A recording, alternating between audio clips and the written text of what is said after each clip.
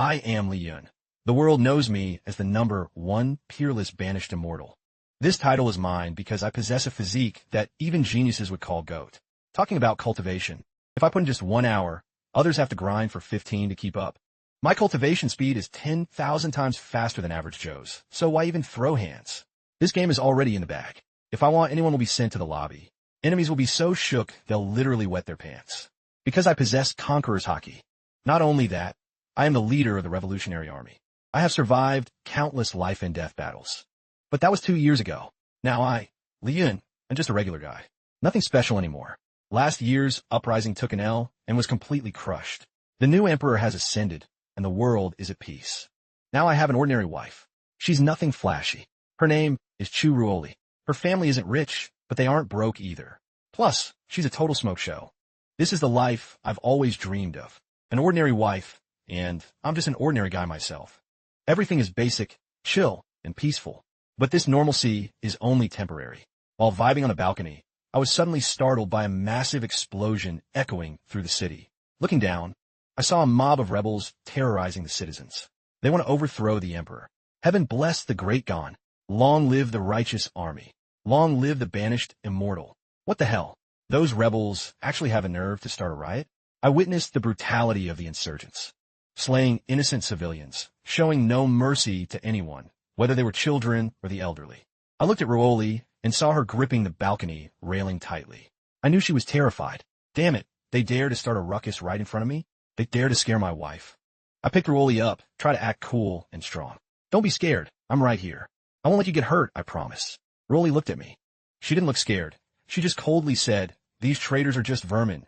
Parasites that only know how to destroy things all day. They only know how to cause trouble and ruin other people's peaceful lives. Sooner or later, karma will bite them.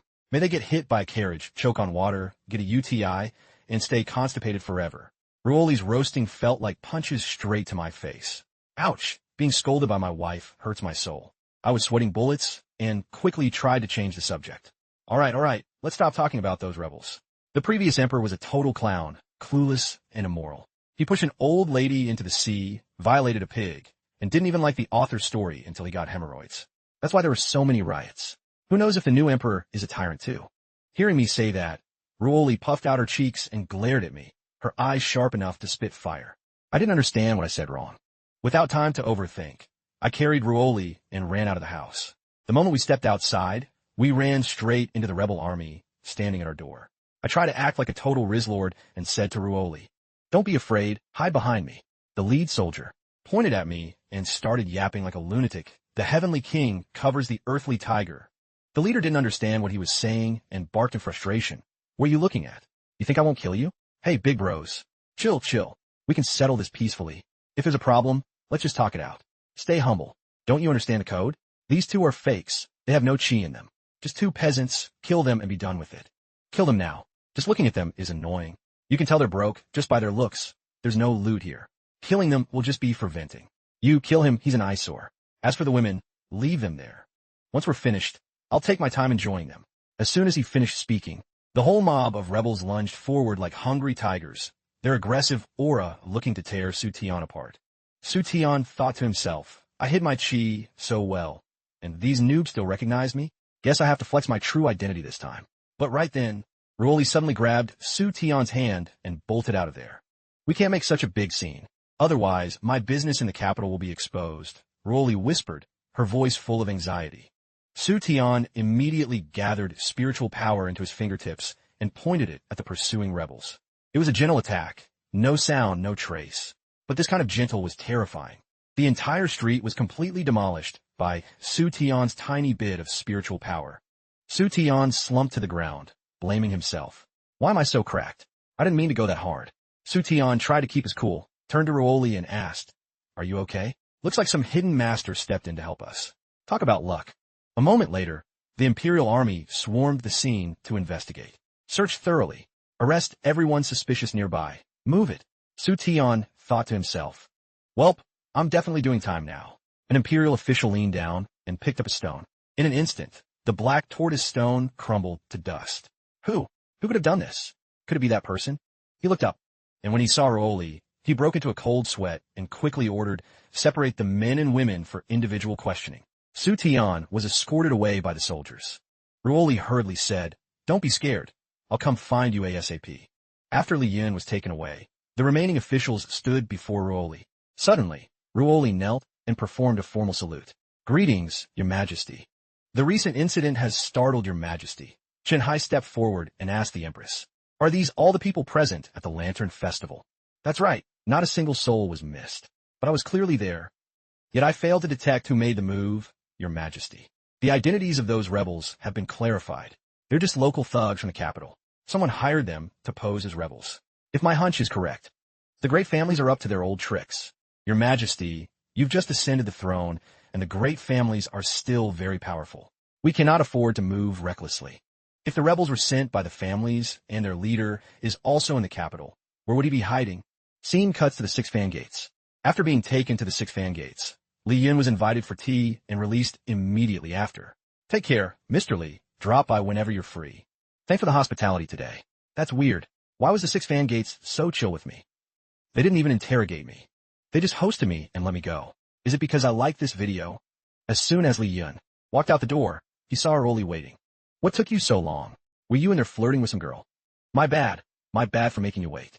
I thought you were getting grilled in there. The capital hasn't been peaceful lately. You have to be careful. Is it because of the rebels?" "It's not just the rebels. The great families are involved too. Those people were sent by them to threaten the new emperor, shake the throne, and snatch power. The new emperor just took over, so they definitely wouldn't dare to clash with the families head on." "You're so cracked. How do you know so much? You sound like the emperor herself." Hearing this, Ruoli got flustered and quickly turned away. "I just happened to overhear some official from the Six Fan Gates while I was out shopping." The two of them encountered. A woman weeping for her unlucky husband who had just been brutally murdered by the thugs. Ruoli said anxiously, "If something bad had happened to us just now, we really would have been torn apart." But her man, Li Yun, didn't even flinch. He held her hand tightly to comfort her. "Don't worry, I'm here. You'll always be safe with me. Next to me is the safest place in the world." Ruoli thought to herself, "You say it's safe with you. Looks like I need to quickly deal with those rebels within the great families. I can't let them harm him. The great families. If the emperor doesn't dare to handle them, then I'll do it myself." The next morning, everyone was buzzing about the shocking event in the capital last night. Apparently, some great family's manor was broken into last night. It wasn't just a robbery. I heard the thief even drew graffiti on the faces of the clan head and his wife. Now the whole palace is in an uproar trying to find the culprit. "Sister, looks like you're in a great mood. Seeing bad people get karma makes me very happy. My wife is seriously so cute. This peak cuteness, honestly. Peaceful life has returned. No more slaying, fighting, or power struggles. Everything has become calm and quiet. The honest citizens were enjoying their leisure time when suddenly a masked figure dashed out like a bandit, startling everyone. What kind of weirdo is this?" One look and you could tell this person was up to no good. Seeing Li Yun staring at the masked woman's chest, Ruoli got jealous and blushed. "It's not what you think. I just thought her identity looked suspicious." Li Yun also noticed the mysterious masked woman and spoke up to greet her. "Hello there, hero. It's a beautiful day, so don't you dare go spreading any cult nonsense here. I'll report you to the Six Fan Gates. Besides, your identity is already exposed. What's the point of covering your face?" "I don't cover my face because I'm afraid of being caught. Because even if the emperor knew who I am, I wouldn't be wanted." "Oh, so you're actually afraid of being wanted? Why do I feel a chill down my spine? Wait, I feel like I've seen you somewhere before. Take off that mask and let me see. You're the guest who owes me rent." Having been caught, the masked woman quickly tried to deflect. "Look, there's a baddie over there taking her clothes off." Both Li Yun and Ruoli turned to look. Realizing he'd been played, Li Yun got angry, and the masked woman immediately bolted. While running, she tripped over some grass and ate dirt. Her mask fell off. Seeing Li Yun approaching, she hurriedly started kowtowing. "Lord Landlord, please have mercy on this little girl, just this once. I think I remember your name is Lu Tuet. I recall you weren't one of the rebels. Well, not yet anyway. But sooner or later, you'll probably join them. As soon as I join the righteous army and find that person, I'll pay you the rent." Ruoli asked curiously, "Who is that person?" "That person is a genius economic strategist, a man of superior character, the brilliant leader of the righteous army, Lord Banished Immortal. I will definitely find him. Before my father passed away, he gave me a portrait of Lord Banished Immortal. So, based on this painting, I'm bound to find him." Liyung gruanat internadi. Damn it, there's even a painting? I thought I wiped every trace of my existence. Well, it's over, I'm cooked. If this keeps up, my wife is going to find out I'm the leader of the rebels. Contrary to his worries, Ruoli was very curious. She couldn't understand why all records of the banished immortal had mysteriously vanished. This is the perfect chance. I finally get to see what this guy looks like. Even though he looks a bit mid, his face is shaped like a shoe. He's the one who has been leading us all this time. I've asked so many people on the street, and luckily, I ran into you today. Excuse me, have you guys seen this man? I don't know whether to be happy or sad. I feel like I've seen this painting somewhere before. Ruoli, on the other hand, was fully convinced. Could this really be the portrait of the rebel leader? Suddenly, the people around them started screaming in panic. The rebels have appeared. Retreat paniqued. She quickly used a ninja technique. Phantom retreat. You can't see me. You can't see me. Is this seriously your last resort? Girl, is something wrong with your head? Hey, have you heard the news? Word on the street is that rebels appeared at the Hongxiu house. I heard the leader actually had the audacity to storm into a brothel. Could it be the legendary banished immortal got busted? No way. Who is the banished immortal? Even the 6 fan gates couldn't touch him, let alone arrest him. That's cap. So who got caught? Could it be someone we know? I wonder who it is. Meanwhile, at the Hongxiu house. My dear guest, do you really think our Hongxiu house is just some basic brothel? What kind of person are you looking for? I'll find them for you. You'll help me find them? Yes, I'll definitely find them for you. I'm here to find a man. What? You're looking for a man? Oh, so that's how it is. Right then, someone kicked the door down and stormed in. I am Yun E of the Yun Luo sect. I am here by imperial decree to arrest the wanted criminal, Zhang Hu. Come quietly. Zhang Hu frowned, stood up, and walked toward Yun E. Yun immediately took a fighting stance, ready for battle. I advise you not to resist. But the script seemed to go totally off the rails. Zhang Hu suddenly knelt and put his hands over his head. You're finally here. I've been waiting forever. Hurry up and take me away. I've spent all my travel money. I am literally starving. I surrender. Take me to prison so I can get some free government meals. I'm the rebel. Hurry up and arrest me, huh? Hurry up. My snot and tears are about to get on your boots. And just like that, Zhang Hu was hauled away. The bandit leader, Zhang Hu, has arrived. Who would have thought a medic like me would end up like this today? 7 years ago, Zhang Hu was still a doctor healing the sick. Doctor, my hand is injured. Small fries, leave it to me. I clearly only used a little bit of force. It hurts. I think my hand is broken. Don't trip, I'll set the bone for you. And just like that, hand became feet. Feet became hands. He turned a lame pig into braised pork. After that, I was wanted with a bounty on my head. Anyone who catches Zhang Hu gets 3 billion belly. Not long after, I joined the rebels until I met him. The man who fell from the sky. What's going on? Someone's falling from the sky. Is he a messenger sent by the gods? The kid sat up, feeling like every bone in his body was shattered. Then he met the kind doctor. Lucky for him I was there, he's back from the dead. And after that, he became our leader. God, so those rumors were true? You're actually in the capital. What are you looking at? Is one of your homies in that crowd? Ayaya, officer, you've got all wrong. With a smart Rizla like you by my side, how could I possibly have eyes for anyone else? Stop capping. What are you doing in a brothel? There's so many hot guys in there who are both handsome and rich. I love pretty boys like you. Yuni broke into a cold sweat. Hurry up and lock this creep up. A pretty boy is waiting for you in prison. Zhang Hu. This guy got caught on purpose, didn't he? Could he be here to find me? What are you thinking about? Why the long face? Oh, nothing. I was just wondering if something bad happened to me. Would you come looking for me? Ruoli turned and walked away, answering, no. What do you mean? I mean, as long as I'm here. Nothing will happen to you. Night fell, and darkness draped over the capital. Leon didn't feel like sleeping, so he climbed onto the roof.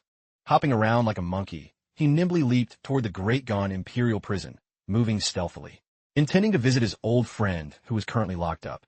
The Great Gone Imperial Prison is where the most dangerous criminals in the capital are kept, guarded with extreme security. Legend has it that back in the day, some saint of Tao came here to break someone out and ended up getting his legs snapped right at the entrance. Our prison chief. Is he really invincible? That's facts.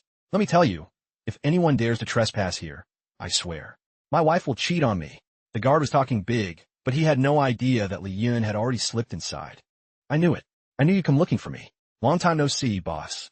Hiya. Long time no see, Beardy. As expected, breaking into the Great Gone Imperial Prison is light work for you. Truly the man I once saved. What did you save me? Why don't I remember that? Wait, are you talking about when I first ice-guyed here? After your treatment, I was bedded in for 30 months. It's a miracle I'm even alive right now. That was just a little oopsie. But thanks to that incident, I discovered my special physique.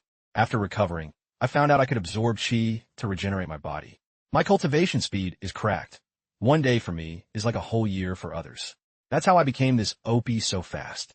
But this physique has one fatal flaw. The stronger I get, the more serious the problem becomes. And that problem is hair loss. Luckily, you researched that. Anti-hair loss meds, so I didn't go bald. Otherwise, how could I have pulled such a beautiful wife? Maybe some bald guy out there really needs this medicine too. Is that your wife? I've seen her. She's a total 10. You're winning at life. Anyway, let's drop the past. This prison visit is over. I gotta head out. The wifey is waiting at home. Wait, I'm not finished yet. Actually, I suffered chi deviation from training. I don't think I have much time left. That's why I risked everything to find you and see if there's a cure. After all, you're the strongest in the world. When it comes to cultivation, nobody can touch you. Hearing this, Li Yun's face turned serious.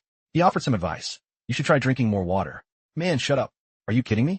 My physique is unique. That's why the deviation happened. My bad. I can't help you then. Fine. Then I'll just leave you my entire fortune. Oh, stop. You're making me blush. With a fortune as big as yours, I couldn't spend it all even if I had 9 lives. Li Yun pulled out 3 steam buns. Buns? Mantu? Is this your entire fortune? Yup, these are my last 5 cents. Man, I owe my wife big time now. I have to pay her back 50,000 gold taels tomorrow, not a penny less. Damn, that's worse than a loan shark. To think the legendary rebel leader is actually this whipped. I'm heading out. Seeing that you're still doing okay makes me feel a bit better. Big beard, don't talk like you're about to kick the bucket. You've got plot armor. You'll get through this. Oh, and one more thing you should know. The new emperor just took the throne, and the court is still pretty weak. Factions everywhere are itching to revolt. Especially the royal family. They're not just cozying up to the rebels, they're cooking up some major scheme. I have a bad feeling about this. This isn't simple at all. The whole capital, maybe even the entire Great Gon, could get dragged into the mess. While they were talking, a noise suddenly came from outside. Sounds like someone's coming to check. The protagonist quickly packed his gear to bounce. I get it. I'm out. The protagonist vanished instantly. Yun Yi walked in to inspect the area. Was someone just here? Oh, did my favorite officer come to see me? You intentionally made an excuse for us to be alone, didn't you? I'm so hyped. Hearing this, Yun Yi's face went pale. He felt a phantom pain in his butt. The protagonist thought to himself as he walked. The royal family? Have they made a move yet? My intel is limited. I need to find a monk. To scoop some more tea. The beef between the new emperor and the great families, or the old emperor croaking. What does that have to do with me? The main thing is don't mess with my chill life or involve my wife. Looks like I need to investigate what they're plotting. With their mid-tier power, how could they even touch me?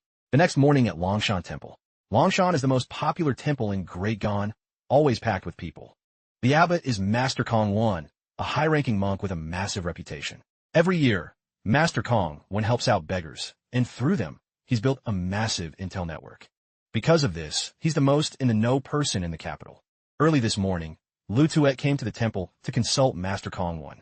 I heard your intel is fast and fire, Master. Please tell me, where's the rebel leader right now? Amitabha, benefactor. You aren't the first to ask me this. I swear to the Buddha, I truly do not know where he is. Just as he finished, the protagonist suddenly appeared. Merciful Buddha, please forgive my lie.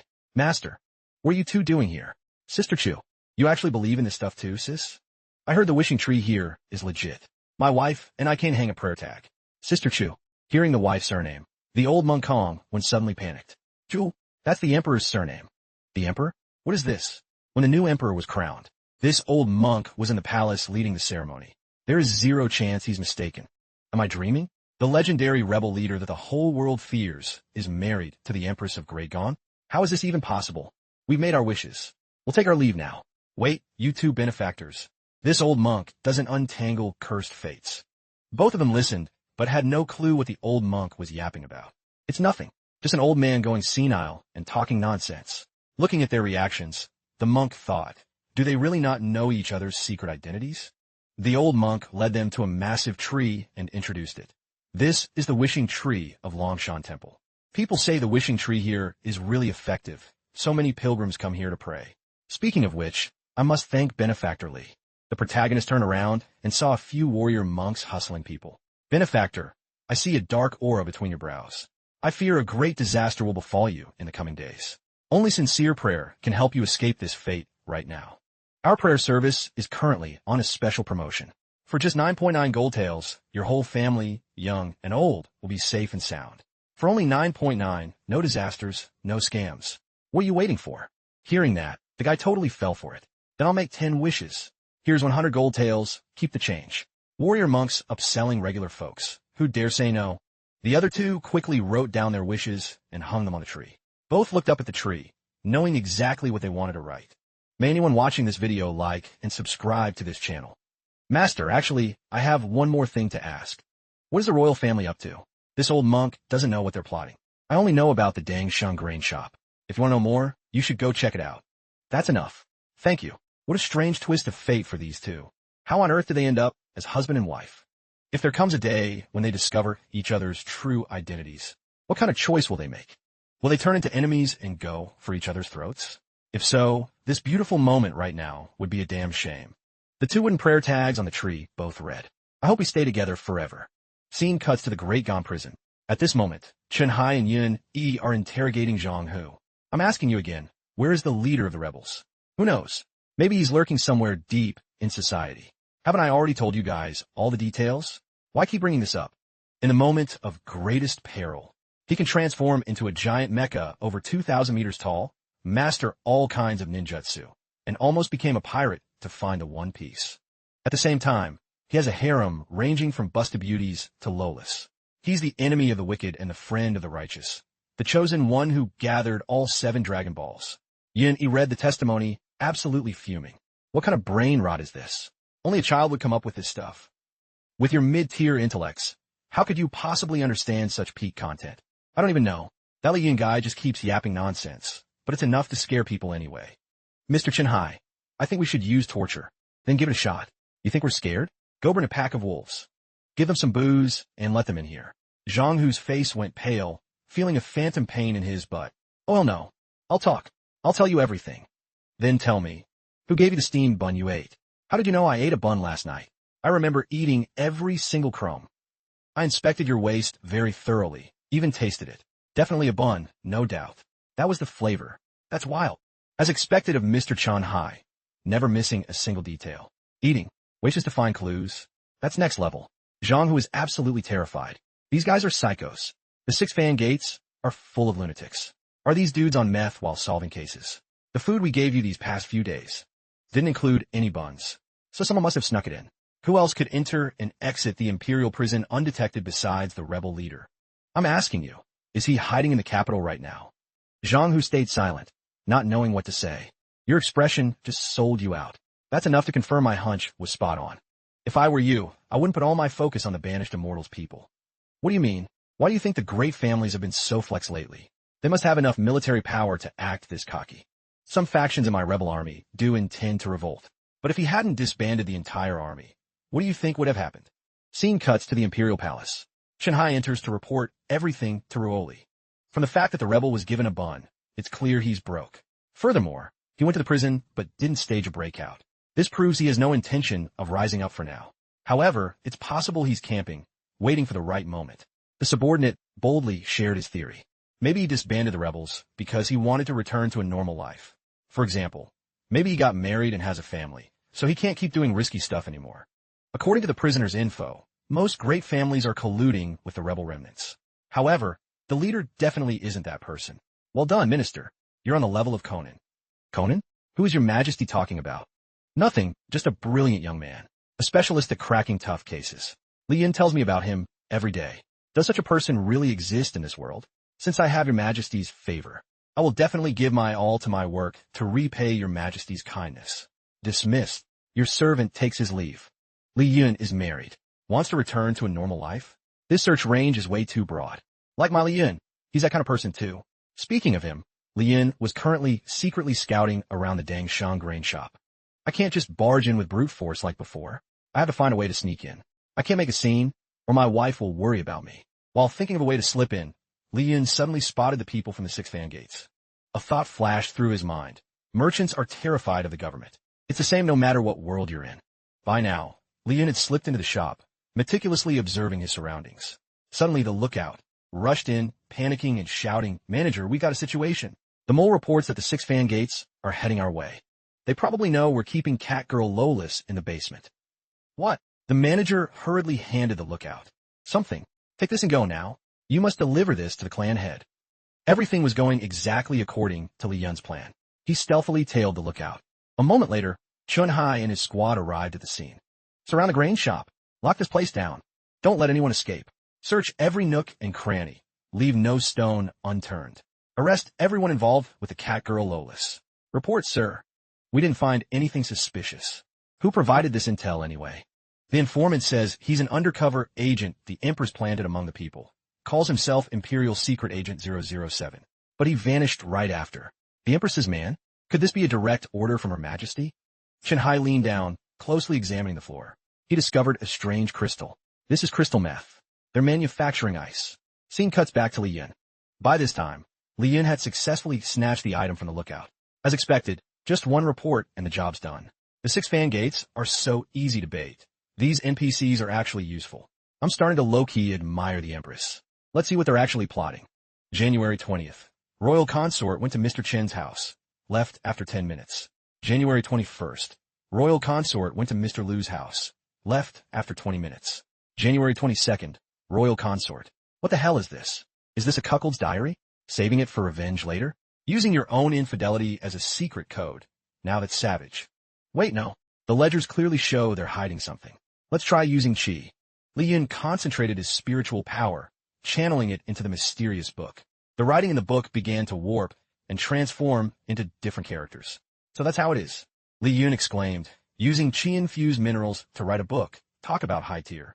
That way, even if someone steals it, they can't see the hidden secrets without using Qi. Reading the revealed content carefully, Li Yun mused. Looks like he's in the capital too. But whatever, this letter doesn't affect me. Their plan only starts once the Empress leaves the palace. I'm the only one who can read this. So, they plan to assassinate the new Empress during her royal procession. Even though this doesn't directly involve me, if they cause a massive scene, things will get messy. The royal procession is a post-coronation tradition that can't be canceled. I wonder how they plan to take her out. They definitely won't back down. I don't care what happens to the Empress. I'm just worried their stunt will affect Ruoli. Just like last time, she almost got caught in the crossfire. So, there's only one way. I have to decline joining the procession event. I need to steer clear of this drama. So that trouble stays away from me. Scene cuts to Ruoli. Your Majesty, Lord Chun-Hai requests an audience. Your humble servant greets Your Majesty. Your Majesty is truly wise. Following Your Majesty's instructions, I have investigated. The royal family is indeed up to something shady. Ruoli frowned. My instructions? When did I? She thought to herself, this guy is getting better and better at brown-nosing. This yellow mineral is called flame-wrapped stone. It was discovered in the royal family's grain warehouse. Its power isn't much on its own, but in large quantities, it creates an extremely dangerous explosion. Your servant suggests canceling the royal procession, Your Majesty. Since ancient times, no emperor has skipped the tradition of the royal procession after ascending. If I cancel, won't it just make those great families even more arrogant? It's time to show them who the real owner of Great Gon is. If I can't even handle these small fry, how can I give him a peaceful life in the capital? Plus, during the procession, I might get to see him. That would be a fun experience. Your Majesty, the snacks from the Imperial kitchen have arrived. What would Your Majesty like to have? Ruoli gave a short reply. That left the maid confused. The Empress clearly loves sour foods. Why does she pick the sweets every time? The reason? To fatten up Li Yun, obviously. Ruoli brought all the Imperial snacks to Li Yun. Your cooking is getting better every day, babe. Li Yun praised her while eating. But isn't it tiring to cook this much? Ruoli smiled. Not really, since she didn't actually cook it. Oh right. Tomorrow, my friends and I agreed to go watch the new Empress's royal procession. Watch the Empress. Li Yun was shocked. You actually have friends? Why wouldn't I have friends? Ruoli narrowed her eyes. What's that supposed to mean? Li Yun stomach? I can't have friends. Ruoli repeated, sounding a bit salty. No. I just meant I've never met any of your friends before. What should I do now? Li Yun was worried. She usually doesn't hang out with anyone. It's rare for her to finally find a friend. How can I stop her from going out? How about I go with you tomorrow? Li Yun suggested. Ruoli puffed out her cheeks and glared, clearly not wanting him to tag along. That night, Li Yun tossed and turned, unable to sleep. He rested his hand on his forehead, his mind racing with a million thoughts. Meeting a friend for a stroll? Who could possibly be friends with Ruoli? I can't stop her, so I'll just have to follow and protect her. Actually, it's good that Ruoli is making friends. I'll handle the safety stuff. The next morning, Li Yun overslept until noon. The moment he opened his eyes, he asked, Ruoli, are you up yet? Turning around, he realized Ruoli was already gone. Dummy. I totally overleapt. This is bad. I stayed up way too late overthinking last night. I didn't even wake her up. She must be salty. I need to find her ASAP. She's probably on her way to see the new empress. Li Yun saw a massive crowd gathering. He squeezed in to see what the hype was about. In front of him was a procession of soldiers in full armor, marching in formation. Perfect timing. Their target is the new empress. I just need to make sure Ruoli isn't anywhere near the splash zone. But where the heck did she go? While walking, Li Yun listened to the chatter around him. I heard the new empress is the #1 beauty in the world. Is that for real? Is the intel legit? No capítulo. Having a female emperor in Great Gon is already rare, let alone one who's a total smoke show. I heard anyone who sees her falls head over heels. They're literally obsessed. Hearing this, the concubines in the back were so embarrassed they couldn't even lift their heads.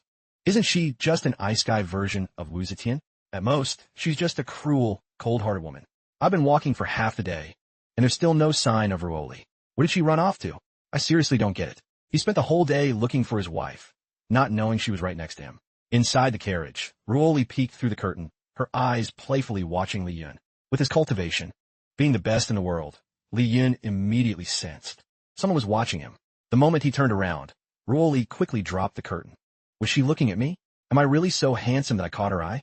Ruoli sat in the carriage, smiling. You dummy. That's what you get for waking up late. The trip is almost over. Maybe the danger has passed. For all I know, she might be home already. Suddenly, Li Yun sensed something suspicious. In the distance, a group from the 6 fan gates was being slaughtered by a man wearing an Oni mask. He mocked them as he killed. Haha, is this the best the 6 fan gates can do? Only that Brat Shinhai has any real talent. Let's go. Don't forget the bags of chi minerals. This time, we're making sure that imperial dog of an emperor ends up in pieces. Touch me, and it's fine, but touch my woman, and I'll make your life a living hell. A while later, Chunhai's group finally arrived. Are we too late? The way they were killed. It's brutal. The culprit is clearly a master. He used one-shot kills, but he intentionally didn't finish them instantly, leaving them to suffer a slow, painful death. This is bad. Could it be him? Everyone, fan out and investigate immediately. If you see anyone suspicious, do not engage. Send a signal to contact me immediately. Mr. Tenhai, who exactly did this? Why are you so stressed? Was it caused by that rebel guy? It wasn't him. This person is 10 times more vicious. He knows our investigation methods and the entire 6 fan gate system like the back of his hand. If it really is him, he's likely trying to lure us away to ambush Her Majesty. How is that possible? Our 6 fan gate system has always been perfect. 0 loopholes. Unless it's the person who built the system. What? You mean it's him? Exactly. The former chief of the 6 fan gates, Luo Chenks. Mr. Tenhai, I haven't been with the 6 fan gates for long.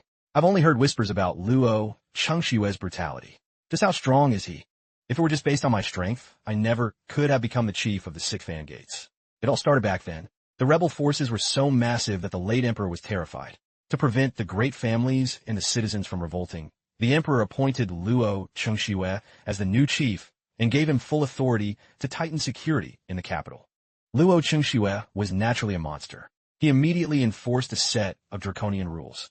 Every time he carried out the law, it caused massive damage, even injuring innocent bystanders. Under his rule, the capital was a literal living hell. At first, this high-pressure management actually worked, stopping many plots and riots. But eventually, his brutality enraged the public, leading to a massive uprising. To calm the people's rage, the late emperor ordered Luo Chengshue's execution and sent the 4 great martial masters along with the elite squad of the 6 fan gates to hunt him down. But Luo Chengshue's power was beyond anyone's imagination. He slaughtered the entire elite squad. Since then, he vanished, and no one has seen him again. Because of those heinous crimes, he became a demon, a terrifying nightmare in everyone's eyes. They call him the Jade-Faced Rakshasa.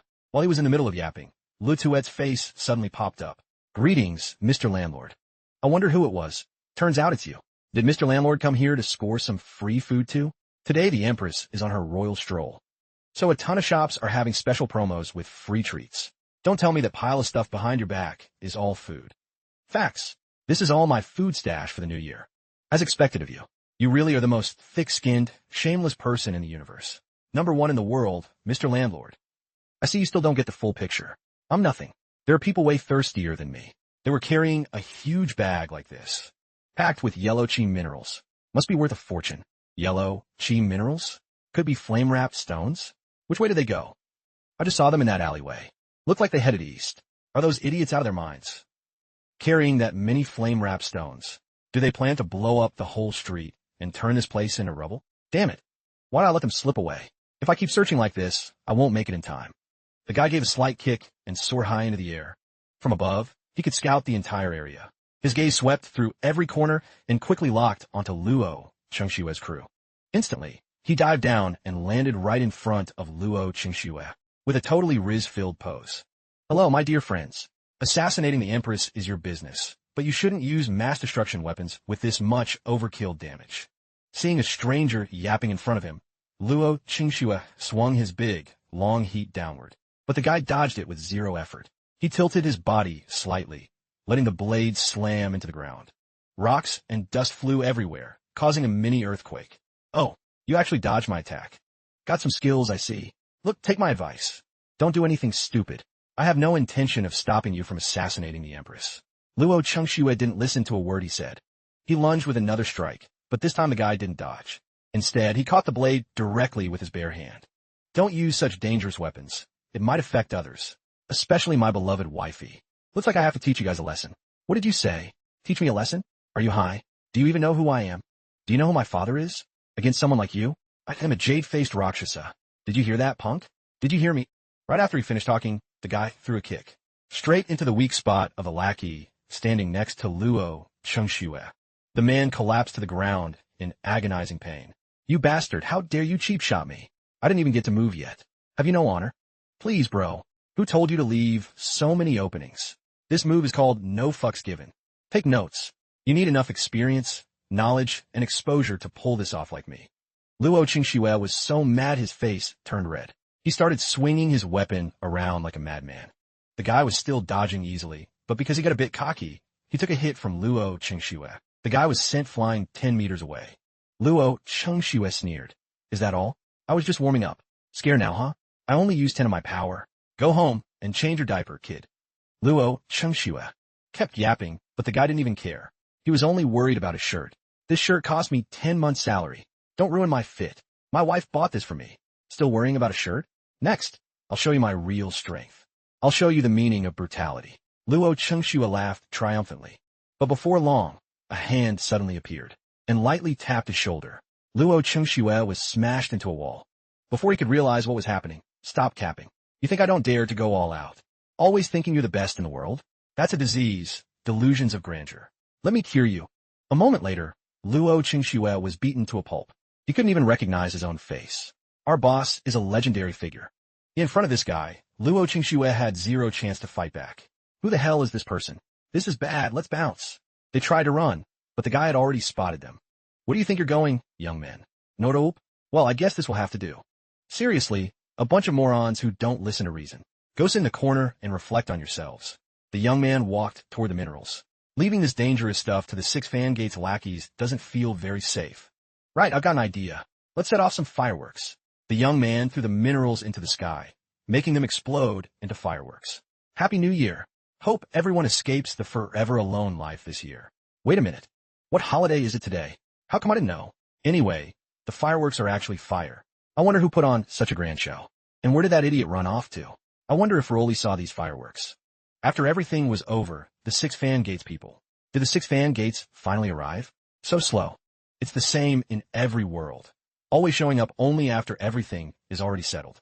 What on earth happened here? How is this possible? Isn't this guy Luo Chengshue? How? Who could have buried him alive like this? There's only one person capable of this, but there's no way he'd help our people. This is baffling. What exactly went down? Clean up the scene quickly. Take all these people away. From a distance, someone witnessed the whole thing. Such terrifying strength. Definitely not an ordinary person. The landlord? Why is Mr. Landlord hiding his true strength? Could it be that he is the one I've been looking for? The leader of the rebels, the #1 master, the banished immortal? Evening in the capital. The streets are bustling. Everyone is out in their best fits, enjoying the night. From adults to kids, everyone looks hyped. Street vendors are hawking attractive goods like delicious, colorful tonghalu. Kids' eyes light up seeing the cute toys. Weird, why is Luffy here too? On the other hand, our male lead is moping, scratching his head, and sighing. The stroll is almost over, and I still haven't found Rolly. I wonder where she went. Suddenly, a clear, sweet voice rang out from behind. Why the long face? A beautiful girl appeared, her smile bright as the morning sun. We ran into each other on the street today. Why didn't you say hi?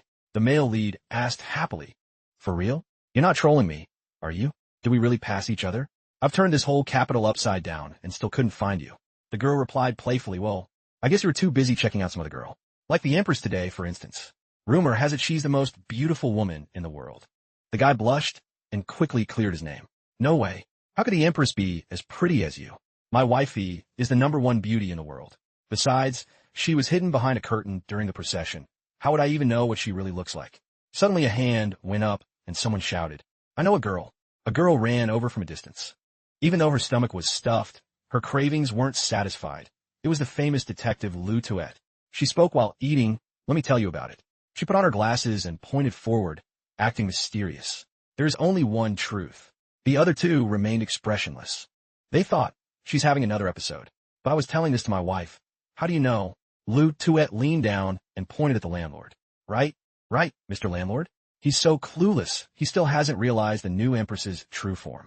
She pushed up her glasses and made a stern judgment. The truth is the new Empress. The new Empress is basically not the #1 beauty in the world. On the contrary, she has a terrifyingly fierce and ugly face. That's why she has to hide behind a curtain.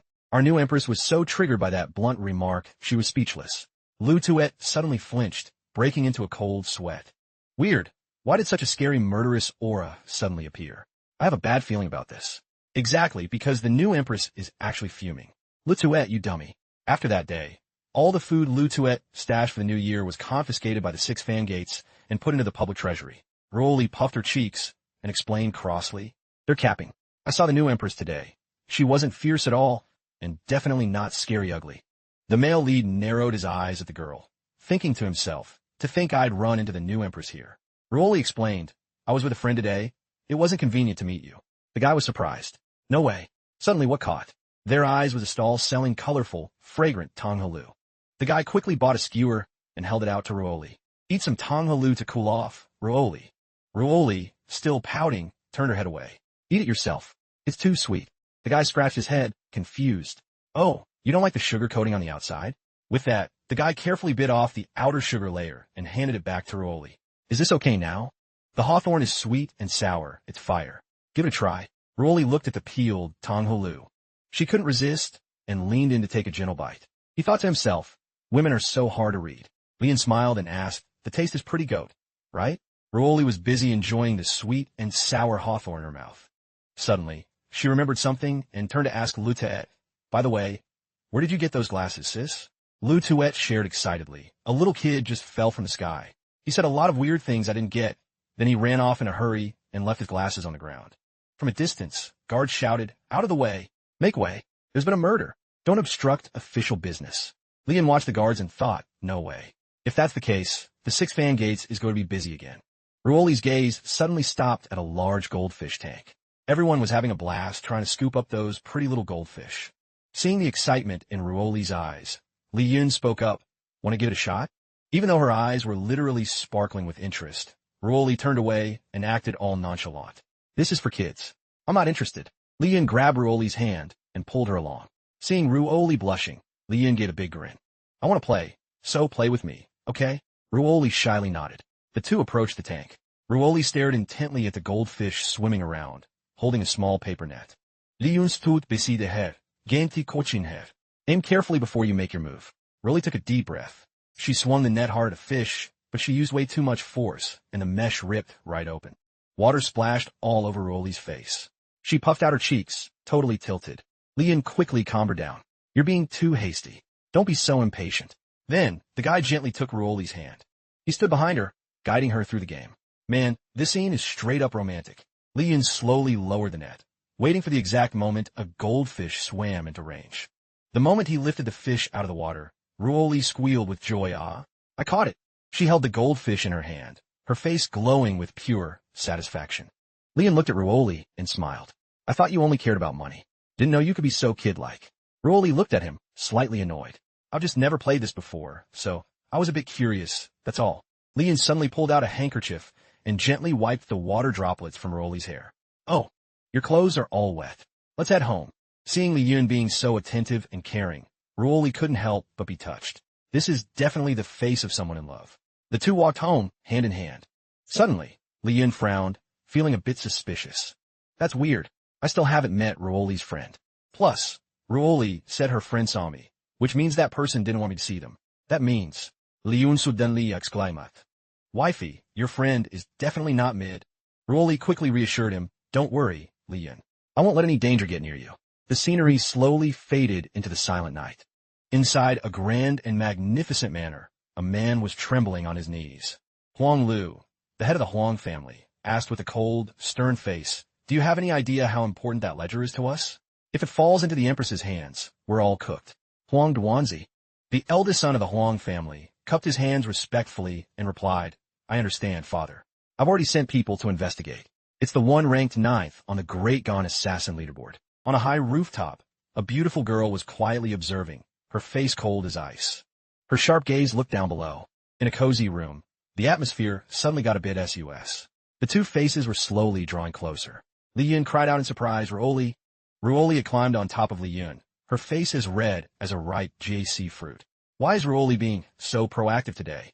Li Yun thought. Ruoli suddenly asked huffily, why are your clothes torn like this? She reached out to touch the rip on Li Yun's shirt. I remember clearly, this outfit was the first gift I ever gave you. Li Yun hurriedly explained, oh, this happened when I ran into the Empress's procession earlier. I accidentally got bumped, and it ripped. Ruoli still wasn't buying it. Really? For real? Then she crossed her arms and warned him. I'll let it slide this time, but you better be more careful next time. Li Yun smiled with his eyes squeezed shut. Phew, lucky me. It must be because I took her to the night market earlier that she's in a good mood. Otherwise, I'd probably have a scratched up face by now. But there's still a penalty. You two are fined 2 months' worth of pocket money. Hearing that, Li Yun stood there frozen like a statue. Isn't this punishment a bit too extra? The next morning, Li Yun stretched out after a good night's sleep. Turning to his side, he saw the person next to him still sound asleep. He smiled softly. Still haven't left the bed yet? Looks like yesterday's outing was really exhausting. She looked so adorable while sleeping. Looking at those plump, rosy lips, Li Yun blushed and thought, stealing a quick kiss shouldn't be a problem, right? Who told my wifey to be this cute? As he leaned down slightly, before he could pull off his wicked plan, the person next to him suddenly opened her eyes. Caught red-handed, Li Yun's face went pale with embarrassment. I bet you can all guess what happened next. At a restaurant, the two sat opposite each other, waiting for the food to be served. Your magic is truly something. One hit and I was wide awake. The consequence of doing something bad was a handprint clearly visible on his face. The girl turned her face away angrily, refusing to look at Li Yun. He scratched his face and tried to explain. Did you really have to be that sensitive? The girl still wouldn't turn back, her face flushing as she whispered, it's not about that. I just don't like you doing it sneakily. Hearing this, Li Yun slammed his hand on the table. I get it. No stealing kisses, and I'll just do it out in the open. Like right now, for instance. Saying that, he moved his face close to hers until their noses touched. Li Yun looked at her with sweet, tender eyes. But right at that moment, Lu Tuet suddenly appeared and ruined the romantic vibe. Her face was the picture of innocent but guilty as she chirped, Good morning, Mr. Landlord. What are you and Sister Ruoli doing? The two of them quickly looked away in opposite directions, clumsily explaining, It's nothing, Ruoli. Your sister just got some dust in her eye, and I was just helping her blow it out. Realizing something was sus, Ruoli glared at Li Yun, her anger flaring up like crazy. Li Yun swallowed hard and said tremblingly, Wifey, can we negotiate? Could you please not hit the face? And just like that, Li Yun got slapped twice in one morning. What a wonderful start of the day. The red-haired girl breathed a sigh of relief as she watched him. He looked at her with such a judgmental gaze that it sent shivers down her spine. She trembled, thinking to herself, who did that terrifying murderous aura belong to just now? She could clearly feel it. If he wanted to, he could crush her like an ant. Her whole body was frozen, unable to move, only able to shiver in fear. Her eyes turned wary. Is he warning me? She quickly reached into her cleavage. She pulled out a carefully hidden piece of paper. If the royal family hadn't paid so much, and if this mission weren't relatively simple, I would have left this godforsaken place long ago. She opened the paper and read the mission details carefully. Find the missing ledger. The last person seen with it was a young man. Finding someone is much easier than killing someone for me. Besides, his location is already confirmed. As long as I don't run into a monster like that again. She clenched her fist in determination. I can definitely do this. Night fell, and she stood on the rooftop, hidden in the shadows, watching the couple in the house below. I am Luo Fian, an assassin. As long as you pay enough, I can fulfill any request. From assassination to cleaning up, there's nothing I won't do. This time, I took a special contract. Just find a ledger the prince lost from that couple. I'll receive a massive amount of money. The couple in the yard below were acting all lovey-dovey. They seemed to have zero martial arts cultivation, so they were completely unaware of her presence on the roof. However, the husband sipped his wine and thought to himself, what is that idiot doing on the roof? Fian frowned and pondered. I've thoroughly investigated their identities, but there's still something fishy. The husband, Li Yun, moved to the capital a few years ago. No one knows his background, and the wife's background is even more mysterious. There's zero info. Their pasts are like a blank sheet of paper. She couldn't help but smirk, thinking, could their status be so insignificant that no one even bothers to collect info on them? Suddenly, a little boy walking by pointed at the roof and told his mom, Mom, what is that Annie doing up there? The mother quickly covered her son's mouth. Don't look, dear. It's probably a side chick who got kicked out. Hearing this, Fian screamed in anger. Who are you calling a side chick? And you, kid, who are you calling an auntie? You should call me Pretty Big Sister, got it? Pretty Big Sister? Brothers, take note. Asking a woman's age is the fastest way to summon a demon. Pretty Big Sister? Brothers, take note. Asking a woman's age is the fastest way to summon a demon. Hearing the commotion, Rolly looked up toward the roof. She whispered to Li Yun, I think there's a noise on the wall. Is there something up there? Fian gasped and quickly covered her mouth, thinking, oh no, I shouldn't lose control like this while on the job. Stay calm. I'm a professional. She cleared her throat and imitated a cat. Meow meow Li Yun, and Rolly looked up again. Was that a cat? It sounds so pathetic. Li Yun snarat. Must be a female cat in heat. Hearing that, Fian's face turned red with rage. In heat. You're the one in heat. Imakutikat. Okay. Damn it. She cursed under her breath because her meowing had attracted a crowd of male cats that surrounded her. I guess it really did sound like a cat in heat. Fian got even angrier and shooed the cats away. Get lost, you smelly cats. I wasn't calling you. The cats refused to leave. They glared at her and yowled. Meow, meow. They bared their teeth and looked fierce. Fian felt a bad omen. She meowed once more, but it was too late. The aggressive cats lunged at her, attacking like a wild mosh pit. Rolly looked at the roof. Those stray cats are really rowdy today. Li Yun pointed toward the bedroom. Nee, you're not very lucky. We should just go to bed early tonight. After saying that, he turned back and glanced at the chaos on the roof. The bedroom lights went out. Fian scrambled up, trembling as she climbed back onto the roof. Finally, they went to sleep. The difficulty just dropped significantly. Her face was covered in cat scratches. These cats are savage. No mercy even for beauty. She jumped from the roof into the yard, her gaze sharp. Now, I just need to find that ledger, and I'm done. She looked at the ground and was shocked to see the ledger lying there all by itself, right at her feet. She squealed with joy. I can't believe I found it immediately. Today is my lucky day. Li Yun appeared behind her and tapped her shoulder, teasingly. Congrats on finishing your mission so easily. The two friends happily high-fived and laughed. Yeah, everything went so smoothly, right? This girl is such a dummy. Wait, something's not right. Li Yun suddenly frowned, feeling uneasy. Li Yun smiled at the girl on the ground. Fian realized something was wrong. She quickly backed away and pointed at Li Yun, her voice trembling. You noticed me a long time ago? Lady, it would be weird not to notice you. Li Yun smiled faintly, his eyes narrowing and his voice turning cold. As expected, you're here for the ledger. The royal family sent you, didn't they? How annoying. Fian hissed in anger. So you've already figured out who hired me? Since it's come to this, I have no choice but to silence you. Li Yun lightly scratched his chin and advised, I suggest you stop right now. I warned you before. Fian raised her hand, ready to draw her sword, and asked warily, Warn me? Have we met before? Li Yun sneered. If you've forgotten, I'll help you remember. A cold, murderous aura radiated from him, making Fian shiver in fear. Use your heart to feel it. Fian suddenly realized in horror. You're that monster from that day. The peerless master who defeated me. Li Yun looked at her with a provocative gaze and said, Out of respect for the fact that you didn't attack in front of my wife, I'll give you a chance. Make your choice. Fian didn't hesitate anymore. She drew her sword. As a professional assassin, she doesn't allow herself to catch an L. Luo Fian swung her sword aggressively and shouted, I have my own ideals. When facing an enemy I can't beat, I only have one choice. Fian dropped to both knees, holding her sword up high, and whispered, I choose to surrender. Oh my God, I thought you were actually dangerous. Li Yun burst out laughing. Please spare my life. Li Yun nodded with satisfaction. Wise choice. Seeing this, Fian immediately tried to use a honey trap. If you spare me, I'm willing to be your ride for a whole month. Li Yun crossed his arms and smirked. You trying to rizzle me up? It's useless. My heart belongs only to my wife. Fian gave an awkward laugh. Who the hell are you, really? Just tell me straight up what you wanted to do. Li Yun sat down in front of Fian and said, You don't know who I am, so that makes things even easier. His gaze turned sharp. We're gonna make a deal. In the dead of night, Li Yun and Fian were still awake. Li Yun smilat wosli. Before we discuss the deal, I need to put a few restrictions on you. Fian started shaking like a leaf. Li Yun raised his hand and lightly tapped Fian's forehead, casting a spell. Fian screamed in pain. Her knees buckled, and her whole body collapsed to the ground. What? What did you do to me? Li Yun snarat. Your body is now infested with my chi. One move from me, and you'll go boom. Think carefully.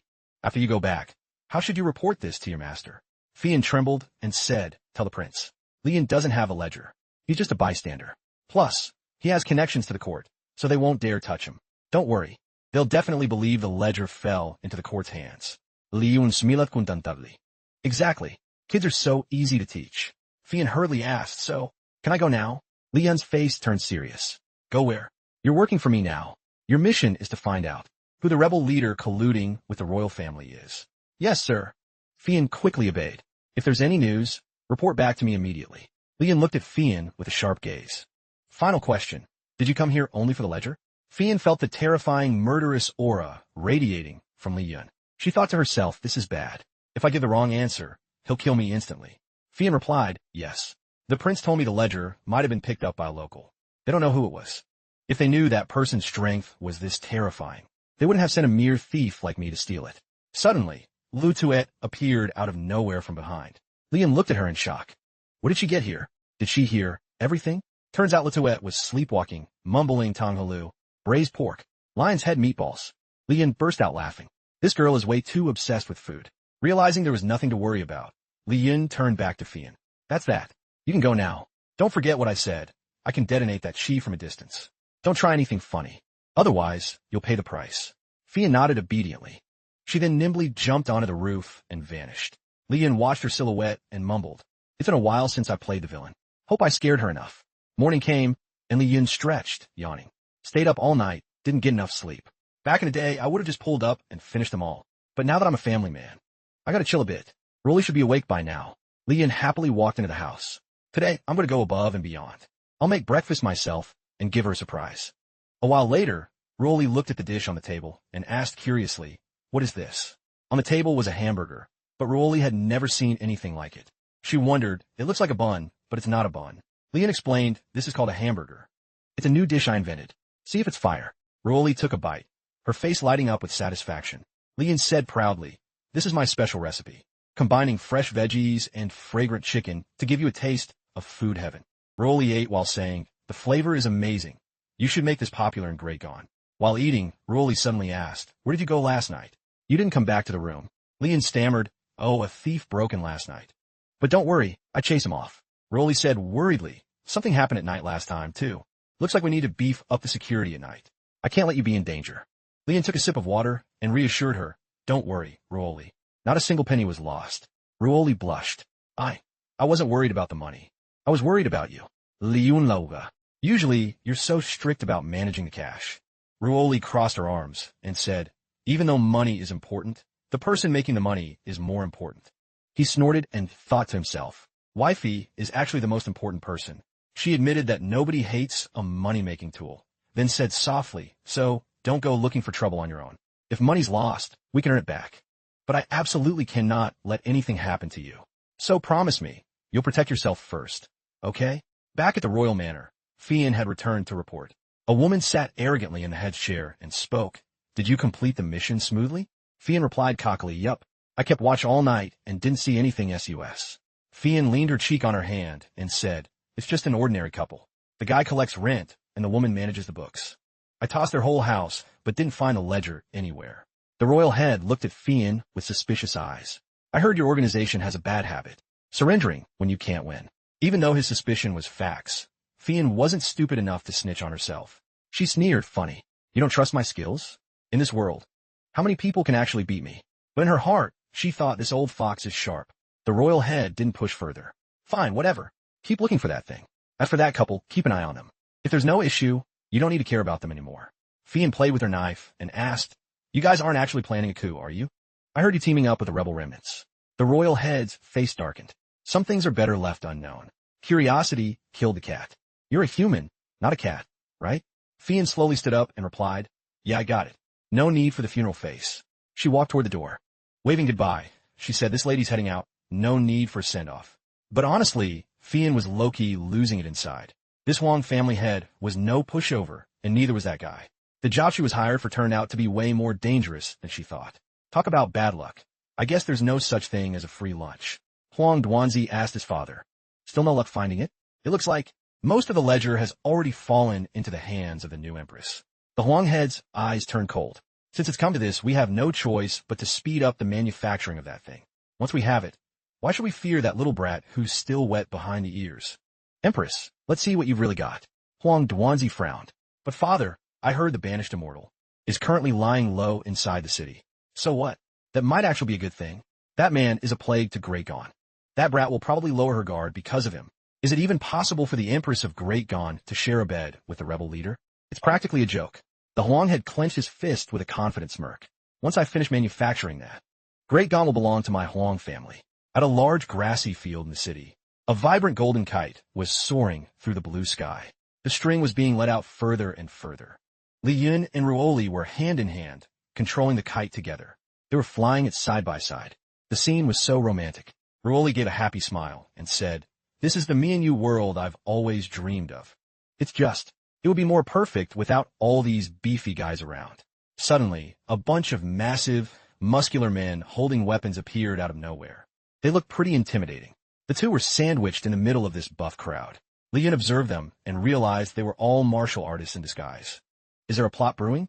Ruoli looked up and explained, "Don't you know? Great Gon is currently renovating the railway." Li Yun was surprised. The railway? Back then, I suggested using chi instead of steam to power the trains. Did they actually do it? I heard this transport uses chi minerals to run. It's incredibly fast. The speed is unbelievable. Since it launched, trade between cities has become way more convenient and fast. By like 1,000,000 times. Ruoli lightly squeezed Li Yun's hand. Her eyes sparkled with anticipation. Can we go check it out? She looked at Li Yun expectantly. Li Yun smilat. He was the one who actually ordered the entire track system to be rebuilt, so you can see how goated it is. The tracks were currently under renovation. Workers were grinding away, shoveling sand, pushing wheelbarrows, and driving stakes for the barriers. A massive, majestic iron train stood tall on the tracks. Ruoli looked up at the train, her eyes wide with shock. This is so cool. She had never seen anything so big and strange. Li Yun looked at the train with pride. I didn't expect to see a train in this world either. Once the tracks are finished, I'll take you on a trip everywhere. Even though this was designed by the rebel leader, as long as it's built, we can spend more time together and go wherever we want. Le tuer soudainement appeared. She beamed. What a coincidence. Didn't expect to see you guys here. Le tuer waved apidi. Did you come specifically to see my new job? Li Yun was stunned. Weren't you working at the tavern? Lu Tuet scratched her head. The tavern owner referred me here. The perks are actually great. Li Yun felt awkward. You mean, you knelt and begged the owner again? Le tuer choqué up. Well, yeah, but this time it wasn't me kneeling. The owner knelt and begged me to change jobs. I only accidentally broke a few things, accidentally messed up the bills, and accidentally beat up a few customers. I didn't even do anything that over the top. The tavern owner had been terrified. Oh my God, I'm begging you to leave. Just give our tavern a chance to live. Li Yun and Ruoli were speechless. It's a miracle you've survived this long. Lu Tuet was full of confidence. Mr. Landlord, you're sleeping on me. I come from a prestigious family and had a top-tier education. Li Yun took the chance to ask, so, have you made any money yet? When are you paying my rent? Lu Tuet gave a thumbs up and a wide grin. Of course. I'll definitely have enough money by tomorrow. Gotta go to work by. Ruoli wondered. So she really is from a prestigious family. But why did she end up in this state? Lu Tuet was being trained on the job. Just place the chi mineral right here. The worker was confused. Confirm? Confirm what exactly? Li Yun breathed a sigh of relief. Even though Lu Tuet usually flops at everything, she surely won't mess up a simple task like this. Ruoli agreed. True. Officials are always reliable. We have to trust them. Holy shit. Just as she finished her sentence, a deafening explosion went off. The spot where Lu Tuet was standing instantly turned into a sea of fire. The blast was so big it launched the worker straight into the sky. People around panicked and screamed, "Fire! Quick, put out! Who's the idiot that put the chi mineral near the air pump? It's over. All our hard work is down the drain." Lu Tuet gave an awkward laugh. Well, looks like I'm getting fired again. She turned to the landlord couple, but they were both stunned into silence. Lu Tuet bowed her head in a sincere apology. Mr. Landlord, I am so sorry. Please give me a few more days for the rent. I'll definitely pay it back. Li Yun pointed at his wife, meaning, she's the boss. I don't have a say. Talk to her. Lutuet rushed over and hugged Ruoli's legs, pleading. Sister Ruoli, you're the best person in the world. You're literally a goddess. Please save me. Hearing those sweet words, Ruoli softened up. All right, Fina. I'll give you a bit more time for the rent. Lutuet was overjoyed. Thanks, sis. Thanks, Mr. Landlord. I don't know how to repay you. How about you guys come to my place for a feast today? Lutuet led them to a small house. She warmly invited them in. This is my cozy and comfy humble abode. But when Lutuet opened the door, Ruoli and Li Yun were horrified to see a pile of stinking trash everywhere. Oh my god, you call this cozy and comfy? Books, clothes, and leftover food were scattered everywhere. There was even a Goro Majima figure and Luffy's straw hat. How long has it been since this girl cleaned up? Ruoli and Li Yun stood there, faces pale. I don't remember this place being this filthy when I first rented it to you. This is my functional design style. It makes things easier to use. Li Yun was angry. Stop capping. You're just lazy. Ruoli looked around and suddenly saw a silk handkerchief fall out of Lutuet's suitcase. Wait, are you from the Lu family? She remembered a very prestigious Lu clan in the south, but that clan was. Just as Ruoli went to grab the handkerchief, Lutuet hurriedly hid it away. This is a family heirloom. I can't give it to anyone, not even Sister Ruoli. Ruoli waved her off. I don't need it, just keep it. Then she took out a headband and gave it to Lutuet. I can't take that handkerchief, but to repay your kindness, I'll cook a delicious meal for you two. Li Yun was stunned. No way. You actually know how to cook? Lutuet puffed out her chest confidently. Mr. Landlord, don't sleep on me like that. Li Yun was worried. But based on manga tropes, there's a high chance she's going to cook up some biohazard. Ruoli was confused. Manga? Biohazard? What are you even yapping about? Lutuet brought out a massive spread. The dishes looked absolutely delicious and eye-catching. Ruoli and Li Yun's eyes went wide, their jaws dropping. They couldn't believe it. This is legit. Your skills are on par with a royal chef. Lutuet gave a confident smirk. I'm a huge foodie. How can I not know how to cook? These are all my signature dishes. Ruoli and Li Yun quickly dug in. The flavor is actually insane. If a new empress tasted this, you'd definitely be recruited to the imperial kitchen. That's totally possible. The three of them chatted happily while enjoying the gourmet meal. Suddenly, le tuyais fastin de somber. Before my father passed away, he told me I had to find a banished immortal. I've searched everywhere, but haven't had the chance to meet him. Today is my chance to confirm if the landlord is actually the banished immortal. She was determined. Confronting him directly was the best way. The table was full of tempting dishes. Li Yun and Ruoli were enjoying the meal, looking totally satisfied. Lutuet stared intently at Li Yun. She asked, Mr. Landlord, how exactly did you defeat those guys? Li Yun, who was busy eating, suddenly started choking. He scratched his face and stammered that. That's just because they were too weak. Even I couldn't lose to them. Li Yun felt incredibly awkward, especially since Ruoli was sitting right there. Ruoli immediately interrogated him. When did you go out and start fighting people? What if you got hurt? Li Yun gave a forced laugh and explained gently, it was just a small scuffle. We didn't really throw hands. Besides, those guys weren't even that tough. Lutuet said innocently facts. They were all weak. If I had stepped in, they wouldn't have lasted a single move. Ruoli gave Li Yun a serious warning. From now on, if anyone comes looking for trouble, go find the 6 fan gates.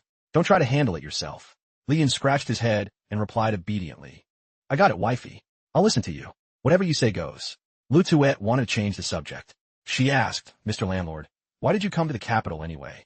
Hearing this question, Ruoli looked worried. Lutuet quickly said, don't worry, sis. I'll ask something else. Liun Raplia.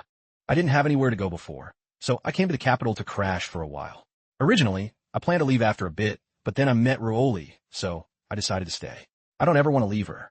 Hearing these words, Ruoli's eyes shimmered with tears of emotion.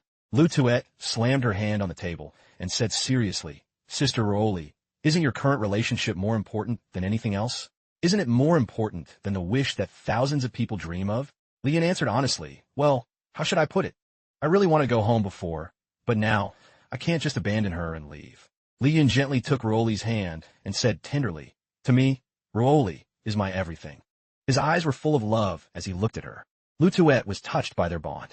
Li Yun continued by asking, is the past really that important to you? Lutuet looked down sadly. I don't know. I just heard my father's request, so I've been searching. I don't know why my family suddenly disappeared. I just want to know the reason why it happened. Then just keep living your life as you are, Ruoli suddenly said. Life is ultimately a path we must walk. On that bumpy road, some things take a lot of time to get over. Cherish what you have right now. That's what matters most. Don't let yourself drown in the past. Lutuet was moved. By Ruoli's sincere advice. Li Yun added, if you run into any trouble, just come find me. I'll definitely protect you. Then he smiled and gave her a thumbs up. She thought to herself, touched, his promise is probably the most reliable thing in this world. Seizing the moment, she brought up the rent. So, can you waive my rent for next year? Li Yun burst out laughing. This girl really knows how to pick her moment. But yeah, that's a hard no. In a scorching summer, the sound of cicadas was everywhere. Li Yun and Ruoli sat under a tree. They were waving fans, trying to beat the heat. Ruoli, drenched in sweat, turned to Li Yun. How are you so chill? Don't you feel the heat? Li Yun replied with a grin. I'm not hot at all. On the contrary, I feel quite cool. It's like sitting in a breeze. You keep fanning, and I'll enjoy the cool air from you. Ruoli suddenly had an idea. She fanned harder and said in a sweet voice, is my hubby cool yet? She smiled contentedly and added, a little more effort, dear. Yes, ma'am. In the middle of the heat, Li Yun suddenly felt a cold breeze coming from somewhere. Lu Tuet flew in from out of nowhere, holding a popsicle and an ice block. Good morning, Mr. Landlord. It's way too hot today. Li Yun asked curiously. Wait a second, what's that in your hand? Lu Tuet held up the popsicle. This is an ice pop. Don't you know, Mr. Landlord? Talk about being uncultured. Li Yun smiled. We were asking about that ice block. Lu Tuet happily held up the block. It's an ice crystal. It's a type of chi-infused mineral that continuously generates cold air. She handed the ice crystal to them. This is for you too. Consider it a thank you gift for waiving 1 year of my rent. Li Yun took the crystal. Seeing Lu Tuet looking so hyped today, he asked, something good happen? Le tuer repli de produit. I got reinstated. The higher-ups didn't hold me responsible and even gave me an easier job. Ruoli said happily, that's great news. You need to cherish this opportunity. Don't go causing any more trouble. To be honest, Lu Tuet getting reinstated was all thanks to Ruoli pulling strings behind the scenes. But Li Yun's comment made her facepalm. Looks like that official is a total clown. Lu Tuet burst out laughing. Haha, I think so too. Probably the type of person who thinks money is trash. The next day, Lu Tuet received her new mission, hauling bricks under the blazing sun for an entire month. She waved goodbye to Li Yun and Ruoli. Li Yun looked at the ice crystal in his hand and thought, tonight I'll place this at the head of the bed. That way Ruoli won't mind the heat.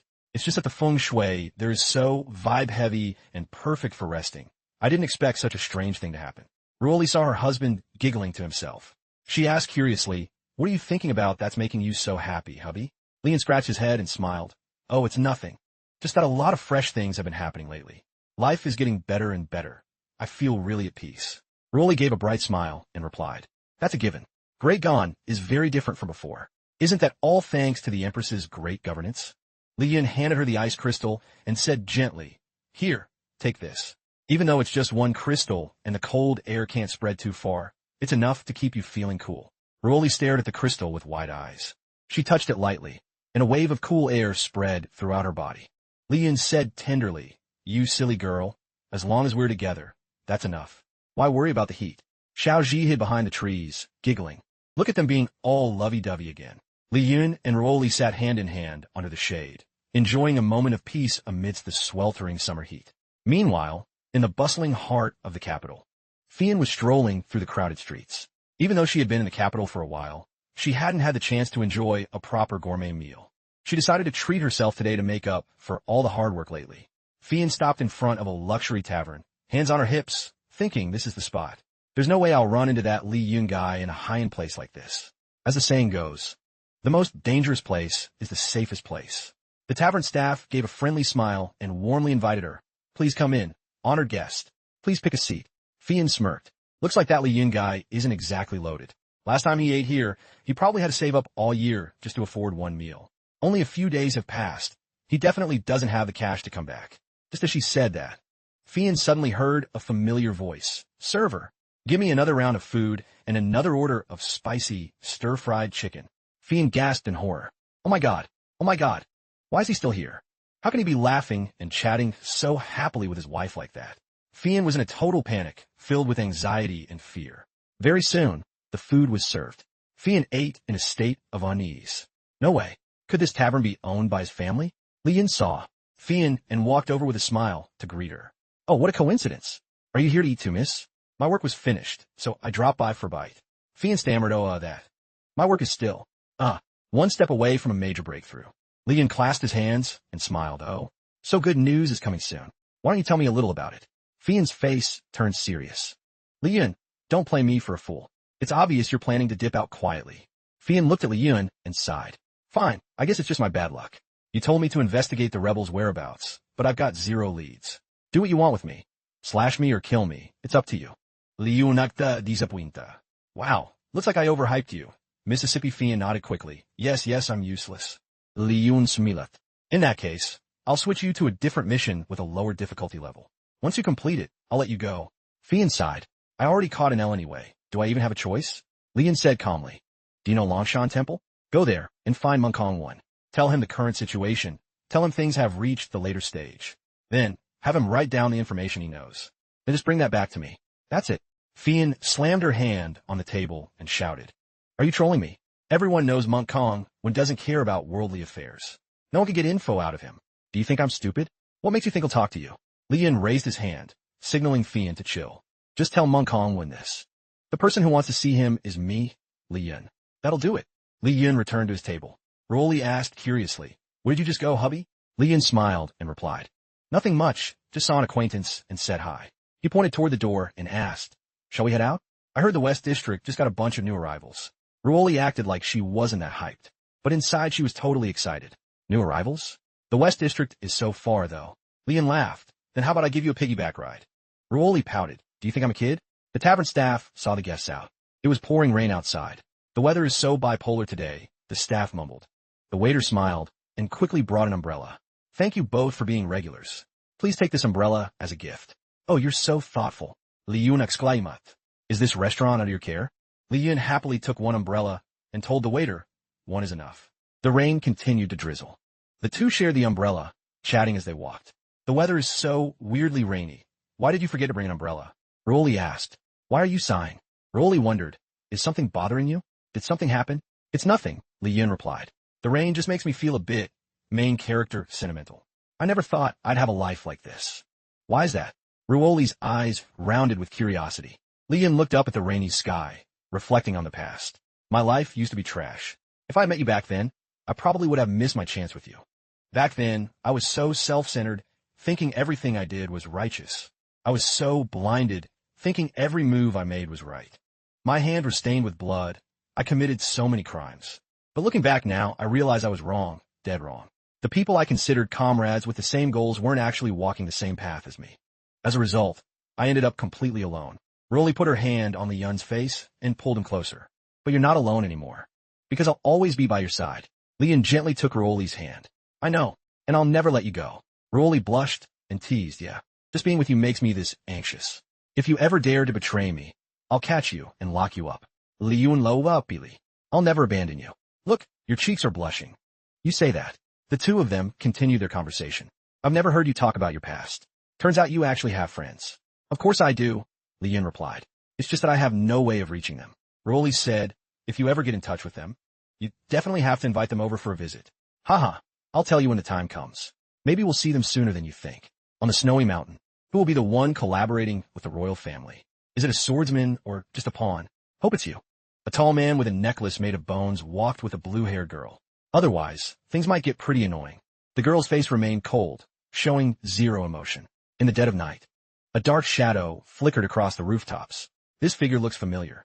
Looks like Miss Fian is back on the job. She stopped to observe a room with the lights still on. This is the abbot's room. She looked down from the roof. The lights are still on. Not bad. Great master. Still studying Buddhist scriptures at this hour. She kicked the door open and shouted, Monk Kong 1, someone hired me to give you a message. The abbot was startled. He hurriedly closed the book he was reading. The title was 69 Zen Positions. Whether it was actually about Zen is still unconfirmed.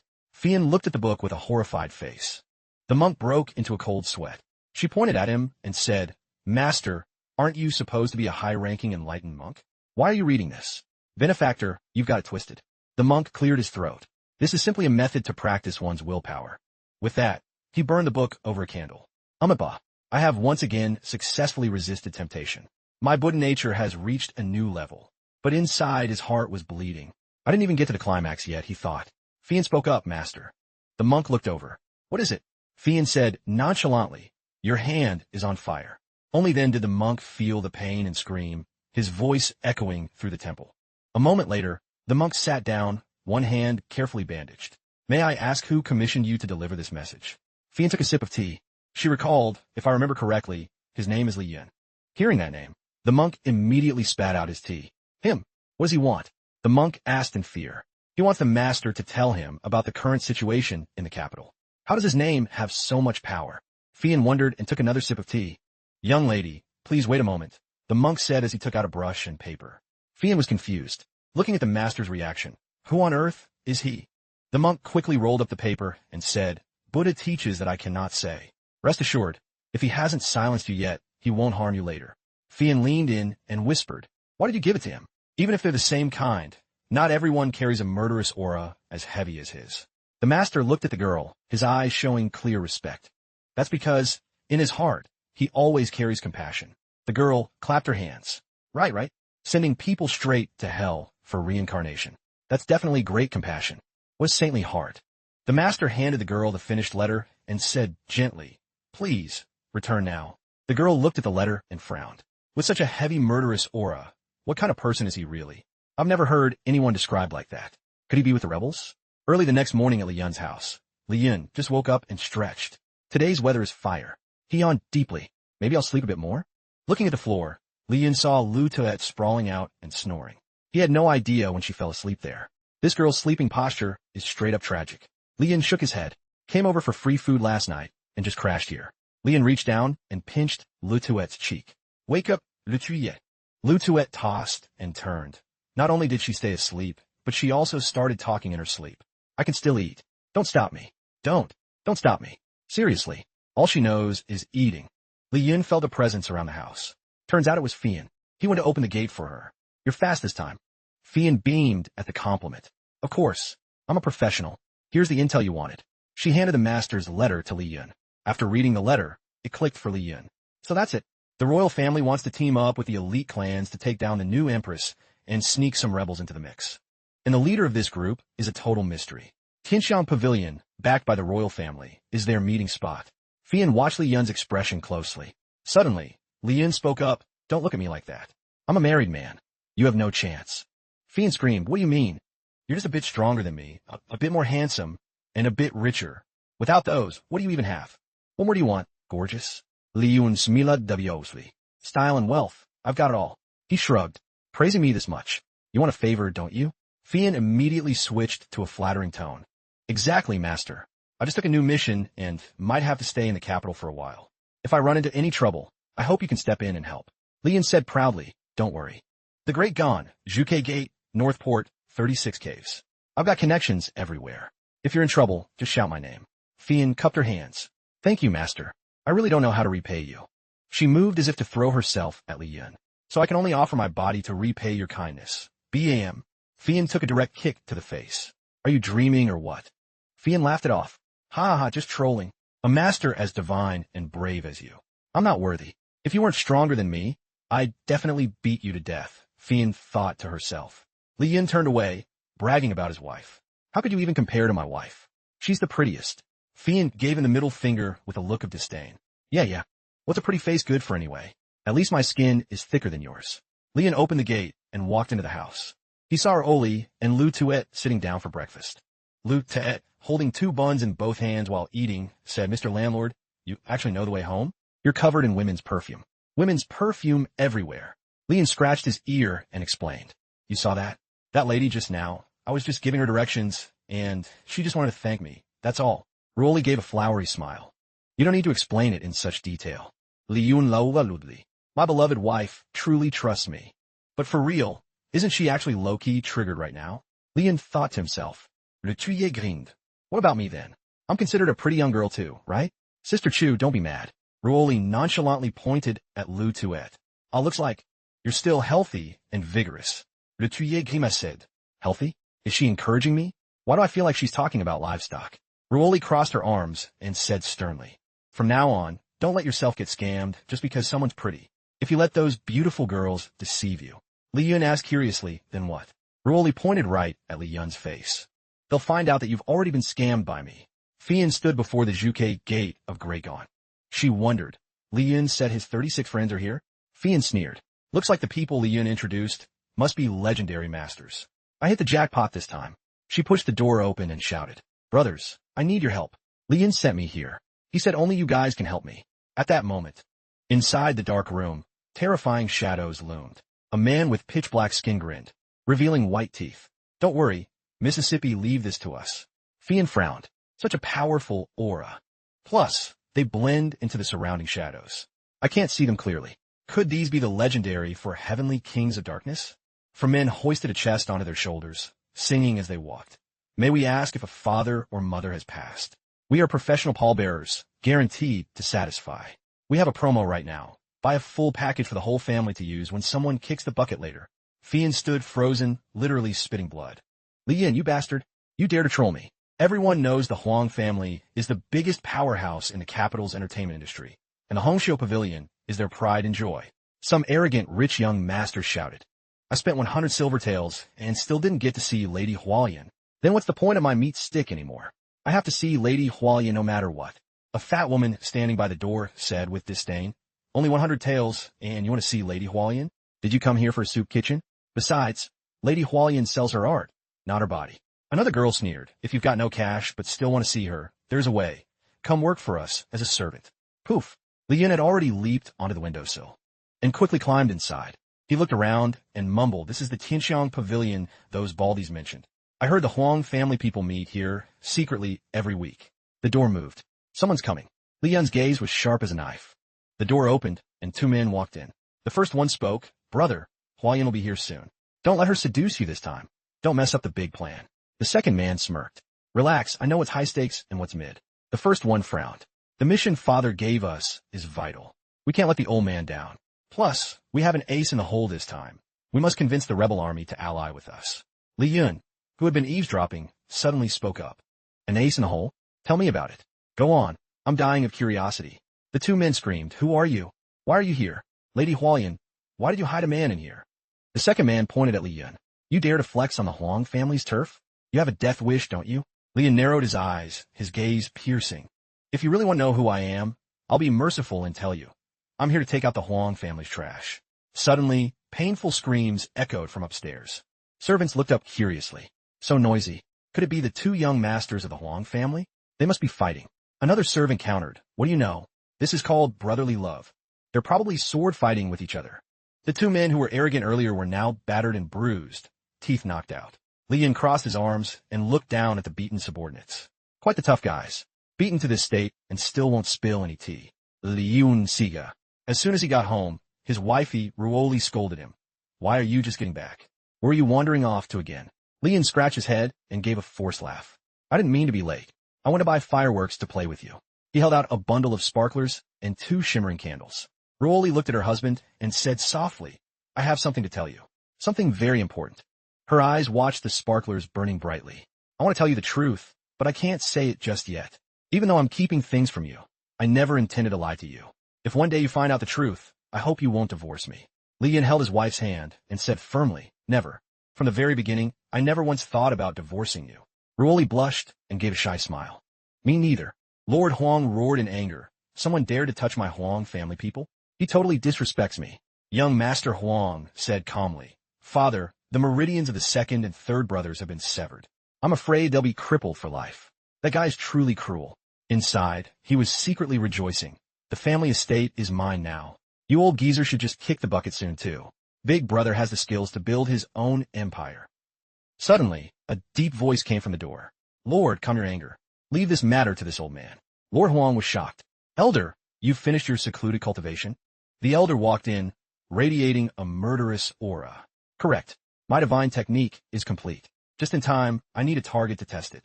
The Huang family's dignity cannot be trampled. The guy's likely just small fry. With one strike, I'll collect a handsome reward. At the palace, Her Majesty was enjoying a graceful dance by beautiful dancers. The maid standing beside her thought, why does Her Majesty suddenly want to watch dancers today? And she's smiling so happily. Could it be? She continued to let her imagination run wild, thinking the Empress was going to call a dancer for the night.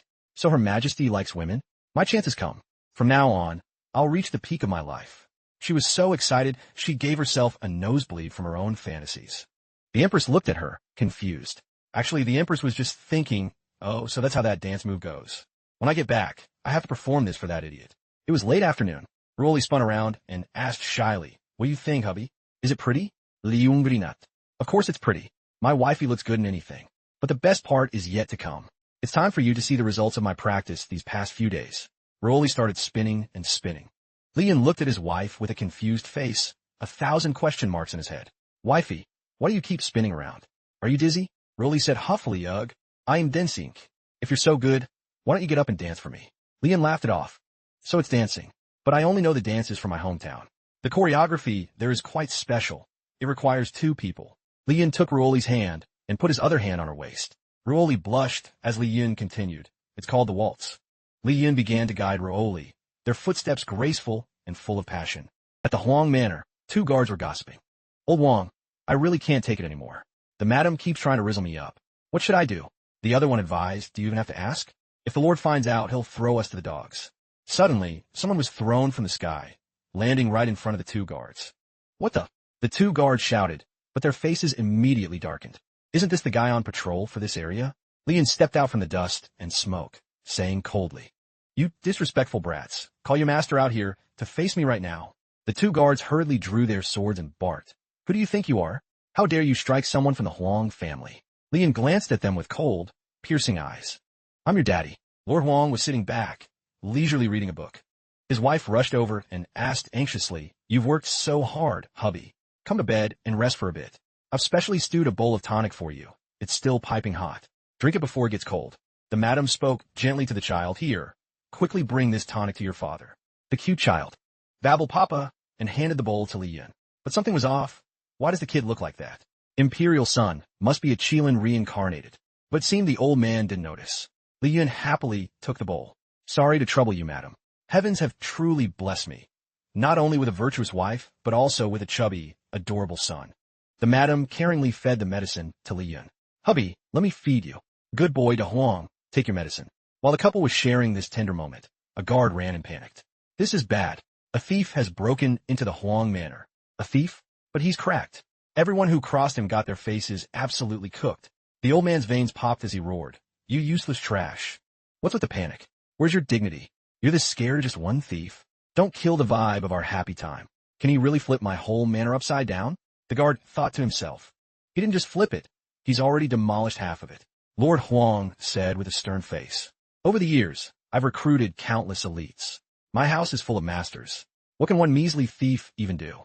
A group of massive, muscular men appeared, blocking Li Yun's path. Kid, you got guts barging in here. Looks like you have some skills.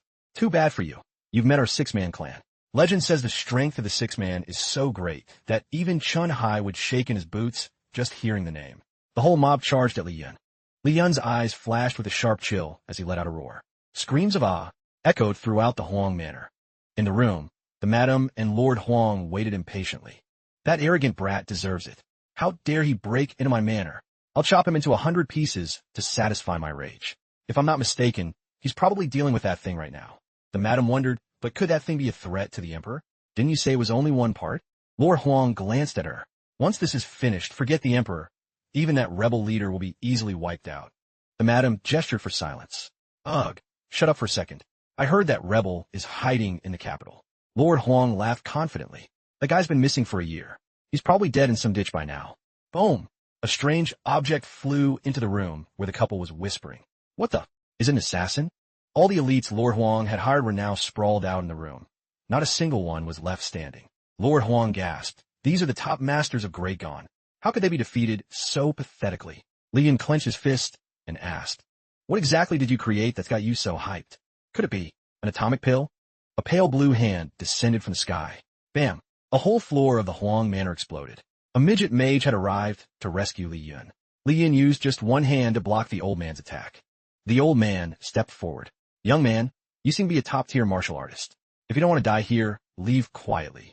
But the old man frowned in shock at Li Yun's extraordinary power. He unleashed a strike with 30 of his power, yet Li Yun was unfazed. Li Yun's cultivation was clearly not inferior to his. Li Yun replied nonchalantly, Old man, you're reaching retirement age. Just go enjoy your final years. Trying to act tough in the capital with your mid-skills. It's not that simple. The old man spoke, unless you were sent by Her Majesty. What is your relationship with her? How can a master like you appear in Mingdu? Could you be one of that dog emperor's people? Unless she's discovered our plan. Li Yun sneered, his eyes full of mockery. Your Majesty? She's actually thirsty for my body. Care to guess what our relationship is? The old man frowned, looking dead serious. The emperor wants your body? Don't make me laugh. What kind of nonsense is this guy yapping about? Only a fool would believe him. He's clearly stalling for time. He's plotting something, definitely trying to distract us. He flipped Li Yun off and growled, "Stop yapping. If you got the skills, show him." He began to gather his chi, preparing a move. "You really are looking down on me. Kid, you're asking for death. You think you can escape me? Did you really think this was my full power?" Li Yun smiled and rubbed his head. "Do you think you're the ruler of the universe or something?"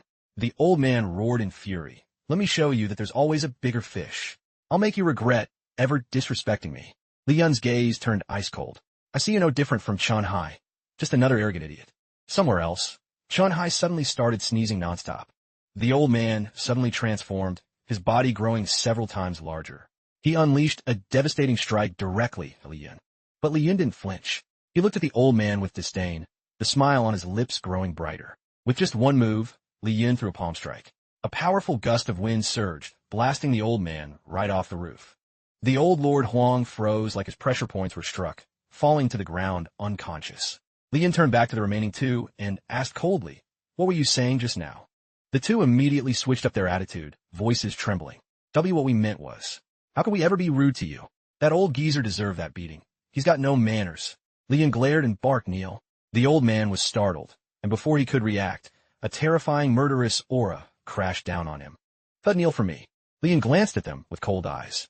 "You insects aren't worthy of speaking to me." Two thuds followed as they collapsed to their knees, heads slamming into the tiles. "Master, spare us. Where exactly do we mess up? Please tell us. Whatever you command, we will definitely follow." Li Yun raised a finger. "You dared to touch the royal family's people? You dared to cause a scene on the streets and disturb my peace? Remember this well. After tomorrow." Lord Huang was shaking like a leaf. "All right, master, chill. I promise that after tomorrow, you won't see a single descendant of the Huang family acting up outside. However, there's still one more thing." The old man smiled, tried to de-escalate. "Don't worry, master. The Huang family will absolutely vibe with Her Majesty's decision and give full support." He started to say more, but bit his tongue. "We'll support it, but we also need to show some reasonable opposition so people don't start catching feelings." Li Yun was annoyed. "What does the Empress's business have to do with me? Isn't that making it too easy for her? Whatever, never mind." He turned to leave. The Tonghulu vendor on the street was scared off by you guys. He turned back and looked straight at the Huang head. He said sternly, "Make sure you find him and bring him back to me." With that, Li Yun leaped up and vanished from sight. The two remaining men stayed on their knees, shaking. Lord Huang gnashed his teeth in rage. "Tonghulu vendor? He's just a dog for that bitch empress. And yet he dared to come on my doorstep and catch hands with me. I've searched everywhere, but couldn't find a single reliable guy who'd actually step up. If you got guts, come back here and see if I don't smoke you." Just as he finished, a loud bang echoed from outside. Lord Huang panicked and started slamming his head against the ground. "Master, spare me. I didn't say anything just now. So the one who doesn't have the guts to step up is you? This lowly one deserves to die. I'm not even a human, old man." He transformed into a giant monster, crashing to the ground and screaming for help. How long had Li Yun been flying? Even he couldn't remember. It was a beautiful morning on a poetic river, with lotus flowers in full bloom. Li Yun and Rooli were leisurely rowing a boat. Li Yun happily held while Rooli sat behind with an umbrella, taking in a view. "Your Majesty, you seem to be in a good mood today. This morning, the ministers actually behaved and kept glazing me. Your Majesty is so right. Your Majesty speaks so well. Your Majesty is the goat. Even though they're just talk, who knows what they're plotting behind my back?" Li Yun smiled and asked Rooli, "Did something good happen to you?" Rooli smiled back. "Getting to row a boat with you and escape all the drama. How can I not be happy? I wish time would just freeze right now." Li Yun added, "This is just a normal day. If you like it, I'll bring you here to row every single day." Rooli blushed with joy. "You dummy. It's because I get to spend these normal days with you that I feel this happy." Li Yun looked down at his reflection in the water. He thought, "As the Emperor Great Gone, I have my duties. For the people, for the glory of my clan, I must carry this burden." Rooli picked a lotus and handed it to Li Yun. "Look, isn't it pretty?" Li Yun smiled. "If something's bothering you, don't keep it inside. Talk to me. I'm always by your side, and I'll definitely help you chase the bad vibes away." Rooli gave a sweet smile. "You're so sweet. Since you put it that way, why don't you take over all the chores for the next 6 months?" Li Yun's jaw dropped. "Good lord, you really know how to negotiate." The boat reached the shore. Rooli took Li Yun's hand as they stepped onto land. "The timing is perfect. Let's hit the new night market that just opened." The night market was lit up and bustling. The two stopped at a mask stall. Li Yin picked up a dog mask. Look at this. What if we give this dog mask to Lu Tuet? Feels like a perfect match for her. The city looked stunning under the moonlight. Standing on high ground, the two looked out into the distance. Rolly spoke up. That area over there is the Great Gon Imperial Palace. See that majestic palace? Weren't you curious about the layout inside the palace before? Li Yin got flustered. Haha, yeah right. It's the most flex-worthy architecture in the capital, he thought. If things had gone south back then, I would have stormed in and ended the emperor myself. But I don't need to do that anymore. Rolly excitedly talked about the palace. Outside the palace is the lake area. It looks beautiful in the morning with golden leaves falling. To the right is the main hall, where the emperor meets the ministers. Behind that is the bedchamber. I heard very few people go there, so it's pretty chilly. Li Yin was puzzled. Wifey, how do you know the palace so well? It's like it's your own house. Rolly got flustered. I just heard people talking about it. I don't even know if it's true or not. Li Yun smilat. Oh, I see. Li Yin looked into the distance where the grand palaces shimmered in the mist. It's so vast and majestic. It must be the most comfortable and bougie place to live compared to anywhere else. She gently disagreed. No matter how big or flashy the palace is, it can't compare to our tiny home. Li Yin pretended to be salty. And here I thought you'd be super into the palace life. She replied tenderly, but that's not the gift you gave me. Hearing this, Li Yin had an idea and said happily, then I'll work hard to save up and buy you your own palace. She replied shyly, then you'd better work really hard. Li Yin smiled and gently put his arm around her. The two stood together, looking toward the distant palace, their eyes full of hope for a bright future. In another corner of the palace, Lu Tuet was surrounded by a squad of soldiers. One soldier said, Miss Lu Tuet, please cooperate with us for a moment. Lu Tuet felt annoyed being surrounded like a criminal, but tried to fake a smile. You guys are really making this difficult. She couldn't hold it in anymore. Lu Tuet snapped, only beat up 2 people, right? Why do I have to go see an official? That's cap. Suddenly, a calm voice spoke up. What's going on here? A handsome young man with silver gray hair and striking blue eyes appeared. He told the soldiers, go handle your other duties. I'll take care of this. The guy said confidently, resolving civil disputes is my specialty. It helps people and boosts the reputation of the 6 fan gates. He looked at Lu Tuet and said, she's just a small girl. How much trouble could she really cause? He smiled and asked, why won't you cooperate, miss? What happened? You can tell me. I'm all ears. Lu Tuet crossed her arms and said, looks like you actually know how to talk sense, unlike those 2. The guy gave a bright smile. Don't worry, Mississippi. If there's a misunderstanding, I'll make sure justice is served for you. Lu Tuet puffed her cheeks and explained, I only broke a few people's arms, and they wanted me to pay for their medical bills. Such small injuries. They'll be fine after a few days of rest. The guy was shocked. A few days? Are you a monster? He thought. How did she beat that many people and still look this fine? She's a tank. This is the capital. And why did those soldiers look like they were being bullied by her earlier? Makes no sense. Le tuer wave d'apidi. Mr. Landlord. Li Yin walked over to Lu Tuet with a smile. Lu Tuet, what are you doing here? Suddenly, the sword on Li Yun's back vibrated. He realized, whoa, this guy is a master. Li Yin gripped his hilt. His mysterious blade also sensed a powerful aura coming from the gray-haired guy. This was the first time Li Yun felt such intense pressure. Even Lord Chun Hai only gave him a slight vibe. Lu Tuet quickly explained to the gray-haired guy. This is Mr. Landlord. Last night when I went home, some creeps were lurking around trying to jump me. So I gave him a beatdown. But the 6 fan gates insisted on taking me in for investigation. No matter how I explained, they wouldn't listen. I still have to go home and pay respects to my ancestors. The gray-haired guy nodded. I see. If you just explain it clearly, it's all good. I'll talk to the 6 fan gates for you. After saying that, the guy stepped toward Li Yun. He asked, Mr. Landlord, would you mind coming to the 6 fan gates to be a witness for her? The guy knew this landlord was just like him, craving a match with a strong opponent. You must have sensed my strength already. You're dying for a duel, aren't you? Li Yin smiled and replied, I've still got to go on a stroll with my wifey. Rain check, man. With that, Li Yin turned and walked away. The gray-haired guy watched his retreating back and thought, who is this guy? Such a powerful aura. As expected of the opponent I chose. The guy drew his blade and said, my bad, but craving a fight with a master like you is what I live for. You don't have a choice. Then the guy lunged toward Li Yun. Sensing an attack, Li Yun's eyes flashed with a sharp light. In a split second, Li Yun unleashed a flurry of strikes aimed straight at his opponent's vitals. Before the gray-haired guy could even react, his head was spinning, his face contorted in pain, and he collapsed to his knees. Sweat poured off him like a waterfall. He gasped in horror. How? How is this possible? For a moment there, I thought I was dead. His speed is terrifying. Just his presence alone made my blade vibrate violently and paralyzed my whole body. Defeated before the fight even started, and my divine weapon is ruined. I lost. A total L for me. I yield. The gray-haired guy slumped down, admitting defeat. What an epic exchange. As expected of a capital master. The hype is real. Roly turned to Lutuet and asked, "Didn't you say earlier you had to go home to pay respects to your ancestors? Why are you here?" Lutuet smiled and replied, "Exactly. Today is the snowy Qingming festival." Lian crossed his arms, puzzled. Snowy Qingming?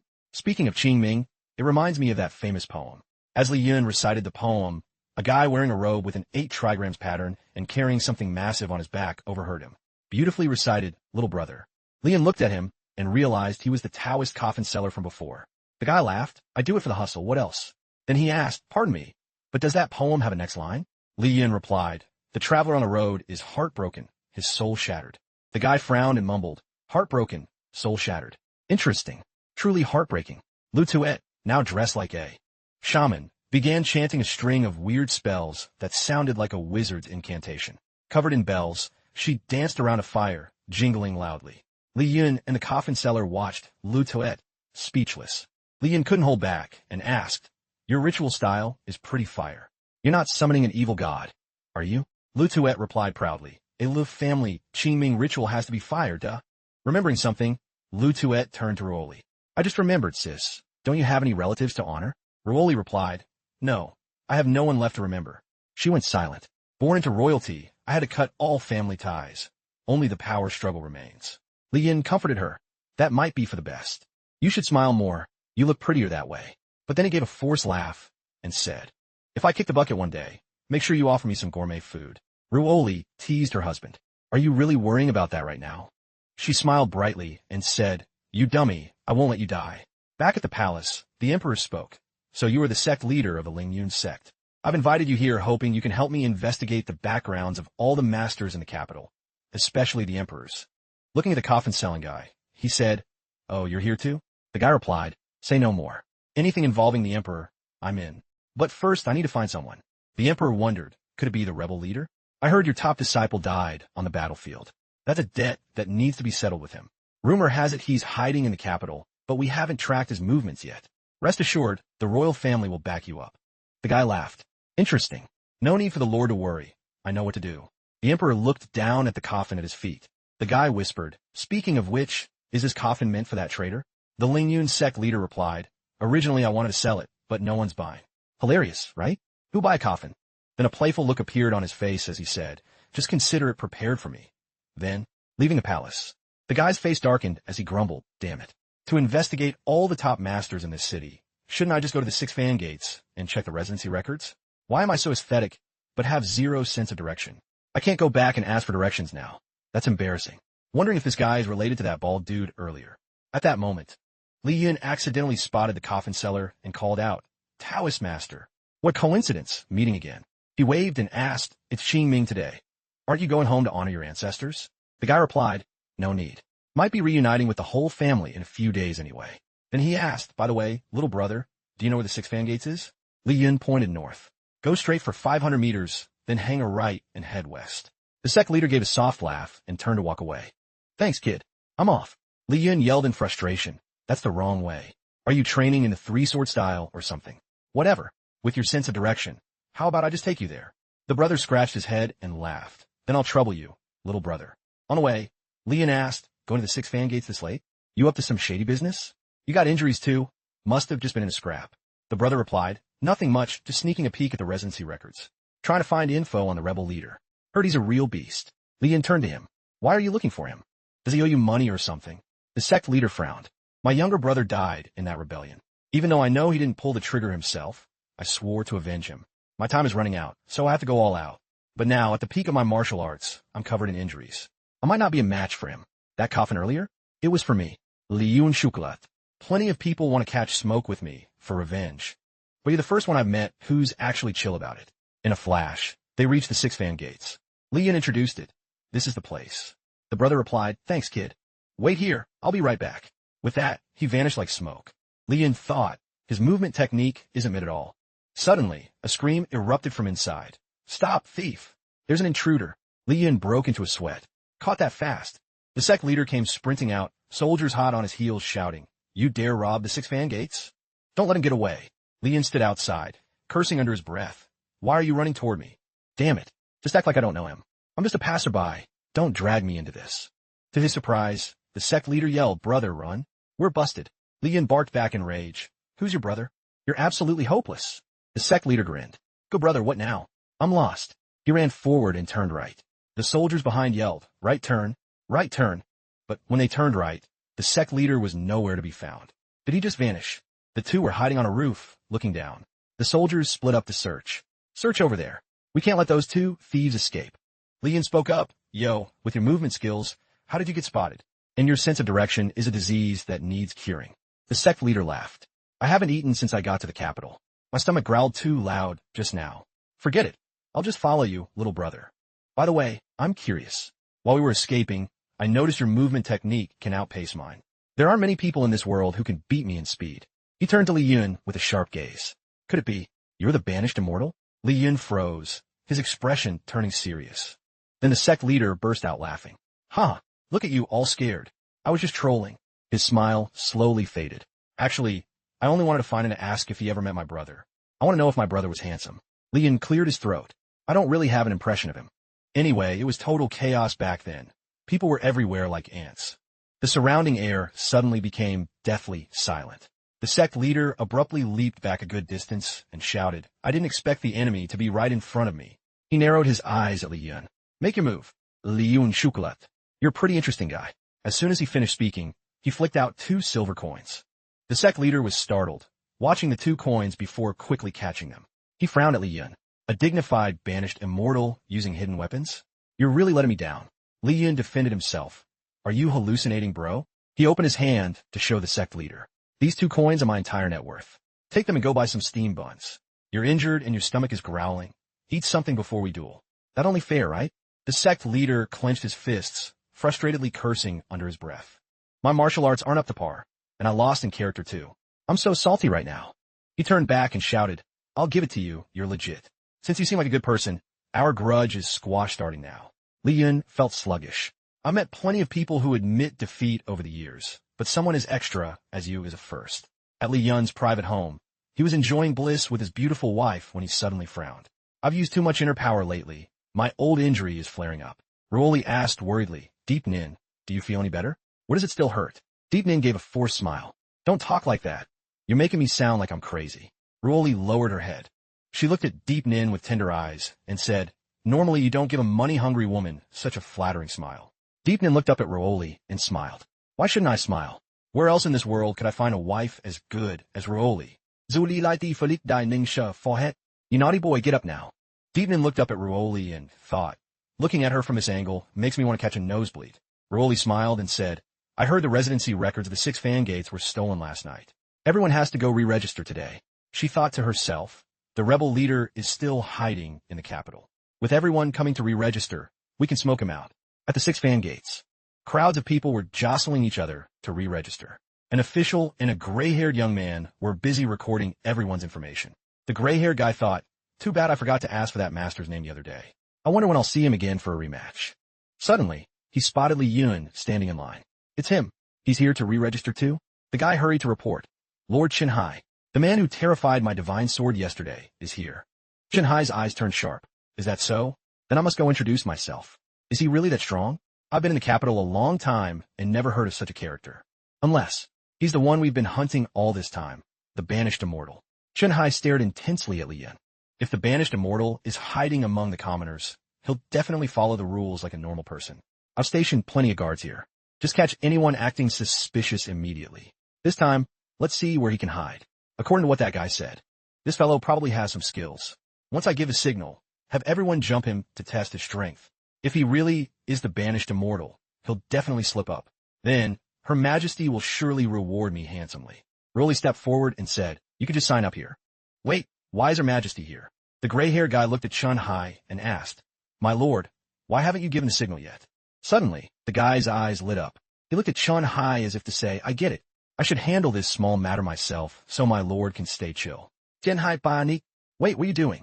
Her Majesty is right there. What the hell are you doing? I'm warning you, don't start drama. But it was too late. The gray-haired guy drew his sword, looking dead serious. Master, I want to see how much power you're really packing. Brothers, get him. Chen-hai lunged forward and kicked the gray-haired guy squarely. God damn it, you lunatic. The gray-haired guy was sent flying into a wall. Chen-hai smiled and told the bewildered couple, he's having a breakdown today. I just kicked him to snap him out of it. The two still didn't understand what was going on. It seemed this fellow was quite close to Her Majesty. Chen-hai stood up, walked to Li Yun, and pointed to the paper. Sir, please step over here to fill out your records. You must be a friend of Her Majesty. It's understandable that someone with such high skills would hide their identity. Li Yun looked back at Chen-hai, confused. Why is he so scared? With so many people lying in ambush, they're probably trying to take down the rebel leader. The two quickly left the 6 fan gates. Li Yun thought, when I walked in, I thought my cover was blown. Looks like I was overthinking it. He looked up at the rooftops and saw many people still hiding. If anything unusual happened, those guys would drop down instantly. Li Yun turned to Ruoli. Mrs. Li were next. Ruoli replied gently, let me think for a bit. While walking, Ruoli suddenly ran into the coffin cellar from the other day.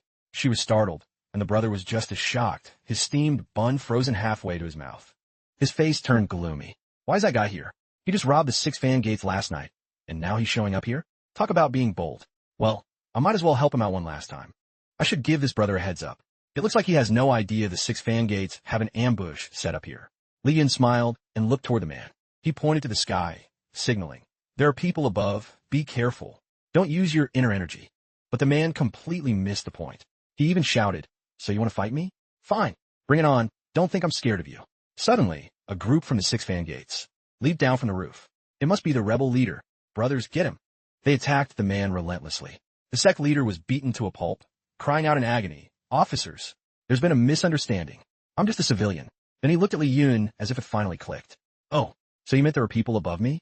Ruoli witnessed the scene and couldn't help but laugh out loud. Got him. I hope it's that rebel scumbag. Li Yun saw his wife, so happy, and turned to ask, what's up? One sentence made you this hyped? Ruoli glared at Li Yun and said, Master Li, you should worry about yourself instead. All your future money belongs to me.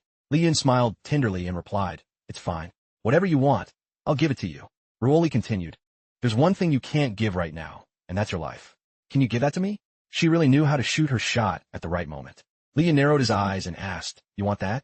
Then he leaned close to Ruoli and said, I couldn't in the past, but for the rest of my life, every day, every minute, and every second belongs to you. Let's go. Let's try that new pastry shop. At the high prison, the sect leader was being escorted to his cell. He looked around and mumbled, so this is the Great Gon's high prison? Looks like it's full of dangerous outlaws, huh? Suddenly, a yellow hand reached out from between the bars and waved at him. I'm ready. I'm ready. Let's go catch jellyfish together. The sect leader thought worriedly, why is there a psycho here too? The gray-haired guy opened the cell door and said, we're here. A fierce-looking prisoner screamed and asked Gray Hair, long time no see. Master Yuni, did you miss me? Yun barked back like hell I did. Quick, look if this is your leader. The sect leader leaned close to the bars and asked, are you the rebel? The guy replied angrily, what rebel? I'm with the righteous army. The other man sneered and said, look at your chubby, villainous face. No one would believe you're a good person. Suddenly, the fierce prisoner obediently pointed at the sect master's face. He's my leader. How did you guys catch him? The sect master's eyes went dark with rage. Damn it, you rebels. Do you guys just love trolling people? Yun reported to Chen-hai. Lord Chen-hai, the guy confessed. He is indeed the leader of the rebel army. Chen-hai looked skeptical and asked, you actually believe him? Gray Hair quickly explained, no, of course not. I was just testing your judgment, my lord. But in his head, he thought, so it was a cap. This young master is so naive. Gray Hair continued. In that case, I'll release him. Chen-hai ordered, no need.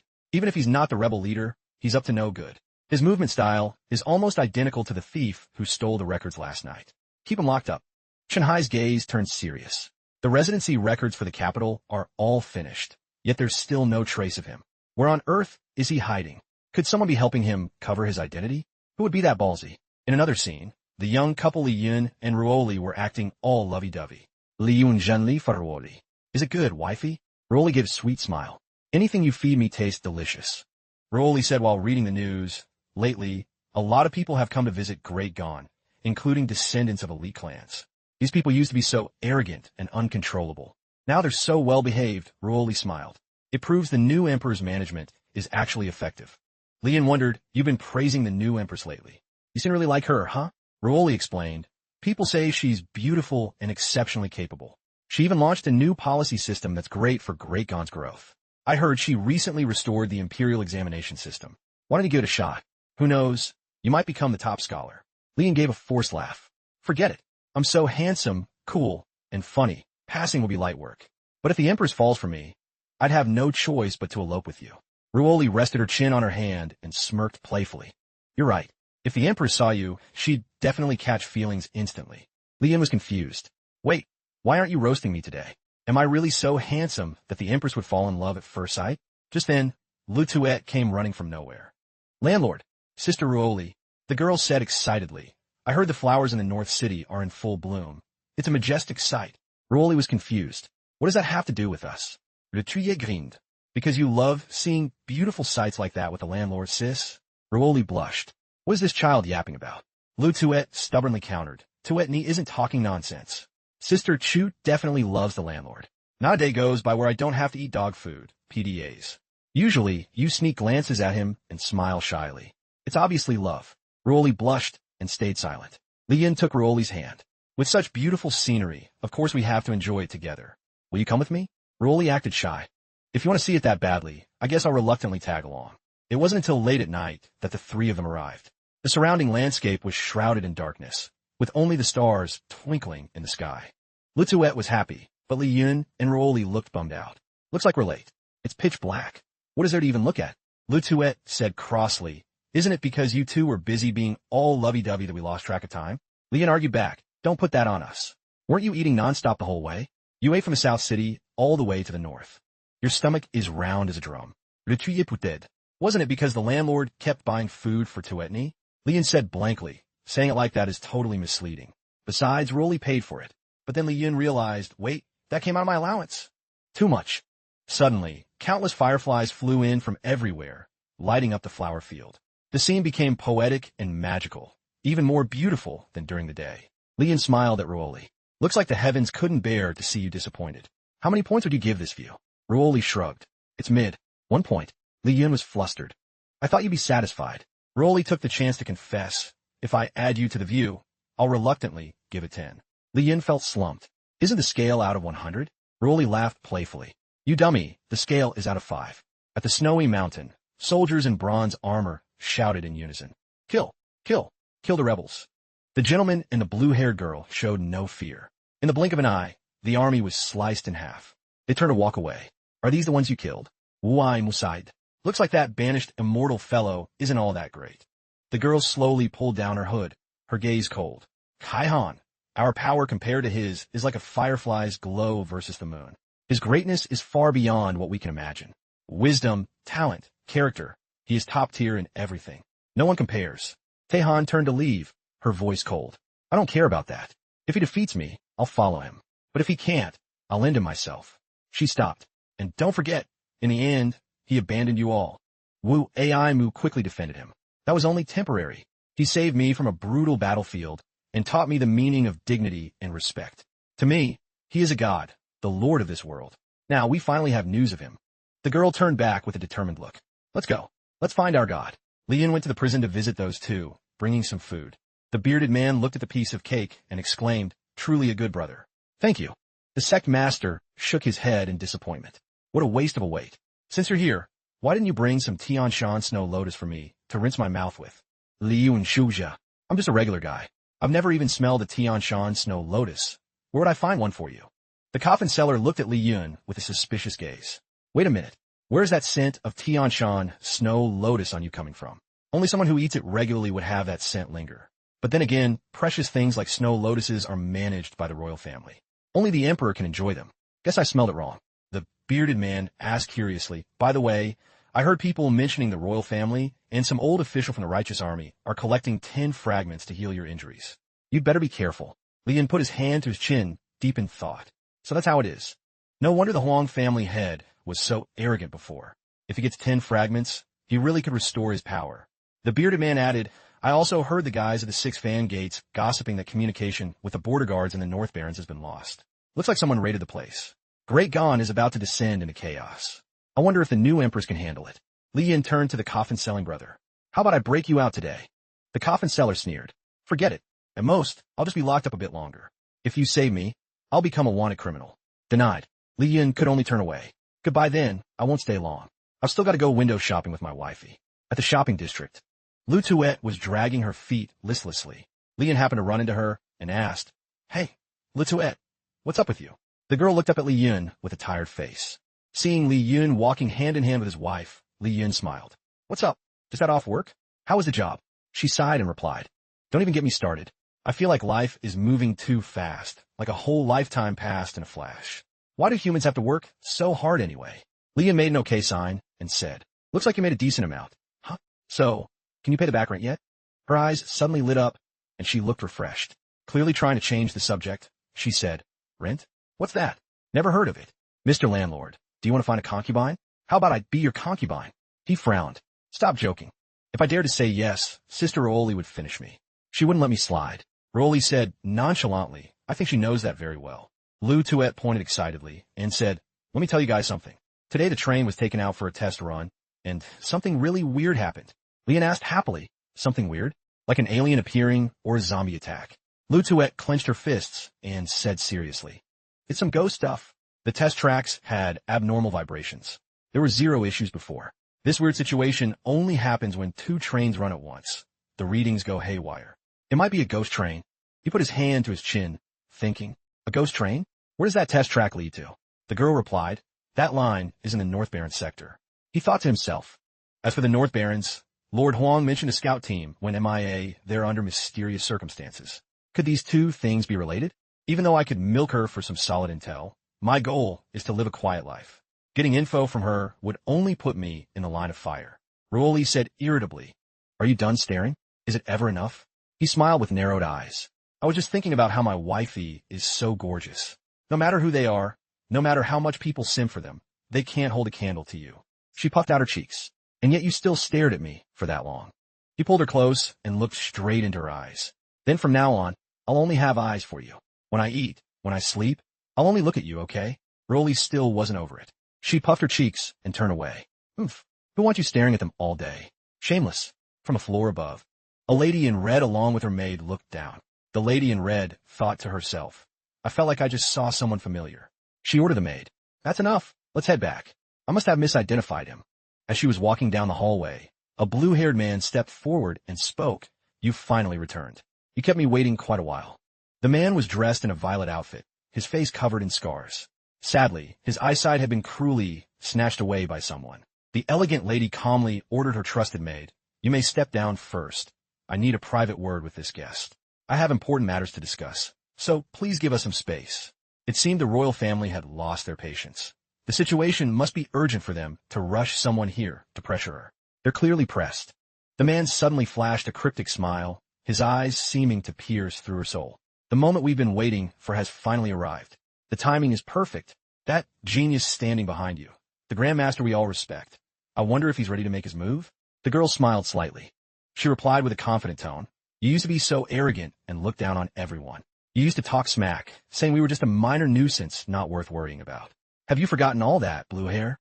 Stop playing dumb. I know what you're plotting. I'm just a middleman delivering orders. I don't have the final say." All those words came from the head of the royal family. "I'm just following orders. If someone has to take the fall for those words, it's him, not me. This has absolutely nothing to do with me. I've no reason to be a scapegoat." The girl frowned, her eyes showing clear annoyance. "Looks like your power is quite formidable, as expected of a legendary master." He laughed heartily, looking amused. "Why would you say that, miss? I'm just a nobody." The girl gave a mocking smile, her gaze full of contempt. "Quit acting humble. Your smile is disgusting. If your martial arts were truly as mid as you claim, you would have been sent to the afterlife long ago. How could you have survived until today?" He leaned down and looked at her with a probing gaze. "You're quite funny, miss. You really know how to crack a joke. I feel like your eyes are very beautiful, probably bright and full of life." The girl blushed and stammered. "What are you implying? No matter how pretty my eyes are, it's not like you can see them." He opened his blind eyes wide, teasing the girl. "Back in the day, my eyes were very handsome too, not inferior to yours at all. But unfortunately, they were brutally blinded by others. Now I live in darkness, and the criminals who committed that horrific act are none other than you rebels." He gave a wicked grin, revealing his cruel nature. "That's why I'm going to gouge out the eyes of every single rebel to make them pay for what they did. Then I'll destroy them, making them wish they were dead." Hearing this, the girl's rage exploded. She swung her long blade and roared, "You damn creep. How dare you say that? I'll pluck your eyes out and make you pay. You damn blind man. Her blade whizzed toward him. The sharp edge of the blade was inches from his eyes, but suddenly he vanished without a trace. She swung at thin air, the blade whistling through the void. Then he abruptly appeared right behind her, grabbing her shoulder and whispering in her ear, "Don't be terrified, Mississippi. If I wanted your eyeballs, I would have taken them long ago. Your beautiful eyes would already be in my hands." He reached out to toy with her beautiful eyes, his tone full of menace. "The only reason you're still breathing is because you're still useful, for instance, to the person standing behind you. Now, can you show me your good faith?" The girl trembled in fear. "My master has already made his move. He's not like you guys, not like you at all." He poked her cheek and sneered. "Why didn't you say so sooner? I almost lost my temper and ended you. The head of the royal family? He hasn't even dared to take a piss these last few days." The girl shot back, "Yeah, exactly. Does talking smack about my master make you feel that good?" He pulled his hand back and sneered, "Master? The head of the royal family is my master. He's not worthy. We're just two parties benefiting from each other." He rested his chin on his hand. "Oh, right. I just remembered. Your goal is to find that person, right? Any issues?" He pointed at his blind eyes and said, "Nothing. Anyway, my eyeballs were slashed out by that person. I'll take my leave now. Hope we meet again, Mississippi." The girl frowned as she watched his figure fade. Who on earth is this guy? He's not with the royal family, and he's not a lackey for that cowardly emperor. Which faction does he belong to? What's his real endgame? Morning in the capital. Ruoli walked ahead of Li Yun, who was lugging a ton of heavy bags behind her. "Wifey, why did you buy so many clothes?" She turned back and replied, "I bought them because I wanted to. Why are you asking so many questions?" Li Yun looked at her there and thought deeply. Could it be that her old clothes got too tight? Puberty really is a miracle. She turned to Xing Hui and said, "I told you to stop staring at me. Are you thinking about something shady?" The young man defended himself. "I'm just using my eyes to admire your beauty. I have no other intentions." She puffed her cheeks and said, "Only a ghost would believe you." Li Yun gave an awkward laugh. "By the way, I heard a lot of passersby gossiping about the rebel army earlier. Did something happen?" Ruoli recalled the recent rumors. "The rebels have risen up. People are saying the leader of the rebel faction is hiding right here in the capital. He's definitely plotting something." The young man broke into a cold sweat. "That's got nothing to do with me. Why am I always the one catching the stray? I just want to enjoy quiet days with my wifey." He prayed for happiness in his heart. 6 years had passed since the uprising until he went into hiding. If he hadn't let go back then, maybe he'd be the emperor now. But if he had, he never would have met Ruoli. Suddenly, Ruoli asked a question. That made Li Yun jump. "Tell me, how can there be someone as powerful as that rebel leader in this world? So powerful that it seems like every normal rule of this world doesn't apply to him." Li Yun tried to explain for himself. Maybe he has a constitution that's built different. Maybe his dantian formed late, but can easily absorb massive amounts of true qi. He sees the spiritual energy from the ore of countless ancestors in Shenzhou. Wouldn't cultivation be as easy as drinking water for him? Ruoli didn't believe him. What kind of nonsense is that? No way. Stop living in a fantasy world. The young man agreed. True. These days by your side feel like a happy dream, too. If this is all a dream, I hope I never wake up. But later, when we have kids, forget being born strong. Maybe our kid will be a Xiantian combat saint right in the womb. Ruoli suddenly gave him a light peck on the cheek. She smiled and said, "You dummy. Now you know what's a dream and what's real, right?" Li Yun teased, "I'm still not fully awake. I'm gonna need a few more of those to wake up properly." But she had already turned to walk away, blushing as she said, "Wait until tonight, you dummy." Late at night, in the silence, the surroundings were still. A bin outside the door suddenly tipped over. Li Yun woke up with a start. A thief? Why does that look familiar? Then he looked back at Ruoli, who was still sound asleep. Luckily, she didn't hear anything otherwise. He stepped out and opened the door. "If you're not going to leave, then don't. How dare you lurk around where I keep my treasures? Losing stuff is fine, but disturbing my wifey's sleep is a big deal. Could be those royal family people. I already warned them. Oh no, this back looks familiar. Retrouille? Retrouille?" With tears in her eyes, she turned back to the head. She sobbed, "Master, what are you doing here at this hour?" She said hurriedly, "Listen to me, it's bad. There's a monster in my house." Li Yin comforted her. "What monster? There are no ghosts in this world. Come on, stop crying. I'll go check it out with you. Don't worry." The two headed to Lu Tuet's house. Lu Tuet walked behind him, constantly looking around. The young man asked, "Explain exactly what happened. How could there be a ghost?" She frowned. "I brought back a big bag of delicious food earlier, but in an instant, it all mysteriously vanished. Then a black shadow flitted past my window and scared the life out of me. I wasn't careful and punched a hole through the wall, but there was still no sign of them." She gestured wildly as she spoke. It's worrying. When she threw that punch and collapsed the wall, the intruder probably got scared and ghosted. "Wait a sec. This is my house. and I have no idea how badly it's been wrecked. Standing at the gate, Li Yun spoke up. So, the food just up and vanished, and a mysterious shadow appeared. Lu Tuet hid fearfully behind the young man. Let me go inside with you and check it out. Don't be scared. A flash of light startled the girl. She screamed and lunged forward, hugging Li Yun tight. A ghost! A ghost! The black shadow from before suddenly flickered away. With tears in her eyes, the girl said, I told you there was a ghost, but you didn't believe me. Li Yun gave a forced laugh. It's definitely not human. The young man looked out the window. I said it's not human, but that doesn't mean it's a ghost. He reached out and touched the window frame. Look, there's something stuck on the window. The girl pressed her face against the glass and frowned. Wait. Where did these paw prints come from? Then both of them jumped as a creature lunged forward, its tiny paws clinging to the window. God. It turned out to be an adorable black cat. The kitty is so cute. So was the one behind this all along? The young man picked up the cat and explained, this isn't a normal cat. It's a specially trained messenger cat used on the battlefield. It won't stop until the letter reaches the recipient. It's incredibly fast. A normal martial artist couldn't even spot it. These cats mostly vanished after the war ended. Could this letter have been written a year ago? Lu Tuet petted the cat excitedly. Who loves me this much that they'd use a messenger cat to send me a letter? Suddenly, the cat pushed her away and jumped onto the head of the young man. It seemed this letter was meant for Li Yun. He pulled the letter out of the bamboo tube. How long did it take to get here? Who sent it? The girl frowned. Wow, talk about being self-absorbed. So it wasn't for me? The letter read, my old friend. If you want to leave, you can go anytime. You don't owe me anything anymore. To you, this world is too foreign. Spending half your life submerged in war like that isn't fair to you. I think you should have a life of your own. Even though I'm one of the founders of the righteous army, my voice isn't that loud. This is all I can do. You're a warm person. I hope you can live a peaceful life, far from the cruelty of war. Maybe you can marry a beautiful woman like my wife. Oh, right, I have a young daughter. Her name is Lu Tuet. She's a very bright and clever girl. If you ever run into her, please be good to her. Levu, I told you to look after her, not flirt with her. The young man read the letter in silence. Lu Tuet nudged him. Master, why are you frozen? Did a ghost possess you? The young man turned back and smiled at her. Suddenly, I'm feeling a bit hungry. What do you want to eat? It's on me today. The girl was confused. Master, have you gone crazy? Do you actually like me? I was just trolling earlier.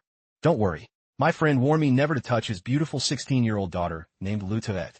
The girl wondered, am I some kind of famous poison or something? But, that friend. Li Yun said solemnly, yeah. A very good friend who understood me well. The table was set with delicious dishes. Li Yun asked, by the way, I haven't asked you yet. What exactly happened at your house? Lu Tuet answered while chewing on a chicken drumstick. That issue is beyond my limited knowledge. The girl frowned. Because when I got home, I only saw my father taking his last breaths. Everyone else was already dead. As the house was burning down, father only had time to tell me to go find someone before he passed. I have no idea who did it. The young man pondered. We can rule out the imperial court. Those lapdogs are too arrogant. They wouldn't feel the need to be sneaky. Old Lu wasn't the strongest, but he had plenty of subordinates. No ordinary power could have handled them. The young man's eyes widened. Wait. Suddenly, a massive surge of true chi erupted in the peaceful capital. Both the official and gray hair sensed the aura. That pressure is terrifying. What is he trying to do? He frowned. This powerful true chi is definitely his. After hiding for so long, why flex so suddenly? Is he looking for a fight? Inside the room, the atmosphere became incredibly tense. It's not the court, and it's not the bandits. So there's only one possibility. The young man's face turned grim. It's someone from within the righteous army. But who? Lu Tuet asked worriedly, Master. It's this late, and you're still going out? Isn't it dangerous? Isn't Sister Ruoli going to worry? Li Yun smilet. It's fine. She's still asleep. This is when she's in her deepest sleep. You even know Sister Ruoli's sleep schedule that well? I'm curious. How did you two meet? Catching the vibe of the story, the young man laughed. Oh, that?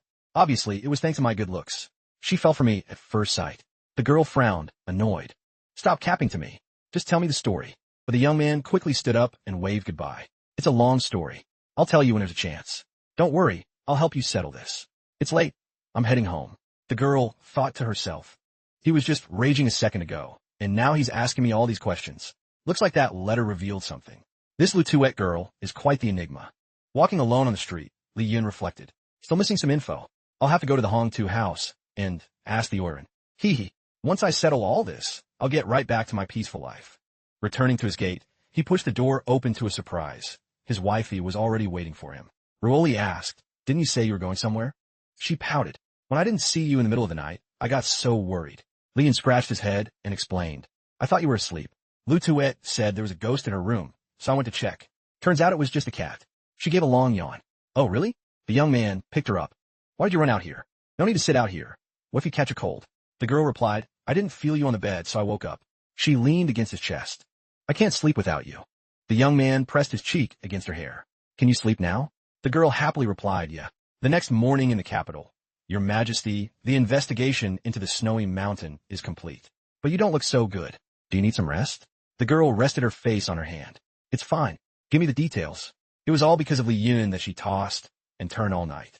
The Six Fan Gates official continued his report. The identities of the perpetrators at the snowy mountain have been confirmed. It's mainly two people, the wild beast Kai Han from the North Barrens and a righteous army official, Narin Ta. They've gathered many soldiers, expected to be over 100 men. The Emperor asked for more detail. A righteous army official? How's her strength compared to the rebel leader? The official replied, Sire, she's no slouch. Rumor has it she's quite close with the rebel leader. The Emperor frowned. What does being close have to do with me? Don't report these personal matters to me. The girl pulled something out her sleeve. This involves the rebel army, so of course it's extremely important. Then she handed the Six Fan Gates official a piece of paper detailing how to deal with the rebels. The official took the paper.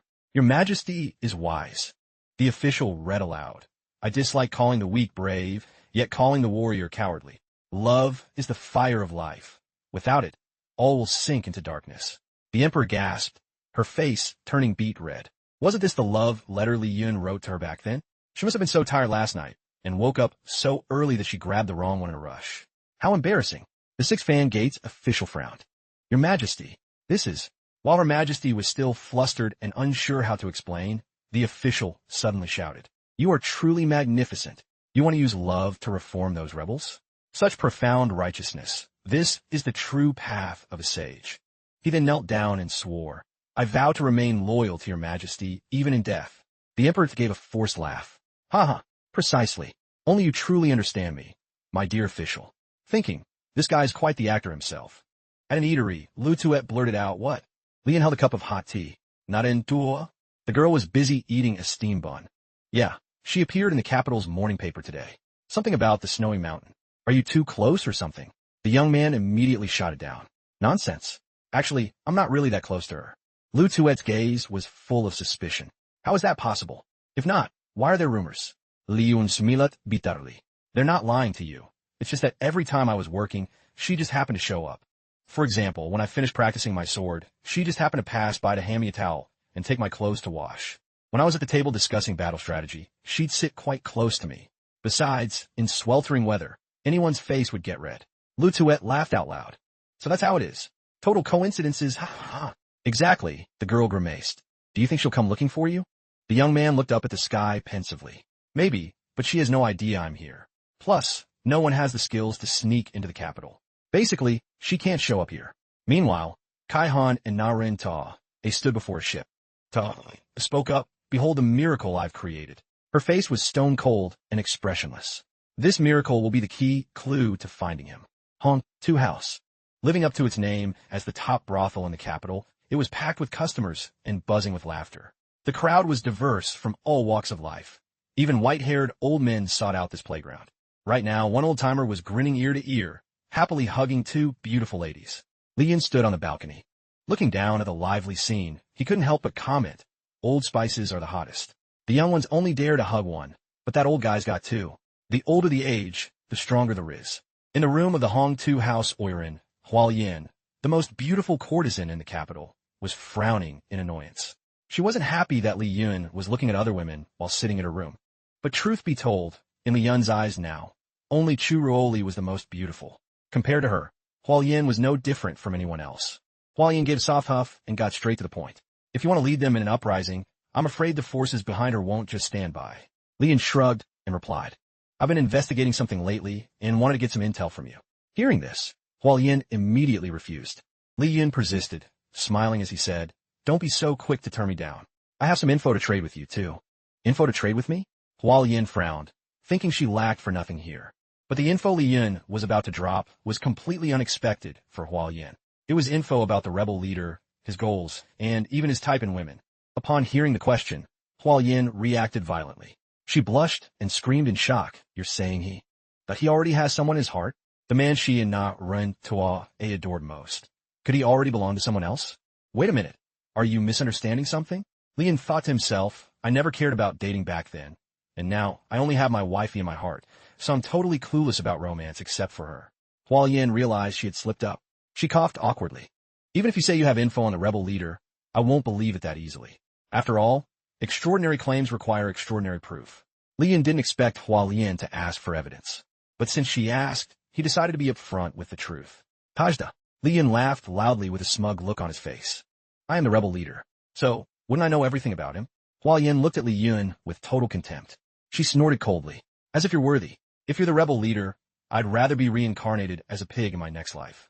The further away from you, the better. Li Yun had covered his face and set the meeting for 5 a.m. So it was understandable Hua Lian didn't believe him. Looks like I'll have to try another way to get the intel. Li Yun smilat. Miss Hua Yin, I was just trolling you earlier. Now let the real negotiations begin. You can also take this as a threat. He looked at Hua Yin with a guilty of nothing innocent face and said softly, if you don't tell me what I want to know, I'll expose you and take everyone here down. Hua Yin didn't buy Li Yun's words. She sneered. Aren't you afraid of getting caught? You're one of the rebels too. Suddenly, Li Yun vanished and reappeared right behind Hua Yin. He gently placed a hand on her shoulder before she even realized it. When it comes to speed and escaping, I'm pretty confident. Besides, I'm only asking about the past, so your plans won't be affected. Hua Yin quickly understood. If she didn't spill the beans today, she'd be in big trouble with this man. Finally, she compromised, though she thought to herself, do all martial arts masters love appearing behind people's backs like that? With Hua Yin's consent, Li Yun asked bluntly, when the rebels first rose up, they received help from someone named Li. But a year ago, they were all killed. Do you know what happened? I've heard rumors about that, but I don't know the specifics. They investigated it, but didn't find much. They could only conclude it wasn't the Imperial Court's doing. Li Yun frowned, feeling a bit uneasy. If it were the Imperial Army, it wouldn't take much time to settle. They would have gone straight to the Emperor without hiding. But given the current situation, there's a high chance it was an inside job by an ally. Heartbeat and True Chi are stable. She's not lying about this. Hua Yin probably has no reason to trick me anyway. Having received the info he wanted, Li Yun didn't linger and quickly took his leave. Hua Yin stayed in her room, watching Li Yun's retreating back. She thought, a master this strong hiding in the capital for so long definitely isn't a nobody. But no matter how she racked her brain, she couldn't figure out his identity. If I ask Narinta, maybe she'll know. But this guy acts so sneaky. With Tua A's personality, she'd definitely think he's beneath her notice and wouldn't even bother talking. They probably don't even know each other. While Li Yun was out investigating, at home, Chiroli was still blushing with embarrassment over this morning. She pulled out Li Yun's love letter again. Reading it, she thought, I used to keep home and state affairs strictly separate, but why is everything so messy now? As soon as Li Yun got home, he went to check on Chiroli. Ruoli, what's wrong? Did something happen? I feel like you're acting shy. This is the first time I've seen you this embarrassed since our wedding night. Was it when you mistook? Got my love letter for a plan to give to the 6 fan gates? How could I ever tell him that? Chiroli replied shyly, it's nothing. Don't worry about it. Hearing that, Li Yun used his straight guy secret technique. He smiled and said, if I did something to upset you, just say it. I'll do my best to fix it. Babe, when a girl says it's nothing, something is definitely up. My silence didn't help, and speaking out only left Li Yun more clueless. I really don't get it. It's probably not that time of the month yet, right? Li Yun gave a forced smile and said, I've got to ask, did I do something wrong? Why are you upset? Tell me, so I can make it up to you. It's the husband's code, after all. But her expression and voice were dead serious. You're making me lose my focus. Isn't it your fault? Li Yun was bewildered. What kind of logic is that? But right after, Chiroli put on the most adorable face and said, it's all your fault, you dummy. Why did you have to make me fall for you this hard? While Li Yun was being all lovey-dovey with Chiroli, the assassin who previously tried to take him out, and failed, had just received a new mission from the organization. It was another super complicated task. What kind of weapon is the prince hiding? Investigating this is dangerous as hell, but I can't back out. After all, I still owe Li Yun a favor. I just didn't expect the prince to station so many masters. Every single guard on patrol is legit. Breaking in here is straight up suicide. First Li Yun's mission, and now the prince. Top-tier powerhouses are everywhere in this city. Luo Fian leaped, using her light body technique. She moved across the rooftops with lightning speed, shifting like a ghost to avoid detection. Whether it was skill or pure luck, Luo Fian successfully breached the palace. If this mission didn't pay out the nose, enough to live the high life forever, I wouldn't touch this dangerous gig with a 10-foot pole. Before she even finished the job, Luo Fian chuckled to herself, imagining a future where she's loaded and hires 5 shredded guys with six-packs to run errands for her at home. But playtime was over. She needed to do a prelim sweep and find clues about the treasure. Luo Fian scanned the room, and then her attention was grabbed by something hanging on the wall. It was a painting of a mysterious weapon falling from the sky, radiating an overwhelming aura. Only problem was Luo Fian had zero clue what that weapon was. On the table sat the rebel leader's book that had been lost. Now it was sitting neatly right under the painting. Curiosity piqued, Luo Fian flipped it open. So cryptic. I wonder if this is an original manuscript from the leader? As she was absorbed in the book, a gentle voice echoed from behind. Miss Luo is truly well-read. My own knowledge is so shallow. It takes me forever to study and understand this. While the sage's books are great for ruling a nation, to conquer hearts, one must learn from what that leader left behind. Luo Fian looked at the man smiling in front of her and thought, worshipping this book is such a joke.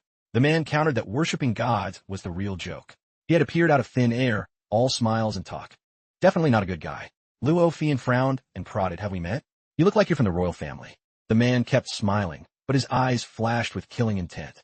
I am the eldest son of the royal family, Huang Tuanzi. Miss, you've seen something you shouldn't have. He reminded Luo Fian of their motto. If you can't win, run. Luo Fian didn't hesitate for a second. While Huang Tuanzi wasn't looking, she bolted. Her speed was like a glitch in the Matrix. She didn't even look where she was going, busy turning her head back to talk smack to Huang Tuanzi. But that's why Luo Fian paid the price. As she turned her head, she slammed right into a beefy guard. He unleashed a fatal punch. It left Luo Fian reeling. This guy's martial arts were top tier. That punch packed insane power. Luo Fian barely managed to bring her arms up to block, but the force was way too much for a damsel like her. She was sent flying and crashed into the dirt. She struggled to stand up amidst the thick clouds of dust. Huang Tuanzi walked up with his goons and smirked. You're a guest, Mississippi. You should stay for some tea. Only an idiot would stay and drink tea with you. Luo Fian screamed, cussing out Huang Tuanzi for another round. She had a pill on her, researched by the rebel leader, that could help the user escape tight spots. I gotta bet it all on this. As soon as she swallowed the pill, the power in her body began to recover and multiply. Right in front of the royal family's eyes, Luo Fian used her light body technique and quickly broke the encirclement. Watching Luo Fian escape, Huang Tuanzi didn't look worried or rushed at all. On the contrary, he was chill because he knew the pill she took only stimulated the dantian temporarily. The effect wouldn't last. They could easily hunt her down and end her. The goons received the order and chased after her. After her. Don't let her get away. Over on this side. Luo Fian was running for her life deep into the forest. She kept glancing back to check on the royal family's crew. These guys are monsters. I took the pill, and they're still catching up. The royal guard were closing in with a terrifying aura. They were getting closer and closer to Luo Fian. One of them raised his hand. Underneath his glove was a hidden weapon box. A sharp bolt shot out. Luo Fian couldn't dodge in time. The bolt sank straight into her shoulder area, and blood sprayed out. Luo Fian was heavily wounded. She couldn't run anymore and collapsed to the ground, her whole body throbbing with pain. The men stood on the trees looking down, shaking their heads with fake pity. Too bad. She's so pretty and has a banging body. Normally they try to do something gross to me, but now they just want to silence me forever just because Huang Tuanzi said so. Solo. No matter how much a villain hides it, their nature never changes. Luo Fian clutched her wound and instinctively cursed out loud. Am I really going to kick the bucket here today? The 3 goons didn't say another word. They immediately lunged at Luo Fian to finish the job. Luo Fian was exhausted and had nothing left. She could only blink as the murderous fists zoomed in. So young and never even got to taste romance. Luo Fian felt a surge of resentment and regret. If only a nice guy would show up and save me right now, that would be so great. While she was lost in her Delulu fantasy, a series of sickening sounds rang out. Luo Fian opened her eyes in terror. She was still alive. Turns out her wish came true. A nice guy had appeared to save her. Li Yin appeared out of nowhere and even mocked her after taking out Huang Tuanzi's goons. Luo Fian clutched her wound and looked up at Li Yin. She gasped in shock. It's you? Why are you here? This is so embarrassing. Having you save me again. Li Yin smiled and explained. Remember that strand of true chi I left in your body? I sensed something was off, so I came over. Hearing that, Luo Fian's eyes sparkled. She looked at Li Yin hopefully and said, I didn't think you'd come save me. Could it be you finally realized this lady's special charm? Not a chance, Li Yin replied flatly. You're overthinking it. That true chi only triggers when your life is on the line. I only came here to pick up your corpse. Luo Fian grumbled and ranted in anger. Lian kept his calm smile and asked, "Why are they hunting you?" As soon as he asked, Luo Fian was like a drowning person catching a life raft and started venting. "I don't even know. I didn't even see any secrets. So why are they so hell-bent on killing me?" Just as she said that, she suddenly remembered something. Something seems off. Earlier, when she entered that room, besides the rebel leader's manual, she saw another painting. It's highly likely Huang Tuanzi wants her dead because of that painting. It depicted a strange weapon in the sky, a long sword plunging toward the earth at terrifying speed. As soon as he heard Luo Fian's description, Li knew exactly what that sword was. No wonder they were acting so sketchy. That type of armament is absolutely terrifying. It's a weapon of mass destruction. One use, and the whole world is toast. The old emperor of Great Gon ordered its creation, gathering the best craftsmen to build the ultimate weapon. It's called the Jade Seal. But what on earth is the emperor of Great Gon plotting? How could he be cold-hearted enough to create a nightmare weapon like the Jade Seal? Every time he talks smack about the emperor, Lian drags his wife into the comparison. Pity those two women who have no clue they're catching strays. Just as he said that, Churuoli, far away, let out a massive sneeze. She blushed and thought to herself, could he be thinking about me? The next morning, as usual, Churuoli and Lutuet sat down for breakfast with Lian. While eating, Churuoli stood up and said, "I'm heading out for a bit." In reality, she wanted to make time to read through the mountain of petitions from the last few days that she hadn't processed yet. She wanted to clear them out first. Lian cleared his throat and said softly, "Wait, Miss Chu. Don't you want to stay and chat with me a bit longer? Lately, the time we spend together is so little. Only a measly 15 hours a day." Hearing this, Lutuet could only shake her head in disgust. Isn't that already a lot? Churuoli didn't argue. She just gave a promising smile. "I'll be back soon, don't worry." Lutuet watched them with a blank face. She found it hard to believe her two landlords, a seemingly perfect couple, could be such pick-a-mess, constantly feeding off each other's energy to flex their love. Lian watched Churuoli leave, and didn't forget to drop a compliment. "My wifey is so thoughtful and dedicated." If only the new emperor had half of Ruoli's diligence. Even though he wasn't too worried about the divine artifact being built, it would be a pain if those guys stole it. That weapon packs too much heat. If Ruoli got hurt, it would be a disaster. But for now, he hadn't found a concrete solution. The most essential thing right now was intel. Lian looked at Lutuet and prodded, "Besides the new emperor, is there anyone else trustworthy?" Lian held up 2 fingers and smiled. 2 meals. The girl said, "Bet." Lian didn't expect Lutuet to only ask for 2 meals. He thought she demanded 2-month rent cut. Lutuet scratched her head and laughed. "I already paid the rent. Only a dog would skip out on rent. I'm no deadbeat. Just 2 hearty meals is enough." Lian joked, "You want me to report you to the authorities for being a rent dodger?" Lutuet immediately got down to business. If we're talking about someone reliable besides the emperor, it's got to be Chun Hai of the 6 Fan Gates. His martial arts are top tier in the capital, and he basically oversees everything single-handedly. Liun Nudda. You can think of him as a useful tool. This guy isn't bad. We can count on him. On the other side, he was doing his usual patrol inside the 6 Fan Gates dungeon. However, the further he went, the weirder it felt. The dungeon was exceptionally quiet today. Usually, the prisoners would be making a huge racket. Now, every single one of them was dead silent, faces pale as if they'd just seen a ghost. He had no idea what happened, but he understood the reason soon enough. He felt a strange, ice-cold aura approaching. That presence felt like the Grim Reaper, capable of taking his life at any second. This was definitely not something an ordinary person could possess. He turned around. Cautiously looking at the newcomer, he frowned while sizing up the mysterious man. He didn't know who he was or how he'd slipped in without being noticed. Even though he wanted to bolt, his family pride wouldn't let him. Lian narrowed his eyes at the young man in front of him. He was certain this wasn't Chun Hai. He remembered meeting Chun Hai on the street.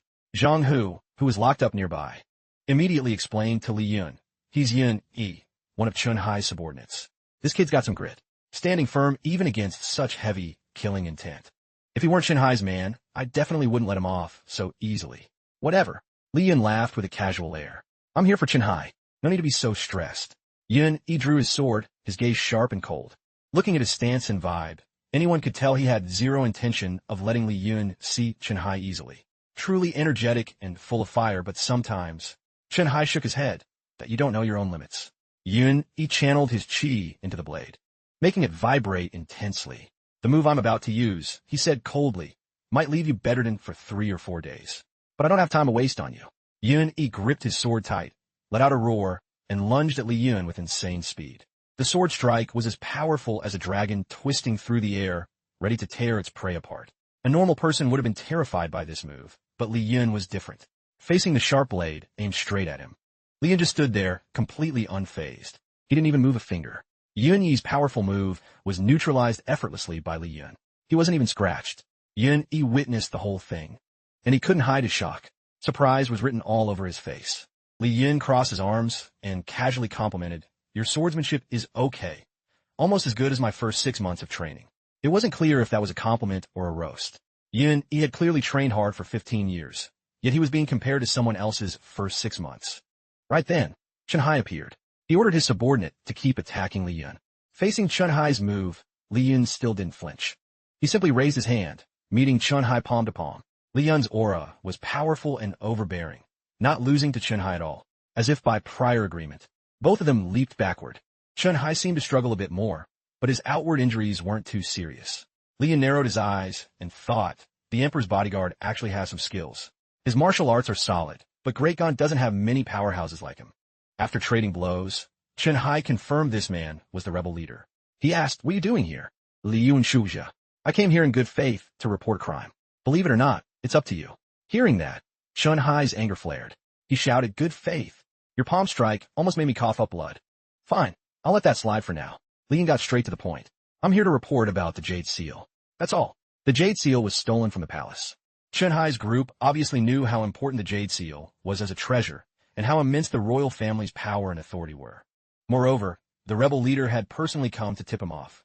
Could he be trying to bait the 6 fan gates into protecting his family? This was too obvious. This guy won't deal with it himself, Chun-Hai thought, and he wants the court to do it for him? Too arrogant. Li Yun said casually, "Isn't it normal for a citizen to seek out officials when there's trouble? I've delivered the news. Whether you believe it is up to you." With the business done, Li Yun didn't want to linger. He turned to leave, leaving Yun-E and Chun-Hai in the dungeon. Chun-Hai frowned, thinking, working for the rebel leader for free? But a beast in a cage is better than one roaming free. It seems for now, this guy isn't Great Gon's biggest threat.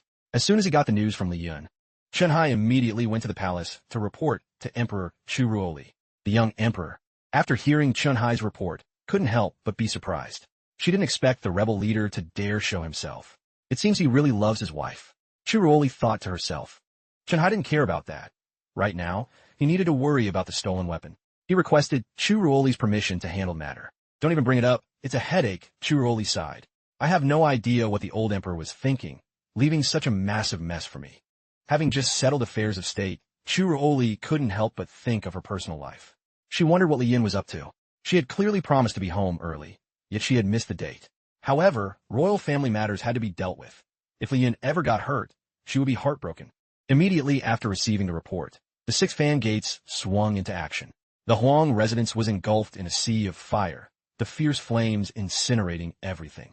The plaque bearing the name Huang family was torn down and smashed to bits. Most people in the manor were tied up and brought before Chun-Hai. "Reporting, sir. We have captured all the relatives and servants of the Huang family, but the main branch members had already skipped town long ago. This operation was top secret.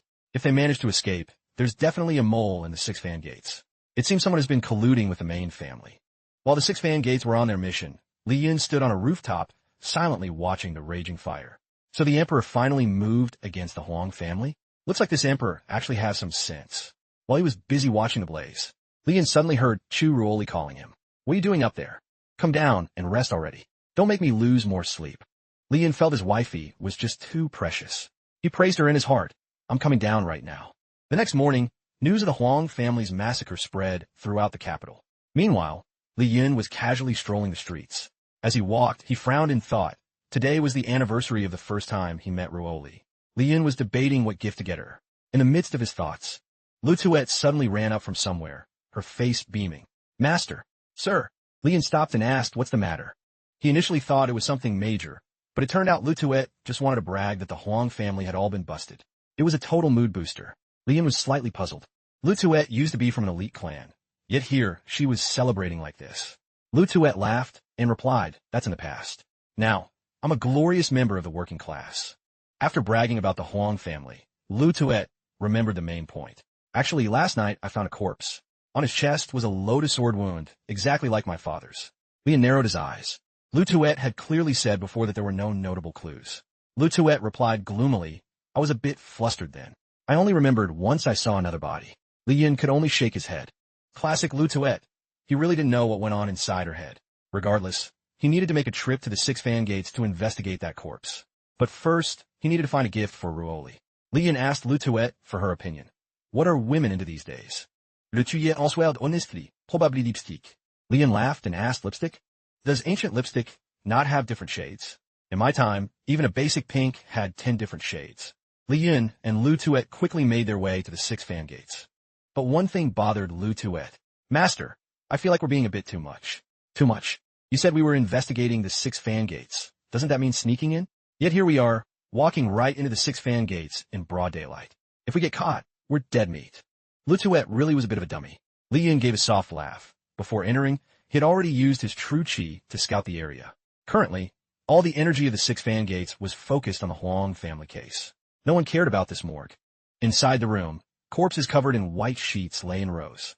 Lu Tuet, naturally chicken-hearted, started muttering the moment she stepped in. Rest in peace, everyone. Please don't haunt us. Afterward, Li Yun and Lu Tuet moved toward the suspicious body. They wanted to verify if this was indeed the person they were looking for. Li Yun observed the body carefully. Seems we found the right guy, he said softly.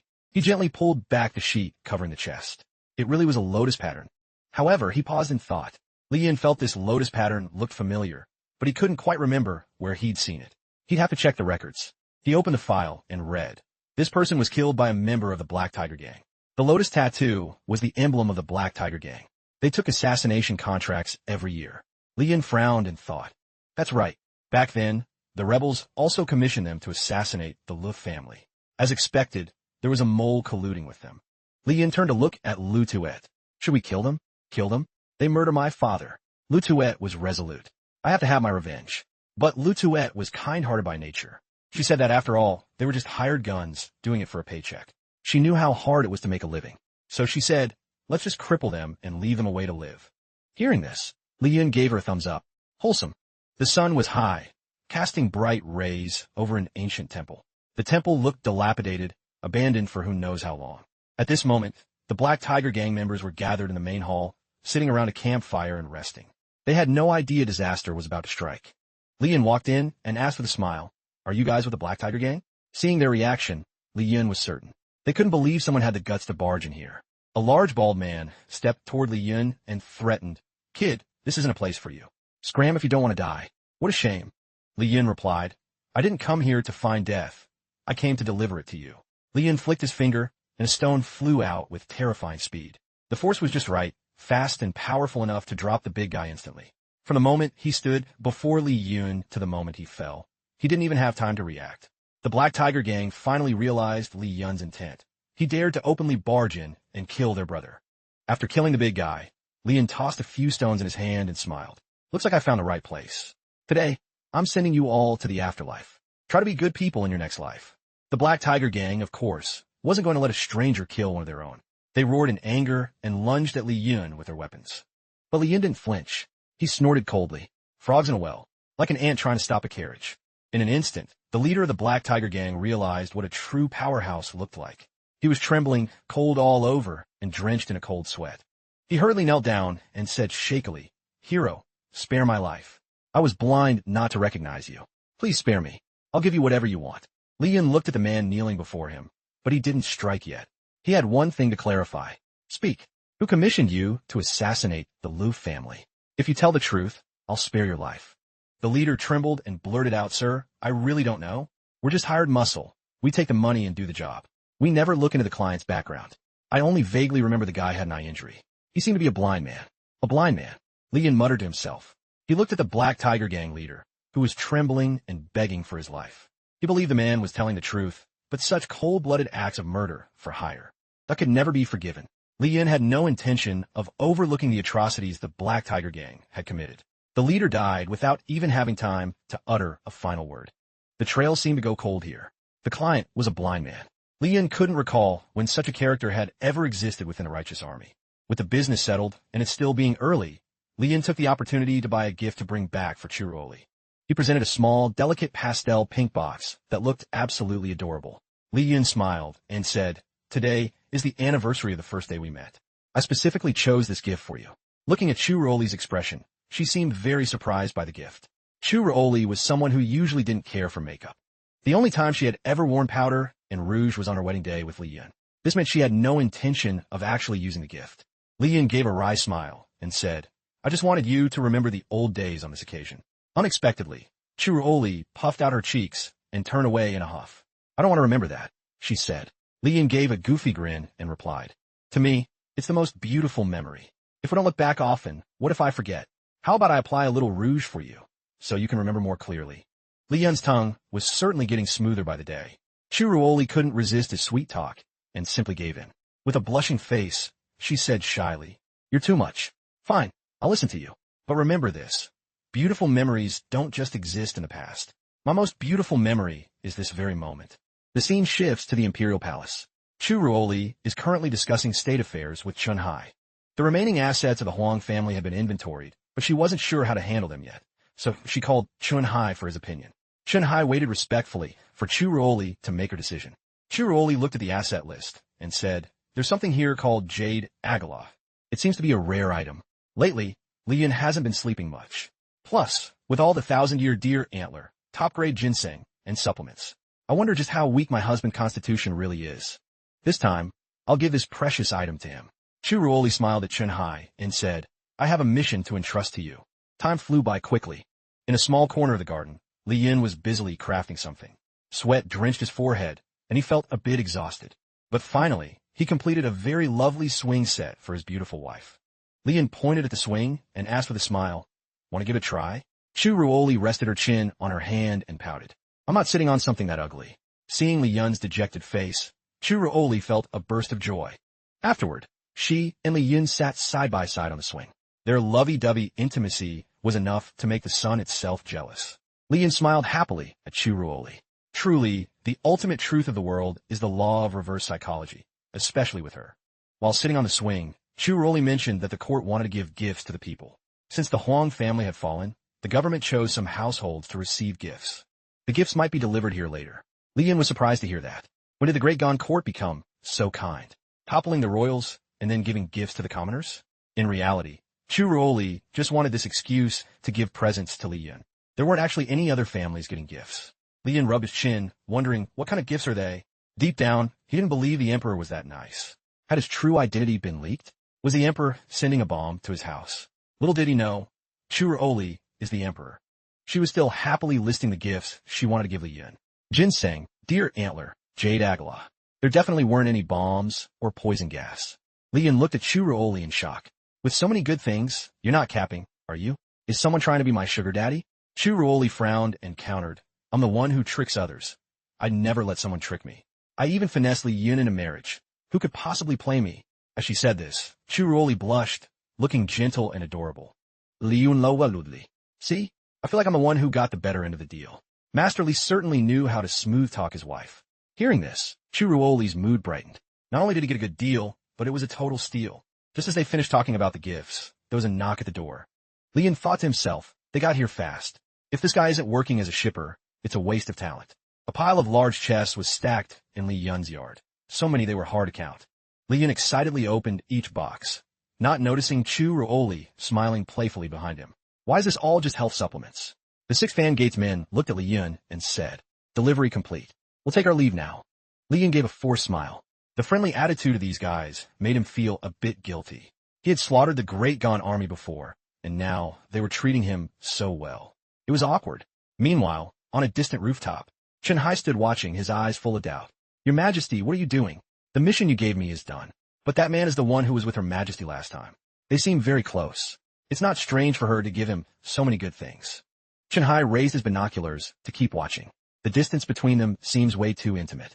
If they're husband and wife, there's nothing to say. But I don't understand why Her Majesty would marry and be intimate with a man. This might be bad for her. Just as Li Yun was smiling at Chu Ruoli. The next second, he looked up directly into Chun Hai's binoculars, his face cold and sharp, without a trace of warmth. Chun Hai jumped in fright. Did he spot me? Or is it just a coincidence? I clearly hid my presence very well. Logically, a normal person could never detect me. But looking closely, the emperor's husband doesn't look like a master. He's clearly an ordinary guy. It must be a coincidence. While Chen-hai was overthinking it, Li Yun was also suspicious of him. Chen-hai is definitely watching me. Sending gifts must be a plot. I wonder if my identity is compromised, or if he's just trying to get on my good side. While Li Yun was happily chatting with Chu Ruoli, out in a desolate, snowy wasteland, Na-rin-ta-a and the wild beast were on the run, resting in a tent.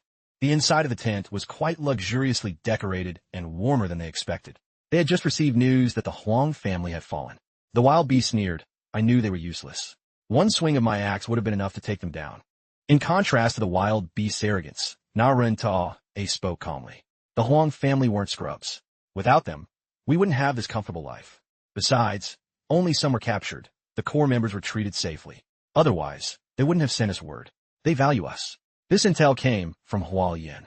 The wild beast looked at Na-rin-ta-a and commented, Little girl, you're quite devious.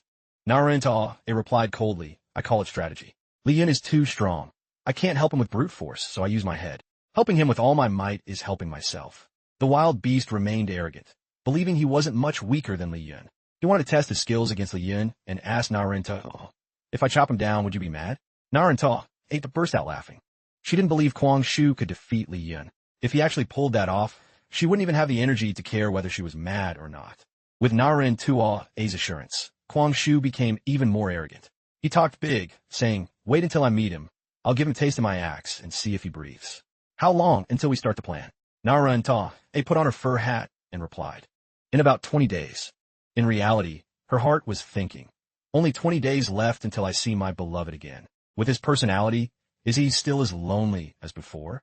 She looked up at the sky and asked herself, are you still as cold as I am? You poor girl? She had no idea that Li Yun, the lone wolf of yesteryear, had now become a loyal husky, staying home every day to take care of his wife. Na-rin-ta-a was completely clueless. She still assumed Li Yun lived in solitude because not everyone can talk to him like I can. That strong and lonely man was the one she secretly crushed on. The next day, Li Yun couldn't stop thinking about yesterday. He didn't understand why Chen-hai was loitering around his house. Luckily, he left shortly after. Is there something weird about my neighborhood? Thinking this, Li Yun asked Lu Tuet. He didn't know the local area as well as Lu Tuet, who had to travel everywhere for work year-round. Lu Tuet thought for a moment and replied, probably nothing. The people living around here are very gentle and simple. There's nothing strange at all, except for the house of the rebel leader Li Yun and Lu Tuet, which is full of weird things, but we don't count our own case. Lately, I've heard rumors that some big shot is living in seclusion here, so people often bring gifts over. Li Yun rubbed his chin and theorized. Could that person be the emperor? Hearing this, Lu Tuet burst out laughing, thinking Li Yun's guess was totally wild. How could the emperor be here? But I saw Chen-hai this morning. He's the imperial guard whose job is to protect the emperor. If he stayed here that long, doesn't that mean the emperor is close by? Maybe the emperor is keeping a pretty boy here and let Chen-hai keep watch to keep it on the down low. Lu Tuet laughed along. Taking the chance, she excitedly suggested, with such a good opportunity, why don't you just go find the emperor and finish him off right now? Li Yun shrugged and asked back, you trying to get me killed? Anyway, even if the emperor might be nearby, we don't necessarily need to give a damn about him. While they were chatting casually, Chiruoli suddenly stepped out carrying a steaming clay pot. She asked curiously, what are you two talking about? Li Yun said with a smile, nothing much, just some old stories, love stories and stuff. Chiruoli set the soup pot on the table. While ladling soup for Li Yun, she wondered, what's so interesting about old stories? Li Yun laughed and replied, they're very interesting, like aliens falling for earthlings, or a marten flirting with a house cat. Chiruoli's head started spinning after hearing that. Whatever, I'm not dealing with those weird stories. She decided to ignore Li Yun's nonsense. Chiruoli brought a spoonful of soup to her mouth and blew gently. Then she handed it to Li Yun. She said softly, here, try the ginseng soup I made. Wifey's ginseng soup is the best. Li Yun immediately drained the bowl. After eating his fill, Li Yun took his wife out for a stroll as usual. The two held hands, looking very much in love. But deep down, Li Yun was still worried about the emperor. Unexpectedly, he really is nearby. Such bad luck. If my wife weren't here, I'd definitely teach him a lesson. Chiruoli said as they walked, there's still quite a few people supporting the rebels. Li Yun gave a soft laugh. You can't blame them. The late emperor did a lot of wrong things. As long as the new emperor does a good job, there's no need to worry about rebellions anymore. Chiruoli smiled at Li Yun. I didn't think you'd see things so clearly. However, you shouldn't let others hear what you just said. Bad-mouthing the late emperor is no small crime. You could get thrown in the slammer for that. The only person in this world who can imprison Li Yun is me. Chu Ruoli was indeed the emperor, but she didn't want to reveal her identity. She just laughed and said, "You've already been captured by me. If you keep saying things like that, I'll have to shut your mouth." Li Yun, an innocent and straightforward guy. Estarted having sus oats. Shutting my mouth? Does she mean that way? Looking at Li Yun's face, Chu Ruoli knew exactly what kind of inappropriate things he was thinking. Chu Ruoli gently reached up and touched Li Yun's cheek, saying, "If anything happened to you, I'd be devastated." While they were being all romantic, but a rough hand suddenly yanked Li Yun backward. A beefy man appeared out of nowhere, holding a knife to Li Yun's throat and shouting, "Don't come any closer, or I'll kill him." Li Yun stood there dazed, not understanding what was happening. Right then, the Six Fan Gates crew caught up. It turns out this guy was Huang Yu, a prince from the previous dynasty who was currently a wanted fugitive. Li Yun looked at the knife at his throat and asked curiously, "Is that a real knife?" Huang Yu whispered, "Sorry, man. I'm just acting. Once they leave, I'll let you go." Li Yun reached up to adjust the tip of the blade. "No need to wait. I can leave on my own. My point is, having a knife that close to the throat can easily hurt someone. Totally unprofessional." Huang Yu was beyond confused. Is this guy really a hostage? Then, ignoring the Six Fan Gates men standing below, Huang Yu dragged Li Yun away. He yelled, "If you wanted to live, don't follow." After Huang Yu left, the Six Fan Gates team immediately gave chase. That Huang Yu is already wounded. We'll catch him soon. After ordering his subordinates to follow, the Six Fan Gates captain turned to Chu Ruoli and said, "Miss, please don't worry. We will definitely bring your husband back safe and sound." But immediately after, one of the guards in the squad suddenly recognized Chu Ruoli's familiar face. Chu Ruoli was both terrified and furious. She had no mind for anything else happening around her. She always believed the capital was the safest place that could protect Li Yun from all danger. But the harsh truth proved otherwise. Li Yun was constantly in danger right before her eyes. Why? Why is it like this? Meanwhile, Huang Yu had run to another deserted area. Li Yun stood firmly on the ground. Covered in injuries, Huang Yu tried to force a smile and said to Li Yun, "Sorry. You can go now. Take care of yourself." Being a decent guy, Li Yun appreciated Huang Yu's sentiment. He stared at Huang Yu and commented, "You run pretty fast. You gonna just leave me here? Or are you a doctor?" "Just kidding. So you don't want me dead yet? I can still be saved." Li Yun gave a thumbs up and smiled confidently. "Exactly. You just need to drink plenty of warm water and you'll be fine." Huang Yu was speechless. "You're still joking in this situation?" Li Yun sighed and shrugged. "Why would you say that? You're the one who kidnapped me, and now you're blaming me?" Huang Yu sighed, his face haggard and pale. He probably didn't have much longer to live. Kidnapping Li Yun was a last resort. He didn't want to die in prison. Dying anywhere else was fine, just not in that dark, cold dungeon. Hearing this, Li Yun enthusiastically suggested, "This place is actually quite okay. There are even 3 latrines nearby." Hearing this, Huang Yu was slightly swayed. "Maybe you should find another spot for me to die comfortably." Li Yun then helped Huang Yu to another spot. Blood from Huang Yu's wounds dripped onto the ground, leaving a long trail. Li Yun helped Huang Yu out of the city to a sun-drenched forest. By this point, Huang Yu no longer had the strength to go any further. He looked up at the sky through the lush green canopy and sighed. "The air here is so fresh. My family head wanted to start a rebellion, but I've always felt they were just being fools. It's weird, right?" Li Yun crossed his arms in pride. "Why do you think that?" Huang Yu replied, "Because they lack the resolve of that person. The Huang family, in the end, is just a bunch of selfish people only looking out for their own interests." Huang Yu smiled and continued, "You know, I actually saw the leader of the righteous army with my own eyes once. Not face to face, of course. Back then, the family head sent me as a sacrificial pawn. I only saw his silhouette from a distance, but with just one sword strike, even from miles away, I was suppressed so hard I couldn't even stand up. Thinking back, your build and the leaders are very similar. Too bad you don't have his aura." Li Yun, the actual leader of the righteous army, smiled. "There must be plenty of people who look like me, right?" Huang Yu went on. "The Huang family and the remnants of the rebel forces have made a secret pact. In a few days, the capital will face a horrific disaster." Huang Yu revealed this to Li Yun, perhaps because he felt a sense of kinship. Li Yun heard it, but didn't seem too concerned. He just needed to mop up the remaining rats of the Li family. He smiled and asked, "Where's your family head hiding?" Huang Yu obviously didn't know and didn't understand why Li Yun would ask. Li Yun smiled casually and said, "To wipe them out, of course. Once all the heads of the Huang family are eliminated, the disaster won't happen." Suddenly, Huang Yu felt a surge of fear. The man before him was terrifying, yet awe-inspiring. Huang Yu gave a faint smile and said, "Your trip, man. Good luck. Who knows? Maybe you'll even end up marrying the new emperor." Li Yun looked at Huang Yu in silence. No one knew what he was thinking. His face only showed a brief moment of contemplation. As Huang Yu drew his last breath, the 6 fan gates crew swarmed in, rushing to the scene at lightning speed.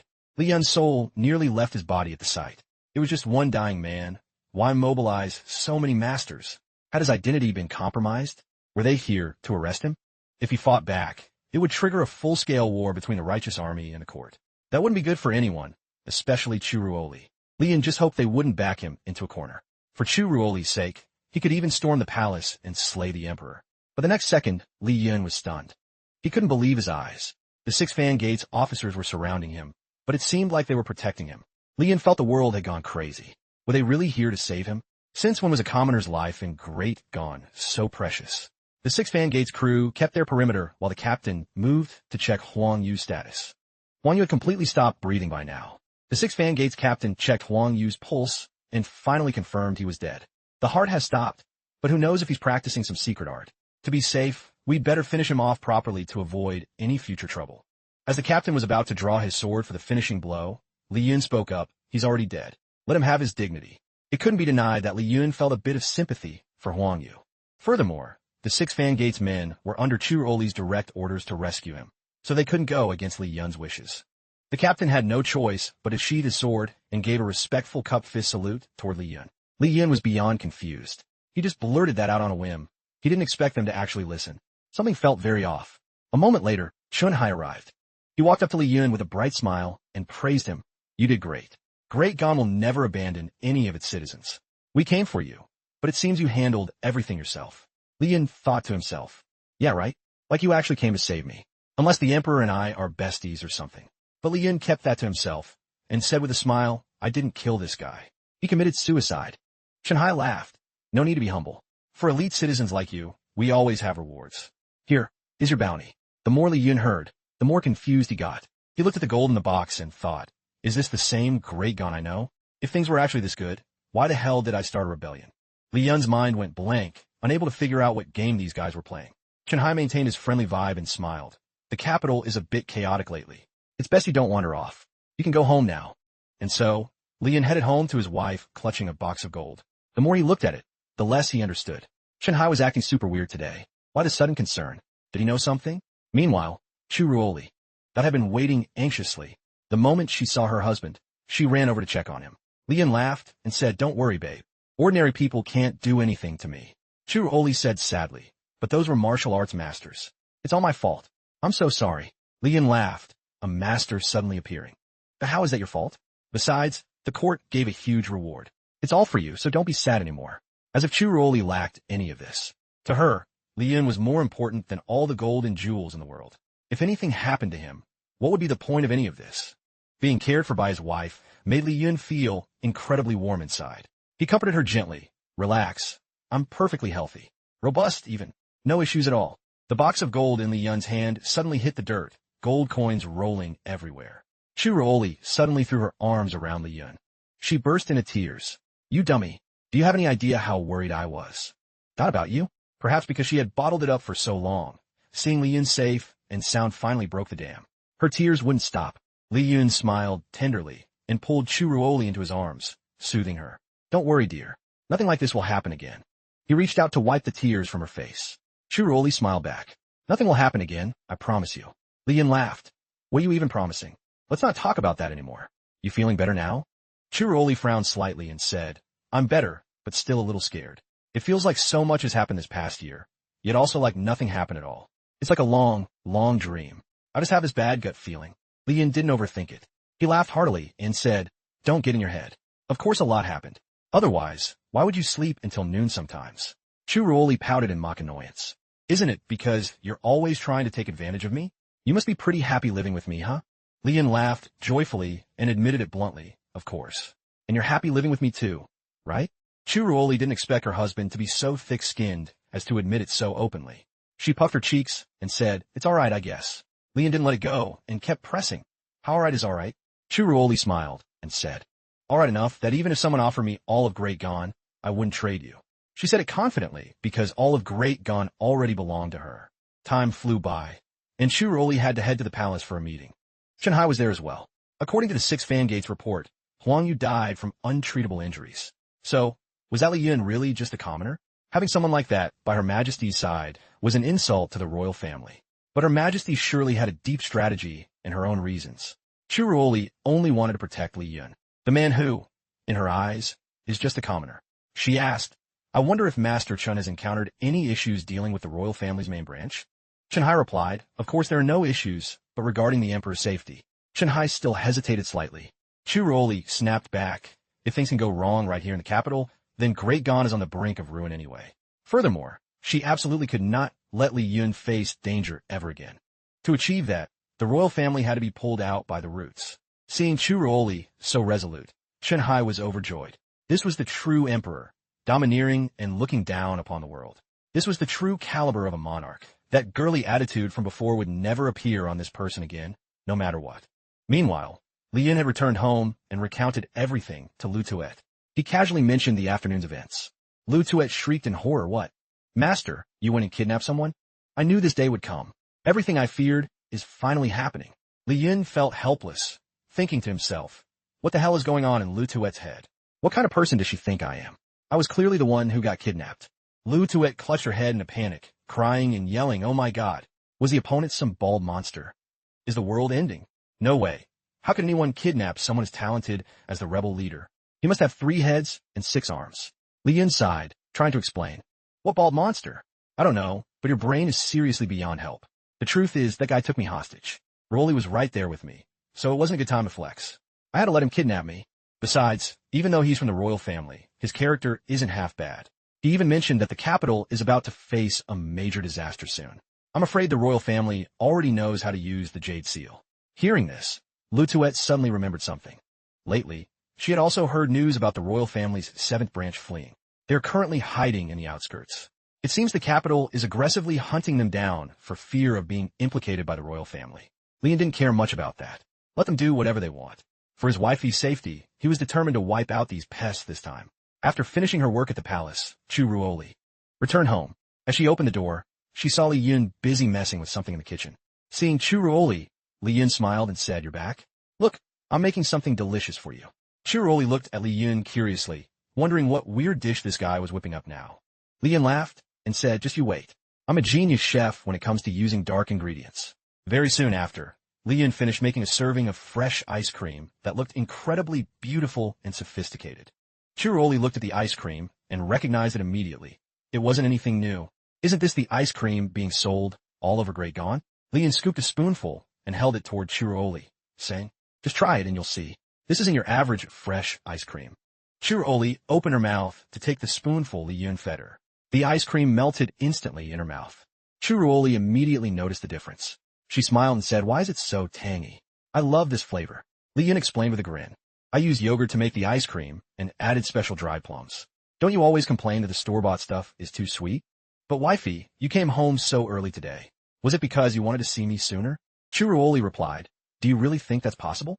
Li Yun looked at Churuoli, maintaining his innocent confidence. It's not impossible. He rubbed his head and laughed, saying, it would be great if you could just smile and say, honey, I'm home, then rest your head on my shoulder. Churuoli shook her head and thought, sounds nice, but wake up and stop dreaming. Li Yun Siga. Why is it so hard? Isn't that just the daily life of a married couple? Hearing Li Yun say that, Churuoli blushed.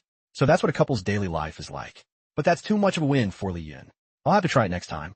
Early the next morning, as soon as he woke up, Li Yun headed straight for the outskirts. Since he knew the royal family was hiding there, today he was going to show up at their doorstep and spread some terror. The life of a coward is just that simple, natural, and dry. But where exactly they're hiding, even I'm not sure. Still, even from this far, I can feel that person's chi. Perfect timing, I can ask him for directions. The person Li Yun mentioned was none other than Chunhai, who was secretly leaving the city to carry out the mission of capturing the royal family members. Chunhai's operation seemed to be kept strictly under wraps with no leaks. As long as it stayed a secret from others, everything would go smoothly. Just as he finished his thought, Li Yun approached from behind. With a beaming face, he said, officer, we meet again. Are you sneaking out of the city too? When Chunhai saw Li Yun, his face went as pale as a ghost. Why on earth is this guy showing up here? Chunhai coughed twice and said, I'm out on official business. You should stay in a city where it's safer if you have nothing to do. Li Yun laughed. Isn't this a coincidence? I have business outside the city too. Where are you headed, officer? Chunhai didn't want to deal with Li Yun anymore. He turned around and walked quickly into the forest. Li Yun smiled to himself. That way, huh? What a coincidence. It's the same way I'm going. Today is going just perfectly. As soon as he entered the forest, Chun-Hai rushed toward the location according to the intel. The sun was blazing hot. Her Majesty is always around that guy. She definitely treats Li Yun like a pet. In that case, I can't let Li Yun get hurt. This is a major operation. Luckily, I left him back at the city. After a long, exhausting trek, Chun-Hai stopped in a deserted corner of the woods. If the intel wasn't wrong, this was the royal family's hideout. Suddenly, Chun-Hai felt uneasy, as if something was rustling behind the bushes, preparing to lunge at him. Chun-Hai hadn't realized someone was following him. Is this an ambush set by the royal family? Just as the thought crossed his mind, out from the bushes, a massive wild boar suddenly appeared. What shocked Chun-Hai even more was Li Yun. The man he thought had disappeared outside the city was now sitting regally on the boar's back. Li Yun Shota, Sarja, move out. Chun-Hai looked at the wild boar in horror. As it stopped right in front of him, he looked at Li Yun, so shocked his soul nearly left his body. Li Yun grinned at Chun-Hai and said, Officer, what a coincidence. Are you here for the pig race too? Chun-Hai's jaw dropped, his face turning dark. Race my ass. What kind of devilish game is this? If it weren't for Her Majesty, I would have punched this guy out already. So weak, yet he loves wandering around. But Chun-Hai knew he couldn't just abandon Li Yun if he didn't want to upset the emperor. Li Yun grinned and waved goodbye to Chun-Hai. The wild boar snorted. At this rate, their position was definitely compromised. With such a massive commotion. Suddenly, dark shadows appeared, darting toward Chun-Hai and Li Yun. Chun-Hai realized in horror that what was flying at them were chi bombs. Despite being terrified, Chun-Hai still tried to stand in front of Li Yun to protect him. Li Yun coldly waved his hand. A sharp, scythe-shaped wave of chi appeared, whizzing toward the incoming bombs. The bombs collided with Li Yun's chi wave and exploded violently. Chun-Hai narrowed his eyes at the scene before him. The blinding light from the explosion left him dazed. The destructive power of these bombs is terrifying, Chun-Hai thought. Though they both survived, the forest before them was decimated, trees leveled, rocks scattered, and dust everywhere. Such an overwhelming sword intent. And it came from behind. Chun-Hai was petrified. If they showed their faces, that sinister rebel leader would surely kill them. Regardless, he was just glad they were alive. Chun-Hai hurriedly pressed himself against the ground. Turned to Li Yun and barked, get down. Don't just stand there like a dummy. We got lucky because those chi bombs out front were accidentally triggered by their own allies, but they're definitely going to keep attacking. Chun-Hai was doing his best to protect Li Yun on the emperor's behalf, but he couldn't help but exclaim at how dangerous this was.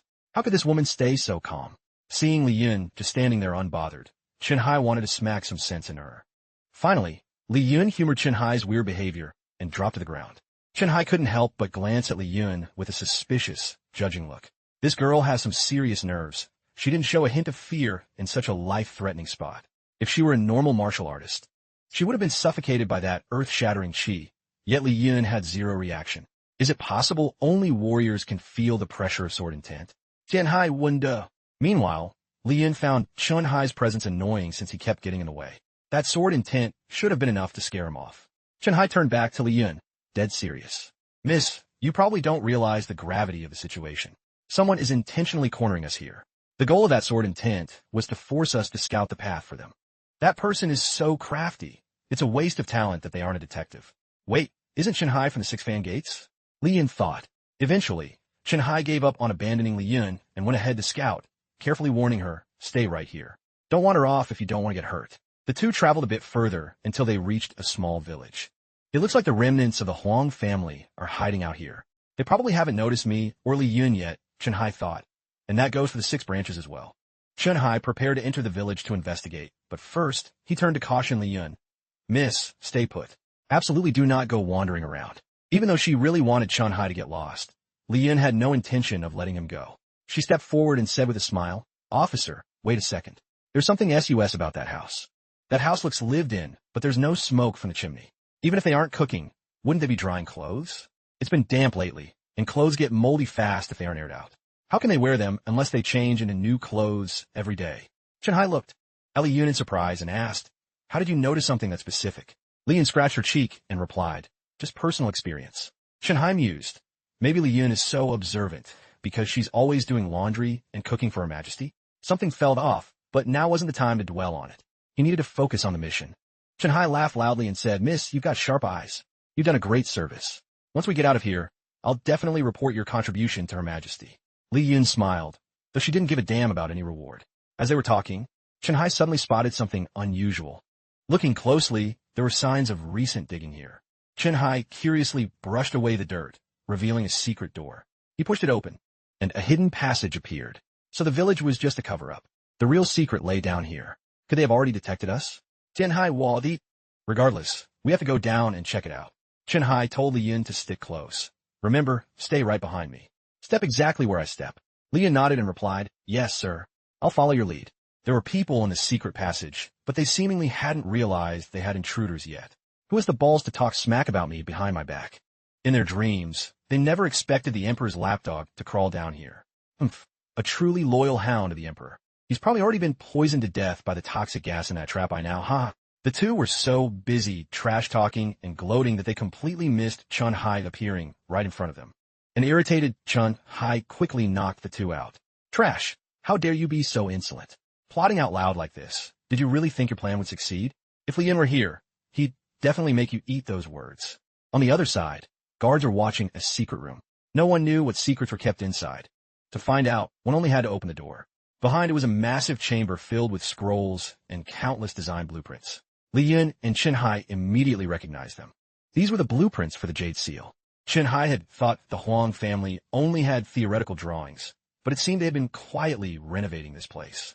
Outside the door, while Chen-Hai wasn't looking, someone quickly hit a button, causing the door to slam shut and block their exit. Li Yun and Chen-Hai were trapped inside. The head of the Huang family appeared outside. He laughed and mocked. You're capable enough to find this place, but too bad this is the end of the line. This room is built with special chi mineral stones called Saraira Bone. It suppresses chi flow, turning you into mere weaklings. Unless one of you possesses god-tier chi like that man, you'll never escape the suppression of the Saraira Bone. You'll never leave this place for the rest of your lives. Chen-Hai gnashed his teeth in anger. Damn it, how could I fall for his trap? I failed Her Majesty's trust. With my chi suppressed, how do we get out? Suddenly, Chen-Hai remembered Li Yun was with him. But before he could even worry, Li Yun was nowhere to be seen. The special person the Huang family had mentioned was none other than Li Yun. Li Yun had silently punched a massive hole through the wall without anyone noticing. Chen-Hai stepped up and poked his head through the hole to look. He exclaimed in shock, why is there an unfinished construction here? What exactly is the Huang family plotting? Li Yun stood nearby with her arms crossed, watching. Helping him out just this once is fine. I still have to get home to take care of my wife. This Jade Seal situation must be dealt with. Its power is too immense. If it falls on the capital, my wifey will be in danger. It cannot be allowed to exist. Chen-Hai was lost in thought. The ground here is exceptionally hard. If we dig by hand, who knows when we'll get out? Hearing this, Li Yun smiled and said, Officer, I found something we can use to dig. I'm just not sure if you'll agree to it. While Chen-Hai was racking his brain, Li Yun's suggestion made him think.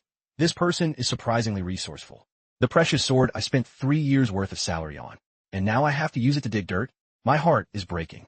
Thinking about his fine blade being used as a shovel made Chen-Hai grumpy. He turned to Li Yun and snapped. Why are you just standing there? Start digging. Li Yun replied with a smile. I'm just a commoner. I can't dig through this. Officer, have you ever practiced the turtle qigong?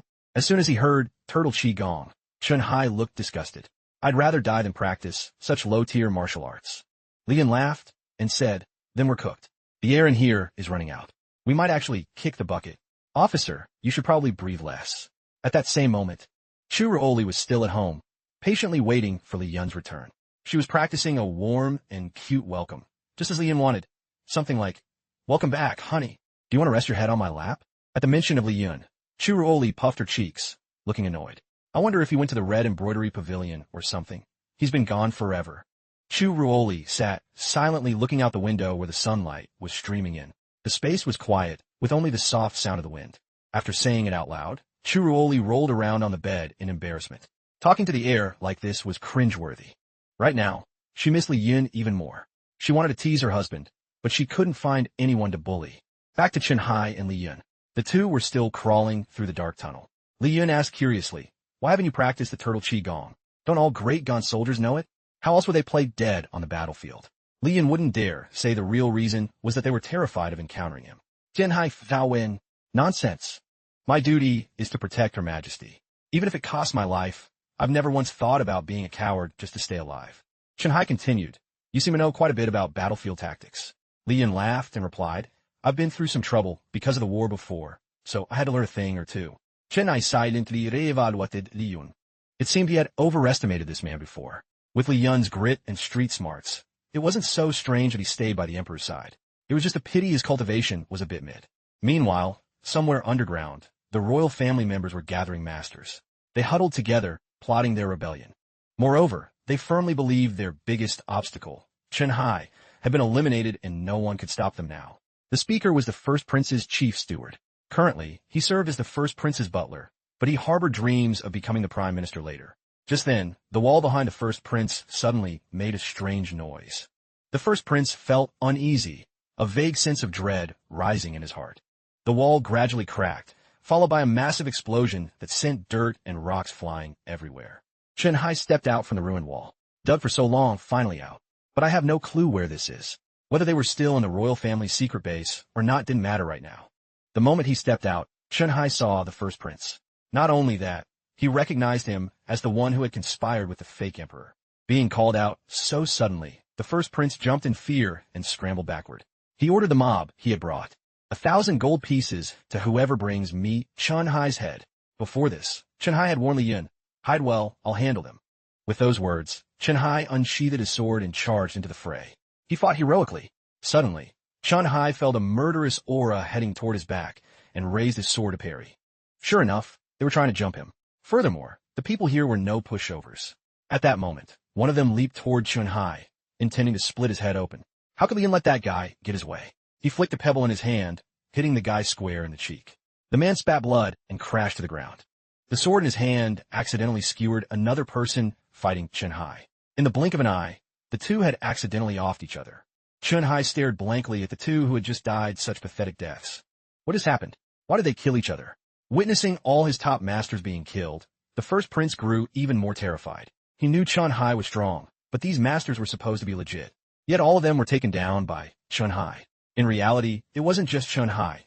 Li Yun was secretly throwing stones from the back. But except for Li Yun, no one knew what was going on. Running away when you can't win? What a joke, Li Yun thought. He's not getting away from me. Just as the first prince tried to bolt, he suddenly tripped over something and face-planted. Li Yun smiled and strolled toward him. You really think you can run with me around? In just a short time, the masters the first prince had invited were all knocked out by Li Yun. Not a single one was left standing. Chen Hai had no idea Li Yun was stealth carrying him. He started to doubt his own power. Did I get a buff? Is this a breakthrough in a life-or-death situation? Before he could process it, the underground fortress began to shake violently. Chen Hai was horrified, but as he watched boulders falling from the ceiling. The first prince had regained consciousness since Li Yun had held back on purpose. He rasped, "Don't think you're escaping. We've destroyed the foundation here. This place is going down. Chen Hai, bear yourself with me. Long live the royal family. Chen Hai, I'm done being human. Die with me." A massive explosion echoed from above. Chen Hai felt his life had reached its end. He instinctively raised his hands to cover, got his head and squeezed his eyes shut. But after waiting a while, nothing happened. That's weird. Chen Hai opened his eyes and saw a protective barrier appearing right in front of him. That shield had protected him and Li Yun, helping them escape the explosion safely. Even more shocking was that this barrier was created from pure chi. Chen Hai looked at Li Yun. This barrier definitely wasn't his doing, so it had to be this guy. Li Yun finally remembered Chen Hai was there. Because of the emergency, he had been forced to act. Is my secret out? Li Yun couldn't kill Chen Hai. The only way was to use the physical memory erasure technique. Li Yun had used this move on the world's second best many times, and it had become a legend, the sleeping world second. After a moment of thought, Chen Hai finally clapped his hands and said, "Aha, I get it." Li Yun looked at Chen Hai, confused. Get what? Chen Hai thought to himself, no wonder Her Majesty always stays by his side. Li Yun's martial arts must be the secret weapon she uses against those rebels. If that's the case, all the weird stuff before makes sense. As expected of Her Majesty, even her companion is a hidden beast. Chen Hai immediately put his arm around Li Yun's shoulder and laughed. Li Yun, though my brother. From now on, we are brothers for life. Li Yun was stunned, having no idea what kind of mental gymnastics Chen Hai had performed to act this way. Though he didn't know what the guy was thinking, it seemed he wouldn't need the memory erasure technique after all. Chen Hai cupped his hands and said to Li Yun, "I must hurry back to the palace to report this to Her Majesty. Brother, please take good care of Her Majesty. I'll take my leave. I'll buy you dinner another day." Dinner? More like a last meal if I get caught. Asking me to protect that new emperor? Aren't you afraid I'll slice him up? Li Yun thought to himself, but on the outside, he smiled brightly. Don't you worry, leave it to me. News of the underground failure that reached the royal family head's ears. He was furious at the failure to kill Chun Hai and the loss of so many elite troops. The royal prince remained calm in the face of his father's rage. He said nonchalantly, Father, don't worry. I have a plan to quickly replenish our numbers. Besides, they're all masters and death warriors, much stronger than the trash outside. The royal prince leaned closer to the family head, and lowered his voice to whisper his diabolical plan into the old man's ear. Hearing it, the old family head burst into a loud, smug laugh. What a brilliant plan. This is the strongest military force that Dog Emperor left for me. This time, he is definitely dead. The moment he finished his duties, Chun Hai rushed to the palace to report everything to the emperor. However, the results didn't please Chu Ruoli at all. The people they needed to catch were still at large. They had probably been preparing since the late emperor's time, but that old man hadn't noticed a thing. As for the documents regarding the royal family's involvement in the Jade Seal research, the case files left behind didn't record any info. There might be records in the Heavenly Engineering Institute, but that place had been on lockdown since the late emperor passed. Chu Ruoli immediately ordered Chun Hai to lift the lockdown on the Heavenly Engineering Institute and continue searching for clues. At the Heavenly Engineering Institute, right now, Li Yun, the person who definitely shouldn't be there, suddenly appeared. Obviously, Li Yun's goal was also to find clues here. After all, getting in here officially would take way too much effort. Li Yun quickly approached the Heavenly Engineering Institute. Is this really the place where the Jade Seal was researched? Only a year has passed. It's already so desolate and ruined. Li Yun pushed open the Institute's main gates. The sunlight from outside flooded the interior, chasing away the darkness. The moment he stepped into the main hall, Li Yun saw a giant statue of the late emperor standing right in front of him. The previous emperor wasn't just a tyrant. He also had a terminal case of narcissism. Imagine building a stone statue of yourself. The more I look at this, the more it pisses me off. This statue needs to disappear from my sight immediately. Li Yun reached a hand out toward the stone statue. The stone statue began to crack and crumble. Finally, it collapsed completely, exactly as Li Yun intended. After destroying the statue, Li Yun discovered something interesting. Underneath the stone statue was a secret passage. This old emperor was truly a piece of work, always playing 4D chess. If he hadn't smashed the statue, no one would have suspected a secret space existed down here. The royal family members definitely wouldn't have dared to touch this monument. But the old emperor never anticipated that Li Yun, the rebel, would be the first to destroy it. Li Yun approached a large iron door covered in official sealing tape. Not even 300 silver pieces. I wonder what's inside? Could the royal family be hiding in there? Li Yun didn't hesitate and directly smashed his way through. The door shattered, sending stone fragments flying everywhere. Standing amidst the thick dust, Li Yun shouted, "Freeze! Illegal smut task force!" There was no one in the room, only something resembling a giant wheel in the center and bookshelves packed with research documents. Li Yun realized the object was a model of the Jade Seal. But why are there 3 swords stabbed into it? Back then, clearly only one sword pierced me. Don't tell me there are 4 swords in total in this world. After examining the Jade Seal model, Li Yun continued to browse the bookshelf for more documents. Suddenly, something caught his eye. These figures remind me of myself. My combat data is recorded here in extreme detail. Right then, a stranger walked in, shouting as he entered, "Why is the door broken? Hurry up, get the essentials out. Get them out now." Li Yun didn't have time to dodge. He had to face the stranger, a man with a scruffy beard and a fierce expression. He walked up to Li Yun and asked, "Hey, why aren't you wearing your stealth suit?" Li Yun scratched his head and gave a fake laugh. "My bad. I was in such a rush to leave the house that I forgot." Li Yun stared at the chubby man with sharp eyes. Is this thief from the royal family? He thought. Whatever, I'll just knock him out first. Li Yun decided it wouldn't be too late to interrogate him afterward. He just needed a few lines to catch him off guard before striking. The chubby guy still hadn't caught on to Li Yun's real intention and kept rambling. How could you be so careless? This place is dangerous. Hurry up, follow the secret tunnel behind you and run. What are you waiting for? The enemy is almost here. Li Yun turned his head to look back. Secret tunnel? There's a secret tunnel here? He thought in surprise. The moment Li Yun turned his head, the chubby guy took off running like his life depended on it. Before disappearing, he did something reckless. He looked back and gave Li Yun a provocative smirk. He beat his chest and bragged, "If my movement technique is second, no one dares to claim first. Don't even think about catching me." Having said that, he turned to keep running, but the chubby guy never expected that Li Yun, the man he thought he'd left in the dust, would suddenly appear right in front of him. Li Yun gave a smile so friendly it was terrifying. Realizing he couldn't escape, The chubby guy immediately dropped to his knees and started kowtowing frantically to Li Yun. Mercy, hero. Please spare me, great warrior. Please give me a chance to live. I am Huang Zheng from side branch of the royal family. Since my movement technique is pretty good, I specialize in running errands for the family. Please have mercy and let me go. Li Yun asked curiously, if you're with the royal family, why are you running? And why did you surrender so fast? Huang Zheng gave a strained laugh. Great warrior, I don't want to die. If I weren't scared, I wouldn't be in this mess. Whether it's the government or the rebels, I don't dare offend either side. Li Yun didn't hate smart people. Appreciating Huang Zheng's sense of self-preservation, he asked, is there anyone else behind you? Huang Zheng quickly explained, I came here alone to steal a few valuables while everyone was distracted. Then I was going to use the money to help the poor and support women. Li Yun burst out laughing, clearly not buying Huang Zheng's story. He stepped closer, patted his shoulder, and said, I didn't realize you were such a good guy. Truly admirable. Come on, tell me more. Huang Zheng forced a smile. I often give alms to beggars and occasionally visit the red embroidery pavilion too. Comfort the ladies. Li Yun shook his head in disgust. Just say you like living the playboy life, it's faster. But whatever, since you're acting alone, do you know where the royal family members are now? Where are they up to? Huang Zheng rubbed his hands and smiled. I'm not too sure about the main branch, but I do have some info on the Jade Seal I can tell you. How much would a side branch member know about the Jade Seal? Li Yun bundarat. He thought the Jade Seal was a secret known only to the core family. To his surprise, Huang Zheng was actually on good terms with the main family head. He frequented their manor and was quite close to them. Huang Zheng started rambling about what he knew. Li Yun got bored and urged him get to the point. Huang Zheng immediately spilled everything.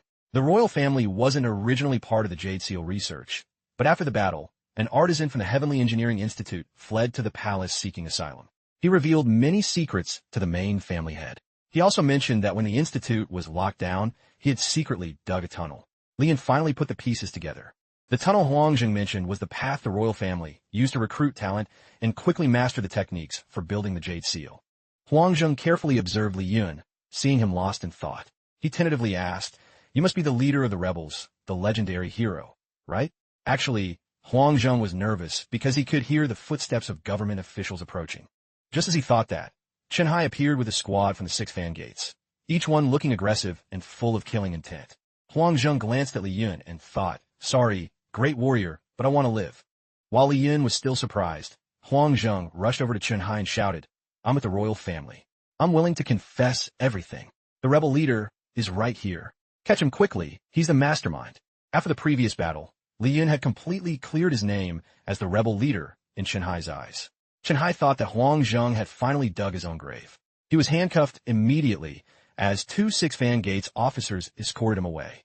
As he was let off, Huang Zheng screamed, what are you doing? I'm just a minor noble. How can you compare me to him? He's the rebel leader. Are you guys tripping? Are you blind? He's the rebel leader. Chen Hai didn't believe a word Huang Zheng said. He looked at him with contempt, thinking, you should at least try to make your lies believable. If he hadn't already confirmed Li Yun's true identity, he might have believed him. Li Yun is the emperor's companion. How could he be a rebel leader? If that were true, Great Gon would have fallen long ago. Chen Hai stepped forward and cupped his hands to Li Yun. As expected, brother Li, you're one step ahead of me. You've done another great service. Li Yun smilat. You've worked hard too, brother Chen. In reality, Li Yun had no clue what was going on. He wondered what the hell just happened.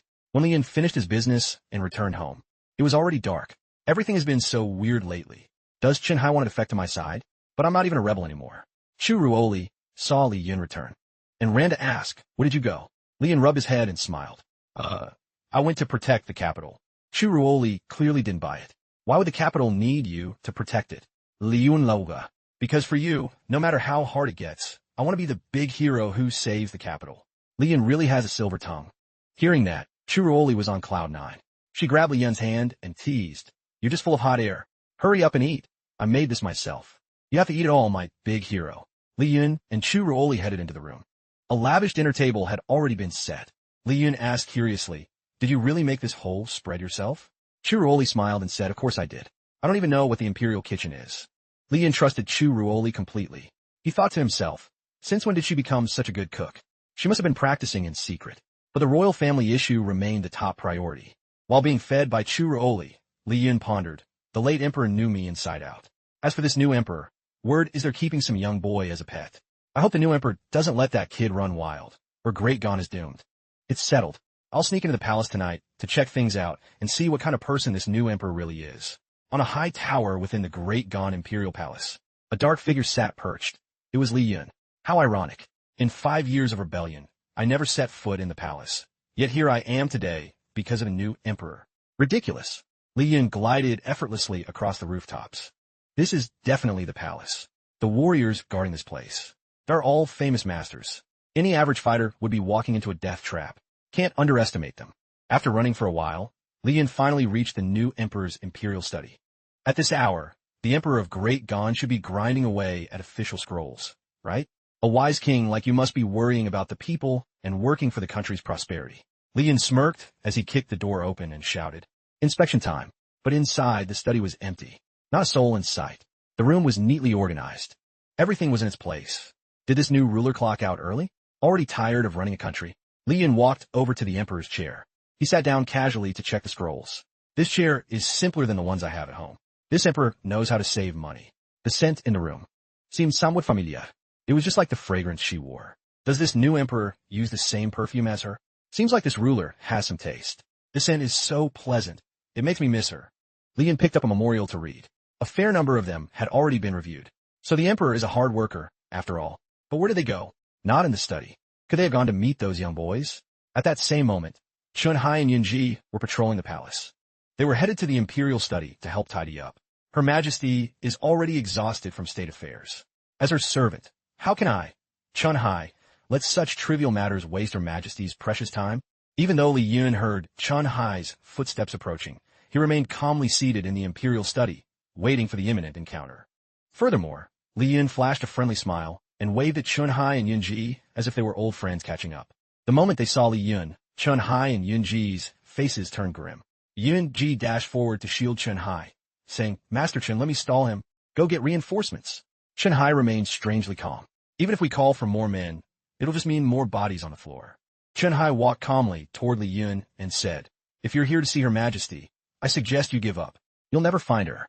Besides, Her Majesty is protected by many masters." Li Yun rapidly coldly. "Your emperor isn't even in the palace right now. Seems like they aren't exactly a dedicated ruler." Chun Hai immediately countered. "How could a rebel like you understand Her Majesty's thoughts? She worries for the people of Great Gon every second. For what purpose have you come here?" Li Yun rested his chin on his hand and said nonchalantly, "I'm not here for a fight. I just wanted to meet this new emperor. But like you said, the capital has been messy lately, and it's messing with the life of a regular citizen like me." Chun Hai frowned and said coldly, "If you just kicked the bucket already, you'd have zero worries. A rebel leader calling himself a commoner? If that's the case, then our royal family are the great heroes saving the masses." Li Yun said sternly, "We're not here to joke. You guys better be careful. You know the power of the Jade Seal better than I do." Chun Hai replied confidently, "We've investigated thoroughly. The royal family is researching it, but they haven't been able to build it yet." Li Yun nudda. "I believe they haven't built the Jade Seal yet, but what about that other thing? That hasn't been used up yet." Even Li Yun himself hadn't expected there to be 3 other swords in the sky. Chun Hai's expression shifted to one of sheer anxiety. A Jade Seal in the sky? Could it be that what the royal family wants to build isn't the Jade Seal, but that? After dropping the intel, Li Yun turned to leave. Chun Hai and Yunji were still reeling from what they just heard. "I don't like the guy, but the most important person to me is in the capital. Of course I want her to be safe." Li Yun didn't want the woman he loved to get caught in the crossfire of these power struggles. A master silently appeared, swift as a breeze, moving from in front to behind Chun Hai and Yunji. Li Yun's sudden reappearance terrified them. Li Yun said calmly, "As a commoner, I have no special privileges. I've done what I could. Don't say I didn't warn you. Officials need to be visionary. My message is delivered. See ya." This lowly citizen takes his leave. Li Yun came and went like the wind, leaving Chun Hai feeling uneasy. He hated Li Yun's arrogance. But luckily, this monster was still tethered for now. He wasn't a major threat yet. If only I knew what was holding this monster back. Maybe he could be useful to Her Majesty. But if we're not careful, that I fear this rebel leader will become an unthinkable catastrophe. Can such a dangerous man really live peacefully with others? The next morning, at Li Yun's house, Chiruoli had just received an important secret report. It said the rebel leader was becoming increasingly bold, even daring to trespass into the palace, showing zero respect for Great Gon's authority. Li Yun smiled and asked, "What's in that report that's got you so heated? Who dared to piss you off? Who touched my Rolly? Tell me, and I'll show them some manners. I'll teach them exactly how to write the word death." I won't let anyone drag you into these power wars.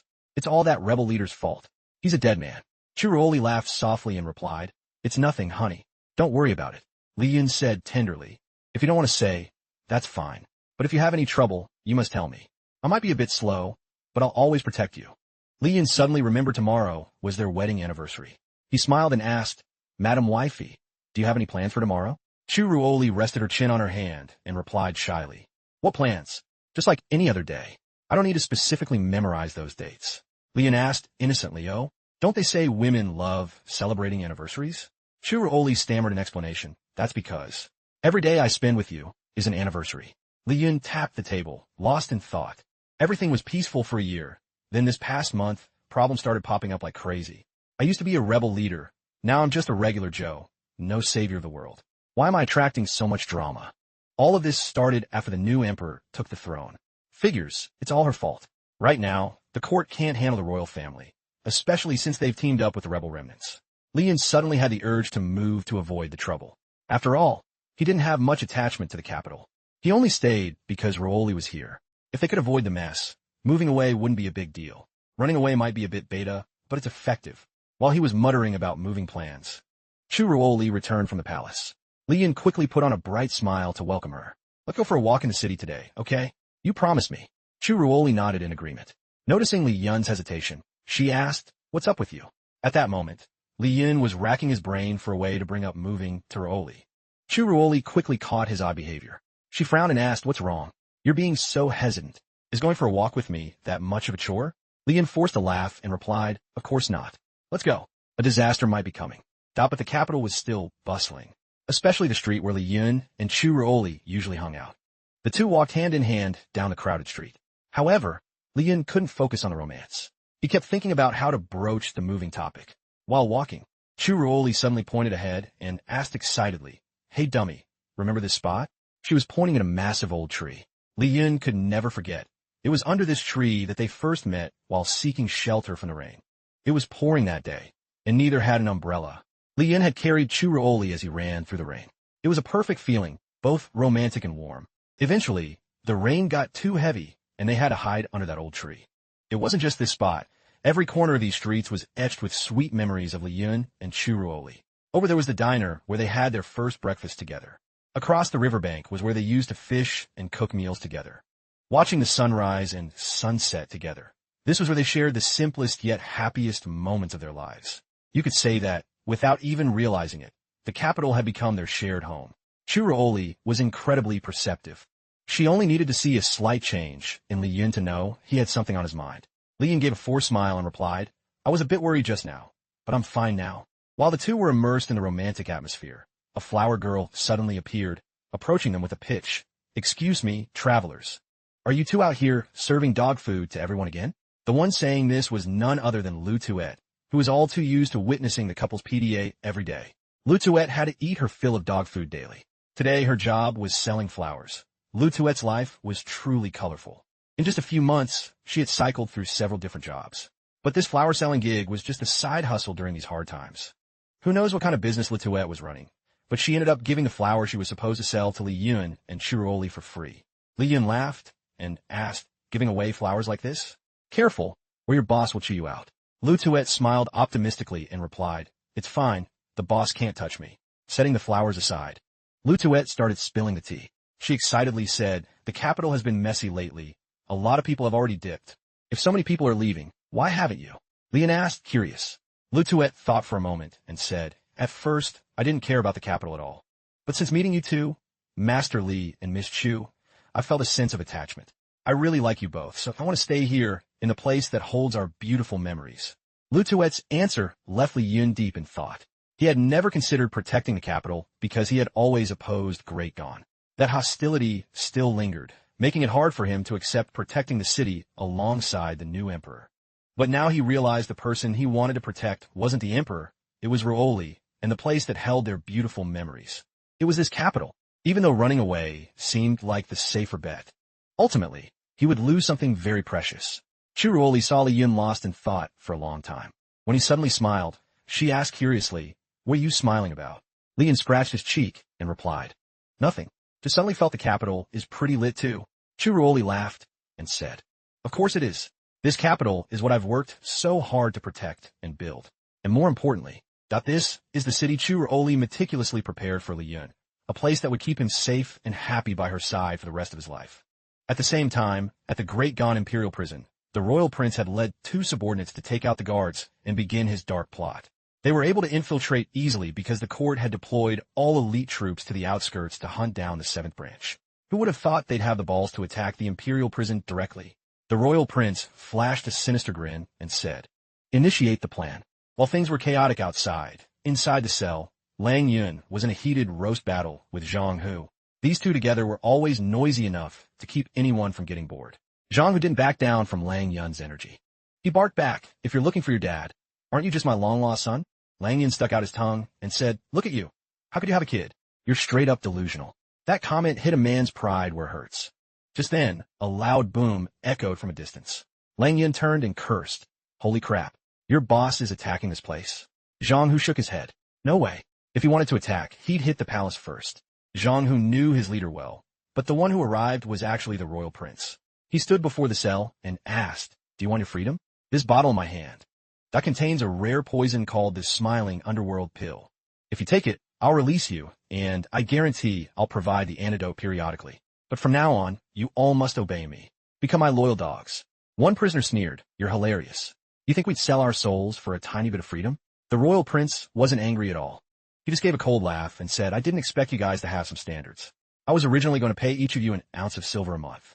The man went silent. He pondered for a long time, and finally, under the power of cold hard cash, he grabbed the bars, gave a pathetic grin, and barked, "Woof, woof. From now on, I'll do whatever master says." Even the royal prince was speechless. That easy to buy? Why act all high and mighty before? Truly, money talks. Zhang Hu's crew was naturally given the poison pills too. Anyway, Zhang Hu had already suffered a cultivation deviation and was a dead man walking. He'd definitely join the fun. Plus, he wanted to see what other tricks the royal family had up their sleeve. A while later, all the prisoners had gathered around the royal prince to listen to their next assignments. One of the prisoners asked, "You want us to be your dogs, but what's your endgame?" The royal prince replied, "Even though you're just tools, I don't mind telling you. It's because I am the chosen one to rule this world. I will complete the grand legacy that man couldn't. I will become the strongest, surpassing even him. If the heavens betray me, I will shatter them. In this world, there are not only celestial immortals, but immortal breakers." The royal prince looked at the crowd. They were all stunned into silence. These prisoners were all criminals, and besides cooperating with him, they had no other choice. Maybe they were moved by the royal prince's ambitious speech, or maybe they realized you can't pull off a major heist without an inside job. It's hard to understand how the royal prince could spout such hollow, delusional words, especially Zhang Hu and Lang Yun. The two of them were trying their hardest to butter up the royal prince, saying such cringy things it gave listeners goosebumps. Lang Yun whispered with a kiss-up smile, "According to the boss, this guy is mentally ill." At that moment, one of the royal prince's subordinates stepped forward to report, "Young master, we found him. He's being held in a special solitary cell." The royal prince ordered, "Hurry, unlock his chains." The person released was the jade-faced Rakshasa. The royal prince seemed more respectful toward the jade-faced Rakshasa than the other prisoners. Jade-faced Rakshasa said coldly, "Mark my words, I'm not here to help you. It's just that our goals align. But you're smart. Except for that guy, no one in Great Gan is stronger than me. They dare to lock me up for so long. I'll make them pay. As long as I don't run into that plague god again." The plague god he mentioned was currently chatting with Lu Tuet about the Jade Seal. This was a secret matter that supposedly only the plague god and the Emperor's Circle knew. Lu Tuet, munching on a chicken leg, said, "This news has already leaked out. Everyone's talking about it. They say Great Gan is about to face a disaster. Is that thing really going to cause trouble?" Lu Tuet asked worriedly. Li Yun leisurely raised his teacup. He took a sip and said, "I was injured by it at first, and I still haven't fully recovered. But now that even commoners know, it seems the royal family is intentionally throwing the capital into chaos to create an opening for their rebellion." Lu Tuet asked with a grin, "So your performance isn't having any issues, right?" Hearing that, Li Yun almost spat his tea out. What's she talking about? Li Yun thought. Lu Tuet scratched her cheek and giggled awkwardly. "I mean, is your chi flow still okay?" Li Yun resuscitated. "Don't worry. I've recovered about 80 of my original strength. Plus, I know the Jade Seal's patterns now. It can't hurt me anymore." Lu Tuet breathed a sigh of relief. "So we don't have to run away anymore." However, Li Yun still wanted Lu Tuet to leave for her own safety. Lu Tuet shook her head. If the capital falls, there's nowhere safe to run anyway. While everyone was buzzing about the Jade Seal, Churuoli stepped in with a bright smile. What are you two whispering about? The moment he saw Churuoli, Lian started with the sweet talk. We were just saying how gorgeous you look. Churuoli blushed at the compliment. She said shyly, well, isn't that obvious? You're such a smooth talker. Just then, there was a knock at the door. A voice called out, anyone home? We're from the 6 fan gates. Lian looked toward the gate, wondering, what are the 6 fan gates doing here at this hour? What's going on? Don't tell me they're here to bust me. Lian worried. To his surprise, the officer was only there to report a prison break at the Imperial Jail. We're here to remind everyone to stay safe. Absolutely do not wander outside to avoid any trouble. After saying his piece, the officer left. Actually, he only showed up because Chun Hai specifically ordered him to check this house. I wonder if the people living here are royalty or something, he thought. Well, not exactly royalty, just the emperor herself. After hearing the news, the emperor frowned in anger. The Imperial Jail was full of high-level scum with top-tier martial arts. If they're loose in the capital, isn't it going to be extremely dangerous? After the 6 fan gates crew left, Churuoli and Lu Tuet went back inside. Right at that moment, a pigeon flew in. This is the messenger pigeon I gave Zhang Hu. Looks like he made it out of jail too. Lian took the letter Zhang Hu sent him. Seems like the royal family made their move. They're hiding out at the royal ancestral house. Pretty clever. Chun Hai definitely wouldn't expect these convicts to be that bold. A new day dawned on the capital. Churuoli slammed the table in rage. Useless trash, she barked. The reason for her fury was that despite searching from dusk until dawn, they only caught a few stragglers. The mastermind behind the jailbreak was still nowhere to be found. Now a bunch of dangerous criminals are lurking somewhere in the capital. Everyone's terrified. The city is a mess, and we have no idea where they're hiding. The more she thought about it, the more tilted Churuoli became. Lian walked over with a smile and asked, what's up? Chill out. Who dare to trigger my madam wifey? Try the lemon tea I brewed. You'll love it. Also, stay away from the royal ancestral house lately. Those jailbreakers from yesterday are all hiding there. Churuoli was shocked. What? How do you know that? Lian couldn't exactly say his buddy among the convicts snitched. He laughed and said, I've got connections everywhere. I heard the story from the old vegetable vendor. Churuoli frowned, lost in thought. Even a vegetable seller knows this, yet Great Gon's elites haven't heard a peep? A bunch of useless freeloaders. Whether this info is true or fake, I have to send Chun Hai to investigate. That night, the convicts were still partying and drinking with the royal prince at the ancestral house, completely unaware of the storm about to hit. Lang Yun asked with arms crossed. Did you let her get out? Zhang Hu laughed. Don't worry. That messenger pigeon was trained by us rebels. It's 100 loyal. I wrote everything we need to do in that letter. Lang Yun looked at the royal prince and asked, you think this kid can actually outshine our boss? Zhang Hu said dismissively, forget about it. This brat looks like a total noob, no matter how you slice it. When boss first dropped from the sky, he looked a bit messy, but his aura was 100 times stronger than this guy's. This kid has zero main character energy for uniting the world. Just as he finished, a red object fell right in front of them. One of them curiously walked up to pick it up. Zhang Hu, standing behind, screamed in panic. That's the stuff the Great Gon army uses on the battlefield. It's gonna blow. Get back now. Before they could dodge, an earth-shattering explosion went off. The convicts who couldn't run in time were sent flying. Out of the thick smoke and dust, the 6 fan gates officers slowly marched in. The squad leader shouted, don't let a single one escape. Dead or alive, I don't care. Immediately, a brutal, chaotic battle broke out. Lang Yun watched the fight in shock. The 6 fan gates moved fast. Did the boss leak the secret to the new emperor? Or do they have a thing going on? Zhang Hu quickly denied it. Boss would never do that. He can't stand the emperor's feudalism. The royal prince, who was actually a weakling, just curled up behind his bodyguards. But at least he managed to escape death by luck. The royal prince was shaking with fear. How'd they find us so fast? No time to think, gotta find a new hideout. Acting on impulse, he shouted, stop fighting. Tactical retreat. Hurry up. The next morning at the palace, Churuoli's mood was significantly better after last night's bust. It was time for the morning court session. The civil and military officials gathered in the hall, all bowing in silence as they watched Churuoli, who had her eyes closed.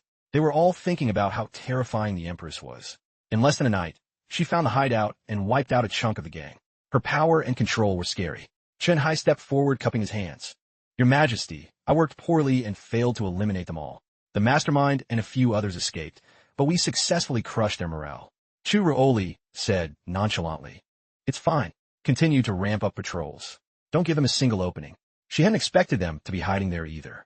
A whole bunch of Great Gon officials, and they can't even match my husband. The next morning, Li Yun went to the Huang Manor to check the situation, but all that remained were bodies scattered across the ground.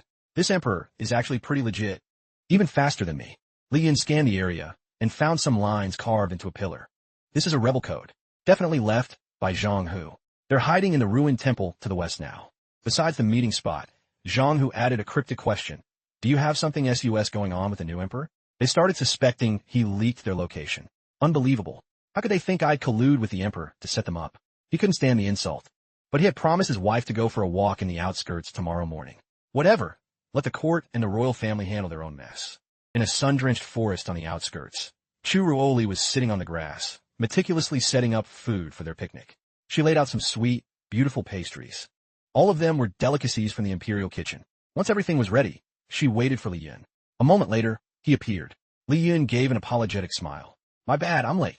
Chu Ruoli frowned and asked, why are you so late? Were you out flirting with someone again? Li Yun Lauga. You caught me. He pulled something from behind his back and gave it to Chu Ruoli. It was a bright, colorful, and gorgeous bouquet. I picked these for you. Like him? Do I get a pass? Chu Zuli Somai. Fine, you're forgiven. Li Yun sat down beside her. Oh right, Chu Ruoli spoke up. That place you mentioned last night? Turns out there really was a bunch of criminals hiding there. Li Yun Smilat. Even if it's true, that's the emperor's problem. We don't need to worry about it. My only job now is to be a regular guy living a peaceful life with you. Chu Ruoli laughed in agreement. You're right, but I heard some of them haven't been caught yet. They're still laying low. Still, I feel a bit more relieved now. Li Yun joked, the emperor is pretty incompetent. If it were me, I wouldn't let a single one of them get away. The emperor. Chu Ruoli suddenly spoke up with a look of annoyance. Stop bragging. The emperor must have planned this meticulously. It's just to protect my husband. She's worried that if things get too big, you'll get dragged in and face danger. Li Yun tilted his head, looking at Chu Ruoli. His head was full of question marks. The emperor? Why are you more worried about this new emperor than me? That new emperor is definitely worried, alright? Worried about how to catch me. But anyway, let's drop it. Li Yun laughed and said, word is those criminals have moved to a new hideout. Now they're saying they're lurking in a ruined temple west of the city. Make sure you stay far away from there, okay? Chu Ruoli smiled and asked, why do you care about me so much? Li Yun didn't hesitate and frankly admitted, of course, as long as you're safe, that's my greatest happiness. Chu Ruoli burst out laughing. Li, I don't need you to worry about me. When she said that, Li Yun felt a sudden pang of heartache. Chu Ruoli looked at Li Yun with gentle eyes. That full of love and affection. You dummy.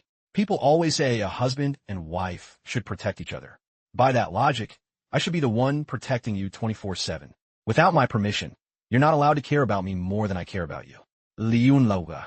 How is that even possible? I'm afraid I can't follow that order, wifey. Meanwhile, at the ruined temple outside the city, the royal prince, having reached safety, began thinking about last night. How'd they find me? These guys definitely couldn't have betrayed me. They've committed major crimes, and I control them with poison. Betraying me gives them zero benefits. Unless someone gave them another way out. For example, that bearded guy, he was originally a rebel. Look at that shifty face of his. How could he rely on the court? And that Taoist guy, too, looks refined but has a wicked heart. Is the court really that capable? It seemed the royal prince had to give his opponents a bit more credit today. Lang Yun, standing nearby, was whispering with Zhang Hu. He laughed and said, if the court's people show up again this time, I suspect your boss definitely has something sus going on with the new emperor. Zhang Hu frowned and snapped back. Don't talk smack. My boss is a family man. He and his wife are head over heels for each other. Don't you dare insult my boss. Lang Yun Laokit. Is that so? Why do you trust him so much? Zhang Hu replied, I trust my boss. If the court dares to come here again, you just watch. While they were talking excitedly, that little red, pretty thing appeared again. Zhang Hu's face went dark as he cursed. What the hell is this again? Lang Yun, on the other hand, looked delighted, struggling to hold back a laugh. While the 6 fan gates were busy raiding the royal family, Li Yun was still with Empress Chu Ruoli, walking hand in hand happily through the city streets. Every few blocks, they'd run into a 6 fan gates patrol. The fact that the 6 fan gates increased their patrols in the capital, that was understandable. Since prisoners had escaped and committed several horrific murders, high vigilance was essential. Li Yun said with a grin, don't worry, I'll handle them. Chu Ruoli laughed and replied, there you go bragging again. Can you really do it? Li Yun Nudda. Of course. Just then, a squad of 6 fan gates officers on patrol ran past Li Yun in a swarm. They were shouting, another murder in the west. Assemble quickly. Li Yun frowned and thought, the west? Isn't it the area where our house is? Very soon after, the 6 fan gates crowd had fully gathered at the crime scene. Curious citizens also flocked to see the victim that died so tragically. A family of 3, all wiped out. The capital is getting more chaotic by the day. Liam suddenly remembered Wing Dabing. The roasted pancake vendor in the west of the city. Every time he bought a pancake, the man would give him an extra one for free. He was a kind soul.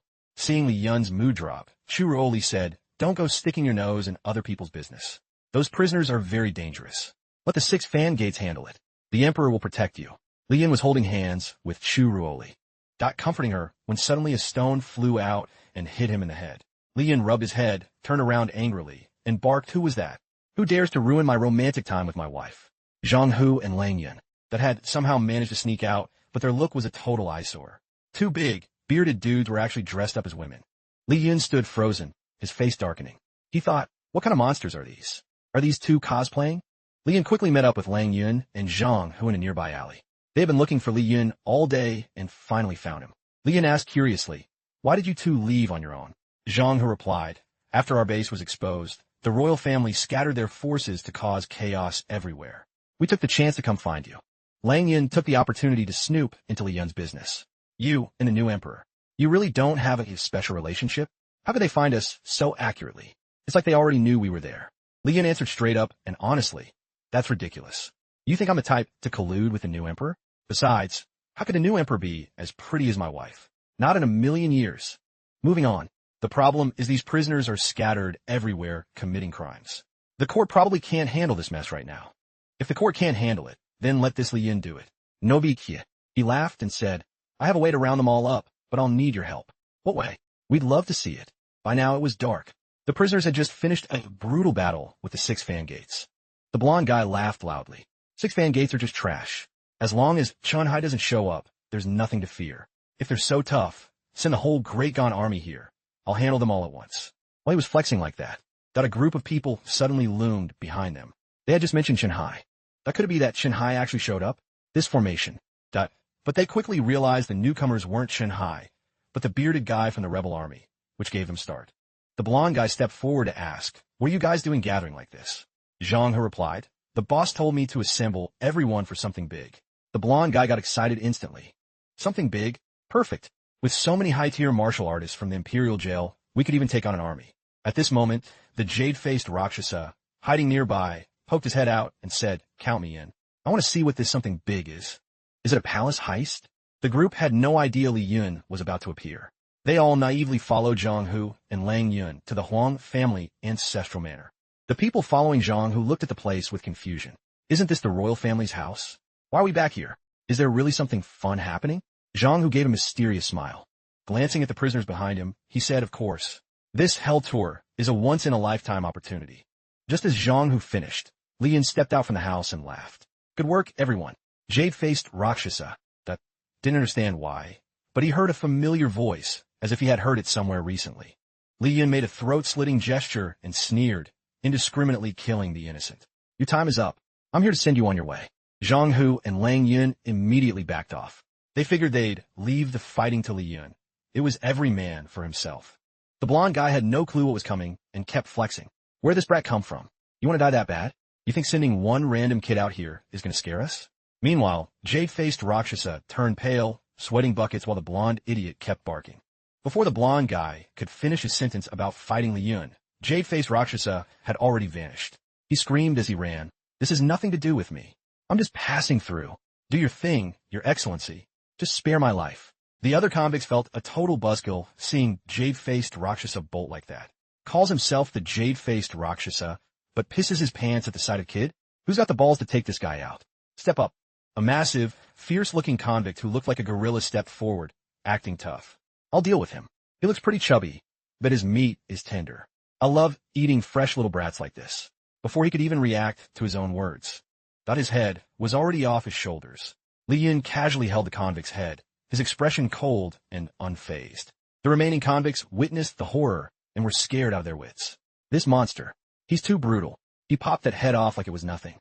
Li Yun walked forward calmly and said coldly, "I don't give a damn how you lot die, but if you dare scare my wife, you all have to go." When the 6 fan gates arrived at the scene, the escaped convicts had already been cleaned up by Li Yun. Chunhai looked at the bodies scattered across the floor and thought, these guys weren't pushovers, yet they were all one shot. The guy is ruthless, cutting them down like grass. Only the rebel leader could pull this off. Maybe these convicts pissed him off, or maybe one of them was a traitor to the rebellion. No wonder the 6 Fangates officers, after finishing the body count, reported, "Sir, only 3 are missing. Luo Chenglei, a bearded guy, and a Taoist." Chen Hai immediately ordered, "Hunt down Luo Chenglei immediately. Don't worry about the other 2. By now, Chen Hai understood the game. So he didn't just want to save his men. He wanted Her Majesty to owe him a favor. Clever. The 6 Fangates not chasing the other 2 made it even. No one owes anyone anything. A rebel shouldn't expect to get anything from the court. As for Li Yun, after handling business, he was casually sitting in his courtyard, eating snacks and sipping tea. This pastry is fire. Perfectly sweet and sour. I could eat this all day. This snack was brought by Chu Ruoli, definitely swiped from the Imperial kitchen. If Chen Hai knew, he'd probably have a stroke. Li Yun looked at Chu Ruoli and asked with a smile, "You seem pretty happy today, sis?" Chu Ruoli smiled back. "Of course. I heard the fugitives were wiped out. The capital is safe now." Though she was all smiles on the outside. But on the inside, Chu Ruoli was low-key salty. Wiped out the convicts? Does he think we great Gon people couldn't do it? Chu Ruoli puffed out her cheeks, making a mental vow. One day, I'll personally catch that leader and make his life a living hell. Li Yun, sitting nearby, eating, suddenly felt a chill of killing intent around him. Even though the convicts were gone, the royal family definitely wouldn't stop there. He wondered what her next move was. While he was overthinking, Lu Tuet ran over from her house. She laughed and said, "Hey landlord sir, Sister Chu, I'm here to mooch some food." The moment he saw Lu Tuet, Li Yun knew exactly what she was after. All you do is eat. Aren't there snacks for sale outside? Lu Tuet kept stuffing her face and said happily, "That's because Sister Chu's cooking is goat. Nothing outside even comes close. It tastes just like the Imperial kitchen stuff." Li Yun just shook his head helplessly. Lu Tuet was a total foodie. The 3 were chilling, eating and talking about the world, when a loud noise erupted from outside. Li Yun looked toward the sound, confused. "Is it a Great Gon train?" Lu Tuet said while chewing. "It definitely sounds like one, but something's off. Trains only make that much noise when they're hauling. We're almost at Great Gon. It shouldn't be speeding up. Probably just a test run. It'll stop soon. It's not like it's going to crash into the capital, right?" Sadly, what Lu Tuet feared was exactly what was about to happen. Near the outskirts of the city, the train hijacked by the royal family was barreling toward the capital. Standing on top of the speeding train were Narain Tia and wild beast Quang Han. They had traveled tens of thousands of miles from the snow-covered lands to get here, and they had finally reached their destination. Quang Han laughed with excitement. "Hey, Narain Tia, say something. You've been silent since we left. Are you scared? If I'm scaring you, I'll rip out my heart and give it to you. How's that sound?" As soon as he said that, a cold, silent blade was pressed against Quang Han's neck. Quang Han flinched back and laughed awkwardly. "Just a joke. Don't be so serious." Narain Tia coldly sheathed her sword. She turned and walked away without saying a single word. Right now, Narain Tia was focused on helping Li Yun take back what was rightfully his. But strangely, Li Yun himself didn't seem to give a damn. Narain Tia assumed Li Yun was being oppressed by the emperor and must be feeling resentful. Meanwhile, the train continued to roar toward the capital at a terrifying speed. Boom! The city wall exploded with an earth-shattering sound as the massive train plowed straight into the capital. Due to the impact, the train finally came to a halt amidst thick smoke and debris. Stones from the wall were scattered everywhere. Guards rushed to seal off the scene. You couldn't deny it. The troublemakers were getting faster these days. Whoever did this definitely wasn't a good guy. Just the act of ramming a train into the city showed how ruthless and reckless they were. A few guards holding spears suddenly noticed a massive figure appearing behind them. Before they knew it, Quang Han was standing right behind them, arms crossed, with a look of pure contempt on his face. Quang Han bared his teeth and grinned, his savage nature on full display. His barbaric laughter echoed across the walls, sending shivers down everyone's spines. Curious onlookers began to swarm the area. Among them were Li Yun and Chu Ruoli. Li Yun thought to himself, anyone who enters the city like this isn't average. He frowned, wondering, is this the royal family's backup? If so, the new emperor is going to have a massive headache. Hopefully, she won't have time to bother me anymore. Beside him, Chu Ruoli shuddered slightly. Seeing this, Li Yun felt a pang of pity. He thought, is she scared? Looks like she's spooked. Li Yun felt Chu Ruoli's mood was complicated. Then he overheard some nearby soldiers gossiping. The rumors about the intruders were spreading fast. They said they looked terrifying. Most of the assassins were taken out, but some people saw their faces. One said there was a stunningly beautiful girl with blue hair. She had a sword on her back and wore winter clothes, looked like a snow elf. There was also a huge, fierce guy. They aren't normal people. Hearing the description of the woman, Li Yun immediately thought of Narain Tuya. What the hell was she doing in the capital? Was she the one teaming up with the royal family? But no matter who it is, if they dare touch Rooli, I won't let them slide. Meanwhile, Narain Tuya was standing on a rooftop with Kwang Han, scouting the area. Kwang Han asked curiously, "Are you looking for your boss? How can you even see anything from up here? This is such a waste of time." Narain Tuya replied coldly. If it were him, he'd definitely spot something. But you're right, now isn't the time to waste. The priority right now is, before she could finish, Kwang Han interrupted by raising his massive axe high. Slaying obviously, Narain Tuya looked at Kwang Han with a judging stare. Kwang Han felt a bit self-conscious under that look. He forced a smile, trying to keep his cool, and finally calmed down a bit. Fine, no slaying for now. I get it, Narain Tuya. The woman who had just annoyed him said nonchalantly, having a powerhouse like you causing trouble in the capital is such a headache. It's making it hard for me to focus on creating my space. Kwang Han asked, curious, so where are you going? What's the move? Narain Tuya replied, the Imperial Palace.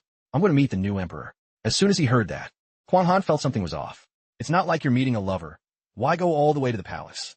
Security is tight as hell. Even you'd have a hard time making a clean getaway. Narain Tuya didn't seem to care about the warnings. She said the train stunt was a diversion just to give her a chance to infiltrate. Seeing her so determined, Kwang Han didn't want to argue anymore. He went back to his original murderous intent. If I'm going to chop someone, it'll be that rebel leader. If I end him with one swing, wouldn't you be heartbroken?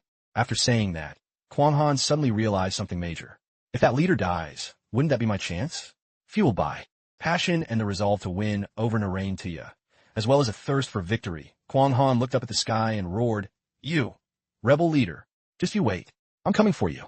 Right after the attack, Churuoli returned to the palace. She listened to Chun Hai's report. "Your Majesty, I've investigated. The mastermind this time is Narain Tuya. It's possible she's a rebel mole who teamed up with some members of the royal family. But for now, we haven't caught all the traitors." Noticing Chun Hai hesitating as if he had more to say, Churuoli frowned. "What's the worst-case scenario? Spit it out." Ken Hai Zeepli, "Your Majesty may have heard that Narain Tuya and the rebel leader have an inappropriate relationship. Simply put, if she pulls him to her side, the capital is in deep trouble." Juzuli Fudawen. She had indeed anticipated this. According to her intel, although the rebel leader was a family man, he was a total playboy with countless romantic scandals. She had heard plenty of rumors about him. Right at that moment, the door to the imperial study was suddenly sliced in half. Narain Tuya appeared, successfully infiltrating the palace without anyone noticing until the last second.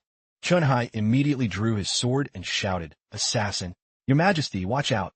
Narain Tuya looked at Churuoli and said coldly, "So you're the new emperor? You got some looks, I'll give you that."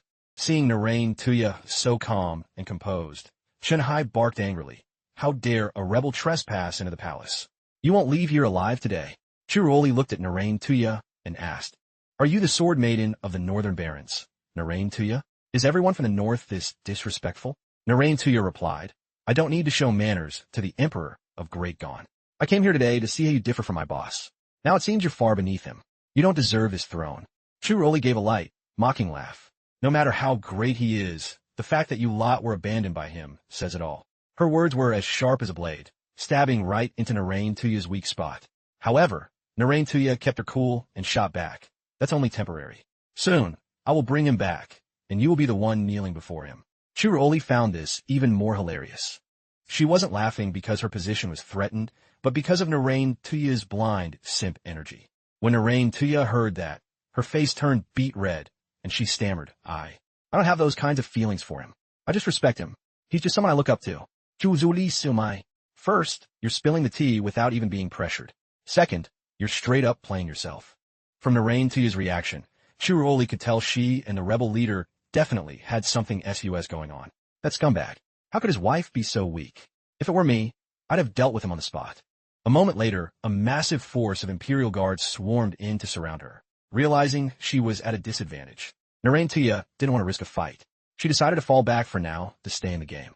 She thought to herself, better to live and fight another day. With that, Narain Tuya vanished right before Chun Hai's eyes. Chun Hai watched her disappear, fuming with rage. If I didn't have to protect Her Majesty, I would have charged in and ended that rebel right then and there. As soon as she was gone, Churuoli ordered Chun Hai to lock down all city gates. Within 2 days, eliminate the entire royal family and the rebel remnants, especially that rebel leader, I want him cut into 100 pieces.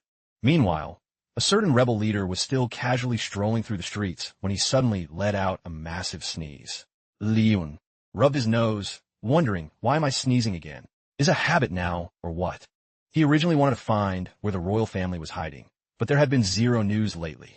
Makes sense, they're probably deep in hiding. They wouldn't be dumb enough to pop up right in front of me.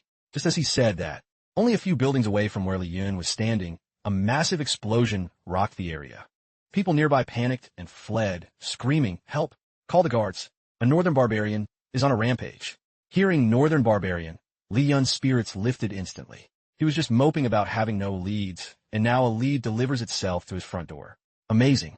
On the other side, Kwang Han, the huge and aggressive barbarian, was causing a scene. He was holding an imperial guard he'd badly beaten, while several other guards lay scattered on the ground. Are Great Gon's warriors really this soft? Well let down, Kwang Han said, shaking his head in contempt.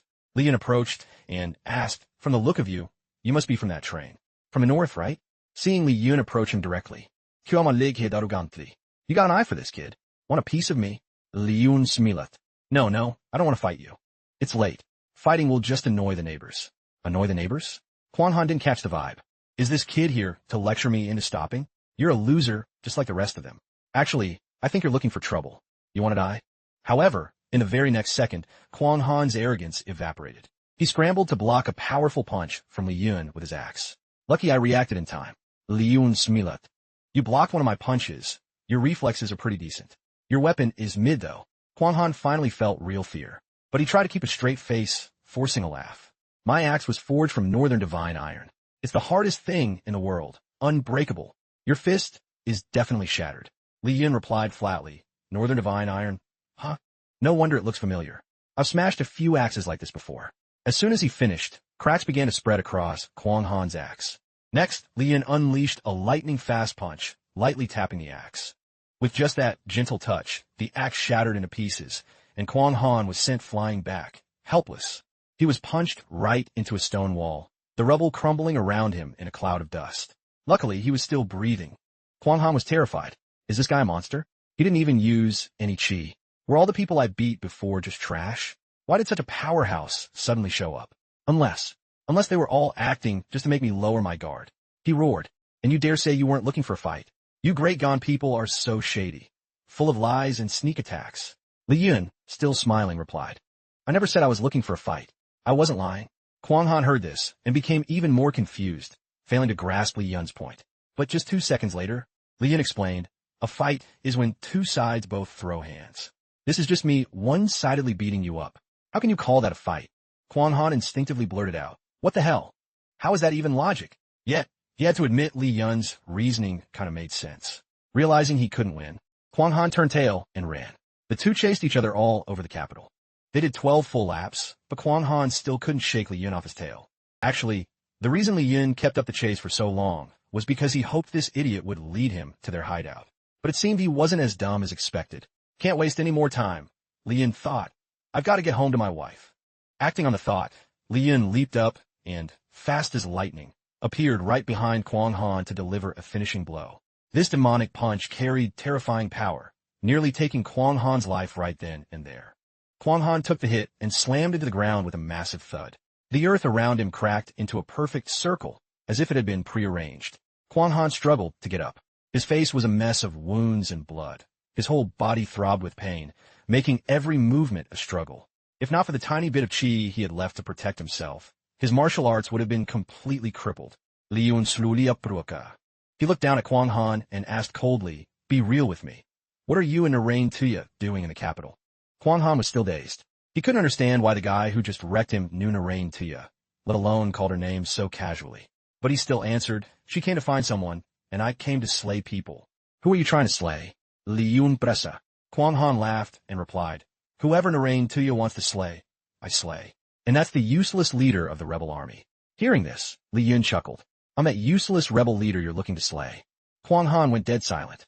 He scratched his head with an awkward grin and muttered, "Well, that escalated quickly. Didn't see that coming." He quickly explained, "Actually, I've joined the rebels too. You're basically my boss. We're on the same team." He used to think Narain Tuya was just bluffing about her boss, but now he realized he had severely underestimated her. Li Yun smiled and said, If we're on the same team, then we can talk. Tell me, where's the royal family's base? For Narain Tuya's sake, I won't beat you again. Kyung-hon hurriedly pointed to his battered body and complained, what about this? My whole body is trashed. How do we settle this? Li Yun sneered. Aren't you still breathing? Just drink plenty of hot water and you'll be fine. Now tell me what I want to know. I'm busy sending them to the afterlife. Kwang Han quickly answered. I'm not sure about the royal family, but their people are currently at a tavern in the capital. I'll take you there right now. A real man knows when to fold. Narain Tuya wanted to meet him before, but I don't know why. I suddenly feel like I'm being cuckolded. It's late now. I need to go home to my wife. Li Yin ordered Kwang Han to give Narain Tuya a message. Stop causing trouble and stay out of everything. Leave the capital immediately. If she doesn't listen, I'll personally toss her out of the city. I don't care how close a subordinate they are. Anyone who threatens my wife's peaceful life is not allowed. After returning to the rendezvous point, Kwang Han relayed Li Yun's words exactly as they were said. He took the chance to spice things up and intentionally didn't ask if Narain Tuya actually wanted to leave. Narain Tuya immediately said, of course not. I will definitely make sure he gets the position he deserves. At that moment, the royal prince entered and asked, are you two ready? The time has come. We can make our move. That's not a problem. I'm just curious about those two behind you. Who are they? Kwang Han asked. The royal prince replied, they are people who hate the court to the bone. They suffered greatly to escape the imperial jail and were hunted down until only these two remained. They absolutely cannot coexist with the court. Hearing themselves introduced like that, Zhang Hu and Lang Yin didn't care about their dignity at all. They immediately struck a very special pose and shouted in unison, the court is truly disgusting. We swear to be loyal to the royal family until death. Kwang Han silently memorized that pose. He thought to himself, I'll do that for Narain Tuya later when I get the chance. Wonder if she'll like it. Meanwhile, Narain Tuya told herself, if Kwang Han dares to strike that pose, I'll kill him. With the introductions over, the royal prince got straight to the point. The Jade Seal was about to be brought here. According to the plan, the royal family would then control the Jade Seal and destroy the capital. Zhang Hu and Lang Yin were hearing this for the first time. They didn't expect that, even as moles, they'd only just find out about this. It seemed something massive was about to go down. The next morning, Li Yun and his wife were at the door, going back and forth. It was dangerous outside, so Li Yun didn't want Chu Ruoli to go out, but she felt she had to. After all, if it was something Chu Ruoli wanted to do, Li Yun wouldn't stop her. He just told her to be careful. Chu Ruoli smiled and nodded in agreement. She wasn't just Li Yun's wife. She was the emperor of Great Gone. At such a critical moment, she had to stay at court to protect her empire and her husband. Li Yun Siga. Seems like Ruoli has a lot on her mind too. We've been married for a while, but this is the first time I've seen her like this. While he was worrying about this, out of nowhere, a stone flew through the air and hit Li Yun right in the head. Li Yun turned around, annoyed, and yelled, I know you two are there. Stop throwing rocks at my head, will ya? Zhang Hu and Lang Yin didn't look sorry at all. They just laughed casually and said, old habits die hard. Besides, your head is so hard. What's the big deal? Anyway, let's talk business. Turns out they came to report to Li Yun. They happened to meet the royal family's eldest son and learned they had secured the second Jade Seal. Today, when the Jade Seal's orbit nears the capital, the royal family will launch an attack to wipe out the city. Li Yun was horrified. Those psychos. Do they really want to level the capital? What's the point of killing the royal prince? Can we even stop them? Zhang Hu shook his head. It's useless. The control device for the Jade Seal is definitely in the hands of the head of the royal family. The royal prince has been with him lately, but we haven't seen anything that looks like a controller. If we don't know, we have to ask the boss. Li Yun didn't answer. He just asked for the royal prince's location. He used to be with the assassins, but now he had moved. Zhang Hu suggested Li Yun hide his identity and sneak into the royal prince's new place to gather more intel. But Li Yun didn't have that much time. They had kept Ruoli worried for too long. I gave them a chance before. Now it's time to settle the score. No one gets away. That night, the royal prince still had no idea Li Yun was coming for his life. He sat leisurely in a tea house, fiddling with his sword and dreaming of a future where Great Gone was in his hands and he ruled the world. Just then, Zhang Hu, rushing out of breath, pushed the door open and shouted, Prince, we got a huge problem. We just got a moment of peace, and now more bad news. The royal prince frowned and asked, what is it? Zhang Hu replied anxiously, it's our leader. He's attacking us. The royal prince was shocked. What? Why? I definitely didn't provoke him. Zhang Hu made up a plausible-sounding story to explain why their leader was so pissed. As soon as he finished, the wall opposite them was sliced in half. The roof shook as tiles and stones rained down. Li Yun stood on the wall, his hair blowing in the wind. He looked down and asked coldly, which one of you is the royal prince? The royal prince hurriedly stepped forward with a fake smile. Ha ha. I've heard of your fame for a long time, sir. Meeting you today, you truly have an extraordinary aura. Li Yin sneered and said, What are you laughing at? Do I know you? The royal prince laughed and replied, You probably don't know who I am. I'm the eldest son of the royal family, the second most important figure in the clan. I even played a part in checkmating the new emperor. Laughable, Li Yin said flatly. There are things about the royal family that even you don't know. Back when I was crushing the rebels, the ones I killed the most were nobles just like you.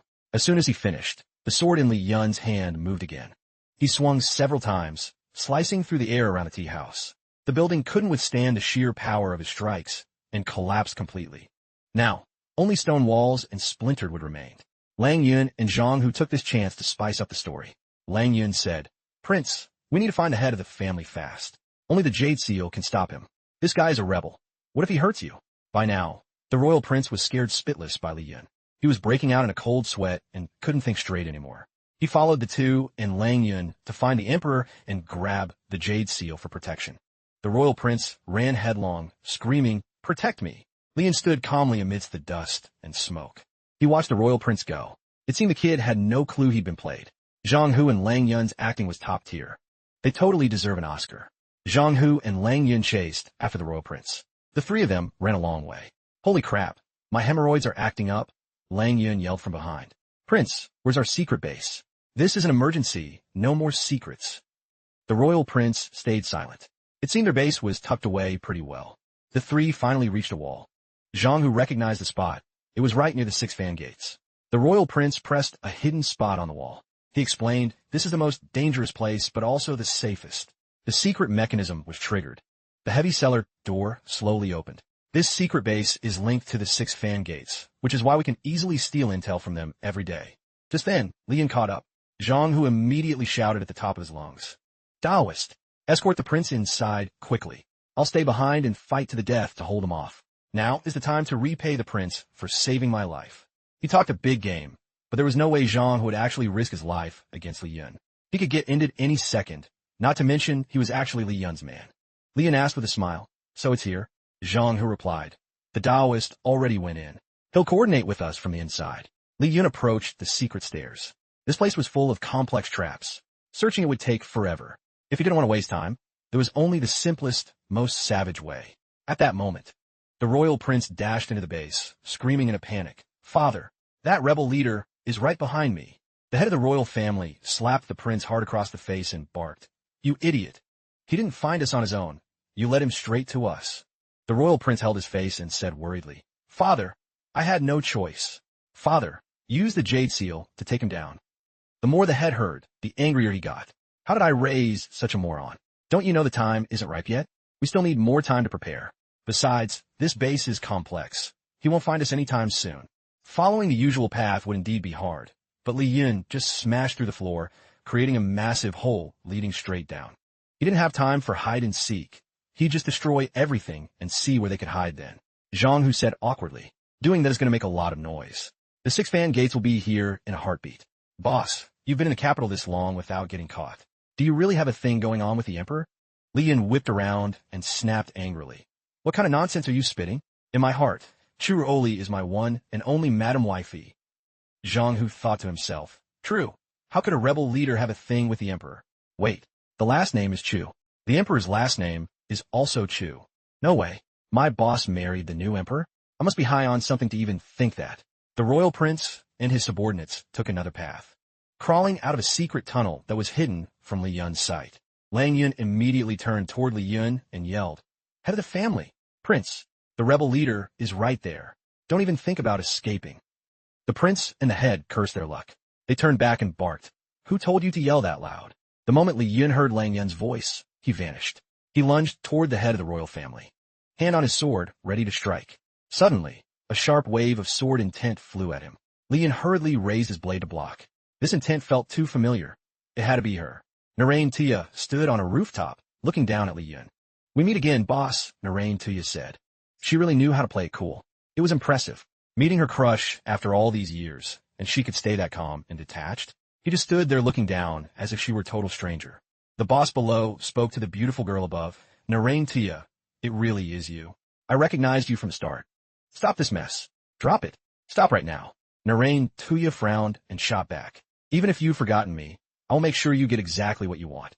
With that, Narain Tuya vanished. The boss sighed and rubbed his head, looking completely helpless. Both ladies were furious right now, and no one could talk sense into them. Suddenly, a swarm of guards appeared and surrounded them. A massive, hulking soldier stood behind the boss and yelled, "The 6 fan gates are coming. We have to bail right now. Retreat." The other guards roared in unison, "Don't let them get away. Surround them." A guard cupped his hands and respectfully reported to the man standing behind, "Lord Shinhai, Lord Yindai has taken a squad to hunt the other rebels. How should we handle these two?" The tall soldier glanced at the tied-up boss, feeling anxious. "What now? Boss just wants a quiet life with the sister-in-law. If he makes a move now, his identity is cooked." Suddenly, the boss's hands were clamped shut with iron chains. Shinhai patted the boss on the shoulder and praised him. "Great job. You successfully destroyed the royal family's nest." The hulking soldier, standing behind, Shinhai froze. He broke into a cold sweat, his face darkening. What the hell is going on? Is the boss actually working for the new emperor? No way. It's true. My boss has a thing with the new emperor. I can't believe this. I absolutely cannot tell a soul about this. A while later, in the palace courtyard, many rebels were being held. A guard stepped forward. He respectfully reported to Shinhai, "Sir, we've captured almost everyone from the royal family, but unfortunately, their head managed to escape." A rebel, standing nearby, thought to himself, "Why is he standing with the court? Isn't he the boss of the rebel army? Hey Shinhai, are you blind? Don't you recognize who he is?" The boss smiled and said, "Release that bearded guy and the Taoist. They've surrendered. They're no longer a threat." Shinhai looked ahead deep in thought. These two are the rebel leader's inner circle, yet even they were flipped. Truly worthy of being Her Majesty's man. Afterward, Shinhai ordered the guards to release the two. From now on, they were no longer on the wanted list. The long-haired guy looked at the giant suspiciously and asked, "Your boss worked for years for this. He just surrenders like that?" The giant replied, "It's not surrendering to the enemy. The boss and that new emperor are like fire and water. The boss must be playing a high-stakes game. You really can't underestimate the boss." Suddenly, a woman spoke up. "Wait a minute, young hero. Can you let me go too? I am innocent." The boss looked at her with a piercing gaze. "Why are you calling me? I'm just a law-abiding citizen. We don't know each other. What makes you think I'd vouch for you?" She flashed a dazzling, beautiful smile. "If you just take me as your wife, wouldn't that fix everything? Then we'd be family. This little lady lives quite well and will take excellent care of you." These words left everyone wide-eyed and speechless. The boss cleared his throat and said, "Auntie, please have some self-respect. I'm already married." She looked at him with seductive eyes. "Then let me be your concubine. Wouldn't that be just as good?" She smirked inwardly. "This snack clearly can't handle my temptation. He'll cave for sure." But the boss coldly ordered, "Execute her." Shinhai agreed. "I've been wanting to do that for a long time." Two guards were about to drag her away when she suddenly screamed, "Wait. I know the condition to open the jade seal. If I tell you, can I live?" The boss heard this, and a bright smile appeared on his lips. "Now we can talk." She hugged a soot-faced child tightly and pleaded seriously, "I can tell you the condition, but you must guarantee that I and the son of the head of the family will be safe." Shinhai affirmed, "If the information you provide is accurate and flawless, it will be considered as redeeming your crimes through service." Hearing this, the boss's face darkened as he thought, the royal family's son? Man, I guess I now know how badly the head of the family got cuckolded. Unbelievable. So, she was trying to set me up. The girl, hearing this, hurriedly explained, "It's blood. It's royal blood. To open the jade seal, you must use the blood of the royalty, or it won't activate." The boss crossed his arms in thought. "This is troublesome.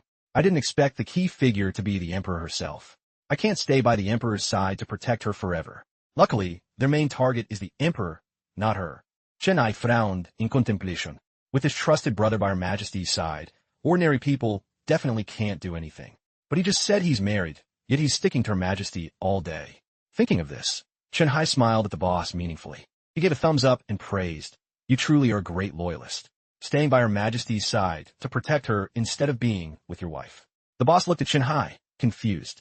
"I just told you they need the emperor's blood, yet you're still this confident? Seems you've got some skills too." Shinhai.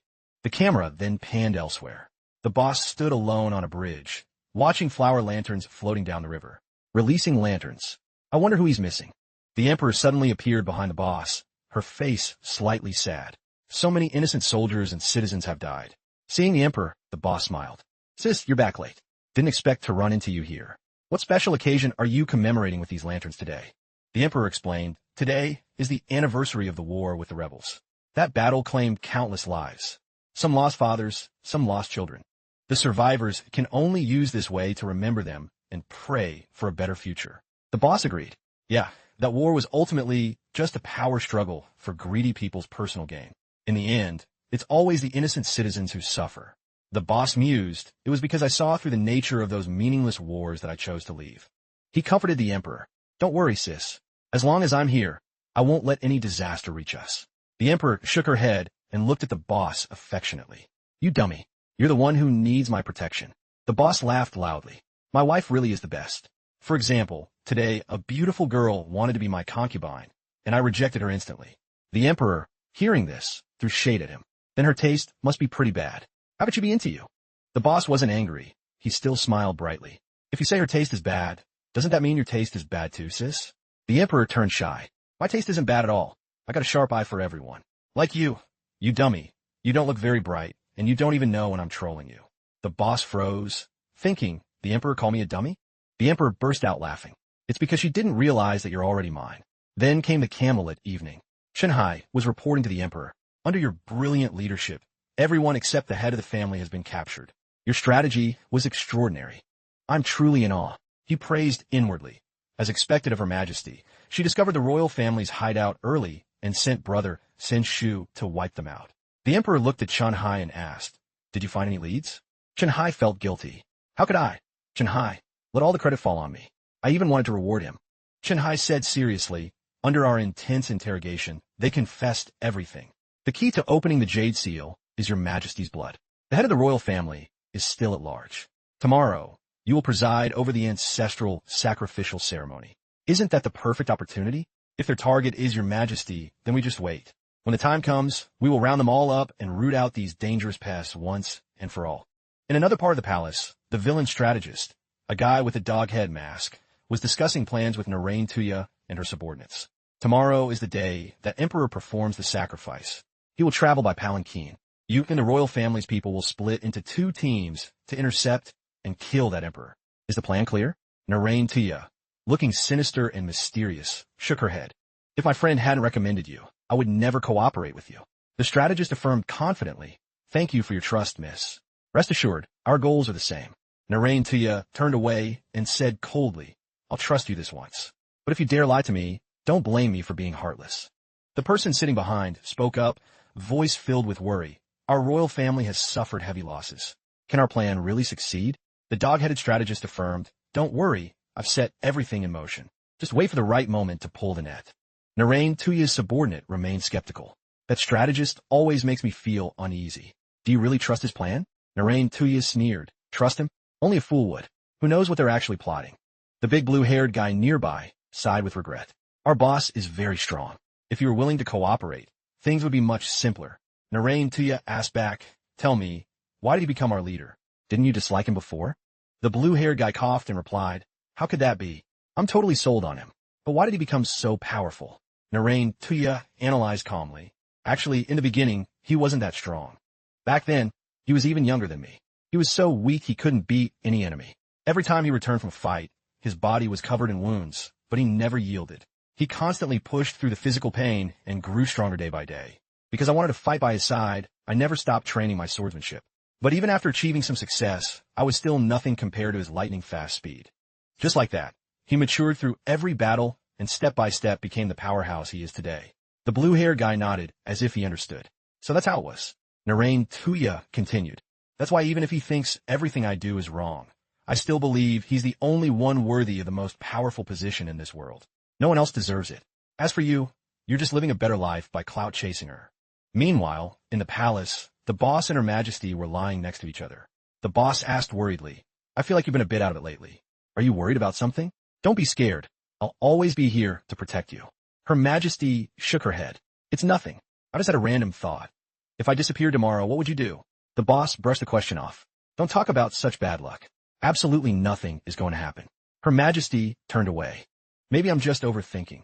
Just act like I didn't say anything. Suddenly, the boss wrapped his arms around Her Majesty. She acted shy. Get some rest early today, she thought to herself. Tomorrow I have to wake up early for the ancestral sacrifice. The boss whispered in her ear. No matter what happens, I will never leave you. If I can't find you, I'll search everywhere, even if I have to flip this court upside down and burn the world to ashes. She smiled happily. So, to protect the world, I'd better not disappear, right? The next morning, Ruoli was already settled in her palanquin, preparing for the trip. Surrounding her were many guards, all ready to protect her and carry the palanquin. The boss stood from afar, musing to himself, strange. Ruoli talked to me so much last night, yet she headed out so early this morning. Today is the day the new emperor goes to the sacrifice. It's too dangerous outside. If I were Ruoli, this would be the best chance to get that emperor's blood. I definitely couldn't pass this up. But where the hell did Ruoli go? I hope she stays far away from this danger. On the other side, Narration and her crew were waiting for their chance. The big guys spoke up, the word is out. They saw the new emperor get into the palanquin with their own eyes. Let's start moving with the royal family's people. Just give the word, and we can strike at any time. What are we waiting for? Narration ordered coldly. The time is now. Now, strike. Kill that dog emperor. Immediately, many swordsmen lunged at the palanquin in a fierce attack. In the blink of an eye, the guards were taken down.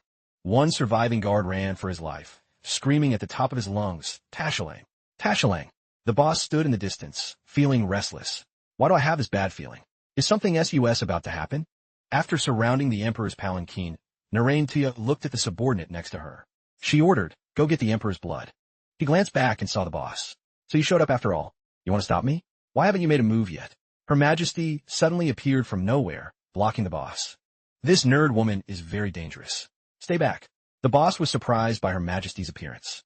Oh, you're here too? I was just looking for you. Her Majesty complained inwardly. I was hiding here, and this nerd suddenly ran over, forcing me to show my face. I had to pull him back. Narration was shocked. Her? Why is she here? How does she know that nerd? The guards opened the palanquin and cried out in shock, what the hell? Why is it empty? There's no one in here. A sword strike suddenly appeared. Throw Narration to me. She quickly drew her sword, agilely dodging the surprise attack. It was Chenhai. You idiot. You've been played. She barked, her voice full of rage. Narration ordered her guards to surround Chenhai and his crew. Execute the capital law immediately. Kill them all. Narration hissed through gritted teeth. Damn it, they dare to set me up. That blind guy sent someone to assassinate me, but sent someone even more clueless than himself. Hilarious. They couldn't even tell the palanquin was empty. Pure idiots. She raised her hand, her voice as cold as ice. Everyone, charge. Kill these clowns. The boss watched the chaotic brawl. His face remained calm, as if watching a game. He turned to Her Majesty with a teasing tone. Madam Wifey, look at that. This is a rare sight. But in his head, he was quickly calculating. Good thing I'm here to protect Ruoli. I have to find a way to get her out of this danger zone. Her Majesty seemed to agree. It really is a chaotic scene. The boss looked at Ruoli and asked, aren't you scared? Ruoli kept a calm face and replied, what's there to be scared of? Nothing at all. The boss broke into a cold sweat and muttered, is that so? But inwardly, he praised her. My wife is truly extraordinary. She's really not an average person. I can't believe she's this chill. Suddenly, Ruoli grabbed the boss's arm. He teased her, are you scared now? Ruoli acted shy. I just felt like you'd be the one who's scared. The boss laughed and didn't press further. Then we should keep our distance and find a safe spot. Narration witnessed this. Her heart was full of doubt. Damn it, what exactly is their relationship? We're the royal family's people. Did they just ditch us here? Seeing the boss and Her Majesty holding hands, she was speechless. Behind her, Chenhai shouted, Narration, last time when you broke into the Imperial study at night, I didn't go all out because I had to protect Her Majesty. Today, we'll settle this fair and square. Narayan's face darkened. She had no idea what was actually going on. But then she quickly regained her composure and lunged at Chenhai. Go to hell. The two clashed, their sword chi surging wildly, neither willing to back down an inch. Chenhai grit his teeth. Why did she suddenly get so cracked? Aren't you rebels the ones who started this mess? Why are you souther than me? Nananthak's face was flushed with rage. It was as if Chenhai had just snatched her man. In contrast to that fierce battlefield. The boss and the Empress were chill as hell, like they were watching a movie. Her Majesty looked at the boss and said softly, seems the Six Doors have the upper hand. They'll suppress these rebels in no time. The boss gave a thumbs up. As expected of my wifey, you see through everything. But internally he was tripping. But why don't I see any of the royal family's people? Where's their head? These guys' martial arts are all over the place. They must be from the underworld. Probably the rebel army. Suddenly behind them, a girl appeared and cried out, Your Majesty, Landlord, Sister Ruoli. She started sobbing uncontrollably. The boss looked at her and asked, What happened to your head? Aren't you supposed to be the capital's one hard head? The girl explained, I was sleeping soundly until the noise startled me, and I rolled off the bed. I hit the floor head first. Her Majesty used a handkerchief to wipe the girl's wound. You poor thing, let's get this cleaned up. You're making everyone worry. Watching this, an idea popped into the boss's head. If it's about blood or jealousy or just physical harm, right? In this entire capital, besides the new emperor, there's another sovereign. Today was the emperor's ancestral sacrifice, and the entire palace was busy prepping for the grand ceremony. The royal tombs, the resting place of the late emperors, would be opened after years of silence. Inside, there was a coffin that hadn't been buried according to royal ritual. It was the remains of the old emperor, the man he had fought 5 years ago. He believed the secret of the old emperor's unique physiology was the key to achieving his goals. It all made sense now. The entire military force of the court was currently concentrated at the royal tombs for the sacrifice, making it impossible for them to leave. Meanwhile, the emperor's actual mausoleum was almost unguarded. This was a once-in-a-lifetime opportunity. My target from the jump wasn't the new emperor. He was lost in thought. Emperor, have you still not caught on my plan? He looked toward the new emperor, thinking, kid, show me you're useful for once. Don't let me down. He turned to the new emperor with a fake smile. I'm heading out for a bit. You should get back to the palace. It's dangerous here. In his mind, a bold plan was forming. Looks like I have to carry this myself. Can't rely on this new emperor anymore. The new emperor grabbed his hand, worried. Where are you going? Don't go into dangerous places. He patted the new emperor's shoulder to comfort her. Relax. Unlike this place, it's not dangerous outside. Trust me. The new emperor nodded. He waved goodbye to the two of them. You two stay safe. I'll be back soon. The new emperor watches retreating back. Her heart was full of anxiety. He's just an ordinary person. What if he runs into danger? However, the woman beside the new emperor thought, is an ordinary person really ordinary? Shanhai, the emperor's guard, stepped forward. He shielded Ruoli. Your Majesty, stay alert. This crazy woman is here for you. She wants to harm you. I've arranged for men to escort you out. Please leave at once. The new emperor of Great Gon is pretty ballsy, coming straight to the front lines to die. She definitely wants to pin all the blame on me. I bet she used her looks to seduce our leader. Once we take her out, our leader will snap out of it. The new emperor gave a disdainful laugh. Isn't it just because you're too weak? Even front lines aren't dangerous at all. Hearing this, Nanan Thak shook with rage. The woman beside the new emperor suddenly gasped. Your Majesty? New emperor? The new emperor turned and said to her, keep this a secret from me. I don't know how to explain this to him yet. Chunhai is the emperor's guard and calls Sister Oli Your Majesty. So Sister Oli is the emperor. And that landlord is the rebel leader. Their husband and wife? So that's how it is. One's the rebel boss, the other's the new emperor of Great Gon. I get it now. However, just as she sighed in relief, that she felt her own thoughts were absurd. Get what? What the hell is actually going on? This is too confusing. Li Yun was flying through the sky, mapping out the plan in his head. Li Yun, it's time to do what a rebel does best. Rob the emperor's ancestral graves. The old emperor's remains left no trace. Old man, don't blame me. Everything I'm doing is to help you protect Great Gon. Landing in front of the mausoleum, Li Yun exclaimed, the royal tombs really do have an imposing aura. Seems the head of the royal family beat me to it. Around him, the bodies of guards lay scattered across the ground. Damn it, I'm not the first one to come for the old man's body. He stepped inside the massive tomb. As he entered, he couldn't help but be surprised. As expected of the royal tombs, using such pricey lamps? But why is no one stopping me? Did they already get what they came for? He flashed a sinister smile. Channeling power into his palm, he roared, old man, are you really buried in here? He unleashed a strike, shattering the tomb doors. Old Emperor, you never thought I'd come to dig up your grave, did you? Actually, no. I'm here for archaeology. Stepping inside, he looked suspiciously at the person sitting there, the head of the royal family. That person's face turned pale. So, I didn't expect a figure like you to be just the Emperor's subordinate. He coldly denied it. What face does the Emperor have to boss me around? She's nothing to me. Why should I listen to her? Now, hand over the control device for the Jade Seal. You mean you've already activated it? He held an object in his hand and asked, you mean this? I took some out of test, but it failed. Now, my subordinates know they've lost, so they've all fled. Liam mocked him. Seems your intel was trash. That dog Emperor's body is useless now. The other man grit his teeth. You're right. That's why I'm thinking that maybe what's needed to power the Jade Seal isn't royal blood. The thing the old Emperor used was likely true Qi or dragon Qi, something only the Chu family possesses. Seems heaven wants me dead. I spent my life scheming only to end up with nothing. Take this old, ragged token. It's useless to keep it anyway. Lian looked at the token in his hand, wondering to himself. This tiny thing can actually start the Jade Seal? I wouldn't believe it if you killed me. But suddenly, the token in his hand began to glow. He blurted out in shock, It's lighting up. What the hell? What's happening? He grabbed the old man by the neck. The old man blurted out, "The Jade Seal. The Jade Seal has started. It's overloaded. It's been fully activated. How do you have so much dragon chi? It's identical to the Emperor's." "No way. Are you the old Emperor's secret love child?" Li Yin roared. "That's cap. How could I possibly have dragon chi?" The man quickly tried to explain. "The Jade card doesn't lie. You don't just have dragon chi. You've got it in spades. Now that the card has overcranked, the Jade Seal won't just drop one sword. It's dropping four. If those four swords converge, the capital is done for. Total annihilation." Hearing this, Li Yun was completely stunned. The man burst out laughing. "Ha ha ha. I didn't expect so many people to go down with me.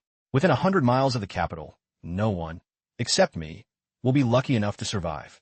You, the rebel leader who wanted to protect Great Gon, ended up destroying it with your own hands. Hilarious. Truly ironic. You really are a born rebel." Li Yun slammed the card onto the ground and yelled, "Shut up, Ruoli. How did it come to this? Why was I the one to trigger the Jade Seal? Ruoli, what do I do now? But wait, why do I have dragon chi? I studied this back in the day. Besides the royal bloodline, there's only one other way to get dragon chi, which is wait, no way. I remember I had that woman investigate the records. While she was at it, I sneaked a peek at your files.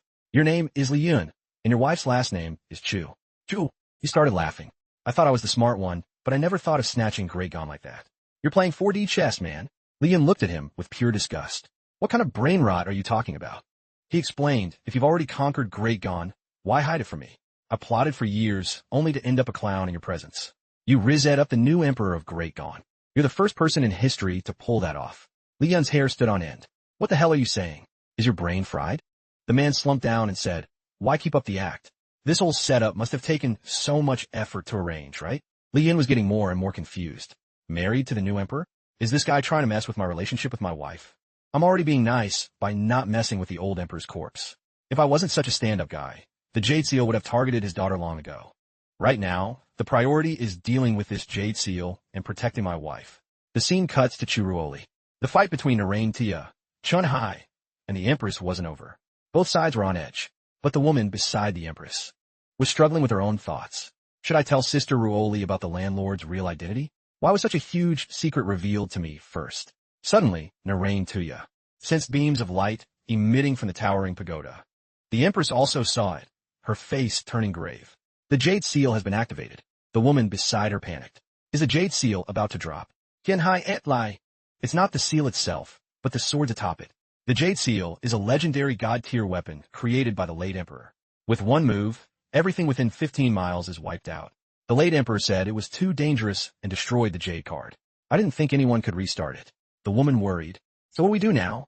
Chen Hai comforted the Empress and the young lady. Don't worry. The late Emperor anticipated this and built a defense system on the Z-Way Star Tower. If one sword is lost, one lamp lights up. If two are lost, two lamps light up. Also, the capital has specific defensive measures for the Jade Seal. Even if two swords drop, the capital will definitely be fine. The girl suddenly asked, what if all four lamps light up? Do we go from chilling to cooked? Is that it? Hearing that, Chen Hai flinched and barked, what are you saying? He looked at the tower and screamed in terror, for lamps. All four lamps are lit. Chen Hai turned and knelt respectfully. Your Majesty, please give the order. The situation is critical. Please leave the capital. I will fight to the death to escort you. As long as you live, Great Gon has hope. The Empress replied calmly, no need. If an emperor can't even protect her own country, what's the point of living? Besides, the Jade Seal is active. Where could I even run? Chen Hai tried to protest, but the Empress cut him off firmly. Say no more. My mind is made up. Yet in her heart, she thought of Li Yun. She was worried he was still in the city. How could I leave it behind? Narain Tia, watching from behind, finally spoke up. New Emperor of Great Gon, you've got some serious main character energy. Seems the Jade Seal is live. My side has won. The Empress laughed with pure confidence. Don't get ahead of yourself. You don't have the skills of the rebel leader. You can't escape your destiny. In response to the Empress's confident claim, Narain Tia kept a smirk on her lips. Of course. I don't have crazy chi like him. I know this is a suicide mission, but if I can take down this annoying Empress, that's enough for me. The woman behind Narain Tia forced a smile. I don't think Li Yun would hate the Empress. Only she knew the truth. That Li Yun was the rebel leader, the one who caused so much grief for Great Gon. At that moment, a brilliant, blinding light appeared in the sky. Every citizen and guard looked up, their faces full of shock and fear. Chen Hai looked at the light and thought, is it time? The Empress stood in deep thought, her gaze distant. Li Yun, where did you go? Why aren't you here right now? I'm about to disappear. You promised you'd find me. As long as I'm with you, I'm not afraid to die. Li Yun was currently interrogating the mystery man. You've been plotting this forever. Don't tell me you don't know how to stop it. The man laughed. Even if I did, you think I'd tell you? Besides, the jade seal the late emperor researched was incomplete. Before he could finish, the entire imperial tomb shook violently. The snaky guy's face lit up with joy. He laughed loudly. Ha! It's finally starting. The moment of Great Gon's destruction is here. Today is the end of the line. Li Yun clicked his tongue in worry. Damn it. If this keeps up, I won't make it in time. I have to hustle. He clenched his fists, glancing at the snaky guy sitting on the ground. Too bad. I really wanted to beat him up some more. The man trembled and asked you, are you going to kill me? Li Yun smiled and shook his head. No, you're still useful. There's no way you royals could have built the jade seal yourselves. I'm curious. I'll come back to interrogate you when I'm done. Hearing this, the man screamed. No matter how strong you are, you can't stop a full power strike from the jade seal. Just wait. You'll be buried with Great Gon. As soon as he finished, he took a heavy punch to the face. It landed right on his face, knocking him down with blood streaming from his nose. Li Yun said nonchalantly, can't just talk without throwing hands. I had to let you taste some pain. Besides, I've still got time to land one punch on you. You really want to be emperor, don't you? Then stay here with the old emperor. Consider me helping you fulfill your imperial dream. I have to run at full speed to catch up with them, but that'll cause a huge stir. Li Yun mused, calculating his moves. If I sprint over there, my identity might be exposed. But the current situation doesn't allow for any more hesitation. No time to think. With that, Li Yun blurred forward like a shooting star. Ruoli, wait for me. At that moment, the strange light became increasingly vivid. The woman beside Ruoli asked anxiously, what's happening? Ruoli frowned and replied, this is the Jade Seal's gravity stone. It can manipulate gravity across the entire capital. We ordinary people can't escape its pull. Furthermore, it drags down a horrific meteor shower.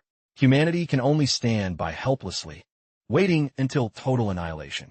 Everyone who heard those words was struck with absolute terror, staring at one another in despair. Chen Hai slumped to his knees, his voice trembling. Your Majesty, this is all my fault. I failed to protect everyone.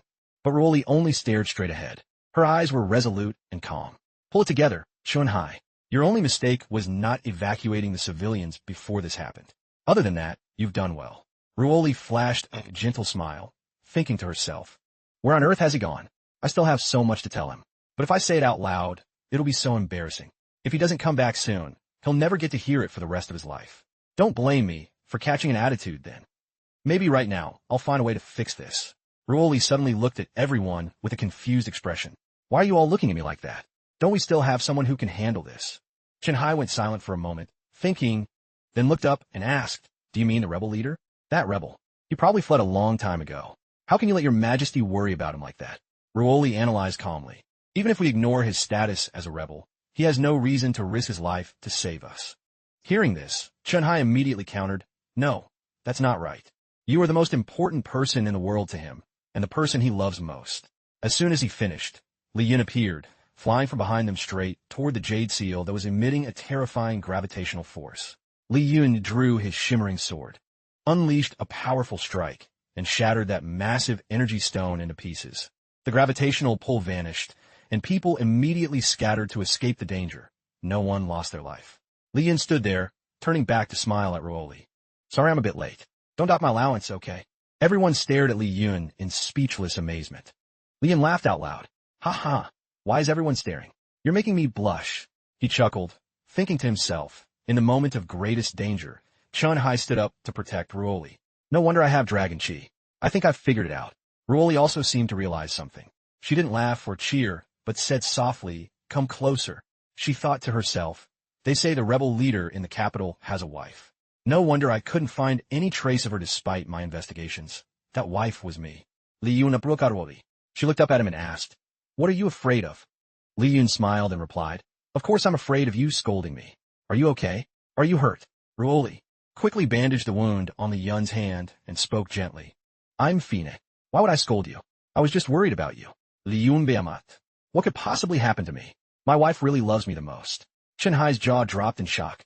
Wife? You're the Empress's husband? Her inner circle? And I had no idea. Moreover, you're the rebel leader. Has the world ended? Is this all just a hallucination? Narain Tuya gritted her teeth. Their husband and wife? What on earth happened during the year I was gone? The two of them looked up at the sky together. where the Jade Seal's light was shining brilliantly. Broly explained.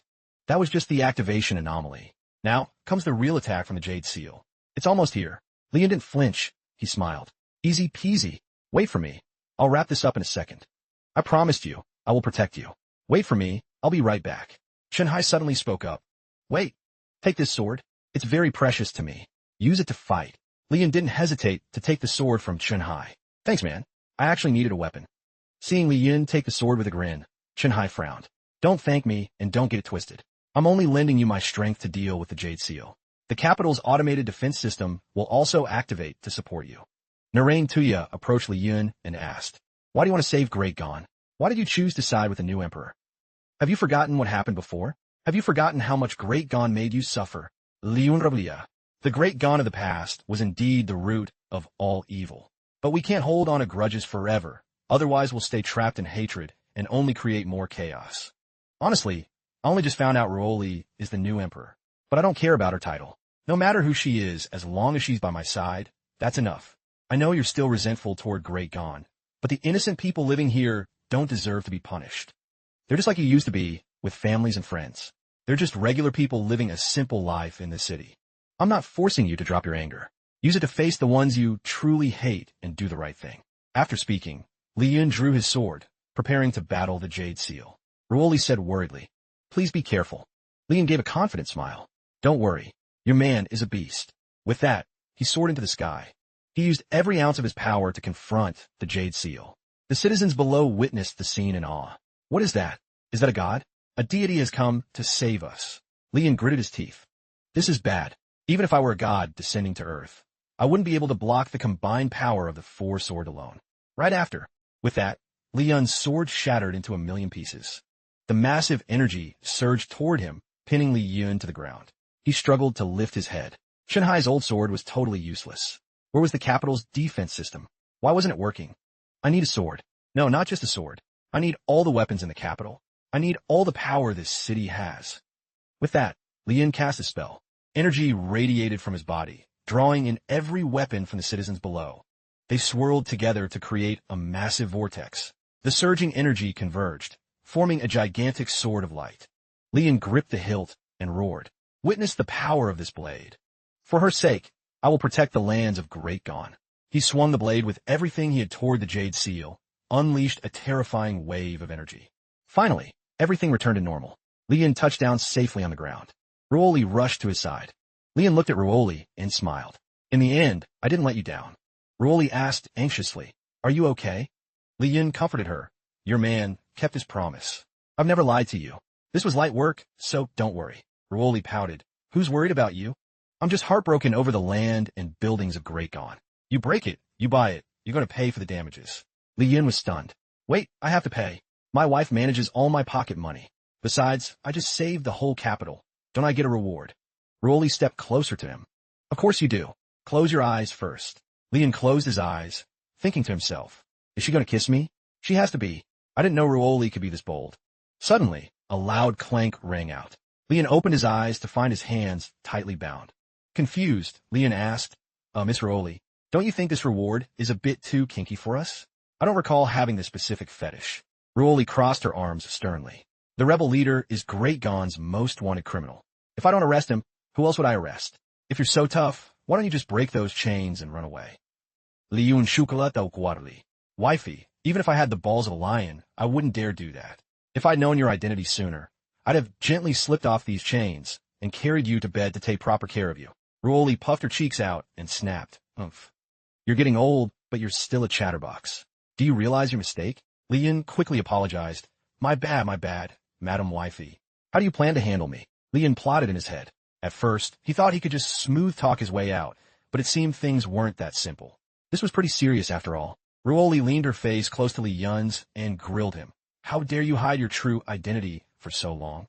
Heaven knows how many more secrets you're keeping. How many other side chicks do you have out there? For all I know, you might have been married before. Li Yun quickly protested. That's a total lie. My body has only ever been used by you. As soon as he finished, Li Yun took a punch straight to the nose. Ruoli said calmly, That's for talking nonsense. I know your martial arts are top tier now, but if you ever try to bully me, I'll use the house rules to punish you. The news of the attack on the capital will spread quickly. Dealing with the fallout won't be easy. Foreign tribes might take this chance to infiltrate Great Gon, putting the Empire in danger. Lian wiped the blood from his nose and spoke slowly. Don't worry, they won't. The story of the rebel leader, that helping the new emperor of Great Gon will soon be known across the world. You won't have to face the hardships alone anymore. Even against 10,000 armies, I'll always be by your side. Narantia and the big guy beside her stood on top of a tall building, looking toward the palace. She said, let's go. There's nothing left for us here. With that, she vanished. The big guy asked, are we just leaving like this? Without saying goodbye to Lian, Narantia replied coldly, no need. I thought coming here would help him get back what was rightfully his, but instead, I was the one who got schooled. Great Gon's power is terrifying. They can even craft treasures like the Jade Seal.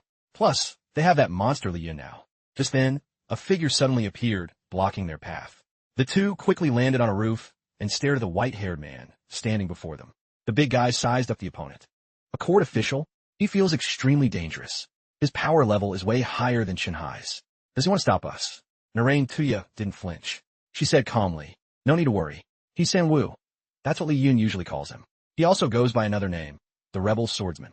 Hearing the name, the big guy realized, so he's the Rebel Swordsman? I heard one of his twin blades is the Rebel Sword itself.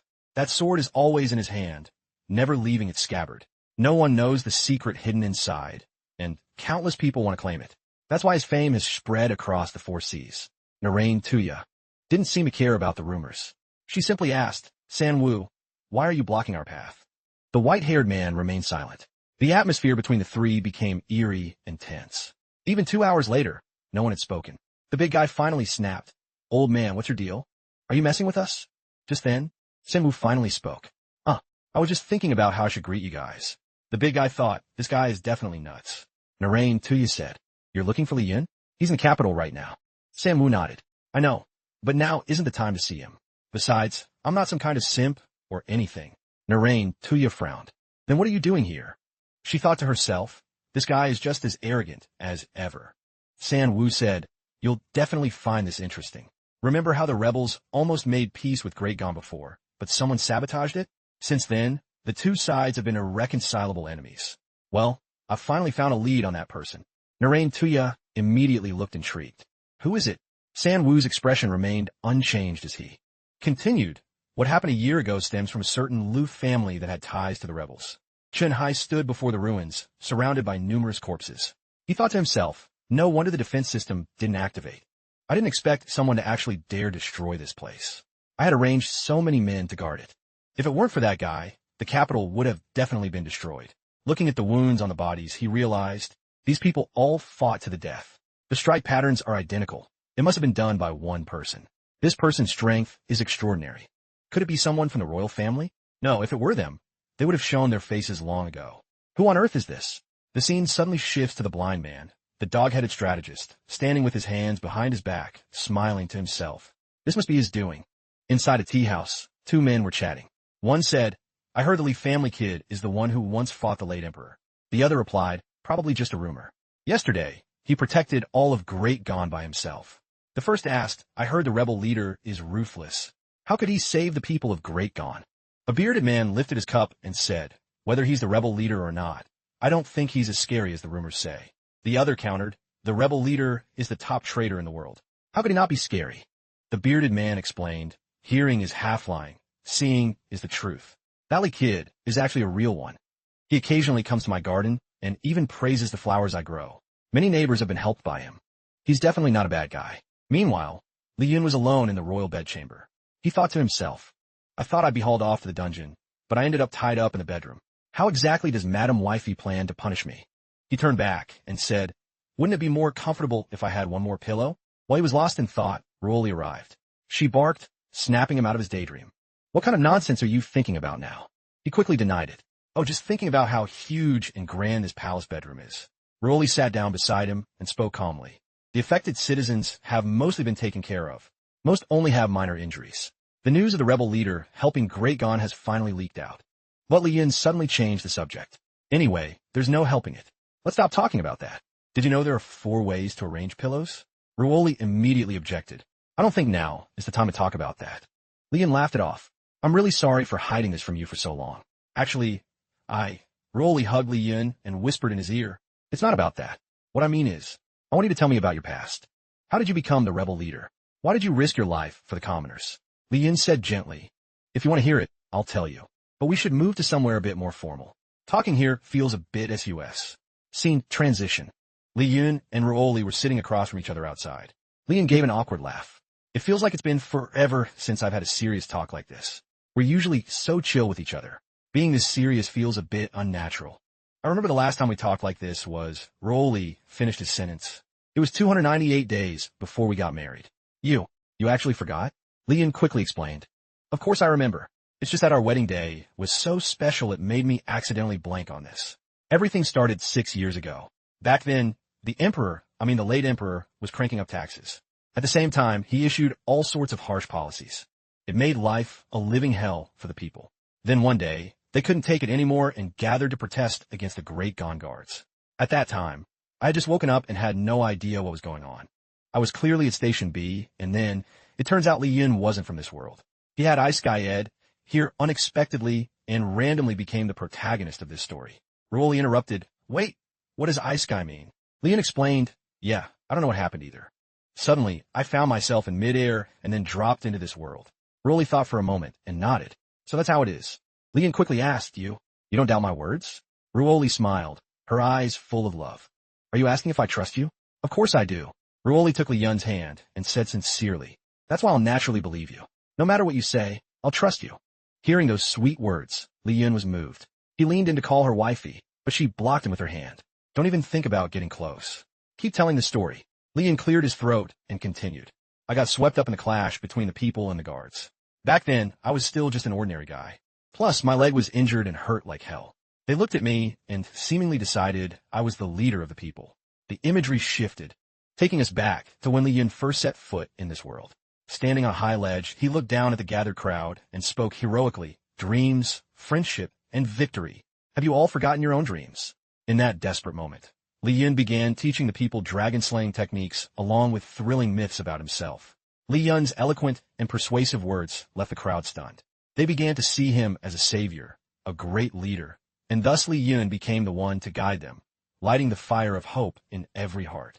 Gradually, more and more people joined Li Yun's ranks, from poor commoners to famous doctors, talented swordsmen, high-level martial arts instructors, and even notorious mountain bandits. Finally, the old emperor could no longer ignore Li Yun's growing power. He declared Li Yun a rebel and a threat to the court. The flames of war began to burn fiercely, spreading everywhere. The war dragged on for 5 long years. During that time, Li Yun discovered a mind-blowing secret. He wasn't a normal human. His body had no meridians or dantians like others. Yet, when he absorbed chi from minerals to cultivate, he faced 0 obstacles. His cultivation speed was 1,000, even 10,000 times faster than a normal person. Naturally, he quickly became the strongest in the world. That's the gist of it. The rest is mostly just endless brutal battles that I can't finish telling in one go. I'll tell you more another day. Ruoli smiled and asked, Is that all? Li Yun looked confused. Is that all? Ruoli smirked. As if she had seen right through Li Yun's intentions, she said, I heard that in your rebel army, you had quite a few female besties. Li Yun hurriedly waved his hands in denial. Those are just trashy rumors. I don't have that many female besties. Actually, I have none at all. I can say for sure that when it comes to romance, my experience level is exactly the same as yours. Ruoli blushed shyly. What kind of nonsense are you talking about? Li Yun broke into a sweat and gave a forced laugh. I mean the number of times we've hugged or held hands. Ruoli puffed her cheeks and huffed. I obviously knew that. Li Yun breathed a sigh of relief. Phew. So, I've told you everything. But in his heart, heavy thoughts remained. The bloody battles and dark conspiracies had occupied a huge part of his life, and those hauntings hadn't faded yet. Ruoli pulled Li Yun back to reality. Dummy, stop making that miserable face. The story isn't over for us yet. Our story is only just beginning. Did you think your story was only made of tragic things? The truly tragic parts that are still waiting for us ahead. From now on, you must always stay by my side, so I can use my love to heal the wounds in your heart. The rest of your story can be summed up in 3 words. Chu Ruoli. The scene transitions, bringing us to the Tao court. The head of the court assembled the officials, his face grave. I'm sure you've all heard the news. I've invited you here to discuss how we should respond. Now that the new emperor has the support of that rebel, our peaceful days are over. An official spoke up, Your Majesty. Is it possible there's a mistake? That guy is a traitor, the rebel leader and the strongest man in the world. How could he become the empress's husband? And now, after resolving the Jade Seal chaos in an instant, he's become a hero in the eyes of the people. The leader spoke. The truth of this matter requires further investigation. Right now, we have two choices. One is to ignore the news and settle for being the Emperor's loyal dogs. The second is to take this chance to launch a surprise attack while they haven't fully solidified their alliance. If we let them truly cooperate, we'll be in danger. By then, it'll be too late to make peace. We can't just sit here and wait to die. If we stay silent, we might lose all our power and become commoners. At this time, Li Yun woke up and thought happily. Finally, the misunderstanding between us is cleared up. This situation is exactly like a movie. Now, both of us know each other's identities, even if the circumstances are messy. But this is a good start. From now on, we don't have to hide anything, right? Just then, Rolly opened her eyes. Hearing Li Yun's morning greeting, she rubbed her head and replied, "Not fun at all. Being at home is still more comfortable." Li Yun laughed in agreement. "I feel the same way. How about we go home to sleep tonight?" "So, they used to wake up this early every day just to go to court?" Rolly countered. "What did you think I was doing? I'm not like you. I have a real job." Li Yun laughed out loud. "Collecting rent is a real job too. You have no idea how tiring it is." Rolly said dismissively, "I don't care if collecting rent is tiring. The real exhaustion comes from facing those noble families and ministers every afternoon. Soon enough, you'll understand." Li Yun asked, "I have to go in the afternoon too?" "They'll definitely nitpick and try to frame me." Rolly held a book out in front of Li Yun. "They've investigated everything already. Look at this." Li Yun read it seriously. "Plotting rebellion, destroying cities. Those are standard. Wait, why is there liking skinny girls? Didn't they investigate more thoroughly?" Li Yun awkwardly tried to explain, "Hey, don't look at me like that. You should know what kind of person I am better than anyone." Rolly turned and walked away. "Let's go. It's time for the court session." Elsewhere, Chen Hai was absolutely fuming. "That damn traitor. And to think I used to believe he was Her Majesty's loyal guard. I even praised him in front of everyone at the 6 fan gates. That scumbag." However, contrary to Chen Hai's rage, Li Yun greeted him cheerfully. "Hey, brother Chen Hai." Chen Hai asked anxiously, "Your Majesty, this traitor. But he didn't do anything disrespectful to you, did he? If he did, just say the word, and I'll cut him down immediately." The Empress suddenly acted shy. "No, it's nothing. Let's not talk about that anymore. How's the situation at court today?" Li Yun grinat. "There's a lot of interesting stuff." Chen Hai began his report. Compared to before, many elders from the noble families have appeared outside the hall. Influential figures in Great Gone, as well as officials who serve the late emperor. It seems they all have one goal. The Empress asked worriedly, "Is the lineup that big?" Li Yun took Rolly's hand and comforted her gently. "Don't be nervous. Don't forget I'm here. I don't care if they're big shots or monsters. If anyone dares touch you, I'll give them a taste of pain." The members of the 6 fan gates thought to themselves, the noble families coming here definitely have bad intentions. I wonder if Her Majesty can stand against them. The head of the court spoke up. "Is everyone here?" A man nearby replied respectfully, "Elder Su, you've finally arrived. We've been waiting for you." Elder Su faked a sigh. "Her Majesty is currently being bewitched by an evil influence. I have no choice but to step up and handle this on her behalf." Someone nearby agreed, "Exactly. Elder Su is right. We're gathered here today to eliminate the evil by Her Majesty's side. But Her Majesty and that evil guy are actually husband and wife." "Elder Su lauget lao li." "Ha ha ha. That's just a smokescreen." A subordinate asked, "My education is low. So how does Elder Su know that?" Elder Su spoke with absolute certainty. "If you want people to believe the rebels have fully surrendered, you obviously need a relationship to blind the public. A marriage is the closest bond. It's precisely because they chose marriage that it reveals they aren't intimate at all. They probably even suspect each other. Think about it. An empress and a rebel leader? Those two identities are worlds apart. Besides, we never found a trace of that traitor before. How could they suddenly become husband and wife? Did they just accidentally meet and fall in love instantly?" The subordinates praised him, as expected of. "Elder Su, your analysis is spot on. You've seen right through everything." Elder Su beamed. "You kids are still too green. You got a lot to learn. With just a few words, I can drive a wedge between them and turn them into enemies. This is as easy as pie. Don't you worry. If this plan fails, we still have a trump card." The subordinate asked doubtfully what card. "Elder Su's, soul being." Whether the Empress believes it or not, once we spread the rumors, her reputation is cooked. The new emperor hasn't been on the throne long and just dealt with the Jade Seal chaos. To avoid bad press, she'll have to cave to our demands. At best, she'll be hated by the court. At worst, she'll be charged with treason. No matter how she reacts, it's all going according to plan. The subordinates flattered him. Amazing. Elder Su is truly Gigabrain. Suddenly, a guard shouted, "Her Majesty has arrived. Long live the Empress." Everyone chanted in unison. The Empress, clad in magnificent dragon robes, walked in gracefully and said softly, "You may rise, my dear officials." They chanted their thanks. But right then, Lian suddenly appeared with a grin, winking at Ruoli as if to say, "Should I just delete all of them?" Ruoli gave a small smile. Shinhai gritted his teeth in rage. This idiot. The subordinates below were breaking into a cold sweat. They thought, crap, this rebel actually dared to sneak into the imperial court. What's going on? Why is Her Majesty smiling? Does she know our plot? Legend says the rebel leader has godlike powers, including reading minds. If he really hurt us, does that mean they've already joined forces? Seeing his men trembling, Elder Su looked at them with contempt. Cowards! We come too far to back down now. He took a step forward and shouted, "Your Majesty." Then, Elder Su began to wail pathetically. "Your Majesty, your humble servant has been framed, wrongly accused. It's so tragic. I don't believe you dare defy me. Would you really disrespect me like this?" Facing Elder Su's arrogance, the Empress remained calm. She said gently, "Minister, I'm still very much alive. Isn't your funeral wailing basically a curse on me?"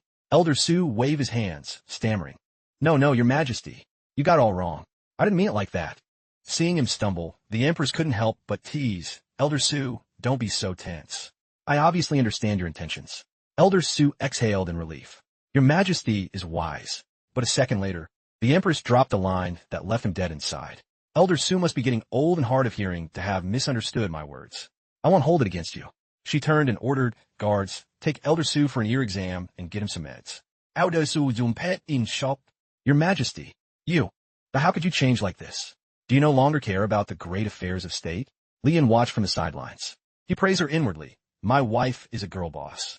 She's always so quick and clean with it." As he was being dragged out by two guards, Elder Su screamed unwillingly, "Your Majesty, the ancestral legacy cannot be destroyed in your hands." Ruoli calmly ordered, "Everyone else, dismiss." She then turned to Elder Su. "Elder Su, tell me then, how exactly have I destroyed the ancestral legacy?" Elder Su clasped his hands respectfully. "Your Majesty, you know exactly what I mean. That rebel leader's crimes are beyond heaven. Cooperation is impossible. If you do, our Great Gon Empire is finished." The people behind Elder Su chimed in. "Elder Su is right. Your Majesty, please reconsider." Shinhai gritted his teeth. These officials are always acting so holier than thou. Now, they all jump out to protest at once. Do they think the Empress and Li Yun are just a temporary fling? The Empress kept her face neutral. "So, you're all worried that my Chu family's empire will be snatched away by someone else?" Everyone looked worried for Great Gon's fate. Elder Su clenched his trembling hands. "We are single-mindedly loyal to you. But cooperating with that traitor is like letting a wolf into the house. I still remember his words from years ago. He's a heretic. He openly challenges the traditions of our ancestors. This is pure disrespect to Great Gon's heritage." Ruoli asked, "So according to you, ancestral tradition is that important?" Elder Su hurried to confirm, "Of course it is." Ruoli smiled. "If we went by ancestral rules, you'd have been executed for talking to me like that just now." Elder Su quickly argued, "No, that's different." "How is it different?" Ruoli countered. "Elder Su, since you're such an expert on tradition, explain to me exactly how it's different." Hearing this, he gritted his teeth in fury. "Damn it, she's leading me by the nose. I have to take back control." Left with no choice, he had to use his ultimate move. Elder Su wailed again, "Your Majesty, please think clearly. That rebel will never change. Please kick him out of the capital." The people behind him all knelt, shouting, "We beg Your Majesty to expel the traitor from the capital." Elder Su in Wali. "The win is mine. Let's see what else you can do. If this old man loses face by kneeling before you, and word gets out, who's going to listen to you ever again?" Rolly felt the headache coming on. Am I really going to lose at the last second? Watching this from outside, Lian was amazed. I didn't think these old fogies could be this shameless. Every single one of them faking tears and kneeling in sync. And all that ancestral tradition talk. It turns out they aren't afraid of me being in the capital. They're afraid of my ideas. Basically, they're scared I'll wreck their clout and their wallet. They dare bully my wife? You guys are forcing my hand. Lian stepped into the hall and barked, "You old geezers. You want to kick me out? And say it to my face." Hearing the shout, the official spun around to see Li Yun walking boldly toward them. Elder Su was terrified. Why is he here? Even if he's the Empress's husband, he can't just disrespect the court's authority like this. What is he doing? Li Yun looked gently at Ruoli and whispered, "Don't be scared. I'm here." Ruoli smiled. Her eyes were full of love as she looked at him. She thought, "Dummy, what is there to be scared of? We're the sovereigns here." Witnessing the lovey-dovey scene between the two, Hai's blood boiled. This is the Imperial Court of Great Gon, a place for national affairs.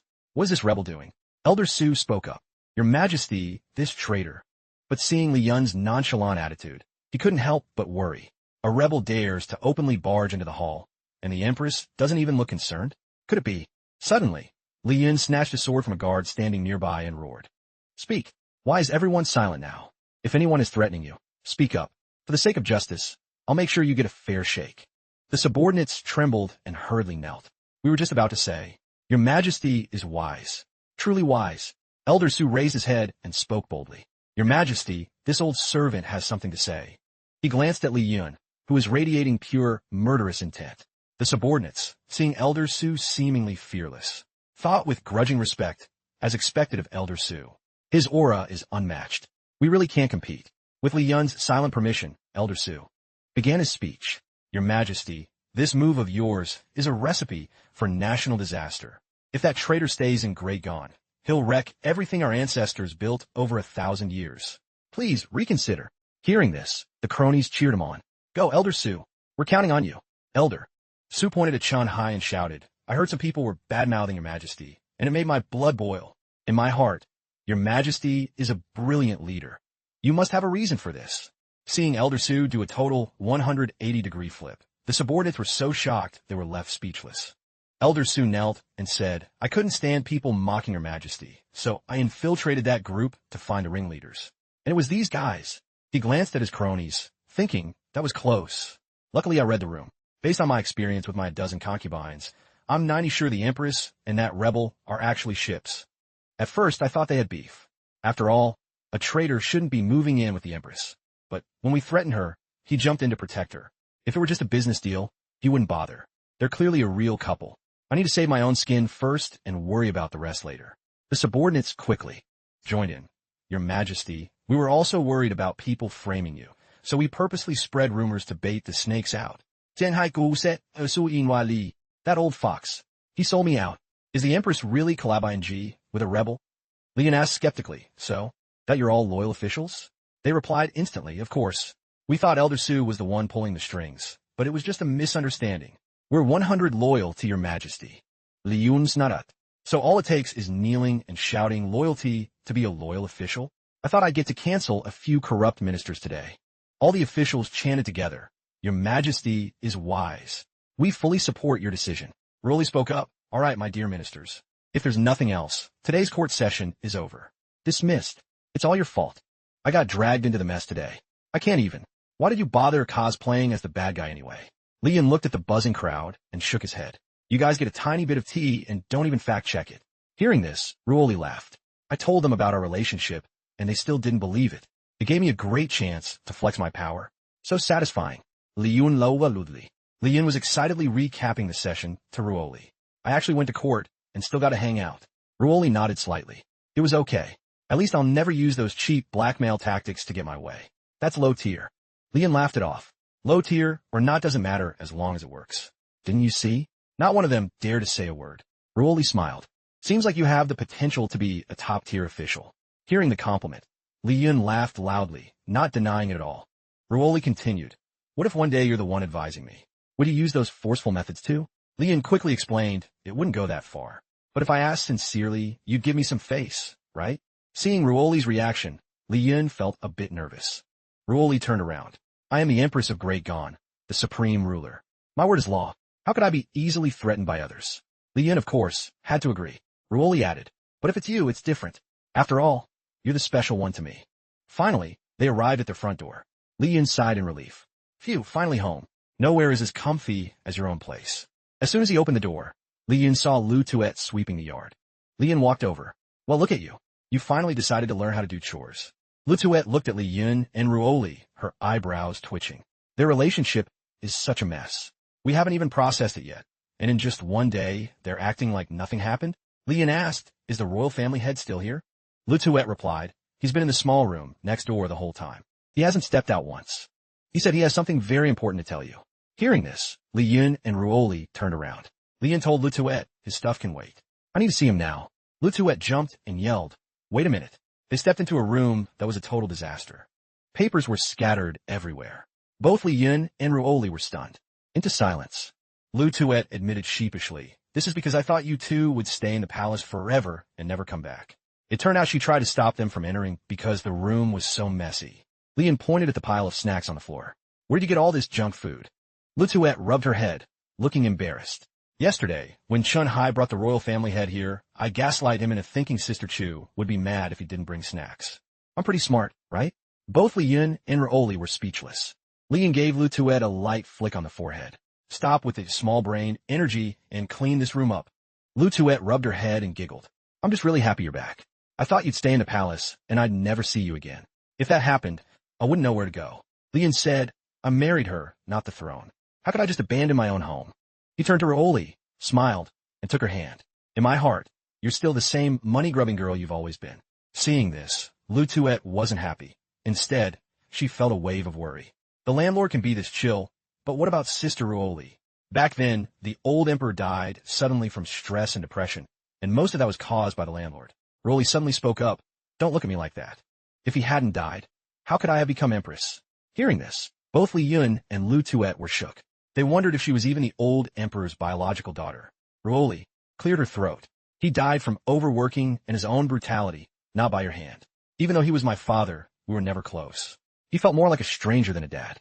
After he passed, I had to fight the other princes for the throne."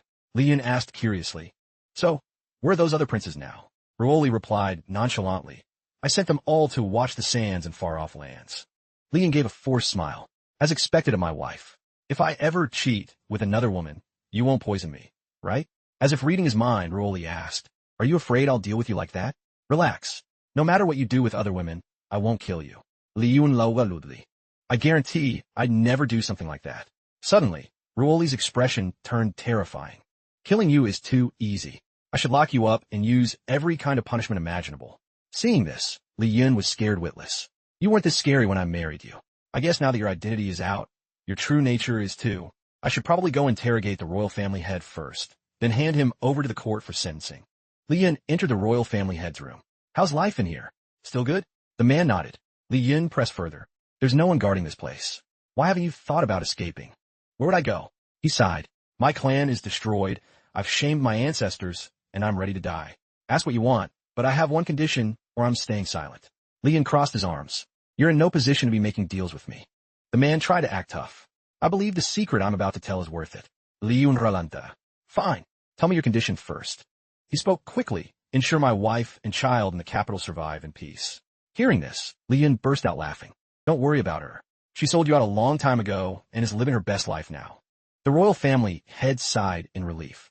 "That's good. Then I have no more conditions." Li Yun chuckled internally. "Should I tell him the kid isn't even his?" Then the man began his story. "About a year ago, right after the late emperor passed, the princes were fighting for the throne. Our clan planned to replace the royal family. That's when a man approached me." Li Yun questioned, "Who was he? And exactly when did this happen?" "If I recall correctly, it was May 3rd of last year." Li Yun calculated. That was right after he left the capital. Definitely not a coincidence. The man continued. "He called himself Si Ching and claimed to be with the rebels. He was powerful, but blind. He gave us a lot of classified intel. The stuff about the Jade Seal came from him too." Li Yun was surprised. "I've never heard of this guy. Knowing that much about the royals proves he's definitely not one of my rebels." "So what happened next? Did you find out who he really is?" The man replied seriously. It took a long time to piece it together. "He's from a former dynasty." Li Yun looked skeptical. "Great Gon has over 1,000 years of history. How could there be survivors from the former dynasty?" The man explained, "That generation is long gone, but their descendants have been dreaming of restoration for 1,000 years, quietly building their strength. While their numbers are small compared to Great Gon, they have a huge advantage. They can collaborate with the Northern Wastes and the Southern Barbarians." Li Yun shook his head. "The Northern Wastes wouldn't waste their time with people like that. So it must be the Southern Barbarians. They've always wanted a piece of Great Gon." He continued, "Furthermore, Si Ching said they've partnered with a faction of domestic rebels. That's all I know." Li Yun mused. "The former dynasty wants to topple Great Gon by teaming up with the barbarians and local rebels." Li Yun stood up and gave a slight nod to the royal family head. "I'll make sure to find you an executioner who'll make it quick and painless." Hearing this, the man fell silent. Li Yun's mind was racing. Who is the rebel working with the former dynasty? He must be linked to the Lu family massacre. But why do this? Just then, Lu Tuet came running in. "Landlord, we got a situation. A bunch of noble families just sent people over with gifts, calling them belated wedding presents." They said if you need anything, all of Great Gon is ready to help you and Sister Ruoli throw a massive wedding ceremony. Liun Skufa. A pack of old foxes. Are they planning to cancel me publicly? Entering the house, all three were stunned to see mountains of gold and jewels covering the floor. Lu Tuet chimed in, "Landlord, if we keep all this, even a tiny bit would be enough for a commoner to live on for life." Li Yin shook his head. "The world isn't as simple as you think. I have a bad reputation in the capital. People see me as a bloodthirsty demon. If Ruoli and I actually held a public wedding, someone would use it to embezzle money and pin the blame on her, making the people hate her. This is a trap. They want to see if we'll be flashy and show off our status." Lu Tuet held a precious item. Her eyes were full of greed. "Using all these treasures just to test us? What a waste." Lian explained, "Not exactly. They offended us earlier, so they have to pay up to soothe things over." Vitrilugd. Sounds like revenge. Are you just going to let them off? Liungrinat. I'm making a mental list of who gave the cheapest gifts. I'll be visiting their houses later. Lu Tuet asked, surprised, "How are you so good at this?" Lian said proudly, "Practice makes perfect. Back when I was starting my startup, I visited dozens of noble families for investment calls." Lian noticed Ruoli frowning behind him and asked, "Your Majesty, what's on your mind? Are you worried that if we actually have a wedding, your reputation will take a hit?" Ruoli said seriously, "It's not about the wedding. I just want a chance to let them know that we made it back safely because of you, not because of me." Lian said nonchalantly, "It's fine. I've been cursed at for years. I'm used to it." But Ruoli shook her head. "Well, I'm not. My man won't be insulted by anyone. I still care about you too much." Lian took her hand. "I know you mean well, but now isn't the time to go public. Not just for us. You know I've got beef with a lot of Great Gon generals. If we're too flashy and trigger them, what then?" Ruoli didn't fully agree, but she accepted it. "Fine, I'll listen to you. But this is really unfair to you. I have to make it up to you." Lian asked curiously how. Ruoli teased him. "How about I gift you some beautiful palace maids?" Lian knew it was a trap and laughed. "Ha, I don't need all that." Ruoli pulled a command token from her sleeve. She handed it to Li Yun and instructed, "This token allows you to mobilize Imperial forces on your own if I'm not around." Seeing this is like seeing me. Li Yun was shocked. "Isn't this a bit too reckless?" Ruoli explained that while it could mobilize many forces, they were mostly people he could easily handle anyway. As the Empress, trading useless pawns for his trust was a W deal. Hearing this, Li Yun agreed and took the command token. He thought to himself, "Ruoli actually wants to use this token to protect me. Anyone who dares mess with me is basically picking a fight with the Empress." Late at night, when the two returned to their room, Lian asked how she planned to handle those noble families. "I'll just make them hand over more treasures." Ruoli had been annoyed by them for so long. There was no way she'd let them off easy. Lian quickly said, "I don't know why, but I'm feeling a bit nervous right now." Ruoli wondered, "You're at home and you're nervous?" Lian rubbed his head. "A few days ago, I didn't even know your real identity. It was fine in the palace, but now it feels a bit weird. It's like when we first got married." Ruoli put on a seductive look. "Silly. Then let me teach you what to do." Looking at the fast asleep Ruoli, Li Yun whispered to himself, "Sleep tight. I'll handle the rest." With that, Li Yun left the room and leaped onto the roof. He only had a lead on the Huang family, but they were surely collaborating with other clans. In other words, there was still a mole in the court. But when he arrived, Li Yun stared around in confusion. "Weird. Where are all the guards?" Someone approached and asked, "What are you doing here in the middle of the night?" It was Chen Hai. He frowned. "Don't think just because you're shipping with Her Majesty, you can do whatever you want." Li Yun replied calmly, "Good evening." Chen Hai snapped, "You still dare show your face here?" Li Yun cut him off. "I just saw the Huang family head and got some intel about the remnants of the former dynasty." Chen Hai was so shocked he was terrified. He rushed over to Li Yun and pressed for details. "Are you saying someone in the capital is collabing with the former dynasty remnants? If that's true, how we find them?" Li Yun replied, "Check which families have suddenly got filthy rich in the past year. The ones with a massive spike in assets." Chen Hai thought deeply. "We've considered that, but they're very US with their bookkeeping. It's hard to catch." Li Yun offered strategy. "Relax. Just follow the money trail, and you can deduce who's behind it. Whoever is manipulating the market and exploiting the commoners is the prime suspect. This is called economics." Chen Hai smiled. "I didn't know you were such an expert in economics." Li Yun assured him, "Trust me, I'm one of the good guys." Chen Hai shouted, "Enough. If you hadn't used your voodoo to bewitch Her Majesty, I would have sliced you into 100 pieces already. Follow me." Chen Hai turned and gave the order. "Liun azitata. We're in love by choice. Don't overthink it." Internally, Chen Hai admitted that the strategy Li Yun mentioned was highly viable. This method could easily cause Great Gon to collapse.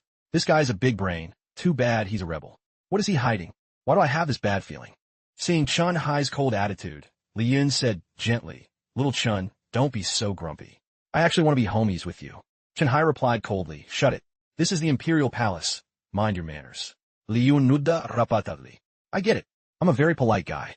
I even keep my manners in my dreams. They arrived at a room filled with ledgers. Chen-hai explained this is the place.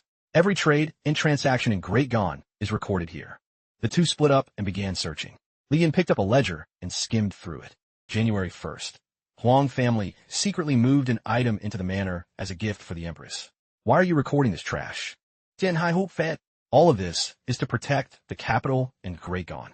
The landlord records everything that meticulously, then you definitely won't miss the rest. After checking, I see the Su family is the most sus. Looks like my hunch was right. Li Yun smirked, holding a ledger in his hand. Chen-hai was confused. You suspected the Su family from the start? How could you tell? Chen-hai thought, I didn't expect the gap between us to be this huge.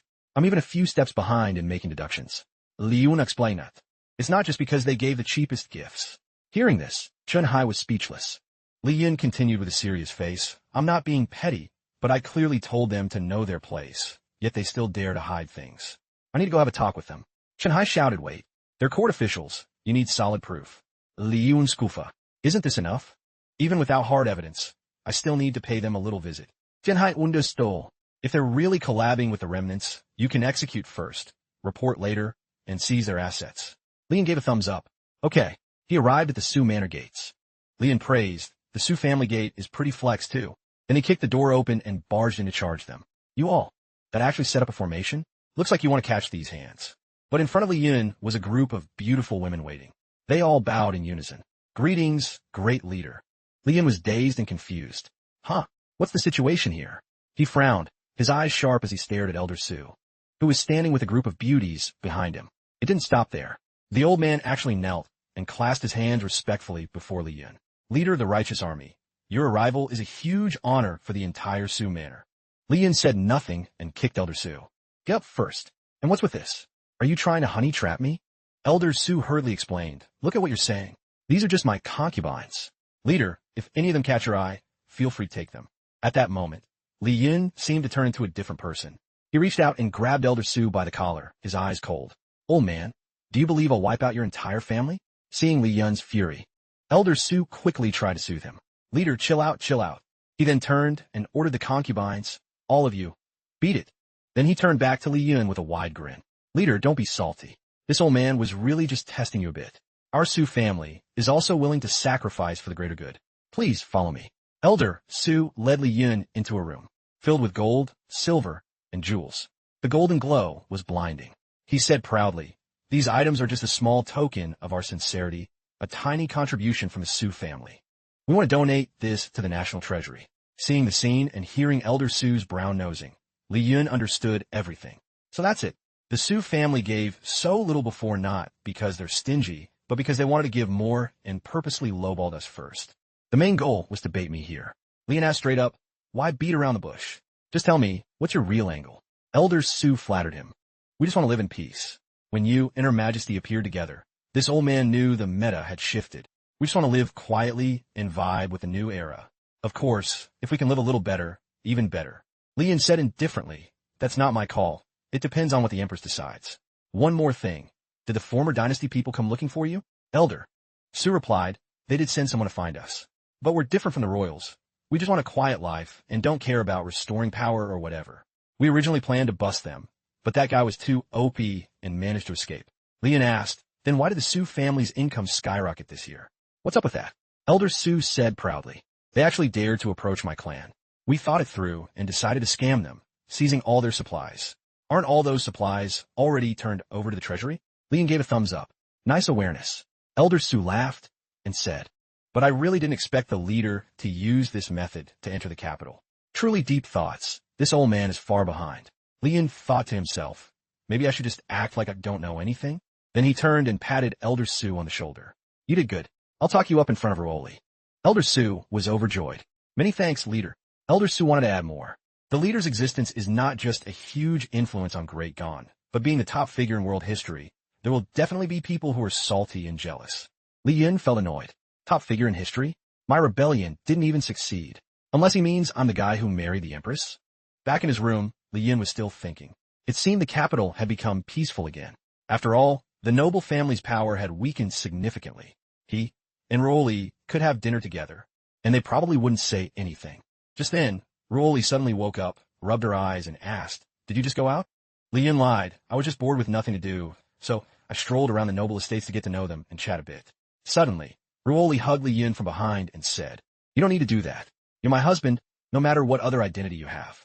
Hearing this, Li Yun laughed internally. "Wifey, do you know how cute you are right now? You must be sleep-talking. You never say stuff like this normally." Li Yun gently tucha Ruoli stop. "Stop overthinking and just sleep." Ruoli acted spoiled. "Kiss me first." This scene made Li Yun doubt if this was even his wife. "Wifey, but if you act like this, how am I supposed to get any sleep?" The two shared a deep, passionate kiss. Ruoli said, "You aren't allowed to leave me. Forever. You can't." Li Yun immediately replied, "Even if the rivers run dry and rocks crumble, I won't leave you." Ruoli placed her hand on Li Yun's cheek and threatened, "If you dare get close to any other woman, I'll kill you." Li Yun smiled brightly and agreed, but then he realized something felt off. The next morning, Ruoli woke up to find Li Yun sitting there holding his head, looking exhausted. She asked, "Why do you look so beat? Did you sleep poorly last night?" Li Yun had dark circles under his eyes, but he forced a smile. "It's nothing. It's just that you were sleepwalking last night," and said a lot. Li Yun groaned inwardly. He hadn't dared close his eyes all night, fearing a midnight sneak attack. Hearing that, Ruoli felt embarrassed. She turned and questioned Li Yun. "What exactly did I say to you?" Li Yun smiled and replied without hesitation, "You basically praised me for being amazing and talented, and then you wanted to be kissed and hugged." Ruoli was shy and angry. "That sounds like a little girl. How could I ever say something like that?" She turned and walked away. "I'm not that kind of woman. Hurry up for the morning court." Li Yun looked at her back and gave a forced laugh. Even though it's a bit blurry, she was really cute then. "But my heart can't take this." Shenhai was already waiting outside the door. He smirked himself with pride. He thought, "I've been guarding outside all night. Her Majesty will definitely be very pleased." Ruoli stepped out and saw Shenhai. He bowed respectfully. "Your Majesty." But Ruoli was lost in thought. Could I really have said those things? Maybe Li Yun is trolling me. No, he wouldn't lie to me. Seeing Ruoli's unusual behavior, Shenhai felt resentful. He thought, "Your Majesty, what did that punk Li Yun do to you?" At the morning court, all the officials were present and shouted respectfully, "Your Majesty, regarding the former dynasty, we believe we must handle it immediately." Elder Su, the lead official, spoke solemnly. "Remember, back then, the late emperor and the rebels almost went to war, but it was all because someone was secretly instigating and causing friction. The tension grew until it led to disastrous consequences." Ruoli said skeptically, "I've heard of this. Could it really be their doing?" Elder Su added, "Exactly. This morning, urgent intel arrived from the border with proof. A well at the border was destroyed by those former dynasty remnants. Furthermore, many rebel books have appeared at the border, written by those same remnants." Ruoli asked, "What books?" "Audosu Zitli." "The books written by that guy back in the day." This was a direct reference to Li Yun. Ruoli was speechless. Are they seriously using my husband's books to spread propaganda against my empire? Right now, Li Yun was sitting leisurely in his room, sipping tea. He was vibing and enjoying himself when suddenly a book was slammed down in front of him. Ruoli crossed her arms and said angrily, "Dummy, look at the great thing you've done." Li Yun was dazed. "What? I didn't write any NSFW books or anything." He picked up the book, read it, and realized it was one he had written before the rebellion. "What's the deal?" Ruoli said, fuming. "Those former dynasty remnants are using this as their propaganda manual." Li Yun Lauga. "Relax, it's not a big deal. To start a rebellion, you need the right timing, the right place, and the people support. Right now, people have jobs and food. We want to grab a weapon and cause trouble. As an empress, shouldn't you see this clearer than me? My wife is so big-brained. You're such a great strategist. You must have figured out a solution already." Ruoli countered, "Stop with the flattery. You know I hate hearing that stuff the most. It sounds so fake." Li Yun said something that made Ruoli blush. "It's different. Public is public. Home is home. Every word and action should fit the vibe. Like last night, when you leaned on me. If I had acted like a stranger, I doubt I'd have made it to court this morning." As soon as he finished, Ruoli punched him. She tried to change the subject, but they actually dared to use your work. Li Yun took Ruoli's hand and reassured her, "Don't worry. I'm here. Nothing's going to happen." They're using those books to gain clout at the border before trying to topple Grey Gone. Ruoli asked, "I remember you had contact with the Southern Barbarians before, right?" Li Yun was awkward. "Yeah, I did, but it wasn't a huge thing. Back then, I had just started my cultivation and almost had a scrap with them. Luckily, I took them down." Li Yun recalled the scene where he soloed a bunch of buff Southern Barbarian dudes. The barbarians value strength. They love fighting over territory. Ruoli thought about it. What was that tribe called? I think they're in the Mountain Range Alliance. Where do they rank in the Barbarian Alliance? Li Yin quickly comforted her. It's just a tiny tribe. How could they even get into the alliance? That small tribe. I think the name was Heijiao, Blackhorn. The scene shifts to a dense jungle. For men from a tribe, likely the Heijiao tribe, had just wiped out many others dressed like them. One guy with a foot on his face groaned. Talk about 8 lifetimes of bad luck. The leader wore a knockoff straw hat pirate armband from One Piece, clearly trying to cosplay Monkey D. Luffy. He gritted his teeth. I just wanted to find a small tribe to kidnap some women for fun. How'd I run into these monsters? He's the legendary Mad Dog of the Freedom Alliance. The Heijiao tribe is incredibly strong, probably because he's leading them. Another guy grabbed a victim's head and asked, "Are they Martians?" The leader crossed his arms in contempt. "Are you stupid? Mars is a flaming rock. These are humans, not rocks." The guy from before cried out. "Then when is the chief coming back?" He said he'd return when Mars crashes into Earth. "We've been winning every fight in Nam and we're the goats, but still no Mars. Watching you cry is annoying." The boss punched him. "Stupid." The guy stood up and explained, "I'm not stupid. The chief said our IQ is at least over 30. We're rare geniuses in this world." Hearing this, the others were speechless. The boss ignored him and spoke to the other two. "My foolish brothers, I feel like something happened to the chief." The biggest one asked, "Brother Wuju, we mean?" Wuju pulled out a turtle shell. "This is my magical tool, the ghost head. Let me cast a spell to see how the chief is doing." He shook the turtle shell. 3 stones, shaped like fangs, fell out. It looked like a real fortune-telling session. The white-haired guy asked, "How's the reading?" Wuju's face darkened. "This is bad. The chief has encountered the Great Gone Empress. The situation is extremely dangerous." Wow, that magical tool is actually OP. Just one look, and he deduced all those details. Then he stood up and gave orders. "Move, go to the Mountain Alliance, and find those former dynasty people. They need to help us rescue the chief from Great Gone." At this moment, Li Yun suddenly felt uneasy. Why do I have a bad feeling? Everything should have been settled by now, right? Just then, Lu Tuet ran in. "Master Landlord." "Huh? Aren't you with Sister Ruoli?" Li Yun said. "Ruoli is taking a nap. I actually have something to tell you." Lu Tuet asked innocently, "What is it? Is there new food?" Li Yun's face turned serious. "No, it's about the Lu family massacre. I have a lead. Someone in the rebel army has been in contact with the former dynasty remnants. The massacre was likely their work. This person is connected to both the rebels and me." Lutui smiled. "Master Landlord, don't blame yourself. This has nothing to do with you. It's not like you did it. But why would those rebels attack the Lu family?" Li Yin said, "I don't have a lead on that yet. Later, I'll go to Nam myself, both for revenge and to find the truth." Chen Hai walked in, interrupting them.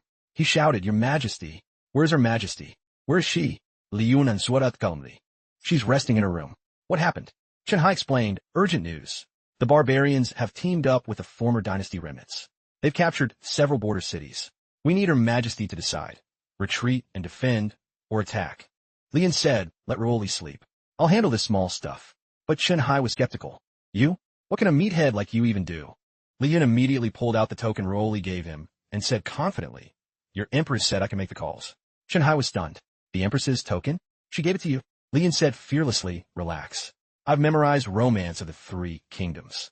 Little Chun, no need to worry. I know Water Margin and 3 Kingdoms by heart. Helping you guys make a choice is as easy as pie." But Chen Hai didn't get it all. What is this guy yapping about?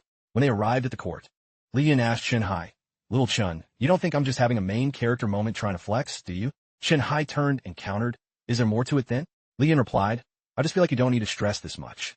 Then he said seriously, "We live in the back alleys. We can hear the heartbeats of the people. Even though Ruoli has a plan, there are still plenty of folks feeling salty." Hearing this, Chen Hai got triggered. "Who's got the nerve? I'll go arrest them right now."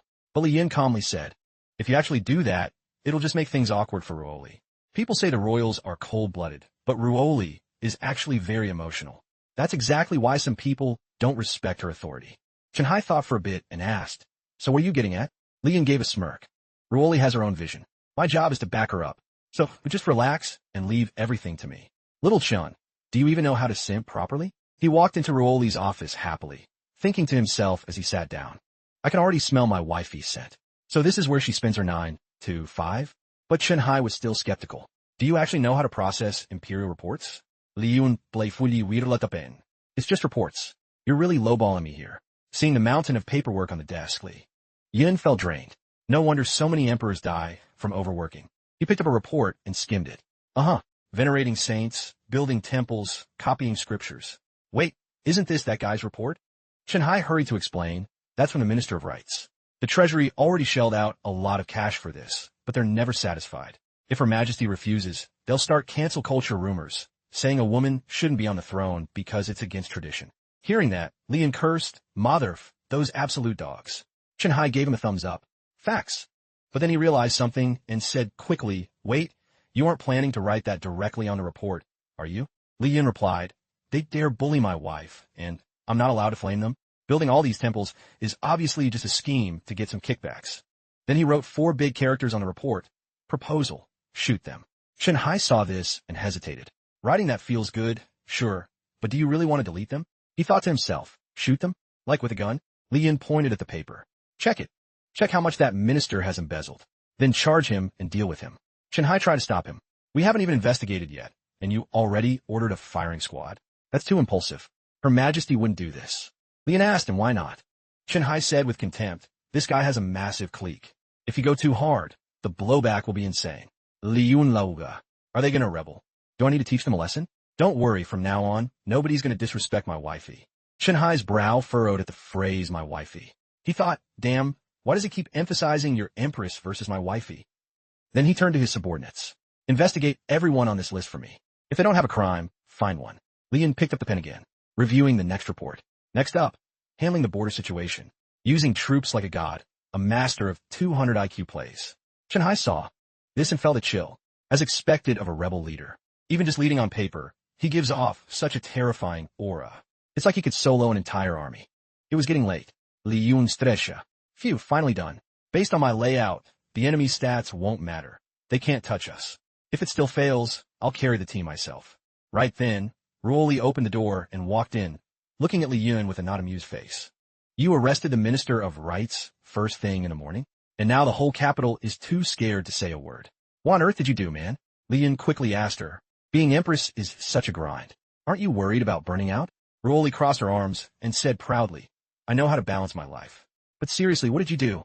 Everyone outside is praising me right now. Li Yun said gleefully, just doing good deeds.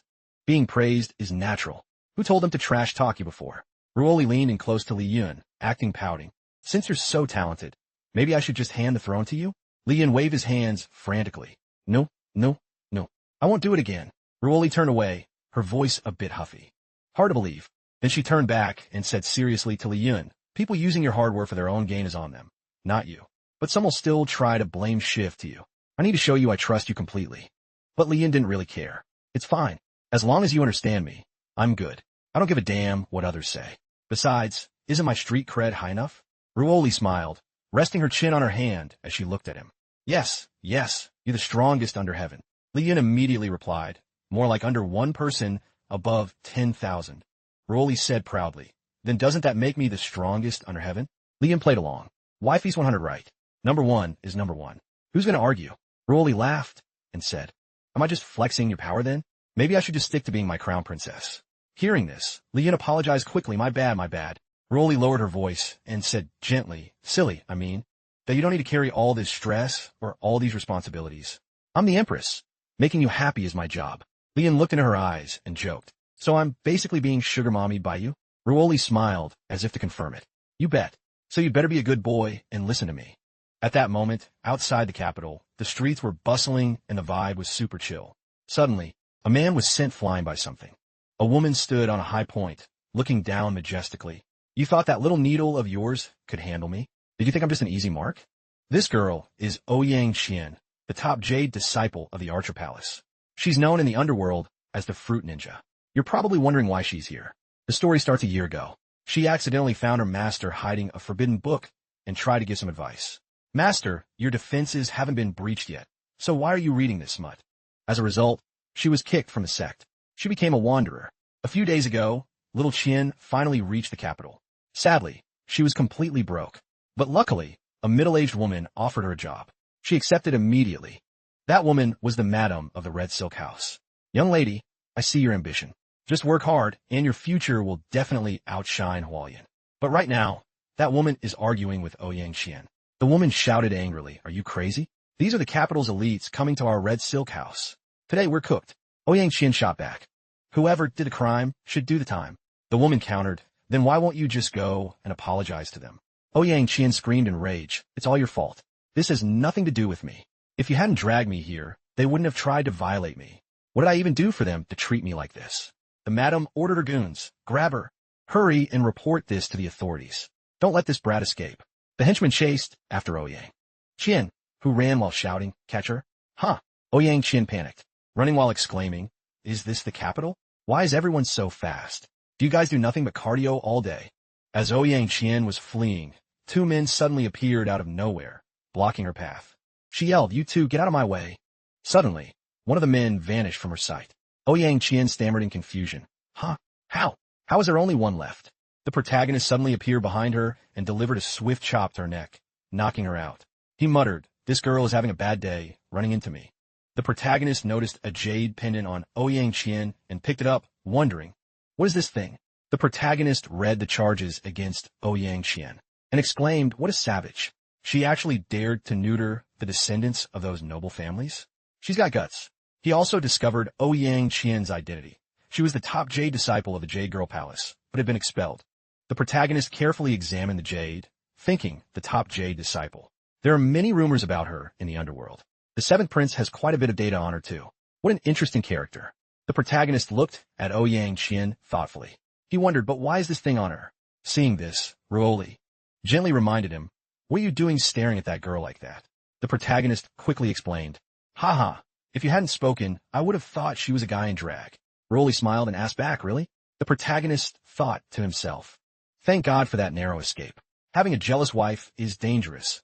I almost walked into a trap. Good thing I have quick reflexes. The protagonist hurried to explain further to put Ruoli at ease. I'm looking at the rebel token on her. She's carrying a rebel insignia. Lian held out the jade pendant and said, this is it. This is what we rebels use to verify identities. Ruoli asked curiously, you can verify an identity just with this? The protagonist replied, correct. But this jade is different from the ones I've seen before. It looks like a newer model. By then, Ouyang Qian had woken up. She clutched her head and cried out, ow, that hurts like hell. She didn't understand what was going on and asked, what just happened? Why did I black out? Suddenly, she saw her jade pendant in Li Yun's hand. My jade, give it back. She lunged to snatch it back, shouting, my master gave that to me. Ouyang Qian felt a powerful aura emanating from the protagonist and recoiled in fear. The protagonist asked sternly, spill it. Where did you get this? Ouyang Qian turned pale, thinking, this killing intent is terrifying. This guy is definitely a top-tier master. What do I do? She decided to use her status to intimidate him. I'm so sorry. My bad. I'll do whatever you say. Just spare my life. But then she remembered, wait, I've already been kicked out of the sect. The protagonist said in a deep voice, what are you overthinking for? I just want you to tell me where you got this jade. Looking at the kneeling Ouyang Qian, the protagonist couldn't help but think of Lu Tuet. Why is her kneeling posture exactly like Lu Tuet's? Just then, Lu Tuet appeared, saw Ouyang Qian, and said, isn't this little Qian? What are you doing here? The protagonist asked Lu Tuet, you know her? What's your connection? Lu Tuet recounted, half a year ago when I was wandering the underworld, I met her. She's a bit reckless, but we learned a lot from each other. We've been through a lot together. She's a great friend. The couple both thought by learn a lot. Do you mean that shameless kneeling trick? Ouyang Qian said happily, so you're Lu Tuet's friends. Haha, then we're family. I thought I was about to be done for as a woman. The protagonist thought, is this girl a bit special in the head? No wonder she's friends with Lu Tuet. Ouyang Qian happily told the story of the jade. It started a year ago. 3 men came to see my master. Before leaving, they left this jade behind, and master gave it to me. The protagonist asked, who were they? Do you remember? Ouyang Qian said anxiously, how could I forget them? 1 barbarian, 1 blind man, and the leader was a guy wearing a bamboo hat. The Jade Girl Palace normally doesn't allow outside men to enter. But those 3, I don't know what kind of god-tier martial arts they practiced, but they leveled an entire area in the blink of an eye. It was a total flex, basically telling us we were just fish on their chopping block. I still remember the leader's words. The hat guy said, I am the leader of the rebels. I'm telling you, Prince Ding's army will soon disband because he's leaving. We will take over everything he leaves behind. A new dynasty is about to be established. The protagonist mused, all that plotting for a so-called new dynasty? Ouyang Qian said, Tuet. Who is this gentleman anyway? His inner energy is so intense. He won't suddenly try to get handsy with me, will he? Lu Tuet replied, Master Landlord is the legendary rebel leader. You don't need to worry. Sister Ruoli is way prettier than you. Ouyang Qian felt embarrassed and mumbled, I hope I didn't say anything too cringe earlier. Fingers crossed. The protagonist asked, do you know what this jade does? Ouyang Qian replied, Master told me it's for life insurance. Other than that, I have no clue. The protagonist said skeptically, life insurance? How can a token save your life? Besides, I've been a leader for 5 years, and there's stuff I don't know. I'm such a fail of a leader. Ruoli comforted him. How can you call it failure? This has nothing to do with you. It's just your subordinates being sloppy. The protagonist laughed. Are you comforting me? That actually makes sense. Ruoli glared at him. You want to be down? Why would I comfort an idiot? Ruoli said softly, anyway, my man. That can't be looked down upon by others. If he is, I'd lose face too. I can't let myself be disrespected. Le tuile remarqued. It's not even New Year yet, but someone's already setting off fireworks. Ouyang Qian was startled and said, Is it the Jade Girl Palace's distress signal? Why is it appearing here? The protagonist asked, Does it mean the Jade Girl Palace is in trouble? Ouyang Qian said urgently, Yes, I can't be mistaken. I have to get back there immediately. The protagonist suggested, Then let me go with you. Maybe I can help. 3 thugs were threatening a young girl, saying, Next. That it's your turn, Jade Girl, the Jade Girl Palace. The girl screamed, You bastards. The thugs smirked wickedly. Relax, we won't kill you. As long as you serve us well and keep us happy, you'll be fine. Ouyang Qian suddenly appeared and delivered a kick to the thug's face, cursing, Scumbags, you actually dare to lay a finger on a Jade Girl from my sect? The girl saw Ouyang Qian and rejoiced, Big senior sister. Ouyang Qian said confidently, Don't be afraid, your senior sister is here. The girl thought, Senior sister is so confident. After years of training in the world, she must have achieved greatness. But Ouyang Qian declared, After 6 months of wandering, I have finally realized the truth. This profound statement made the thug exclaim, Such a terrifying aura. What kind of secret technique is she about to use? Ouyang Qian screamed, Help me. Her junior sister stared at her dazed. Ouyang Qian shouted at her junior sister, Dummy, are you just going to stand there and watch? Why aren't you calling for help? Do you want us to serve these men together? The thug laughed out loud. No one is coming to save you, even if you scream your lungs out. Your lives will be the foundation of our new dynasty. Suddenly, his 2 lackeys behind him collapsed. It turned out the protagonist had made his move. He said coldly, Remnants of the former dynasty. Or should I call you lapdogs of the new dynasty? The thug asked in a panic, Who are you? He felt the protagonist's overwhelming power. He's too strong. I need to call everyone from the manor to have a chance. He fired a distress flare. He shouted, A single arrow pierces the clouds. Thousands of troops, heed my command. He turned and barked at the protagonist. You can't beat us all alone. It's not too late to run. But then he realized something was off. Weird. Why hasn't anyone arrived? The protagonist smiled and said, Don't be impatient. They're all going down there soon. The thug asked, confused. Down where? One of his henchmen hit the ground. He screamed, Isn't that the hidden? That assassin who was lurking? One by one, they fell. All of them had been taken out by the protagonist. The thug gasped in horror, You monster! The protagonist looked at him with ice-cold eyes and said, I'm curious about this new dynasty you mentioned. Mind telling me a bit about it? The junior sister asked Ouyang Qian, Big senior sister. This guy is so powerful. How did you even get him to come with you? Ouyang Qian laughed loudly and said, Naturally, it was thanks to my irresistible charm. The junior sister said skeptically, Big senior sister, did you really? How could our top disciple from the Jade Girl Palace become someone's personal chambermaid? Ouyang Qian shouted, What are you thinking? I didn't sell my body. The protagonist asked the thug, What's your name? Who's your boss? The thug trembled. My name is Su Daohua. My boss is Zhang San, a legendary figure in the underworld. Without a word, the protagonist grabbed his hand and snapped a bone, making him shriek in agony. Don't worry, I won't finish this in one go. I'll take my time playing with you until you tell the truth. Drenched in sweat, the thug stammered. Actually, my name is Li Si. The protagonist stared at him with an aura of absolute authority. Not afraid yet. Ouyang Qian spoke up from behind. That's not enough. You have to use hardcore methods on this type of guy. Too bad I'm not good at interrogation. Is there a way to make him talk? The thug still tried to act tough. Ha ha ha. Why don't you try a honey trap? If you make me feel good, I'll tell you everything. He laughed defiantly. I'm not afraid of death. What else can you do to me?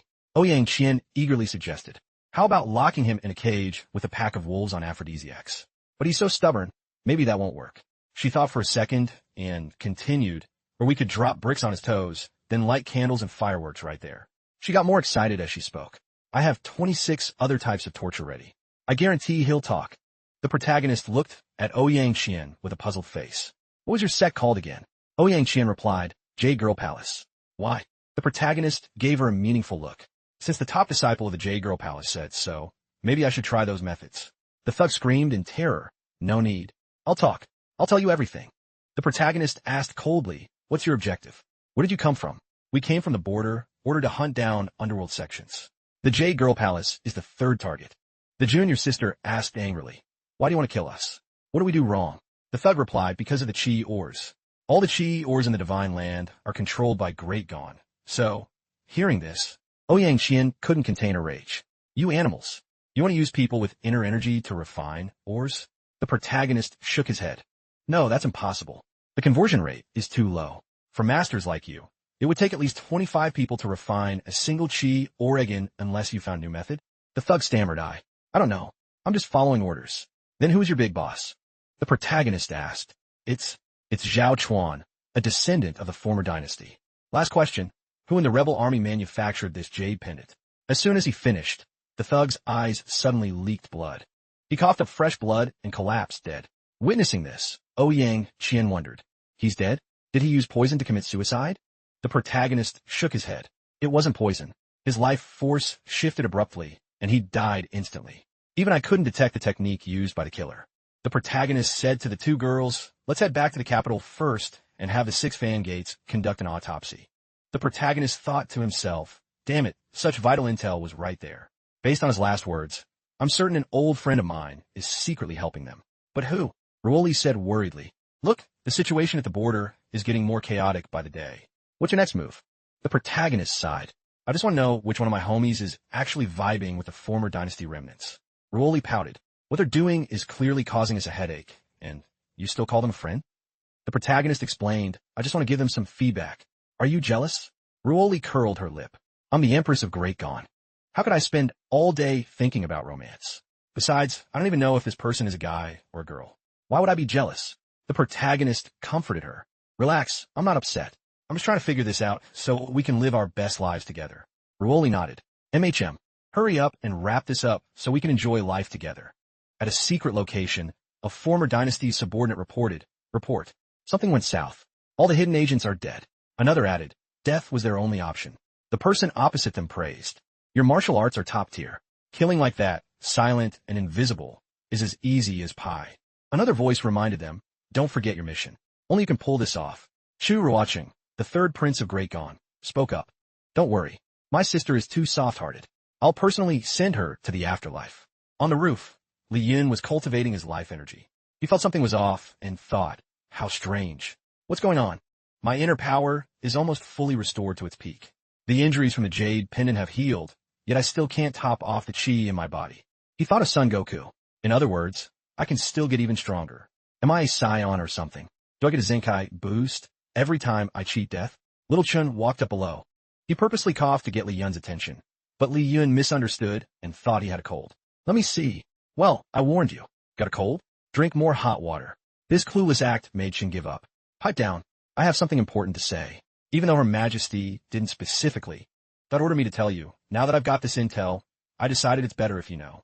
The protagonist was surprised and deduced, wait, no way. Little Chun, thinking the protagonist had guessed it, he replied, exactly. It's that news. You probably heard already.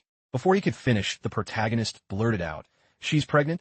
Hearing this, Little Chun snapped. Pregnant with what? You old man. I meant the prince has returned to the capital. The protagonist acted indifferent. Oh, just a prince. If he dares to cause trouble, I'll just cancel him. Simple as that, right? Wait, what? Little Chun hurriedly explained. It's not as simple as you think. This time, it's not just one, but 3 princes returning. He once mentioned the National Foundation War to Her Majesty. The protagonist wondered, what's the National Foundation War? Little Chun began to recount events from years ago. The crown prince back then was the first prince, but he was a total weirdo and stubborn as a mule. When the rebellion broke out, he just dipped and never came back. At that time, Her Majesty was busy dealing with the rebels. By the time the late emperor passed, he hadn't named a successor. That led to the National Foundation War, a power struggle between all the siblings. Ultimately, Her Majesty won through her high IQ, plays, and talent. The protagonist said happily, I get it. You want me to take care of him on his way back to the capital? Little Chun said helplessly, no. This guy has a high kill count from the border and was injured. That's why he got leave to come back and rest. Little Chin's gaze sharpened, as if he suspected something fishy. But there's one SUS detail that concerns me. Look at this, and you'll understand. He handed the protagonist a scripture. The protagonist opened it and exclaimed, "So that's how it is. This guy is the son of some noble, grandson of the eldest princess, a total playboy obsessed with girls. How could a guy like that get such legendary stats at the border?" Little Chin nodded in agreement. "Facts. We suspect the third prince is teaming up with the former dynasty remnants. Those war achievements are likely faked. He definitely has an ulterior motive for coming back." Little Chin's expression became more pensive. The protagonist said cheerfully, "Perfect timing then. We'll bait the snake out of its hole and see what they're plotting." Little Chun continued his report. "Also, we checked that body brought back." The protagonist asked, "Find any clues?" Little Chin replied, "Only that his blood suddenly flowed outward, causing instant death. No signs of poison or any other leads." The protagonist pondered. "Seuss, what kind of hacks did they use to kill him?" Suddenly, a shrill scream echoed from outside. "Let me go." The protagonist recognized the voice. It was Lu Tuet. "What's the situation?" Lu Tuet yelled at a hulking man who was trying to drag her away. "I said get your filthy hands off me. Do you not understand human language?" The bearded guy said with contempt. "It's a blessing that our prince noticed you. Don't be ungrateful. It's just for one night. It's not like we won't let you go. You think you're going to be a royal consort or something?" Lu Tuet didn't hesitate and delivered a kick straight to his lower assets. The kick sent him trembling in pain. Ouyang Qian spoke up. "Let's go. Don't waste your time on these losers." Just then, the third prince appeared from behind and said, "Ladies, hold your horses. You beat up my man and think you can just walk away?" Little Qian snorted back. "Stop stalling. What do you want?" The third prince smirked. "I actually dig that attitude of yours. You make a perfect personal chambermaid." The protagonist stepped out from behind and said coldly, "I dig your attitude too. You rotten little brother. I didn't think you'd have the audacity to come to my house and start trouble." Lu Tuet and O Thien said in unison, "Master Landlord." The third prince turned around and said angrily, "Where did this country bumpkin come from, actually daring to call me a rotten little brother?" Then he ordered his subordinates to attack the protagonist. "Handle him for me." This prince had totally lowballed our protagonist. He said smugly, "What an absolute idiot, trying to play the hero saving the damsel. Too bad you picked the wrong person. Let me show you some respect. I'm going to teach him a lesson." A subordinate shouted in panic, "Your Highness." The third prince's lackeys were getting absolutely wrecked. They lay scattered on the ground in pain, completely unconscious. The protagonist said coldly, leaving him with one breath, "Fine, I'll make sure you're satisfied." Seeing his subordinates handled so cleanly, the third prince couldn't help but feel a chill. He thought, how is this possible? The bodyguards I carefully handpicked were defeated by him this easily? The protagonist just turned his head and smirked. "I already told you you're my rotten little brother. Get used to it. Next, I'm going to use family law to educate you." The third prince still tried to act tough and threaten the protagonist. "Your martial arts might be high, but this is the capital. Start trouble here is definitely not a big brain move." As soon as he finished, the protagonist didn't hesitate and landed a thunderous slap right on the third prince's face. The slap sent him tumbling to the ground. Clutching his face in pain, he said, "I am the brother of the current emperor, and you're just a rustic meathead. If you dare cause a scene at the palace, who do you think Her Majesty will side with?" The protagonist leaned down and said to the third prince on the ground, "How dare you bully my friends? I already let you slide once. Did you think my wifey would let you off that easily?" The third prince remained stubborn. "Your wifey? Who the hell is your wifey to compare herself to someone as noble as me?" A group of guards immediately rushed over. Little Chun ordered his subordinates to arrest the third prince. This action made the third prince delusional. He said boastfully to the protagonist, "Hey pleb, the 6 fan gates are here. Let's see if you still dare to be insolent. Hurry up and arrest him for me. I need to teach him a lesson." But the subordinates rushed in and arrested the third prince himself, leaving him completely clueless as to what was happening. He screamed, "Are you guys crazy? Do you know who I am?" Little Chan said coldly, "I don't give a damn who you are. You mess with Her Majesty's people and expect to just walk away?" At that moment, the third prince finally realized, wait, Her Majesty's person, plus this god-tier skill. Could he be the legendary rebel leader? The third prince quickly shifted his vibe and said, "It's all a misunderstanding. So we're actually family. I was out of pocket just now. Please forgive me." He thought to himself, "Gotta stay chill. I can't fully offend him yet. I'll get close to him first and then plan my next move." The protagonist said nothing and delivered a direct kick to the third prince's face. The protagonist barked, "Is your brain filled with water? You dared to bully my girl and then sent men to jump me. Is this the kind of beef you can just laugh off?" The third prince said aggrievely, "What do you want?" "I already apologized." He added, "Harming royalty is a capital offense." "Shanghai, why aren't you making a move?" Little Chan said to the protagonist, "Why not just kick him to death?" The protagonist replied, "He is Her Majesty's brother after all.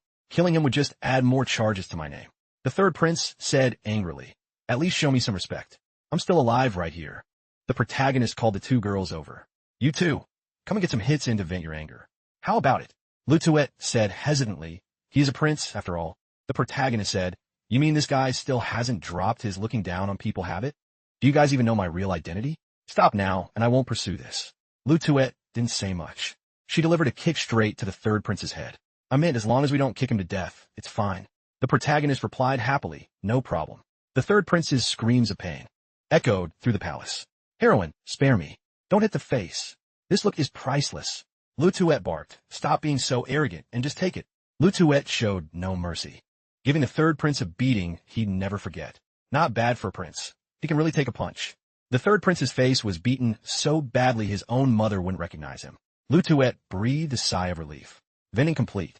Consider this a lesson. Othien said, "You were still too soft on him. If I had some tools, I'd make his life a living hell." Hearing that, even the protagonist shivered, thinking, "Are all you Jade Girl Palace disciples this savage?" Little Chun observed the scene and said to everyone, "The prince met with an unexpected accident.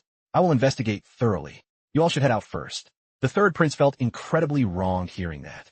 He quickly cried out, "I'm going to snitch to Her Majesty. I want to report that the third prince harassed me on the street and almost seriously injured me." Rolly just smiled and said, "Is that so? Why did my husband have to suffer such a big grievance? Do you need a hug for comfort?" The protagonist pretended to be serious and said, "Your Majesty, I want to file a complaint." "Stop laughing, this is serious. That third prince dared to flirt with Lutuet and even sent men to beat me up." Ruoli burst out laughing. She knew the protagonist's personality too well and teased him. "I believe you beat him up, but him beating you to death's door? Not buying it." The protagonist pouted. "Fine, whatever. I hate fighting and killing anyway. I won't cause you more trouble. We should spend time chatting and hugging instead." Ruoli said gently, "Don't worry. If he's really colluding with the enemy, I absolutely won't let him off. I'll handle him according to the law." The protagonist joked, "According to the law? Didn't your Majesty indirectly cause the death of billions of my Li family members? Look at you." Ruoli pouted. "Isn't it also my Chu family's business?" Ruoli handed a letter to the protagonist. "Stop joking. Give this letter to Chenhai for me. Have him deliver it to the third prince, along with some medicine." She thought to herself, he just got back and is already causing trouble. He definitely has an ulterior motive. The protagonist asked curiously, "What's in the letter?" Ruoli smiled and replied, "Just some words of concern and comfort."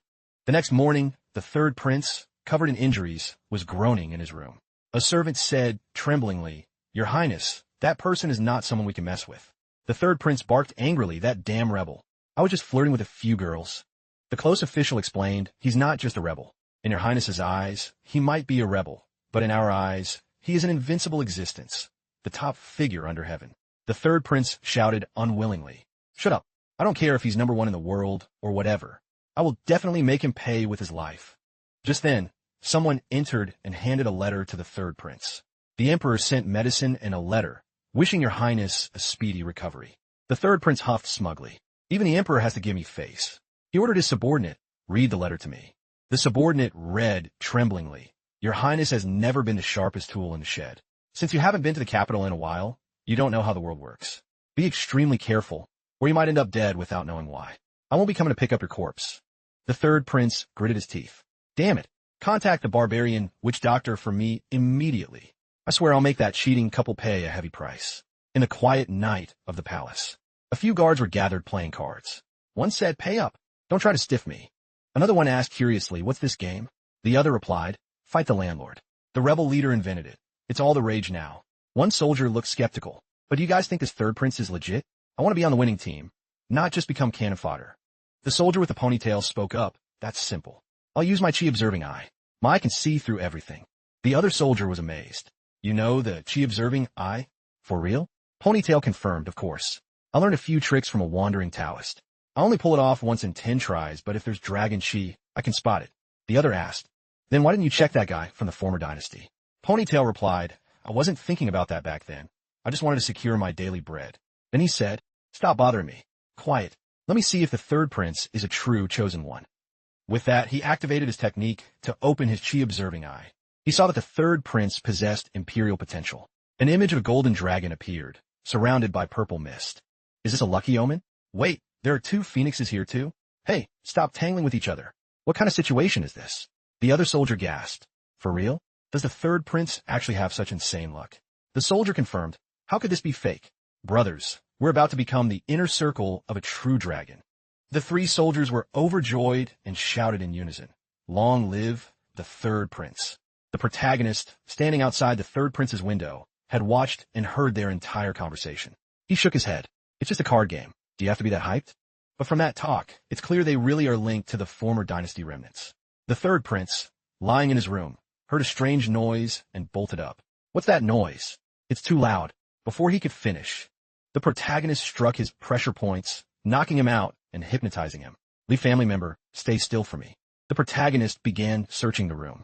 Better use this time to see if there are other leads. Wifey is waiting for me at home. She's already got the warm blankets ready. All this SUS stuff is getting confiscated. It's all NSFW books. The protagonist shook his head in disgust. You old pervert. No wonder you couldn't become emperor. Suddenly, the protagonist discovered something suspicious under the pillow. At that moment, the third prince started to wake up groggily, but the protagonist flicked his forehead, knocking him out again. The protagonist sighed. Props to you. You're the first person to survive 4 of my hits. You can brag about this for the rest of your life. The protagonist took the letter from under the pillow, read it, and concluded. As expected, this guy's goal is to assassinate Ruoli. No way. Assassinating the empress is a job only I get to do. The letter read. When you reach the capital, you'll probably want to get close to the empress. I'll deliver the goods to you soon. This is our plan. This poisoning scheme is very effective. As a rebel officer, I can guarantee that once we succeed, you'll get everything you want. The protagonist thought, he's coming to deliver it himself? Then I'll find out who you are. Rotten little brother, consider yourself lucky. You still have some use. The protagonist looked at the third prince, hiding such vital intel under a pillow instead of destroying it. You really are an idiot. The protagonist returned to the room. Wifey, you're not asleep yet? Ruoli replied. Did you think I'd be chill letting you go out alone and just sleep soundly? The protagonist teased her. Don't tell me you've gotten used to sleeping with me and don't feel safe alone. Ruoli pouted. You're the biggest danger. Any loot? Or did you already delete him? The protagonist shook his head. Not yet, but I got some major tea. We might be able to hook a big fish. Ruoli was curious. What tea? What's the plan? The protagonist said, your brother really is colluding with the former dynasty remnants. He came to the capital to assassinate you and then contact the rebels. We won't spook the snake yet. When everything's ready, we'll catch them all in one go. Ruoli nodded in agreement. Well done. The protagonist raised an eyebrow. Just well done. This is top-tier global intel. I worked hard for this. Ruoli laughed. A bit messy, but I guess it barely meets the standard. The protagonist wondered, barely? What does it take to get a grade then? Ruoli smiled sweetly. Coming home early to rest. Even the title of World's Number 2 has to take a back seat to being Chu Ruoli's husband. Today, Li Yin brought his wife a dish from the modern era. This made Ruoli very curious. She looked at the plate of fries on the table and asked, what's this crispy potato dish? The protagonist explained, it's called French fries. Give them a try. Don't forget to dip them in ketchup. Ruoli tasted the strange dish and praised it. Actually delicious. Perfect taste, soft on the inside, crispy on the outside. She seemed to really love the fries. Amazing. The hamburgers you brought back last time were a bestseller. I feel like these fries will be a total hit too. The protagonist acted cute. Don't I get a reward? Ruoli laughed. Sure, what do you want? The protagonist gave a sly smile. How about some quality time? Ruoli teased him. In your dreams.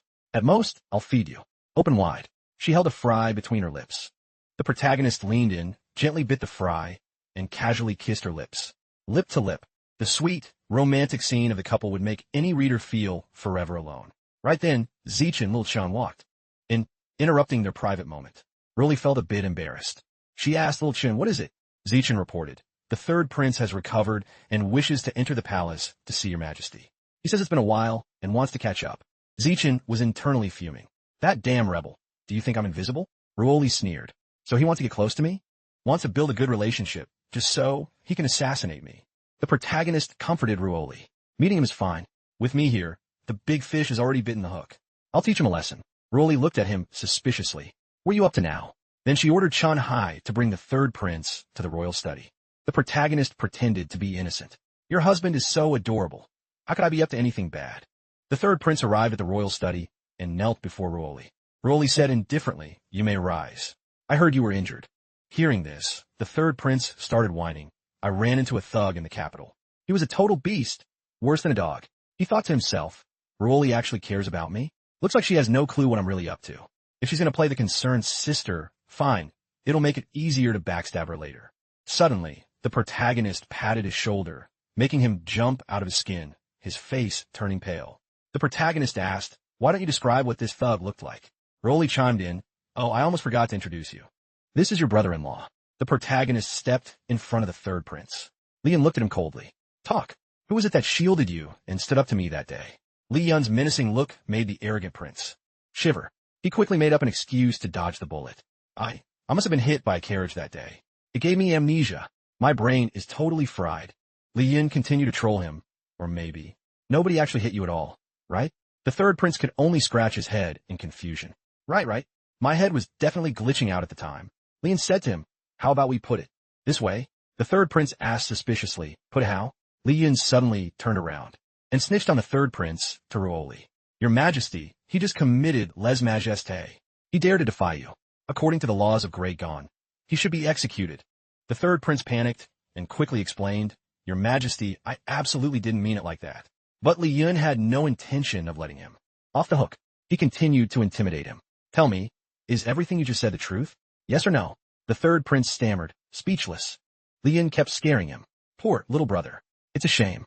I could let you slide, but you know how it is. I need a little slush fund for myself." The third prince quickly started simping. "Great leader, you're so wise and powerful. Please spare me." Li Yun held up 2 fingers.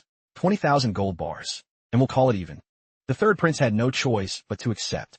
"Okay, then I'll leave it to you, big bro." Internally, he was fuming. "You bastard, why don't you just rob a bank? This is a massive L for me. I'm definitely going to destroy you 2 cheating scumbags later." After squeezing a huge sum of money out of him, Li Yun flipped his attitude faster than a pancake.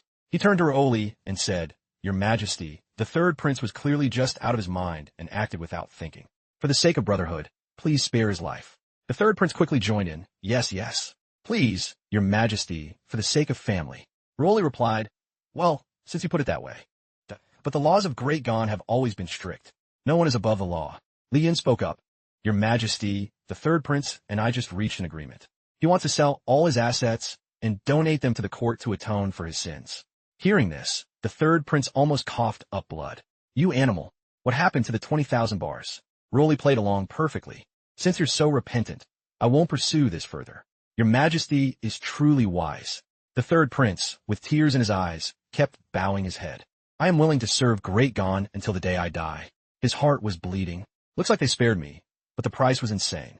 The third prince had to retreat. "Then I'll take my leave. Brother-in-law, remember to visit my manor sometime." Li Yun replied, "No problem, little brother. We're all family here." The third prince got played hard and didn't even realize it. He left happily, thinking he had cheated death. Seeing this, Ruoli couldn't help but wonder, is this guy really my brother? How did our great Chu royal family end up with such a clown? Li Yun also exclaimed, "Wifey, you definitely took all the brains in the family. What if our future kid is a special one like him?" Ruoli pouted. "What are you talking about? He's the idiot. I inherited all of my father's high IQ." Li Yun laughed and asked, "Why is there only one prince here? There should be more brothers, right?" Ruoli frowned. "What brothers? Are you making fun of me again?" Li Yun waved it off. "Nothing. It's just a touching story about 7 gourd brothers saving their grandpa." Ruoli said seriously, "You should feel lucky. Got to have such a virtuous, smart, and gentle wife like me. Our children will definitely be top tier." Li Yun cut in, "Virtuous and smart, sure. But gentle?" At this point, Li Yun got a death stare from Ruoli. "You want to finish that sentence?" Li Yun laughed it off. "I just mean don't jinx it. Who knows? Maybe your mood will flip once you're pregnant." Ruoli blushed and said shyly, "Stop talking nonsense. It can't happen that fast." Li Yun stood on a high point, observing the surroundings. "It's been a while. That guy should have started his journey by now. I've been visiting his house for a few days, and every time I leave, I borrow a few items. He probably has no idea he's been under my 24/7 surveillance." The third prince mounted his horse, preparing to leave the manor. Li Yun secretly followed him. Time to close the net. The third prince was gloating. That idiot is so easy to scam. Who knew the rebel leader was such a money grubber? God is on my side. Once I win, I'll bury him in gold. Seeing the third prince so confident, his subordinate thought, "The third prince has such a majestic aura. Truly the son of heaven." The third prince shouted, "Your Highness has arrived. Stop hiding like a rat and come out. I want to finish off that dog emperor right now." A masked man wearing a bamboo hat jumped out from the bushes. The third prince asked, "Just you? Where are the goods?" From behind, Li Yun called out, Hey, rotten little brother. The idiot turned around and replied, I'm right here, brother-in-law. The whole group suddenly realized something was very wrong. They shrieked, why are you here? Liun Raplia. To take care of you, obviously, little brother. The idiot ordered his men, don't be scared. Block him. The ponytail subordinate tried to calm him down, don't worry. The third prince is destined to be emperor. He'll definitely survive this. Li Yun's eyes turned sharp. Kneel, and I'll let you live. The two subordinates immediately knelt and cowed out. We surrender. We're just passing through. Those guys knew what was up and dipped quickly. The third prince cursed, you useless trash. Absolute traitors. He turned to his remaining ally. Good thing you're still here. We already planned for this guy. You rebel. The allies suddenly stabbed the third prince to death. Li Yun remarked, nice move. Dead men tell no tales. Come on, old friend, take off the mask. It's time for a face reveal. The masked man lunged at Li Yun, but Li Yun was a step ahead and dodged the attack. He stomped on the man's hand, pinning it to the ground. Li Yun asked coldly, who are you? I don't remember having a friend who uses such dirty tactics. If we aren't homies, I won't hold back. My next move is taking your life. The mask slowly cracked and fell to the ground in tiny pieces, revealing a devious smirk. Chief, that after getting married, you've gotten a bit slow. Li Yun was shocked to recognize his old acquaintance. Luo Qingxue, why are you here? What are you talking about? I'm not your leader. Luo Qingshue's body suddenly began to glow. A massive explosion rang out, and he vanished into thin air, leaving only Li Yun standing there, completely puzzled. Were you being mind-controlled? What did those words mean? Why am I slow? Li Yun discovered a needle stuck in his back. Li Yun picked up the needle. This needle, plus the ability to control others. Could it be him? If it's him, hasn't everything I've done been way too convenient? Li Yun looked at the needle and thought, did I miss something? He started connecting the dots. The third prince entering the capital under control. Luo Qingshue's appearance. Suddenly, Li Yun had an epiphany. Crap, Ruoli, you bastards, why am I just realizing this now? Li Yun deduced that from the very beginning. The third prince was just a pawn to lure me into a trap. Their real target is Ruoli. Inside the palace, a bizarre monster, an iron body with 4 arms, looking like a spider, was attacking Ruoli. Luckily, Chunhai appeared just in time and sliced off one of the monster's arms. Your Majesty, I almost arrived too late. I deserve death. Ruoli replied, don't blame yourself. What on earth is this thing? Chunhai said, this is likely a beast king created by the southern barbarian witch doctor. I encountered similar monsters when I was at the border. The beast king suddenly leaped onto the ceiling. It lunged down like a drill, attacking Chunhai. Chunhai drew his sword, ready for battle. Let me open your eyes to these petty tricks. Witness the true power of the sky flower realm. That thief Li Yun is nothing in my eyes. Chunhai swung his sword with a thunderous slash. The terrifying power split the beast king in half. Ruoli wondered, how did it sneak into the palace? How does the southern barbarian, witch doctor, have such formidable methods? Jianhai Faowen, witch doctors have no inner energy, and they emit no killing intent when they attack. Moreover, they can control objects from thousands of miles away.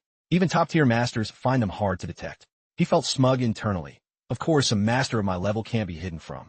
Suddenly, countless sharp spikes sprouted from the Beast King's body. Not good. Your Majesty, watch out. The spikes suddenly shot toward Ruoli. Fortunately, Chunhai shielded her in time. The razor-sharp iron spikes plunged straight into Chunhai's body. Chunhai grit his teeth through the pain. Your Majesty, rest assured, I swear on my life to keep you safe. Ruoli thought, are these hidden weapons poisoned? As long as I stay focused, the toxin won't spread. The Beast King's mouth suddenly popped open. Inside was an arrow aimed right at Chunhai. Just at that moment, Li Yun appeared and delivered a kick that shattered the Beast King. The arrow fortunately missed, only grazing Ruoli's hair. Chunhai breathed a sigh of relief. Thank goodness the arrow went wide. Li Yun was fuming. You dare damage my wife's hair? I'm going to the southern barbarian lands and plucking every single hair off your heads. Ruoli teased him, why are you so late? A second more and Li Yun quickly apologized. My bad, I'll take the punishment. But you truly are worthy of being my wife. Staying so calm, even in the face of danger. Ruoli smiled gently. Because I trusted that you would definitely make it in time. Li Yun thought I was careless this time. But they planned this long ago, so I can't blame Chunhai. Even if I hadn't made it, Chunhai could have barely managed. Could they have another objective? At that moment, Chunhai collapsed as the poison took effect. Hurry and call the imperial physician. Ruoli panicked. Li Yun was surprised. With his strength, how could he be hit this hard by poison? It turned out Chunhai was careless. Seeing Li Yun flirt with Ruoli made the bastard teasing Her Majesty blood rush to his head. His inner energy fluctuated, causing the toxin to flare up. In the forest, An arrow flew toward a southern barbarian soldier. Mission accomplished. Returning to the south, he pulled a scrap of cloth from the arrow. Meanwhile, Li Yun and Ruoli were eating hot pot together. So that's how it went. Your two royal brothers are dead. Ruoli continued eating unbothered. If they're dead, they're dead. One less thing to worry about. Li Yun thought to himself. She truly is the woman who once wiped out the entire Li clan. Li Yun continued. I also found out who helped the former dynasty remnants. Have you ever heard the name Tu Yin? Upon hearing the name, Ruoli stopped eating. Why him? The medical saint, Tu Yin? Back when he was with the rebels, he treated so many civilians. He was a very kind soul. I obviously know him, but why would he do this now? Li Yun was also puzzled. I don't know. I can hardly believe it myself. Li Yun recalled his old friend, who used to give his all to help everyone. He wondered, did the war years ago change him? Ruoli's gaze dropped sadly. I'm sorry.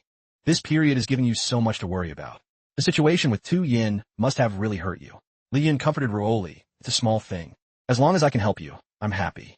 Ruoli said worriedly, but when we got married, I only wanted us to live a peaceful life together forever, not to constantly face danger. I want that too, which is why I hid your identity. But trouble keeps finding us. Just lean on me. Everything will be fine. Hearing this, Ruoli's face brightened again. You have to lean on me too. We'll get through every hardship together. As usual, whenever this couple started getting all lovey-dovey and sweet, Chun-Hai would inevitably show up, forced to eat dog food in total frustration. Ruoli acted surprised. Chun-Hai, are you still here? The protagonist also asked with concern. Is that blood on your mouth? Haven't you been cured of the poison yet? This was like poking Chun-Hai's sore spot. It made him so mad he almost coughed up more blood. He cursed internally. That annoying rebel. I'm the one who stays by her side. Bringing Chun-Hai a box of rare ginseng, considered a priceless treasure, Ruoli bestowed this precious item upon him to nourish his body. She said with a caring tone, You have worked hard, my dear official. This is 1,000-year-old ginseng, incredibly rare. I shall forever remember the merit of the one who protected me. Being rewarded, Chun-Hai was overjoyed. He hurriedly said, Thank you, your majesty. I am willing to pledge my life in loyalty to you. The protagonist teased him. So this is 1,000-year-old ginseng? I used to eat one of these every week. I thought they were just regular carrots. Chun-Hai snapped back irritably. No one told you to keep your mouth shut, did they? Chun-Hai turned serious and said, Following your previous instructions, I secretly monitored the movements of the third prince's escaped subordinates. I found their stronghold in the East City, but unfortunately, by the time I arrived, my men had already been wiped out by them. The protagonist thought for a moment and said, Then they've likely fled toward the southern barbarian lands.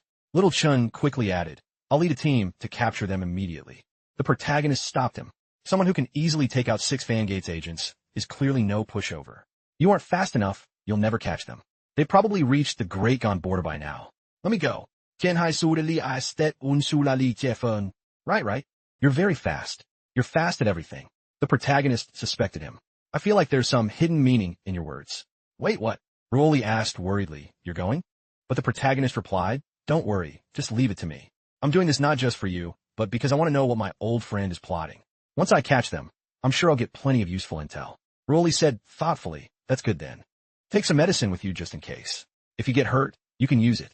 She ordered the servant guard. Bring the 9-turn, soul-returning pills.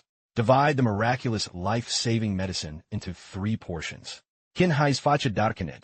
He said anxiously, Your Majesty, please stop giving things away. If you keep this up, I'll end up clearing out the entire medical storehouse. An old man among the southern barbarians ordered, Halt. The men behind him also stopped in unison. They won't catch up to us now, right? The leader barked, Idiots. We've been followed.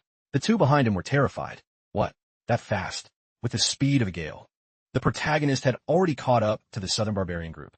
He suddenly appeared right in front of them, making the old man marvel. With such godlike speed, you must be Li Yun, the leader of the rebels, right? The rebel leader is indeed agile and dangerous. The protagonist felt annoyed, thinking, Are you role-playing a movie? The old man laughed out loud. But are you faster than our guns? The protagonist wondered, Guns? What guns? I thought you guys were just racing. Before he could finish, bullets were fired in rapid succession, aiming straight at him. With his flexible movements, the protagonist managed to dodge them all. He leaped onto a tree branch and thought, What's the deal here? We're in a melee fight, and they pull out guns? Each of the southern barbarians pulled out a modern-looking firearm, making the protagonist wonder. Did I Isekai back to the modern era? He remembered his years with the rebels. He actually did have the idea of creating modern weapons like guns. I didn't expect these guys to actually pull it off. This is a pain. If my clothes get ripped and Ruoli gets upset, What am I going to do? The old man sneered. The rebel leader is only worth this much, it seems. The southern barbarian crowd mocked him. What's wrong? Can't run faster? Afraid of a backache? The protagonist laughed back. Do you guys know what mole is? All of you are going to get your heads shaved and buried alive in the dirt. Who told you to dare damage my Rolly's hair? This time, I'll make sure you taste total humiliation.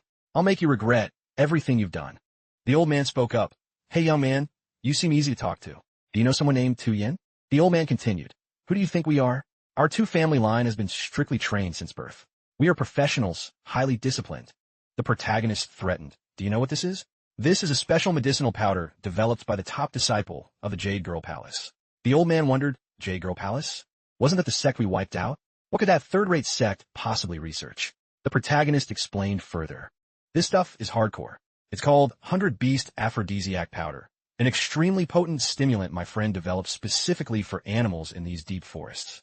If I just sprinkle a bit on you, I don't need to describe the next scene, right? I'm giving you guys one single chance. With just a few threats, your so-called professional training collapsed? The subordinates behind the old man scrambled to snitch. I'll talk first. Spare me, hero. Another one hurriedly said, Tu Yin is our strategist. We follow his every order.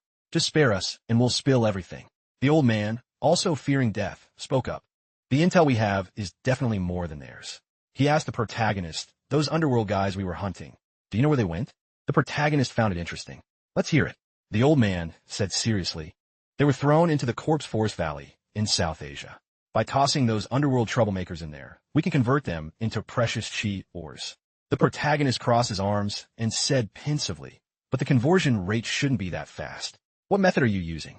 The old man replied, it's thanks to the blessing of the former dynasty ancestors. Though the country fell, the remaining lineage escaped with all the sacred treasures. Among them is an ancestral sword. It can accelerate the conversion rate within a 10-mile radius. The old man turned and asked the protagonist, how about it, young brother? Is this intel enough? Can you let me go now? The protagonist said, the results are quite useful. But I have one more question. The Lu family. Tu Yin sent men to kill them, didn't he? Hearing that name, the old man panicked, his face turning pale. The Lu family. How much do you know? Has everything been exposed? The scarred man said in fear. This old man won't spill anything else. I don't know anything. Please spare my life. Suddenly, the protagonist detected movement behind him. He said, your reinforcements arrived pretty fast, huh? The old man laughed loudly with joy. You'll never know the truth. Everyone from the Lu family must die. The protagonist splashed water onto the old man's face. He said coldly, you idiot. Whether I know the Lu family's secret now doesn't even matter. I'll uncover it piece by piece. All I needed was to confirm who pulled the trigger. The old man asked, what do you mean? The reinforcements behind the protagonist began shouting. Kill the rebel leader. A reward of 1,000,000 gold bars and a promotion to the second rank. The protagonist's gaze turned ice cold. You guys are having a really bad day. You dare to piss me off exactly when I'm in the worst mood possible. In the blink of an eye, the protagonist wiped out the entire reinforcement squad, blood splattering everywhere. The protagonist said furiously, use your lives as a sacrifice for the entire Lu family. The protagonist finished off every single reinforcement. Their corpses lay scattered across the ground. His power was absolutely terrifying. Only one survivor remained. He crawled backward, trembling, begging the protagonist for his life. Save me. Please spare me. The man was shaking like a leaf.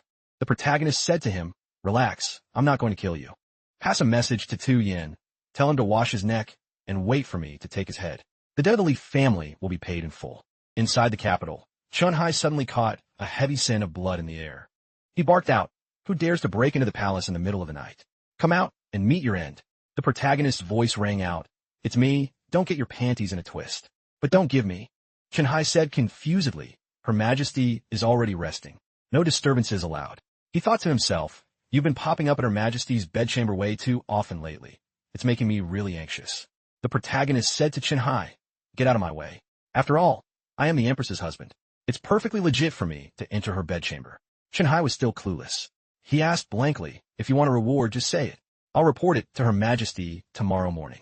The protagonist was itching to see his wife. He thought, wait until tomorrow morning? Why are you so boring? By the way, Chunhai, you're still single, aren't you? Chunhai remained stubborn about blocking the way. Her Majesty is asleep. As long as I'm on guard duty, don't even think about it. A servant stepped out, interrupting their argument. The servant said, Commander Chun, Her Majesty has summoned this gentleman inside. The protagonist said smugly to Chinhai, "Told you. Ruoli can't sleep without me." Ruoli, with a gentle expression, had been sitting up waiting for her husband for a long time. She asked, "You're back? Are you hurt anywhere?" The protagonist played along. "Of course I am." Ruoli asked worriedly, "Were you hurt?" The protagonist grabbed his wife's waist and said to her, "My heart. Being away from you this long, it's about to wither away." Ruoli said, puzzled, "It's literally only been half a day. Isn't that a bit too cringe?" The protagonist said sweetly, "I want to be with you every single second, but you always play hard to get." Ruoli pinched his cheek affectionately. The protagonist pulled her into his arms, still not satisfied. She asked, "Tell me, what did you loot today?" The protagonist cried out, "Ow, okay, I give." I gathered some intel regarding the Luff family. Only then did Ruoli let the protagonist go. She had him sit down and said, "I don't know what the connection is between the Luff family and the former dynasty, but I'll send people to investigate thoroughly." The protagonist spoke up, "So consider this mission accomplished for me, right? Is there a reward?" Ruoli's face turned a shade of crimson. She leaned her head against the protagonist's shoulder. The protagonist smiled playfully, still teasing her. "Being so proactive today? What's the occasion?" Then he realized Ruoli was actually sick. He shouted, "Guard, what's going on?" "She's burning up. She has a fever. Summon the imperial physician immediately. The empress is ill." After checking Ruoli's pulse, the imperial physician wrote a prescription for her. "But this is only a temporary fix. It can only help Her Majesty feel a little better." Chinhai asked anxiously, "What kind of illness does Her Majesty have that can't be fully cured?" The physician replied with a grim face, "In all my years of practicing medicine, I have never seen a pulse like this." "I'm afraid." The protagonist cut in, "Afraid of what?" The physician said, "If we can't find a permanent cure, I'm afraid the outlook is very bleak." The physician's words hit the protagonist like a bolt from the blue. He was truly panicked. How can this be? What exactly is happening? Meanwhile, the southern barbarians were performing a dark ritual. A fire phoenix circled an 8 trigrams formation while subordinates danced below. The leader was chanting spells into a skull. A red-haired man spoke to the person below. "Can these southern barbarian country bumpkins really kill the Emperor of Great Gon?" Tu Yin said, "The Emperor's dragon chi protection will cause some trouble, but the Empress must die." Zhao Chuan turned and said, "The Empress has the rebel leader, but I have help too. This empire will return to its rightful owner, won't it, Tu Yin?" Tu Yin replied, "Correct, Your Majesty. This land will eventually belong to you." In a temple courtyard, a monk said, "Master has been meditating there for over 10 days. Could something have happened?" Another monk replied, "Relax. Last night, I still heard Master laughing from inside." As expected of Master, even dry and boring meditation can make him so happy. Another monk said, "Our cultivation is clearly not enough." The Master inside was chuckling to himself. "Cultivation, my foot. I'm reading forbidden books." He muttered, "Those idiots. It's because you don't know how to enjoy yourselves. I stay here day and night to enjoy this divine entertainment." He was chanting a Michuofo while reading the forbidden books when suddenly the protagonist appeared. "Master Buven." The Master asked embarrassedly, "Why are you here?" The protagonist replied, "Nothing much. I just came to cultivate my heart and soul." He made an excuse, "I'm here to study the Dharma." The protagonist didn't waste words. He dragged the Master toward the palace. He needed his help. The Master stood before Ruoli's sickbed and said, "You're not wrong. Your suspicion is correct. Her Majesty is not ill, nor is she affected by common poison. This is a hex, a curse kill technique from the southern barbarians." The protagonist was furious. He wanted to go slaughter them all. The Master stopped him. "Wait. Don't act rashly. Doing so will only make Her Majesty die faster." The Master explained further, according to the records in the ancient texts on hexes, to use a curse kill on someone with an imperial fate, there is only one way. To achieve this, there's only one single method based on the historical records I've read. The southern barbarians claim to have voodoo arts. They likely carved hex seals onto the bodies of their warriors. When these warriors die, the accumulated resentment and rage transform into a curse on Her Majesty.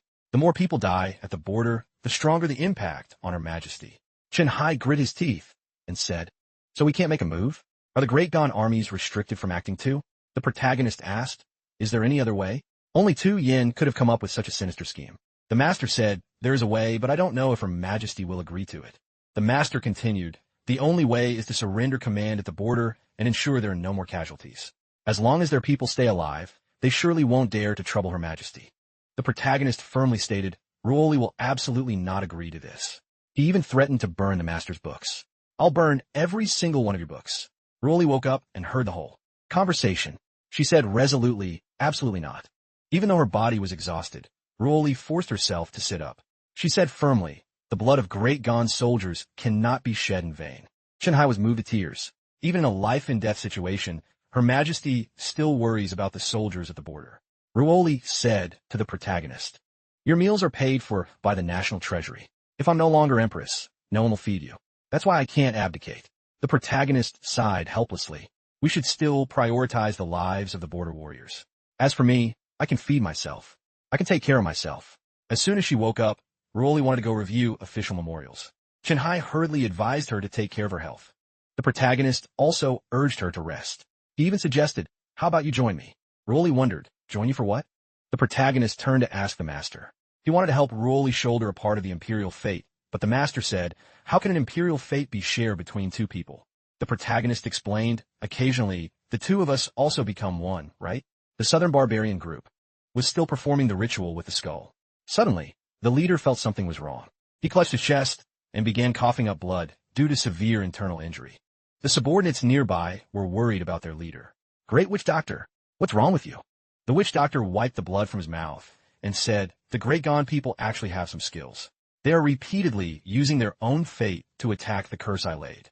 As soon as he finished, the witch doctor was injured again. He continued to cough up blood. This is so strange. Why won't they stop?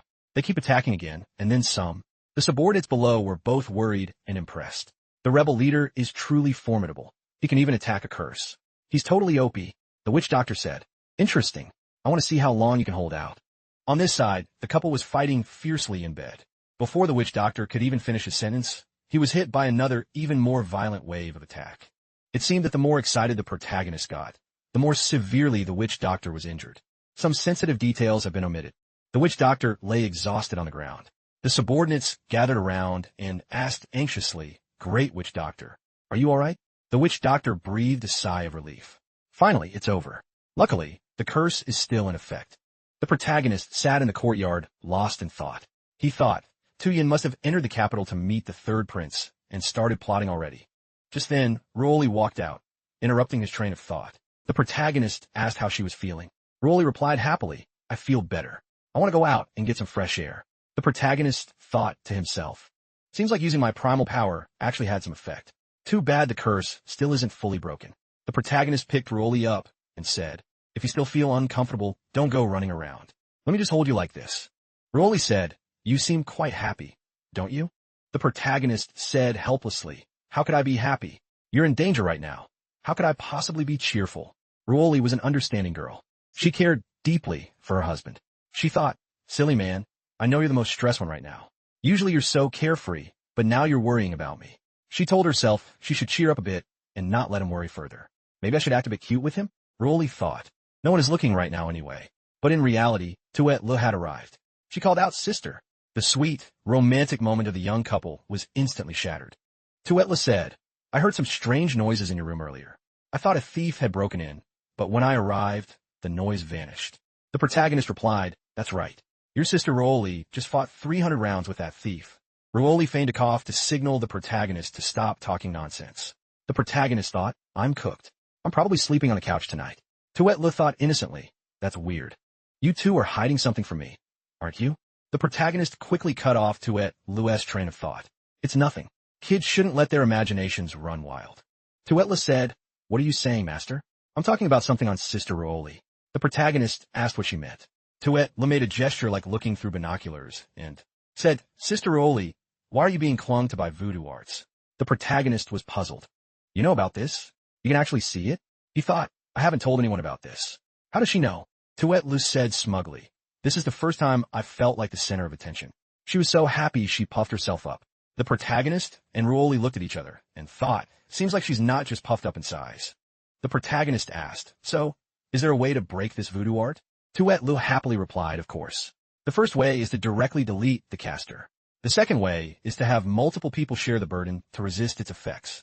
The protagonist replied, we already tried the second way, but it couldn't fully break the hex. Tuet Le asked curiously, you did that too, master? How did you two do it? The protagonist and Ruoli blushed. The protagonist said, kids shouldn't be nosy about grown-up business. Tuet Le explained, I plan to use voodoo to counter it, but I've never done it before. I'm not sure if it'll work. I only know the theory. The protagonist said, just theory? Even a bronze player can coach a challenger sometimes. Tuet cheered. I don't really get it, but it sounds like a compliment. I'll handle this. After saying that, Tuet happily ran off. She said, time is tight. I have to go back and prep immediately. Rolly felt both sad and happy. She said, it might not actually work, but knowing she has such a good heart makes me happy already. The protagonist comforted her, don't you worry. Nothing is going to happen. Besides, she just reminded me of something. I've got a plan now. The protagonist stood on the roof of the tallest building in the capital, observing the situation. They'll definitely go all out to protect that witch doctor. The soldiers are just sacrificial pawns. The protagonist added, according to the enemy's deployment map, they are concentrated in the western mountains. The area surrounded by the enemy is Manghong Valley. There's only one exit there, which is also the safest spot. The protagonist gripped his staff tightly and said, 1,000 miles to the southwest. Altitude 3,400 meters above sea level. The protagonist used modern knowledge to calculate. He muttered, Pythagorean theorem and trigonometry are actually pretty useful. Then, he used his Qigong to fly straight toward the southwest. Tu Yin was treating the witch doctor's wounds. He said his pulse is stable. He's the leader after all. Who knows what other tricks he has up his sleeve. Suddenly, he sensed something. A shield launched by the protagonist aimed straight at the witch doctor. Tu Yin caught it just in time, saving the man's life. But Tu Yan's hand was injured in the process. He observed it and said, this is a standard javelin used by the Imperial Guard to strike from such a distance. I underestimated you. Tu Yin smiled and said, you truly are a formidable opponent. Lu Tuet drew a large circle with strange symbols. She danced around the circle, preparing for the ritual. The main couple had also arrived. The protagonist asked, how do you feel? Rolly replied, I don't feel anything. The protagonist frowned. Looks like I messed up. I should have just one-shot that witch doctor earlier. Total fail. Now we have to put all our hopes on Lu Tuet. He asked, why did you choose this place? Lu Tuet explained, I want to borrow the power of Great Gon's dragon vein. According to Feng Shui, this is where the Empire's dragon vein converges. Lu Tuet guided the two. Both of you lie down there and hold hands. Whether this works or not depends on this one shot. Rolly and the protagonist did as Lu Tuet said. They held hands and lay down inside the strange circle. Suddenly, the palace emitted a blinding flash of light. When the protagonist opened his eyes, he saw his soul floating in midair. My soul? Why does it have holes in it? Did Lu Tuet set me up? Am I dead? The protagonist's soul continued to drift. He told himself, might as well go home and check things out. Man, I'm fast. Is soul speed always this cracked? I'm back home in a blink. Since I'm a ghost now, I should be able to walk through walls. Rolly's always been hiding something from me in the cabinet. Let's see what she's been gatekeeping. The protagonist passed through the cabinet and saw letters and gift boxes. He said happily, aren't these the love letters I wrote her back in the day? And even little gifts I gave her. He muttered, no wonder she wouldn't let me see. Is she still salty about the old days? Suddenly, a loud noise piqued the protagonist's curiosity. What was that? A majestic golden dragon appeared before him. The protagonist had no idea what was going on. The dragon circled him as if wanting him to follow it. The protagonist realized its intent. You're asking if I want to follow you?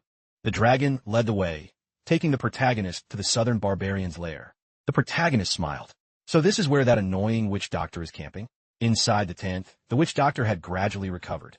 He angrily clenched his fist and growled, damn it. You dare to make me look this pathetic? I'm definitely not letting you off, you dog emperor. The protagonist suddenly appeared in front of him. You won't get the chance. Without another word, the protagonist drew his blade and slashed down. The witch doctor screamed in terror. How are you here? Guards, save me. Without hesitation, the protagonist delivered another strike. You dare to curse my wife. Taking one hit from me is being let off easy. Tu Yin heard the noise and ran in. What's happening? Right then, the protagonist's soul began to fade. Tu Yin, long time no see, but it looks like my time is up. Tu Yin gasped in shock. Dog emperor you. The protagonist turned back and smiled. I'll come find you later. When that happens, we'll catch up on old times. Tu Yin turned to look at the witch doctor. He was dead. Incredible. The dog emperor really lives up to the hype, doing things an ordinary person never could. Back at the palace, the protagonist was slapped awake. Ow, damn it. That slap was way too hard. Looks like you've fully recovered. Rolly said, you're finally awake. Your soul was damaged. I kept calling you, but you wouldn't wake up. The protagonist laughed and said, you're not wrong. I saw Great Gon's dragon vein. It said we're a perfect match and that you're an amazing empress. Rolly sneered, oh? Then do I need to recruit 3,000 beauties into the harem for you? The protagonist quickly said, don't be mad, I wasn't finished. We just went to the southern barbarian border and killed that witch doctor who cursed you. Rolly looked skeptical. Stop daydreaming. Are you even fully awake yet? The protagonist gave a sly grin. If I actually did it, what's my reward? Next time, let's switch locations, like the royal study. Ruoli blushed and tried to stay composed. Actually, I do feel a bit better. Come on, I'll take you to the imperial kitchen and have them whip up 50 delicacies for you. Lutuet hurriedly stopped them. No way. The couple thought to themselves, this kid finally gets it. She's learned how to be a third wheel. Lutuet said seriously, you have to fast properly for 365 days. You can't just eat at the imperial kitchen every day. Food is a serious business that shouldn't be handled so sloppily. The couple felt helpless. As expected, as soon as food is mentioned, she shows her true colors. The next day, Shanhai came to report, blessings, your majesty. Good news. The great witch doctor of the southern barbarians is dead. Only then did Ruoli believe Li Yun was telling the truth. She was extremely surprised. How'd he die? Long Tam thought. Could what Li Yun said really be true? Chunhai reported, according to the intel from our spies in the south, there were no wounds on the great witch doctor's body. It seems he died of natural causes. Ruoli had already anticipated everything. She said, let's go change our workspace. Help me handle these official memorials. Chunhai was surprised. Your Majesty, what are you planning? Ruoli made up a random excuse. Nothing, I just want to change the scenery while I work. In reality, she was feeling very embarrassed. She couldn't work at the imperial kitchen for the next few days, or she'd lose all her imperial dignity. At the southern barbarian camp, Zhao Yuan cursed angrily, damn it, the whole plan is ruined. Such a perfect scheme. And we were just one step away from success. It's all because of that cursed rebel. When I ascend the throne, I'll definitely kill him. Tu Yin said, rest assured, your majesty. Tu Chi has finished his secluded training. I've sent him to infiltrate the convoy of Prince Jinnan as they return to the capital. Zhao Yuan flashed a sinister smile. Excellent. Let him use this chance to strike Great Gon from the inside. This time we must succeed. Inside the palace, Ruoli, now a dutiful wife, was sweeping the courtyard. The protagonist stood beside her, fanning her. It was a scene of domestic bliss that would make anyone jealous. Why are you doing the housework yourself? Why not me help? Ruoli turned back and smiled. This way, I actually feel like the master of this house. This is our home, so of course I should clean it myself. The sun is so harsh today. Aren't you afraid of getting a tan? The protagonist laughed and said, don't worry. Even if you get tan, you'll still be gorgeous. Ruoli pretended to be huffy. What's that supposed to mean? It's fine if I'm tan? It's fine if I'm old? The protagonist quickly said, how could that be? I meant that in my heart. You're always the most beautiful. No matter how you change, I'll always love you. He thought, is that time finally here? Why do I feel a bit sad? I thought we had a few more days. Ruoli said, you promised me, even if I get old, you won't call me ugly. The protagonist teased her, relax. I know some skincare recipes. When we get back, I'll have the imperial kitchen make them for you. Mentioning the imperial kitchen, Ruoli suddenly remembered Lu Tuet. Do you have any idea how much Lu Tuet has trashed the kitchen? Would you believe a 10-year-old girl could eat the entire imperial kitchen out of house and home? Speak of the devil, and she appears. Lu Tuet ran over calling, Master. Sister Ruoli. Sister. Her cheeks were puffed up like a hamster's. She asked, have you two eaten yet? The protagonist said, go ahead, don't mind us. But why do you look like a hamster? A giant hamster at that. Lu Tuet explained, today is a buffet at the imperial kitchen, not just the dining hall. I was afraid I'd starve outside, so I stashed food in my mouth. Good thing my mouth is huge. The protagonist said, finish your food before you talk. What's the rush? But internally he praised her. This mouth is insane. Glad I didn't let her eat freely. Lu Tuet happily chewed the rest of the food hidden in her mouth. Let me finish eating. Okay, done. It's easier to talk now. The thing is, I've been eating at the imperial kitchen too much lately, and I'm getting bored. I want to change of pace. The couple was surprised. Bored? What do you want to eat? Lu Tuet said excitedly. I heard the train carrying chi ores from the south arrived today. It's loaded with southern specialties. I love southern food the most. I heard it's fire. Ruoli was surprised. You've eaten southern food before? Les tuit not that. Of course. My family had a southern chef back in the day. I ate it every day as a kid. Sister Ruoli has treated me to the imperial kitchen for days. Now it's my turn. I want to treat you to some southern specialties. Ruoli happily agreed. She also wanted to see what was so special about southern food. This kid is quite thoughtful. At the fair, Lu Tuet ordered a dish. This one is delicious. Sister, try some. Looking at the plate of food in front of them, Ruoli and Li Yun turned pale. The plate was filled with bugs and frog legs. It looked horrifying. This is southern cuisine? The protagonist was shocked. These wriggling insects. They aren't some kind of poison, are they? Lu Tuet picked up an insect and introduced it enthusiastically. This is a fruit grub, a southern specialty. They only eat fresh fruit, so they taste sweet and delicious. Ruoli and Li Yun shook their heads violently. They didn't dare touch this horror dish. Seeing no one eating, Lutuette dumped the whole plate of bugs in her mouth. Between bites, she said, "Then I won't be shy." Everyone around her watched in absolute shock. The protagonist looked at the freight train and said, "This train can carry a lot of cargo. It's very convenient." Ruoli added, "It can transport tens of thousands of people in a day. It plays a very important role." The protagonist guessed, "You came up with this, didn't you?" The old emperor never thought of this. "Why did you want to build a train?" Ruoli looked at Liyun, her eyes filled with love. "At that time, you were still young and had never stepped foot outside the capital. So, I want to take you out to see the world." Those two reasons made the protagonist's heart melt. Hearing this, he couldn't help but feel shy. Ruoli gave a playful smile. "Of course I was trolling you. This is a major state affair. How could I build a whole railway just for you?" Even knowing he'd been played, the protagonist still felt overjoyed. But Ruoli explained the original inspiration. "Actually, this idea did come from you. Back then, I thought of you and figured that when we finally have time, we'd travel the world together." The protagonist laughed. "What a coincidence. Back in the day, I actually thought about hijacking a train and taking you to see the world. Promise me. Promise you'll take me on a world tour." The protagonist teased her. "How about I go hijack a train right now? Think I'll get busted?" Ruoli shook her head. "That's not it. You have to promise you'll take me to travel the world." The protagonist laughed. "I get it. You pranked me, so I wanted to troll you back. Who told you to be so cute?" He stuck out his pinky and said, "This time, I'm not playing. I promise I'll definitely take you to see the world." The two pinkies swore. It was a truly romantic scene. "Remember that promise," Ruoli said with a smile. Pinky sworn, no takebacks for life. Suddenly, a cry for help rang out. "Help! Save me!" The protagonist frowned. "What's going on?" A group of thugs was aggressively whipping innocent civilians. How dare they bully commoners like that? The group escorted a cocky, silver-haired man. He barked, "Move it, you peasants. Get lost if you value your lives." The cocky, silver-haired man, looking down on everyone, said, "Trash should know their place. You think you're worthy of riding the same train as this king? This train belongs to the royal family. It's ours." He was abusing his power to oppress the people. "You lot should be grateful." The protagonist asked, "Who's that guy?" "That's Prince Jinnan. He's been stationed at the border for ages," Ruoli said. "He's my uncle. He didn't show up for my coronation.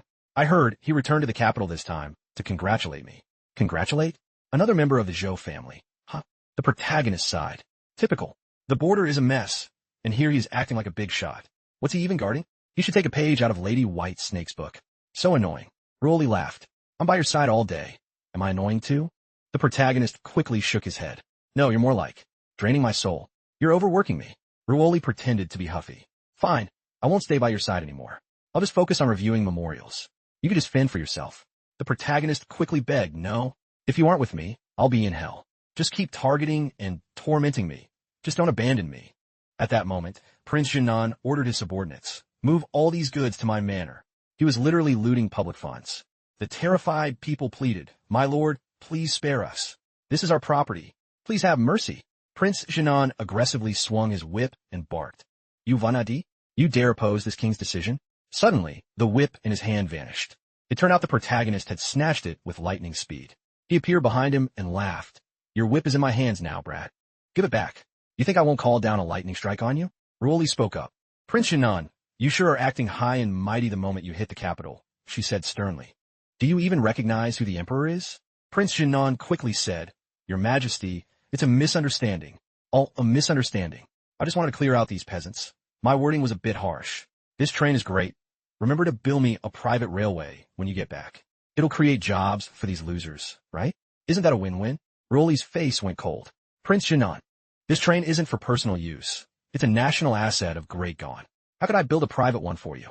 Prince Jinnan said arrogantly, "It's just some silver from the treasury. If it runs low, just hike the taxes."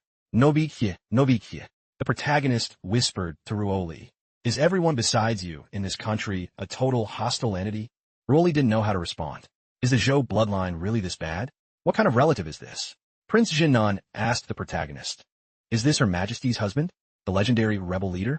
He started sucking up to the protagonist. The protagonist laughed and said, "I've heard of you. This whip looks decent. Can I borrow it for a sec?" Prince Jinnan chuckled. "This whip is no joke. One hit and the flesh just shreds." The protagonist feigned doubt. "For real? You aren't trolling me, are you? How would I dare lie to you?" Prince Jinnan pounded his chest. He glanced at the crowd of civilians and smirked. "Aren't there plenty of live targets right there? Want to give a test run?" The protagonist laughed loudly. "With pleasure." Prince Jinnan was smug. Being whipped by the leader is an honor for them. Little did he know, he was the one about to get it.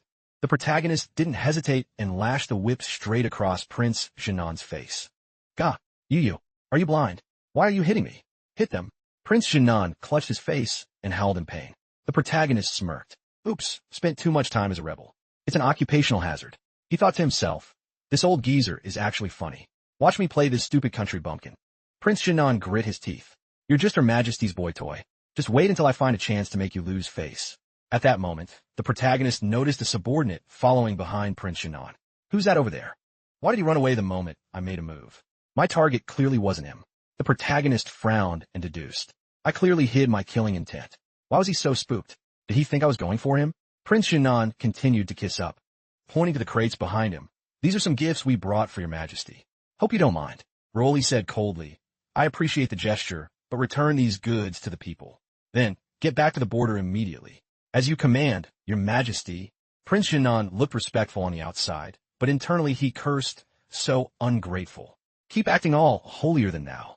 He grumpily flicked his sleeves and left with his men. Don't be mad, the protagonist said, seeing Rolly looked upset. Every family has its village idiot. Rolly said, yeah, I'll have people monitor him until he leaves the capital. I don't want him causing any more drama. What could he possibly do? The protagonist smirked. At most, there'll be an accident, and his body will never be found. Rolly glared at him. Don't forget you still have some reputation in military. Don't go wild. The protagonist played dumb. What are you talking about?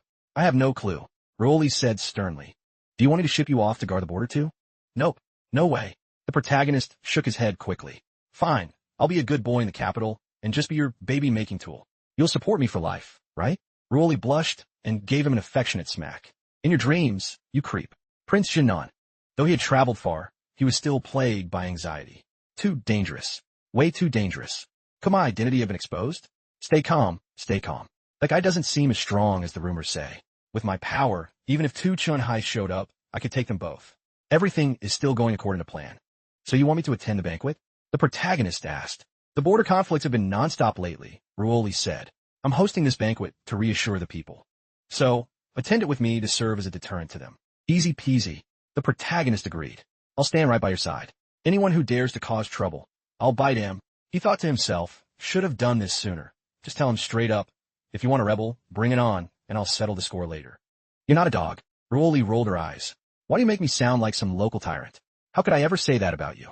The protagonist laughed it off. I mean, I'll be your partner in justice. You are justice itself, the wife with the kindest heart. Rolly thought, I want to show them how formidable my husband is. Let's see if they dare to be salty without saying a word. Fine, it's a plan then. The food is getting cold. Let's eat. But when Ruoli turned around, the food on the table had vanished into thin air. Lutuette was devouring it all, her mouth stuffed, mumbling, you guys are too weak. No one can beat me. The protagonist pinched Lutuette's cheek as a reminder. You dare say that to the most powerful person in the world?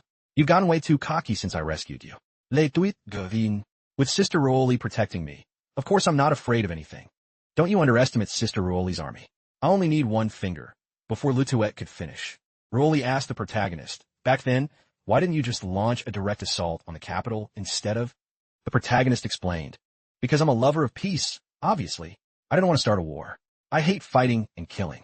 Now I've infiltrated the enemy's inner circle, and Ruoli loves me to death. Now, that's a real W. Ruoli glared at him. What are you even saying? I don't get it. Say that again. The protagonist gave a nervous laugh. Outside, I'm a shark. At home, I'm a little fish with no resistance. Obviously, your sister Ruoli is the most powerful person here. Do you think I'm powerful? But when I meet Ruoli, I have to be a good boy and listen. Exactly. Master is such a simp. Lutuette nodded in agreement. The protagonist thought. Feels like in my previous world, if I didn't have inner energy, she would have knocked me out and dragged me to the Civil Affairs Bureau to force a marriage registration. The lightning guy was still lost in anxious thought. I need to be confident. Before, when I sensed the leader's strength, I could still handle him. He pondered. First, I must scout the escape route thoroughly. Once the Emperor is assassinated, I can bounce immediately. The man introduced to me, Tu Chi, is the strongest strategist of the remnants. Since childhood, he has been a natural prodigy with a weird and unpredictable sword style. People call Tu Chi the ghost sword, but he has remained nameless because of one fatal flaw. Suddenly, he heard someone say, I've really seen a ghost. This phrase made the lightning guy jump out of his skin. He thought in terror, ghost sword? Am I exposed? He was in a total panic. He's clearly just a random civilian of Great Gone. How does he know my identity? Great Gone. Great Gone is terrifying. His face was drenched in sweat. Did Tu Yin send me here just to set me up? Or should I make a run for it right now? He must be jealous of my talent and wants to backstab me. It's definitely a conspiracy. It turned out the passerby was just holding a hoe he just bought that broke. So he cursed, "What a piece of ghost junk." Only then did he regain his composure and breathe a sigh of relief. So that was it. Seems I'm overthinking. But being cautious isn't a bad thing. Tucci's weakness was that despite his outward confidence, he suffered from severe persecutory delusion. His mental state was always unstable and could collapse at any moment. He accidentally ran into Tuet Lo. She said loudly, as expected, "Eating until you're 80 full is the best." He stared intensely at Tuet Lo, thinking this brat, that isn't she the one who was by the Emperor's side today? How am I this lucky? Tuet Lo thought he wanted to steal her food. Where did this psycho come from? Why is he staring at me? Is he trying to jack my food? The guy was about to use his inner energy. I have to strike first. Capture her. Then it's the dog Emperor's turn. But the moment he made contact with Tuet Lo, he froze. He collapsed in despair. How does this kid have such a powerful aura? He started spiraling again. Could she be the dog Emperor's secret weapon? The ultimate assassin of Great Gone? Tuet Lo thought to herself. If you're not here to steal my chicken leg, you're here to beg. Even if you beg me, I'm not giving it to you. It turned out the protagonist had been funneling his inner energy into Tuet Lo from right. Behind the wall, just to give the lightning guy a good scare. Ruoli asked, "Why are you holding your hand against the wall?" The protagonist replied, "Shoo, there's a thief outside. I want to freak him out." The lightning guy, oblivious, continued his delusion. As expected, I wasn't careful enough. This world is too dangerous. This brat is by the Emperor's side because her strength far exceeds even that rebel's. He cried, blaming himself. I'm so stupid. I must have been played by them. They had this planned all along. Seeing him cry, Tuet Lo felt a spark of pity. He's crying? Does he really want my chicken leg? How long has this guy gone without eating? She tossed the chicken leg down in front of him. Consider this a gift since I'm in a good mood. Eat up. Even though she was reluctant to let it go. The lightning guy felt even more weirded out. She must be a psycho. Forcing me to eat a chicken leg off the ground. Complete humiliation. So young yet so cruel. Her kill shot will definitely go straight through my heart. Terrifying, but at least she spared my life. As Tuet Lo was turning to leave, he asked, "May I ask your great name, Honorable One?" Tuet Lo, annoyed over her lost chicken leg, snapped, "Lu Tuet, don't let me see you again." He bowed his head. "Thank you." The protagonist, watching everything from above, found the lightning guy very strange. The protagonist thought this guy was probably sent by Tu Yin. Since I know he exists, he'll be easy to handle. Might as well use this loser a little bit. At the banquet, the officials were gossiping excitedly. One asked, "Lord Hua, is this rumor for real?" Lord Hua said sternly, "It's true. Whatever Her Majesty's consort says, we just follow. Why overthink it?" Prince Shinan was also present at the banquet, bringing along that lightning guy. He tried his best to keep his cool, telling himself, "I can definitely handle that rebel leader. The real threat is that young little girl. Besides, my plan is flawless. It's bound to succeed." Her Majesty has arrived. The officials shouted in unison to welcome Ruoli. The protagonist reminded her, "You had a cold last night. Don't drink anything cold." Ruoli replied, "Got it." One official asked, "Your Majesty, may I ask who the gentleman sitting beside you is? Is he of the royal bloodline?" The protagonist glared at the official. "Old man, you really have a nerve to ask that?" The official quickly replied, "Thank you, great leader, you are too kind." Ruoli said seriously, "This question, don't you all already know the answer?" The officials below began whispering among themselves. The rumors are true. This is unprecedented. There's no way those two are, especially since he's the rebel leader. Prince Shinan had drunk so much he lost his filter, singing loudly, "Oh, what is love? This totally violates the traditional laws of our ancestors." He said angrily, "A rebel dares to step into the imperial hall? This is absolutely unacceptable." His words earned praise from the officials. Indeed, Prince Shinan is so brave. The lightning guy thought gleefully it worked. My confusion drug actually made Prince Shinan lose his mind. He prepared to draw his weapon. While everyone was distracted by the prince, he would stealthily assassinate the dog emperor. He lunged at Ruoli. "Dog emperor, meet your end."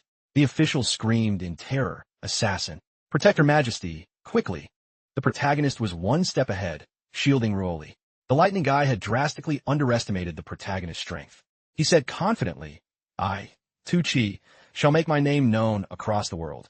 But the protagonist punched him so hard his face went crooked. He hit the ground, howling in pain. What? How is this possible? The inner energy he released clearly felt mid at best. Could it be he defeated me using only a fraction of his power? The lightning guy said resentfully, I underestimated you. But you can protect the dog emperor. Can you protect these lapdogs of officials? Try me if you've got the guts. The officials shrieked in fear. Don't take me hostage. Help. This is terrifying. The protagonist told the officials, Gentlemen, your glorious deeds of risking your lives to save the throne will surely be recorded in the history books, making you legends for all eternity. The officials thought, You're clearly just trying to use us as human shields. The protagonist added, However, the National Treasury has been looking pretty empty lately. If anyone here is enlightened and kind-hearted enough, feel free to donate a little. The officials chimed in immediately. I just discovered an ancient gold mine on my property. I'll donate the whole thing. I want to donate too. Another interrupted. Old man, don't you dare outbid me. I'm donating more. The lightning guy was utterly bewildered. How can this be? This guy doesn't care at all if these ministers live or die. Only one choice left, Run. Suddenly, he sensed something unusual. What's this? Why is there such a familiar killing intent? It turned out Tuet, Lu was standing right behind him. He was about to bolt when he saw Tuet, Lu eating a chicken leg. Why is she here? Why is she blocking my retreat? Tuet, Lu was fuming, her face scrunched up. Why hasn't Sister Raoli let me eat yet? As a well-mannered girl, I can't embarrass my sister. Dammit, I'm starving. The lightning guy misunderstood again. Tuet Lu is pissed off because of me. How did I not detect such massive killing intent? I get it now. I'm just a clown. He's so calm because he stationed a monster even stronger than himself to block my escape. I am cooked. They're going to use the most horrific torture on me. It'll be a fate worse than death. Suddenly, he coughed up blood and died. The cause of his death was as pathetic as his life. He died of a ruptured liver from sheer terror. Everyone was shocked. Is he dead? Did he use poison to commit suicide? One official said, That's not it. This kind of toxin wouldn't kill a master like that. I saw it clearly. The Empress's husband killed him just by looking at him. The crowd went wild. Killing someone with just a look? All the officials and guards were terrified. They bowed submissively and shouted, Long live the Empress. Long live the Empress's consort. Raoli was confused. I get long live the Empress. But why is he getting the Van Tuesday title too? The passive situation had turned active. The protagonist thought helplessly, wait, the problem is, did I just officially become the Empress consort? From then on, the legend that Li Yun could kill with a single glance spread across the world. On the city walls, the guards were gossiping. It's been so many days. Why is there still no movement from the southern barbarians? You're clearly wet behind the ears, a veteran soldier said. Scared already? They're just a bunch of barbarians. Our Numun city has never been breached, not now, and not ever. Outside the sturdy walls, a thunderous roar suddenly erupted, like a bolt of lightning from a clear sky. The world seemed to tilt. The soldiers on the wall were all terrified. What's happening? Is it an earthquake? A young soldier cried out in panic. The solid walls suddenly developed massive cracks. Stones from the wall began raining down like water. Old Ben, an experienced general, screamed in horror. This is bad. The wall is about to collapse. The young soldiers panicked. Looking around, they realized the situation was dire.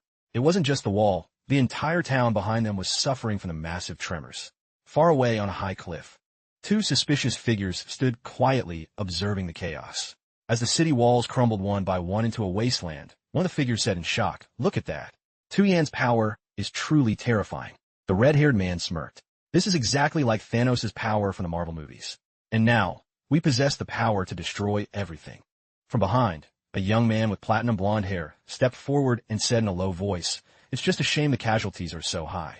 So many innocent civilians got caught in the crossfire. The red-haired man frowned and turned back. If a city is destroyed, we just rebuild it. If people die, we just have more babies. As long as this world eventually belongs to me, I don't care how many sacrifices it takes to create a perfect nation according to my ideals.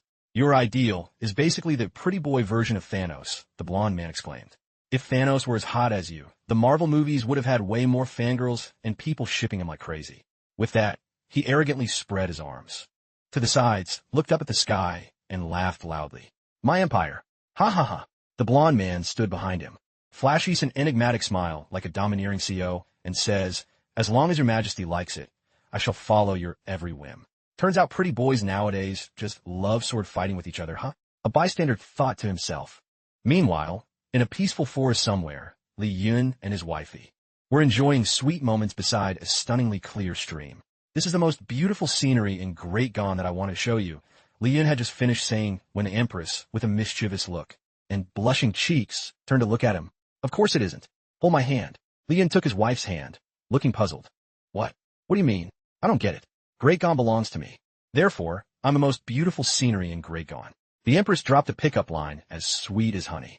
You dummy. Lian not only failed to catch his wife's sweet talk, but also blurted out tactlessly, No, that's not right. You can't say it like that. The Empress pouted, pretending to be huffy. Is there a problem? Not just in Great Gone. To me, you're the most beautiful scenery in the entire world. Not bad, kid.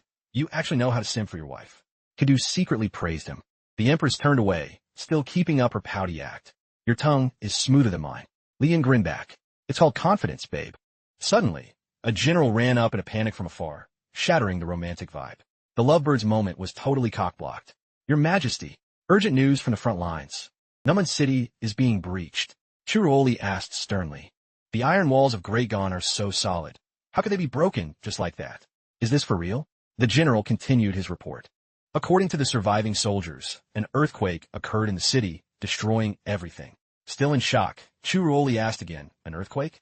The general looked at the Empress with a grave expression.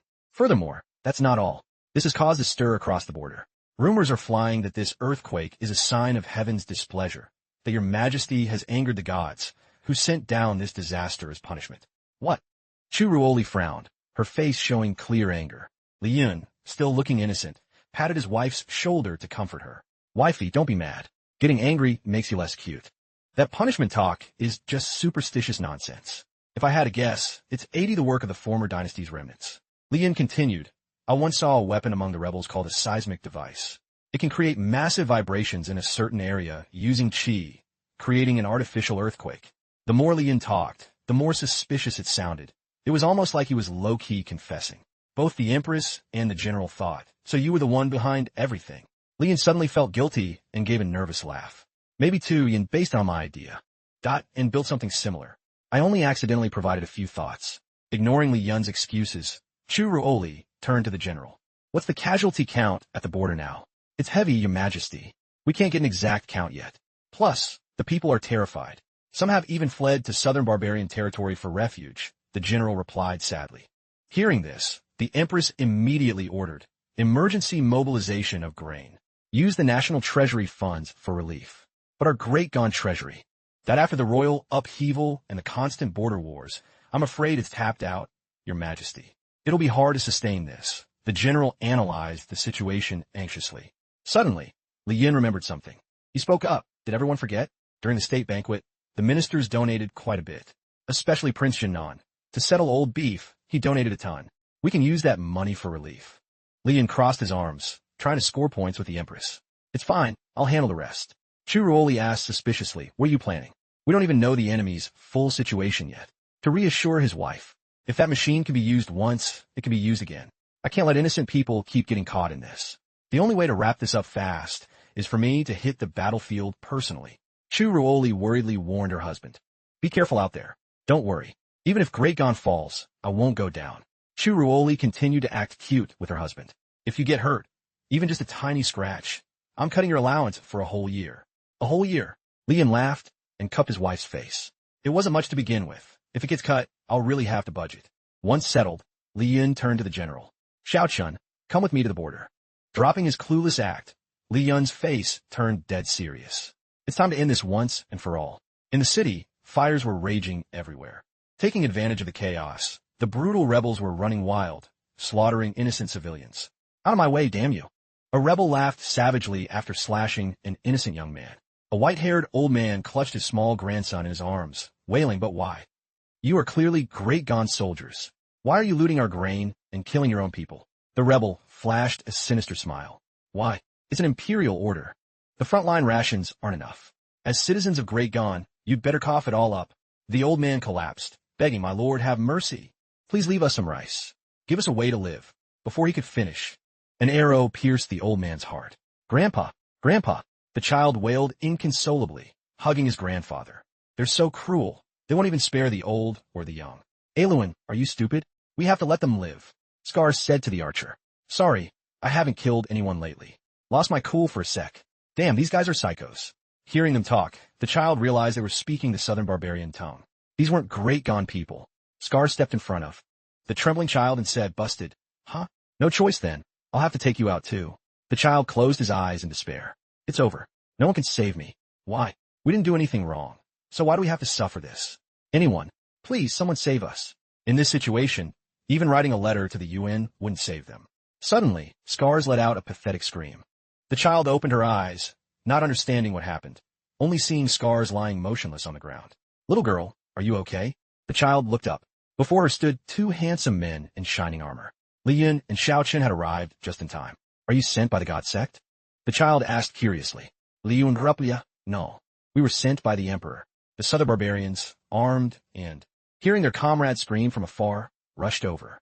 Who dares kill our brother? Xiao Chen looked back. He reminded Li Yun, another group's coming. Stop talking and get ready for the smoke. Li Yun ignored the approaching enemies. He reached out and gave the girl a pill. Your mother is still hanging on. Give her this pill. Your grandpa will be okay too. Li Yun patted the girl's head to comfort her and gave a gentle smile. The little angel followed Li Yun's words, closed her eyes, and counted to 3 before opening them. Li Yun glanced back at the bloody scene behind him, a sight no child should ever see. Now, the only sounds in the city were the clashing of metal and the fierce sword fighting between men. A while later, only Li Yun and Xiao Chan were left in the forest. Xiao Chan spoke up, the true treasure, soul-returning pill. You gave that precious pill to that girl? Is that a problem? Li Yun replied, nothing. That was the life-saving pill the Empress gave you. I didn't think you'd just give it away like that, Xiao Chun nagged. It's a bit of a waste. Li Yun kept the smile on his face. No matter who they are, nobody should have to go through something like that at such a young age. Since I've met her, I'm definitely going to help. Realizing his explanation might not be enough to satisfy Xiao Chun, Li Yun asked, why are you still frowning? Though deep down he was still dissatisfied and looked annoyed, Xiao Chun replied, it's nothing. Xiao Chun looked at Li Yun with a judgmental gaze. Even though he's a rebel, he's truly someone worth learning from. No wonder he could defeat the old Great Gone. It wasn't because of high-tier martial arts or a firm will, but because his kindness united the people. While thinking, Xiao Chun looked at Li Yun's good guy face. Xiao Chun spoke up, the remnants of the former dynasty and those southern barbarians are truly wicked to come up with such a foul move. This has to be your old friend Tu Yan's doing. Contrary to Xiao Chen's deduction, Li Yun said, if it's the Tu Yan I know, he would never do something like this. He would never involve innocent civilians. Suddenly sensing something, Li Yun called out, hold up, I found something. Xiao Chen was puzzled. What is it? Look at this. Do you know what it is? Li Yun said, glancing at a few lumps scattered on the ground. Aren't those just rocks? What's so special? Seeing Xiao Chun say that, Li Yun pointed his index finger and gestured, try poking it with your hand, then you'll know what it is. Xiao Chun reached out and poked it. It felt soft. Then he brought it to his nose to sniff. A pungent stench hit him right in the face. What the hell is this? It's a precious gift from a horse, also known as horse manure. Li Yun replia nonchalantly. You little brat, you dare to troll me? Careful, or I'll flip on you like a pancake. Xiao Chun realized he had just been played dirty by Li Yun. Being pranked in such a gross way made him extremely salty, but there was nothing he could do. Li Yun laughed it off. I only did that to give you some field experience. Look, this manure seems pretty fresh. Based on the quality, the horse must have eaten high-grade grass. It's likely a military horse. Their headquarters must be located about 1,000 miles from here. Li Yun smiled and said, just a little bit of experience. Hearing Li Yun's words, Xiao Chun got anxious. I need to go back immediately, gather the troops, and wipe them all out in one go. You wait here for me. I can't wait for you. I'm going to deal with them myself. Xiao Chun was horrified. Are you crazy? The enemy strength could be over 100,000. Even if your skills are god tier, there's no way you can take them all down. I promised the Empress I'd keep you safe. Xiao Chun, if I wait for you to bring reinforcements, even more civilians will suffer from their destruction. I truly can't wipe out a 100,000 strong army alone. But if it's striking terror into the depths of their souls, that I can do. Li Yun flesha awika smila. This meant the enemy was basically beyond saving. At the camp, the soldiers spotted a stranger approaching from a distance. Another one coming to catch these hands? A native mocked. The figure drew closer and closer. It was Li Yun, the man who once feared nothing but chose to live in seclusion with a wife and kids. But apparently, protagonist energy wouldn't let him have his way. Ironically, the wife he married was the newly crowned empress. He marched toward the camp gates, his face full of indignation as if he wanted to burn the whole place down. A native laughed. Looks like this guy's got a screw loose. Suddenly, they lost sight of Li Yun. Wait, where'd he go? Did he vanish? Did he chicken out? As if discovering something, one panicked and sounded the alarm. He's down there. At that moment, on the ground, Li Yun was channeling all his inner power and strength into his fist. Without hesitation, He raised his hand and punched the ground with all his might. The fatal blow created a massive tremor like the world was ending. The ground in front of him cracked open, and the terrifying pressure caused the camp's defensive walls to collapse. The protagonist's aura was shining bright. With just one punch, he triggered an earthquake that destroyed the solid wooden fortifications. He had successfully breached the enemy's den. Li Yun advanced toward the thugs who were holding spears and ready for a fight. "We have an army of 100,000. Why should we fear him?" One roared. The whole mob of natives angrily charged at Li Yun like moths to a flame. Li Yun calmly looked to his left and grabbed his sword stuck in the ground. "I'll just borrow this one for now." The enemy swarmed him like a literal horde. They attacked relentlessly, wishing they could chop him into 100 pieces. With just one swing of his sword, Li Yun cleanly sliced a man in half. Without stopping, he continued using domineering combat moves, taking down the natives one by one. Every time he swung his sword, 3 or 4 men fell, never to see the sun again. The rest stood stunned, watching their comrades fall under Li Yun's blade. Seizing the momentum, Li Yun frowned. He used his ultimate move to finish off the entire enemy force. He put all his strength into the hilt and slammed the sword into the ground, creating a horrific shockwave, a single strike with insane AoE damage. It was enough to shatter an army of 10,000. The ground was now littered with the corpses of the enemy and the debris of the ruined camp. The surviving natives turned pale with fear. "A monster! Help! I am quitting. I'm out." They hauled ass and ran away. Who would dare face a madman with such insane power?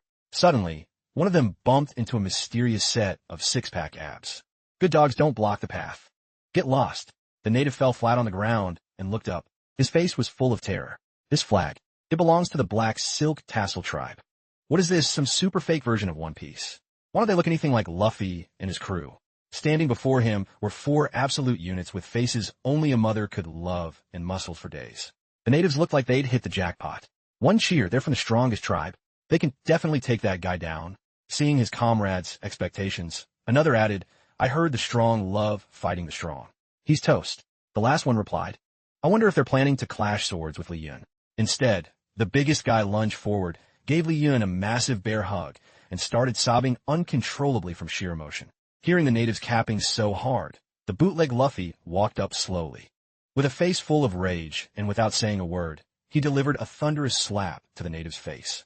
He raised both hands to the sky and screamed, "Long live the leader!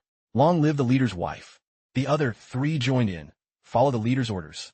Kill them all." The natives couldn't believe their ears, wondering what kind of fresh hell was breaking loose. Then they all started brawling right in front of Li Yun. Li Yun broke into a cold sweat. Their stamina is insane. I just hope they don't try to kidnap me later. Meanwhile, at the palace, Li Yun's little empress slumped down. Resting her chin on the table, she wondered why her dummy husband wasn't back yet. There wasn't a single update. Suddenly, a maid entered and reported respectfully, "Your Majesty, Lord Shinhai has just sent news from the front lines." Churuoli's face flushed and her eyes lit up. "Bring it here." "Wait, what? How is this possible?" Churuoli frowned as she read the memorial. Could something have happened at the front? Why is Her Majesty so stressed? The little maid wondered. Churuoli quickly issued an order. "I'm heading there personally to check it out. That husband of mine is only good at causing trouble. He always keeps me worried. When he gets back, I'm definitely seizing his allowance and banning his secret slush fund," Roli thought. Back at the enemy camp, Li Yun was still going ham. Nothing could stop this monster. Wherever he swung his sword, the enemy fell, and fresh blood stained the battlefield. I remember people used to call him Li 100K. Seems the legend is for real. Inside the red-headed leader's tent, he was talking to a subordinate. Luckily, those guys were just fodder. "Where are our elites? I remember sending the Blackhorn tribe. They should definitely be able to stop him." "Bro, you're way too confident. Your elite army is currently hailing Li Yun as the Empress. Your Majesty, they're all surrendering. Now, they're even teaming up with our enemies to fight us." Hearing the report, the redhead looked confused. Suddenly, a massive explosion went off amidst a cloud of thick smoke. Li Yun, blade in hand, charged straight for the leader. "So you're here. I've been looking everywhere for you," Li Yun said, swinging his sword right at the redhead. But Li Yun's blade was parried. The subordinate jumped in to shield the red-headed leader. "Leader, your skills have improved significantly." The blonde guy greeted him. "Wait," Li Yun wondered, who's actually the boss of this guy? "What is your endgame? You're out here causing drama for me everywhere. Aren't you afraid I'll slice you and Zhao Chuan to pieces?" The redhead gave a contemptuous laugh. "Killing me is useless. The Zhao family has countless descendants. Someone will just take my place. Instead of killing me, I suggest you leave this syphilis city. My bad, Jiangnan City. Immediately. Go check it out. The tragedy of Xiang City is repeating itself in Jiangnan. The blonde man gave a sinister laugh. If you run now, you might make it. Any later, and you're not getting out. Protect Her Majesty. Li Yun turned back to find thousands of soldiers charging with blades drawn. Li Yun silently admired the move. What a dirty scheme, using the people as hostages. He looked back at the Zhao family member and growled, I'll remember this beef. Back in the forest, Xiao Chun was rushing back. Must get to our camp fast. You're a tough one, you filthy rebel. Suddenly, Xiao Chun spotted a figure zooming overhead. It was Li Yun, landing gracefully on the ground. Xiao Chun greeted him with a smile. You're back already? Truly the fastest man in Great Gone. Fast at everything. Li Yun gave an order. Xiao Chun, let's take the troops to Jiangnan City immediately. Xiao Chun was confused. Why Jiangnan?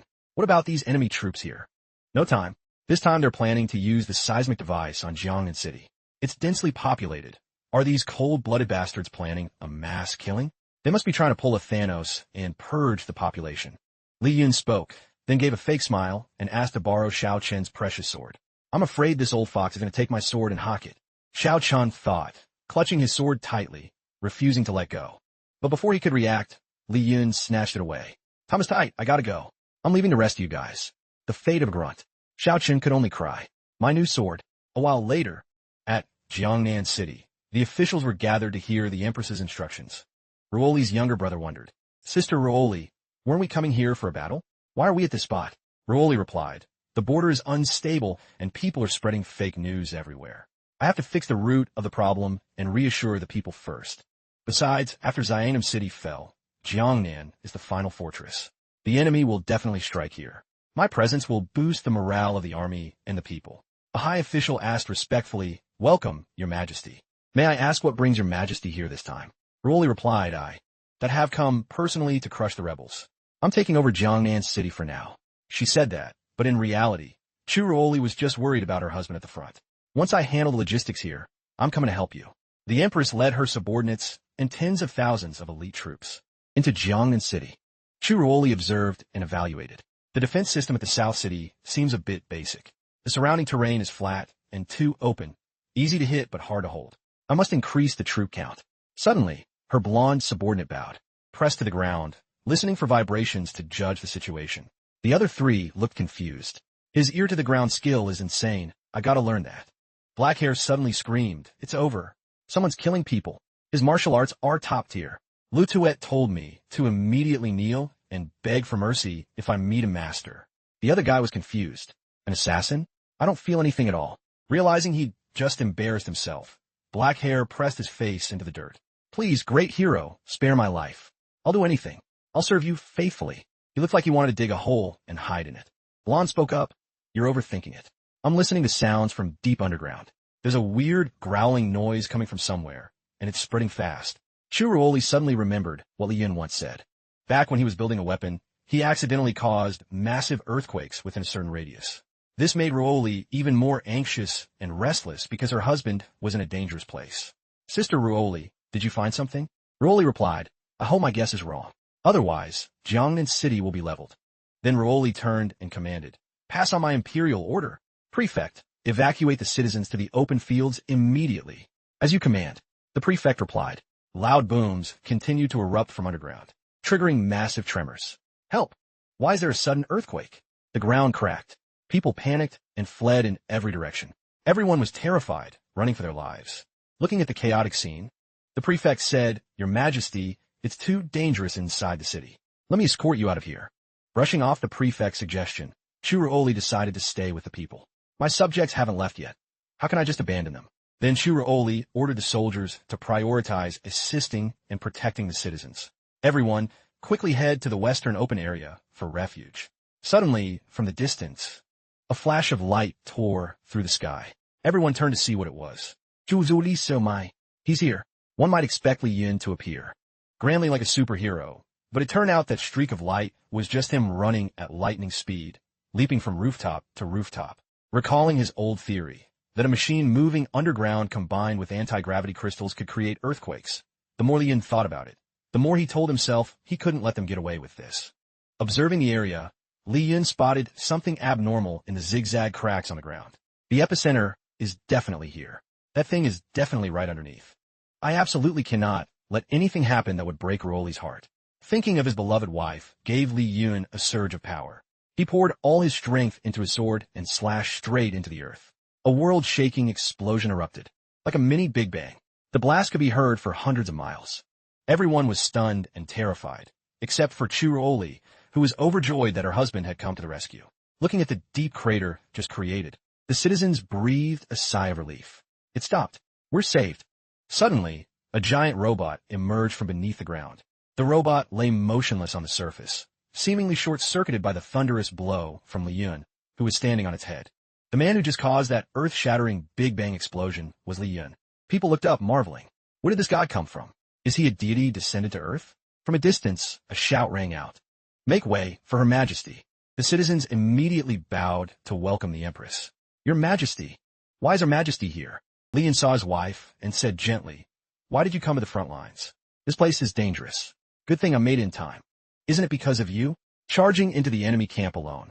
Besides, this is my country, Churoli replied with a mix of pouting and sadness. Li Yun quickly hopped down from the fruit robot. He walked over to comfort his wifey. Leave everything else to me. Churoli ignored Li Yun's comforting words. She grabbed his hand and raised her voice. The remnants of the former dynasty and the Numun have conspired with rebels to destroy my great Gon's legacy and slaughter my people. Now they dare to try and destroy Jiangnan City. We have suffered too many losses already. We cannot let these traitors and rebels do as they please anymore. Churoli looked directly at the citizens, gathered before her, and spoke with firm, heartfelt resolve. I, as the Empress of Great Gon, have decided to lead this campaign personally alongside my husband to crush the rebels and protect the people. The people cheered with joy and excitement. Long live the Empress. May Great Gon last for 10,000 years. Churoli turned to look at Li Yun. She flashed a radiant smile. So, this time, we can join forces and defeat the enemy together. At the Jiangnan City headquarters, Churoli discussed military strategies with her generals, while reviewing memorials to consolidate the city's defenses. She set up formations to ready for battle, paying special attention to those who might try to infiltrate the city. Then, Churoli handed the ledgers to an official and ordered, reassure the public, open the granaries, and ensure everyone has enough food. After that, Churoli stretched and sighed. Finally finished. Turns out being an empress isn't as chill as I thought. Under the dog in the manger vibes, Li Yun brought out a teapot and said with a smile, You've worked hard, Madam Boss. Watching Li Yun pour tea for her, Churoli rested her chin on her hand and said, It's no trouble. This is what I should be doing. But when will we finally escape the shadow of war? To do that, we must rely on the strength of the people. Churoli lifted her teacup, saw her reflection in it, and smiled. But what makes me happiest is that through all these trials, the people remain as united as ever to overcome hardships. Exactly. They truly live up to the name of Great Gon's people. Li Yun added. Do you have any important missions for me? You dummy. Taking care of me. Isn't that the most important mission of all? Is taking care of me such a burden for you? Of course not. How can you call taking care of me a mission? Churoli acted upset with Li Yun's answer. Li Yun patted his wife's shoulder, sucking up to her. But little lady, how can you say that? It's not a mission, it's my duty. Hearing Li Yun's sweet talk, Churoli burst out laughing playfully. That's more like it. I was about to dock your allowance for a year, but now I'll only cut it for 6 months. After that, Churoli got back to business. She asked, Earlier, how did you know Jiangnan City was being raided? Li Yun rubbed his chin, lost in thought. Back when I charged into the enemy camp alone and almost wiped them out, Tu Yin purposely leaked that info to lure me away. But thinking back, it's a bit weird. What's to get? He could have totally lied about the location to send me on a wild goose chase, but he didn't. I feel like he wanted me at Jiangnan City on purpose. That's why I spared him. He wanted you in Jiangnan City? Why? If you hadn't been there, I'm afraid. Isn't their goal to make Great Gon collapse? Li Yun gave a dry laugh. Maybe he's not a total villain, and I'm just overthinking it. Right then, Xiaoqin walked in to report. Your Majesty, urgent news from the front. The enemy forces have retreated to the vicinity of Numun Rift Valley. They're pretty smart, aren't they? Li Yun analiza. Their only advantage was destroyed by me. Now their only choice is to fall back and turtle up. Churoli was still suspicious. Numun Rift Valley. Did I remember that's where they convert martial artists into chi ores? Exactly. Li Yun Nudda. That place is definitely their final stronghold. Then, this is our chance to counterattack. Chuzuli Goman. Pass on my decree. Assemble the entire army. Prepare for the final offensive. After ordering the troops, Churuoli turned and smiled at Li Yun. My dear consort, are you willing to accompany me? Consort, Li Yun Tessa. Am I not the empress? The consort is always the most favored, so of course I'm giving you this title. The lovebirds continued to serve dog food to everyone, making everyone around them jealous. So what kind of consort am I? Do I get a special rank? Li Yun asked curiously. Without hesitation, Churuoli dubbed him the martial consort. Li Yun Bua Mukingli. Thank you, your majesty. Churuoli then ordered the soldiers. Bring out the gift for my hubby. This time, I have a special present for you. This is the heirloom blade of my great Gon royal family. Ranked second among the 12 divine weapons of the 10 provinces. It's called the human sword. Before Li Yun was a stunning blade, its edge gleaming with a jade green light. Li Yun lifted the sword, inspecting every detail. Human sword. Sword human. What a name. Your ancestors were truly gifted at naming things. Churuoli smiled and explained, this sword is special. It can only be used after absorbing the dragon chi of Great Gon. Absorbing dragon chi? I'm not the emperor. Where am I supposed to get dragon chi? Churuoli blushed and shook her head. No, I'm sure you'll have it. I've researched some ancient texts and found a method that allows someone close to the emperor to absorb dragon chi. Li Yun asked innocently what method. Tell me already. Churuoli shyly turned away. You don't need to know the details. Just know that you'll have dragon chi, and that's enough. In a remote, secluded forest, the fate of the nation, the redhead and the blonde were standing before a secret cave entrance. Curse it. Our trump card was destroyed by that guy. The redhead gnashed his teeth. It's all because of those damn rebels. I want to chop that trashy couple up and feed them to the dogs, no, the pigs. Though getting Li Yun to do the dirty work is harder than it looks. Bro, haven't you heard of protagonist aura? The redhead turned to ask Tu Yen. Is that weapon ready yet? Feng Chung. Only that can suppress that rebel. Excuse me, but who's the one slaughtering civilians here? This guy was totally delusional about his own power. Tu Yen replied, Your Majesty, it's currently absorbing chi and can't be used yet. The fake emperor snapped, not ready. The Great Gon army is almost here. I spent so much effort converting those martial artists into ores. Is it all going to waste? Tu Yen comforted him. Your Majesty, please don't worry. I've had a plan for a long time. Everything is going according to my calculations. Really, my dear minister? What's your plan? Tu Yen smiled sinisterly. This is that a secret drug I've spent years refining. It can briefly trigger the hidden chi in the human body, giving them extraordinary power. Whoa, really? One pill and you turn into a demon? We have miracle drugs like that in real life too. They're called laxatives. Take enough and you're gone real quick.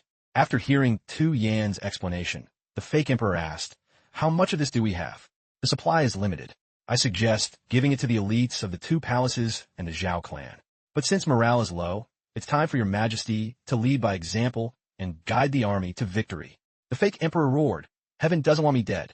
Finally, the time for our counterattack has come. Tu Yin said sternly, Exactly. It's time. Late at night in Jiangnan City. The couple, Li Yun and Churuoli, instead of Netflix and chilling, were busy discussing military strategy. After researching for half a day, they still couldn't figure out how to use the divine sword. Li Yun stared at the blade, lost in thought. Seeing this, Churuoli asked, What's wrong, babe? Li Yun replied, I've tried everything, but I can only make it emit a tiny little spark. Churuoli looked at her husband with a mischievous glint in her eyes. It's because your dragon chi isn't strong enough. We're about to have the final showdown with the Nummon. Aren't you curious about the method to absorb dragon chi? How long have we been married now? Finally, you get to experience what sealing the deal feels like. On the bed now, there are only 2 bare bodies. Don't laugh. To absorb dragon chi, we have to. Churuoli's slim waist made it impossible for Li Yun to say no. Li Yun grinned, playing dumb. Oh, so that's how it works. But I still don't quite get it, Madam Boss. Could you explain it a bit more clearly? Churuoli leaned her face close to Li Yun's and whispered. Long ago, some martial artists wanted to ascend to godhood. They researched a method to transfer one's own essence to another. This method is called dual cultivation. The ancients really knew how to make things sound poetic. Unlike our era, where we just call it getting it on. Wait, why is Sun Wukong flying in right as they're about to get it on? Seriously, Author San, stop with the metaphors. My brain hurts. Before the cloudy cloud cave, Sun Wukong shouted, You monster! You are carrying my pain because you are a demon. Release my master right now, or tonight you'll have to deal with me. With that, Sun Wukong chanted a spell. The power pole, in Li Yun's hand, in Sun Wukong's hand, began to grow big and hard. Take this strike from old Sun. Sun Wukong repeatedly lunged his pole at the cave entrance. The cave entrance was completely destroyed. He slowly ventured deeper inside. Not sure if Wukong thrust his pole too hard, but the water main seemed to burst, and liquid began spraying everywhere automatically. Wukong was submerged in a sea of water. He shouted in exhaustion, "How dare you use squirt water, a water attack, on me? You think this cheap trick can stop me? Show yourself." A stream of water shot out from Wukong's mouth. The water stream split into multiple clones of himself. "Get that monster!" Wukong ordered the mini Wukongs. They charged deep into the cave. Suddenly, they ran into a blinding flash of light. A fairy descended from heaven. Alfoyidi Ishkish. A finger heart was blown toward Sun Wukong. No, wait, toward Li Yun. A halo of light radiated in all directions. Finally, Li Yun successfully absorbed the dragon chi. The pillar of light and the shaking sounds coming from where Li Yun and Chu Ruoli were doing the deed left the citizens absolutely terrified. What was the noise? Another earthquake? It must be those Numun bastards. We have to fight them to the death. The Numun rebels deserve to die. The citizens raised their weapons, determined to fight the enemy. Oh boy. Hey guys, that couple was just being a little loud while busy. It wasn't an earthquake. In Jiangnan City, that strange noise lasted for several hours. People grew even angrier at the Numun and the former dynasty remnants, just hoping those two culprits would finish up quickly because their noisy business was causing a major misunderstanding. In a secret cave, Tu Yin and the fake emperor were discussing plans with their crew. "You're all my elites, my inner circle. Now that the Dog Emperor's army is closing in, our only choice is to fight to the death to protect the Zhao family legacy." The red-haired Zhao leader pulled out a chocolate-looking ball. "This is a drug Tu Yin and I developed together. We call it the Senza Bean. It can briefly trigger the user's hidden potential, boosting their chi and strength to at least the level of Great Gon's Chunhai." The henchmen below took the pills, everyone stunned by their extraordinary power. Who wouldn't be shocked that eating a piece of chocolate could make you a god? Today, I will lead by example. Follow me and destroy the enemy. With that, he swallowed the chocolate and roared, "Heaven protect my Zhao clan for 10,000 generations." The others followed suit, popping the pills into their mouths. They felt a surge of energy rushing through their bodies. Their faces lit up as if they'd been supercharged. They shouted in unison, "Heaven protect the Zhao clan for 10,000 generations."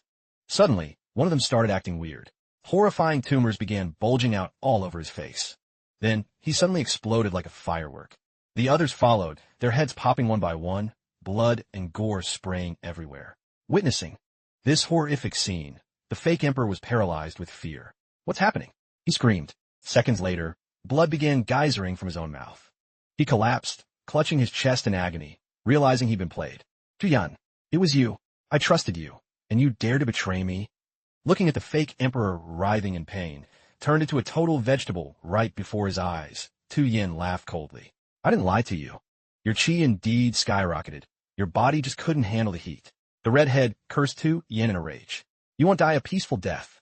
Tu Yin turned and walked away as the fake Zhao emperor also exploded. People are truly unpredictable. Be careful who you hang out with. The time has come. Time to boot up. Tu Yin looked at the cliffside with a calculating gaze. "Leader, you're going to be very surprised. I was ready to ship the Tu Yin X Redhead OTP, but it looks like Tu Yin is playing the solo Sigma game." Meanwhile, in Jiangnan City, the sun was high in the sky. Perfect timing. Chu Ruoli put on her armor, which perfectly accentuated her hourglass figure. "Madam Boss, you look good in anything. You look as majestic as a legendary general." Li Yin praised her endlessly as he saw his wife in her new gear. Chu Ruoli looked displeased. She thought Li Yin was calling her fierce, to smooth things over with his wifey. The silver-tongued Li Yin replied, "No way. This is what you call overwhelming aura. The enemy will be so charmed they'll surrender immediately. I bet half the soldiers watching are standing at attention, just looking at you. Smooth talker. If things actually go that well, I'd be glad." Li Yin successfully calmed his wife. Suddenly, a massive explosion rang out from the direction of the imperial city.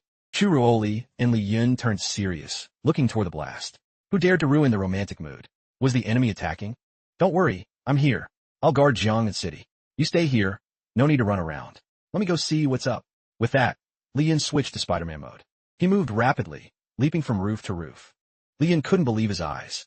Through the hazy smoke, a giant transformer-like machine slowly emerged. No way. How could the former dynasty remnants possess a mecha? The smoke clears, revealing a prehistoric transformer. It's thousands of meters tall, wearing armor like a medieval soldier.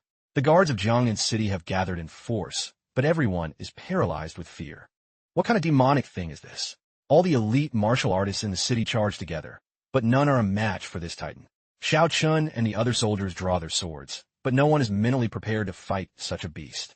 Li Yun appears before them. Take the wounded and help the civilians evacuate. Leave this thing to me. Hearing Li Yun, Xiao Chun warns anxiously, be careful, this thing is no joke. The transformer lands right in front of Li Yun. A familiar voice speaks, leader. You finally showed up.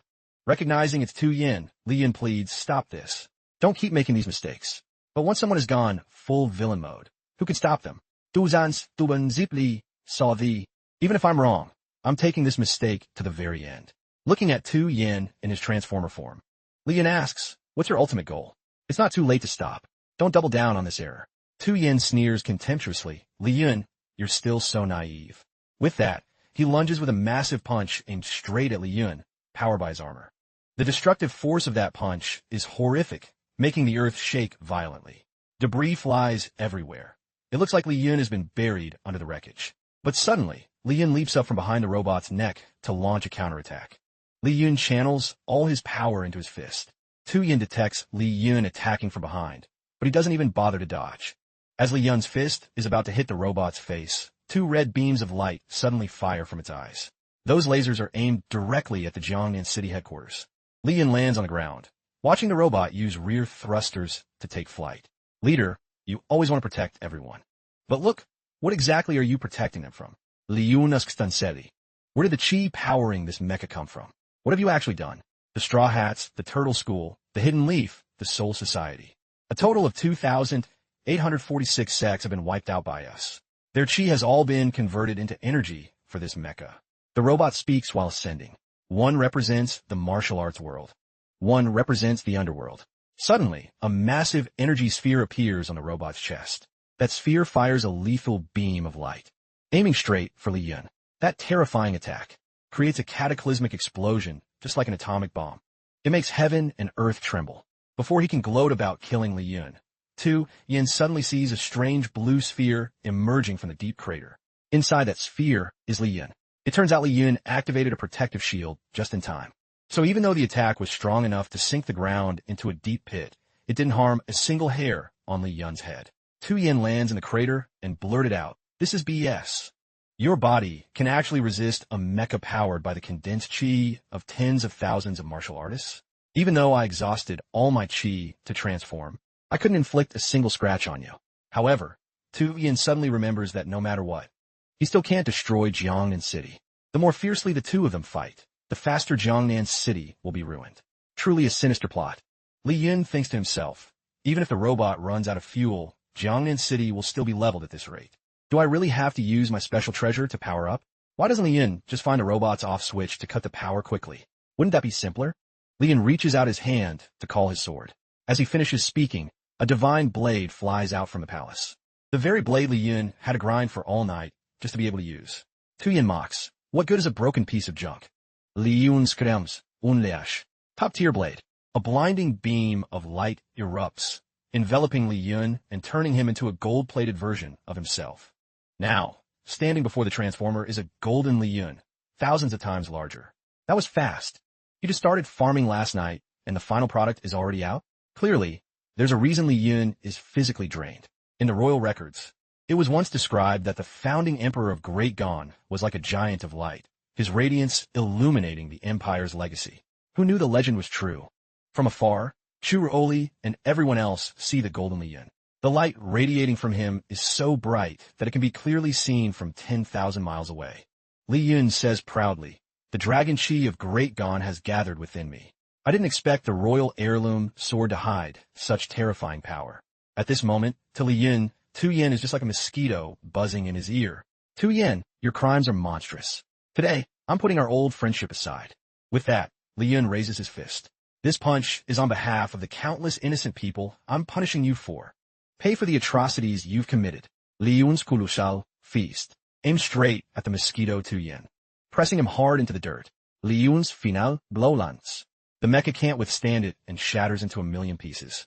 The ground, where Li Yun struck, is now a deep, hollow crater. Agents from the 6th Fan Gate quickly move in to clean up the scene. It's finally over. Churuoli runs to Li Yun's side, looking at the shattered, cracked sword in his hand. What kind of sword only works once before breaking? I don't even know how we'll fix this. Churoli smiles and asks, what now? You broke my Chu family's heirloom. You gotta make it up to me. Despite her words, her expression shows she doesn't blame Li Yun at all. Li Yun grinned and replied, you've already slaughtered millions of my Li family descendants, so let's just call it even. We're trying to have a serious talk, and this kid is already playing dodgeball with the topic, Churoli thought. So indecent. While chatting with Li Yun, the 6 fan gate agents finished their task. Chen Hai reported to Churoli, strangely, we couldn't find Tu Yan's body inside the mecha. He vanished without a trace. This didn't catch Li Yun off guard. He had already suspected that Tu Yan was piloting the mecha remotely. The Numun King had previously used puppets to attempt an assassination on Ruoli not long ago, so everyone surely remembered. Tu Yan's mecha and that puppet definitely worked on the same principle. The pilot could be hiding elsewhere. Jianhai Faowen, the front lines, just reported that the Numun army has retreated deep into the mountains as if they've quit the war. But at least we captured some Numun soldiers. If we grill them for Tu Yan's hideout, we'll definitely find him. Li Yun frowned and asked Chen Hai to take him along. He wanted to check the situation. This matter had to be settled ASAP. Meanwhile, in a deep, dark cave, Tu Yan was sitting atop an 8 trigrams formation. Light pierced through the cave entrance, bathing the formation. Standing before Tu Yan was a very special character. The 3-nosed swordsman, San Wu. I failed. Seeing San Wu return in defeat, Tu Yan wasn't angry. Instead, he acted very gracious. He looked at San Wu and smiled. I didn't expect the last person to walk with me would be you. Let's finish this journey together. San Wu shook his head. No, it's been a long time, Tu Yan. San Wu remained silent, staring intently at Tu Yan. Tu Yan seemed used to this attitude. He just gave a soft laugh. Typical San Wu. We meet after all this time, and you still keep that trademark poker face. Did you come looking for me for a reason? Here was the crux of the story. San Wu got straight to the point, his expression unchanging. The Lu family. Why were they wiped out? Was it your hand? Tu Yan didn't answer immediately, but asked back. Have you ever heard of the Numun Overlord? The Lu family are the descendants of the Numun Overlord. He then explained that Zhao Chuan, wanting total control over Numun, had secretly eliminated the entire Lu family. Luckily, one survived. Her name is Lu Shui, but she didn't inherit a lick of old Li's intelligence. If I hadn't secretly protected her all the way to the capital, she'd have been a goner long ago. San Wu was even more puzzled.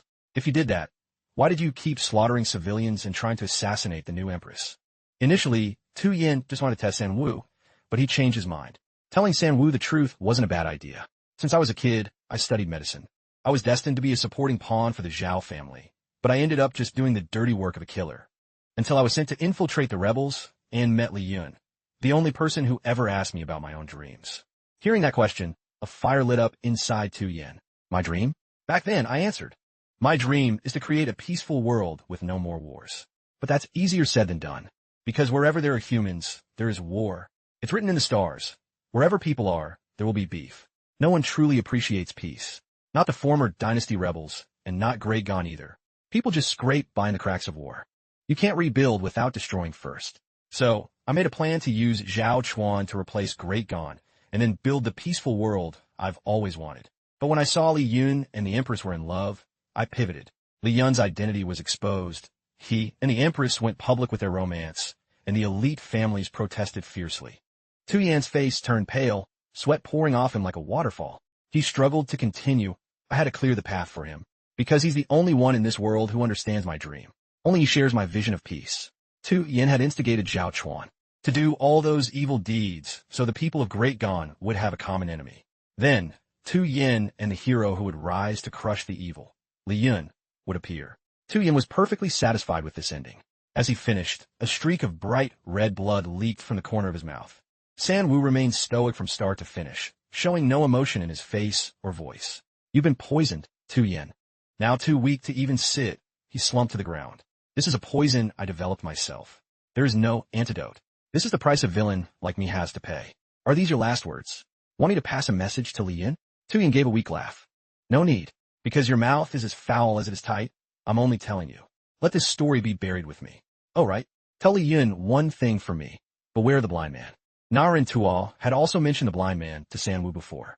Now it was Tu Yan's turn. Who exactly is the blind man? San Wu couldn't help but wonder. Tu Yan explained, he's not a Zhao family man. His movements are a mystery. Many of the plans to destroy Great Gon were his ideas. Luckily, Zhao Chuan trusted me more, or Great Gon would be in real trouble. San Wu nodded. I got it. Rest easy. I'll remember your death anniversary every year and burn some ghost money for you. Tu Yin closed his eyes. His mission was complete. Before dying, he got a chat with San Wu, leaving him with no regrets. Your mouth really is foul. With those words, Tu Yin drew his last breath. Only San Wu stood there, along with another person who had just appeared. The newcomers were none other than Li Yun and Shen Hai. Seeing San Wu, Li Yun was shocked. Why are you here? Li Yun asked. San Wu drew the sword from his back and handed it to Li Yun. I came to ask him a few things. Didn't expect you to show up. Consider this sword a congratulatory gift for your wifey. After handing over the sword, San Wu said coldly, see you around, and turned to walk away. Shen Hai didn't want to disturb Li Yun. He stepped forward to check Tu Yin. He realized Tu Yin died of poisoning. San Wu explained, he took poison to end it himself. Oh right, before he died, he had one message for you. Beware the blind man. Anything else? Li Yun asked. That's all. San Wu replied and vanished into the shadows. The palace was as beautiful as ever. Even though it was dark, it was lit by soft orange lamps. Peach blossoms were in full bloom, adding to the palace's beauty. Churuoli slowly removed her clothes. Her long, silky hair fell over her fair, bare back. Even from behind, it was clear she was a world-class beauty. She stepped into the pool, steam rising thickly to create a hazy scene. One look was enough to tell it was a hot spring. Churuoli immersed herself in the warm water. All her fatigue seemed to vanish. She smiled. Her mood significantly improved. It's been so busy lately. Getting a bit of rest and relaxation feels amazing. While she was enjoying the peace and quiet, a strange creature suddenly jumped into the water with a splash, shattering the silence. Churuoli spun around in shock to find Li Yun. He was buck naked. She should have been blushing and shy, but Li Yun ruined the romantic vibe with a stupid question. Wifey, did you just drop a bomb in the water? No matter how strong Li Yun was, Churuoli kicked him square in the face. Li Yun fell back into the water. Churuoli snapped. You made a big name for yourself this time. So your ego has grown too, hasn't it? Li Yun popped his head out of the water, crossed his arms, and grinned. Are you jealous? Churuoli Fadawen. Her face flushed as she said sternly, dream on. I couldn't be happier. The higher your reputation, the less I have to worry about critics, and the firmer my status becomes.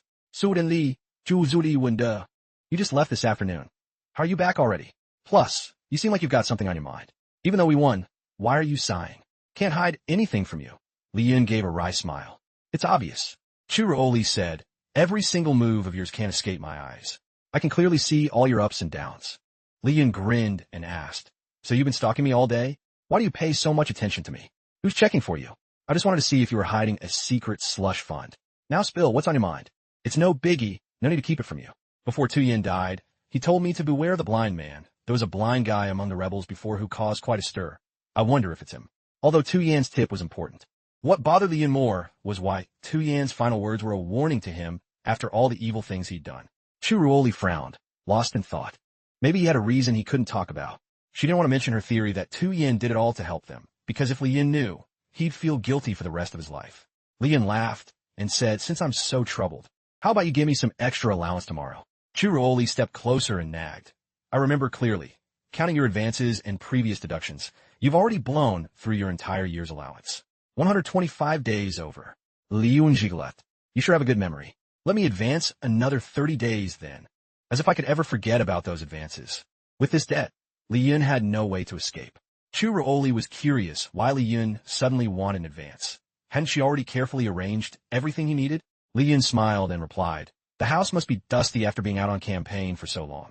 I'm planning to ask Le Shui to help clean up tomorrow. Since I'm asking for a favor, I gotta buy some good food to bribe her, right?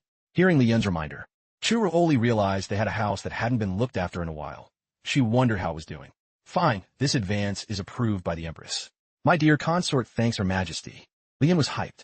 The next morning, as planned, Li Yun went to ask Le Shui to help clean the house. But the more they cleaned, the sadder Le Shui seemed. It's definitely not because the meal I'm buying is too cheap. Is something bothering her? Did I not offer enough? Or did the price of pork go up again? Neither of those was the reason for Lu Shui's gloom. Last night, I met Narin Tuo and a cold-faced teen, likely from the rebel army. They told me about my lineage and why the Lu family was wiped out. Hearing this, Li Yun asked seriously, was that cold-faced teen a swordsman? If so, he probably went looking for Tu Yin to investigate the Lu family massacre too. Tension was clear on Lu Shui's face. She hurriedly said, yeah, he was a swordsman. He said the Lu family are descendants of the Numan overlord. The former dynasty remnants feared the Lu family would control the Numun forces, so they wiped them all out. Lu Shui was completely overwhelmed. Seeing her like that made Li Yun feel bad too. It seemed Lu Shui still couldn't get over the pain of the past. Come on, I'll buy you snacks for a whole month. Don't be sad. Just as he was worrying about her, the next second Lu Shui asked seriously, can I turn into a giant gorilla? Li Yun was speechless. I overthought it. He chuckled. Not only was she not sad anymore, but her eyes lit up when she mentioned transforming. Now she was imagining having the nine-tailed fox sealed inside her and being a girl in Numun who turns into a demon. Li Yun didn't know what to say. To be fair, Lu Shui does have some special traits that could be considered innate gifts. Did my Chinibu phase rub off on her? The scene shifts to a military camp. On this continent, this camp is pretty pathetic. It gets burned down the moment it appears. This was the Numun soldiers' camp. They were panicking because their camp had suddenly burst into flames. Before we could enjoy the tragic sight, the director cut the scene back to Li Yun, the duke of the household, who was hanging laundry in the yard. After finishing, Li Yun turned to Lu Shui and said with a smile, when Rolly gets back later, she'll definitely bring some homemade pastries for us. Let's take a break then. Just as he finished, there was a knock at the door. That fast. You're already here? Li Yun happily ran to open it. But the person at the door was Chun Hai, holding a box of pastries. Churu-Oli is busy and couldn't make it.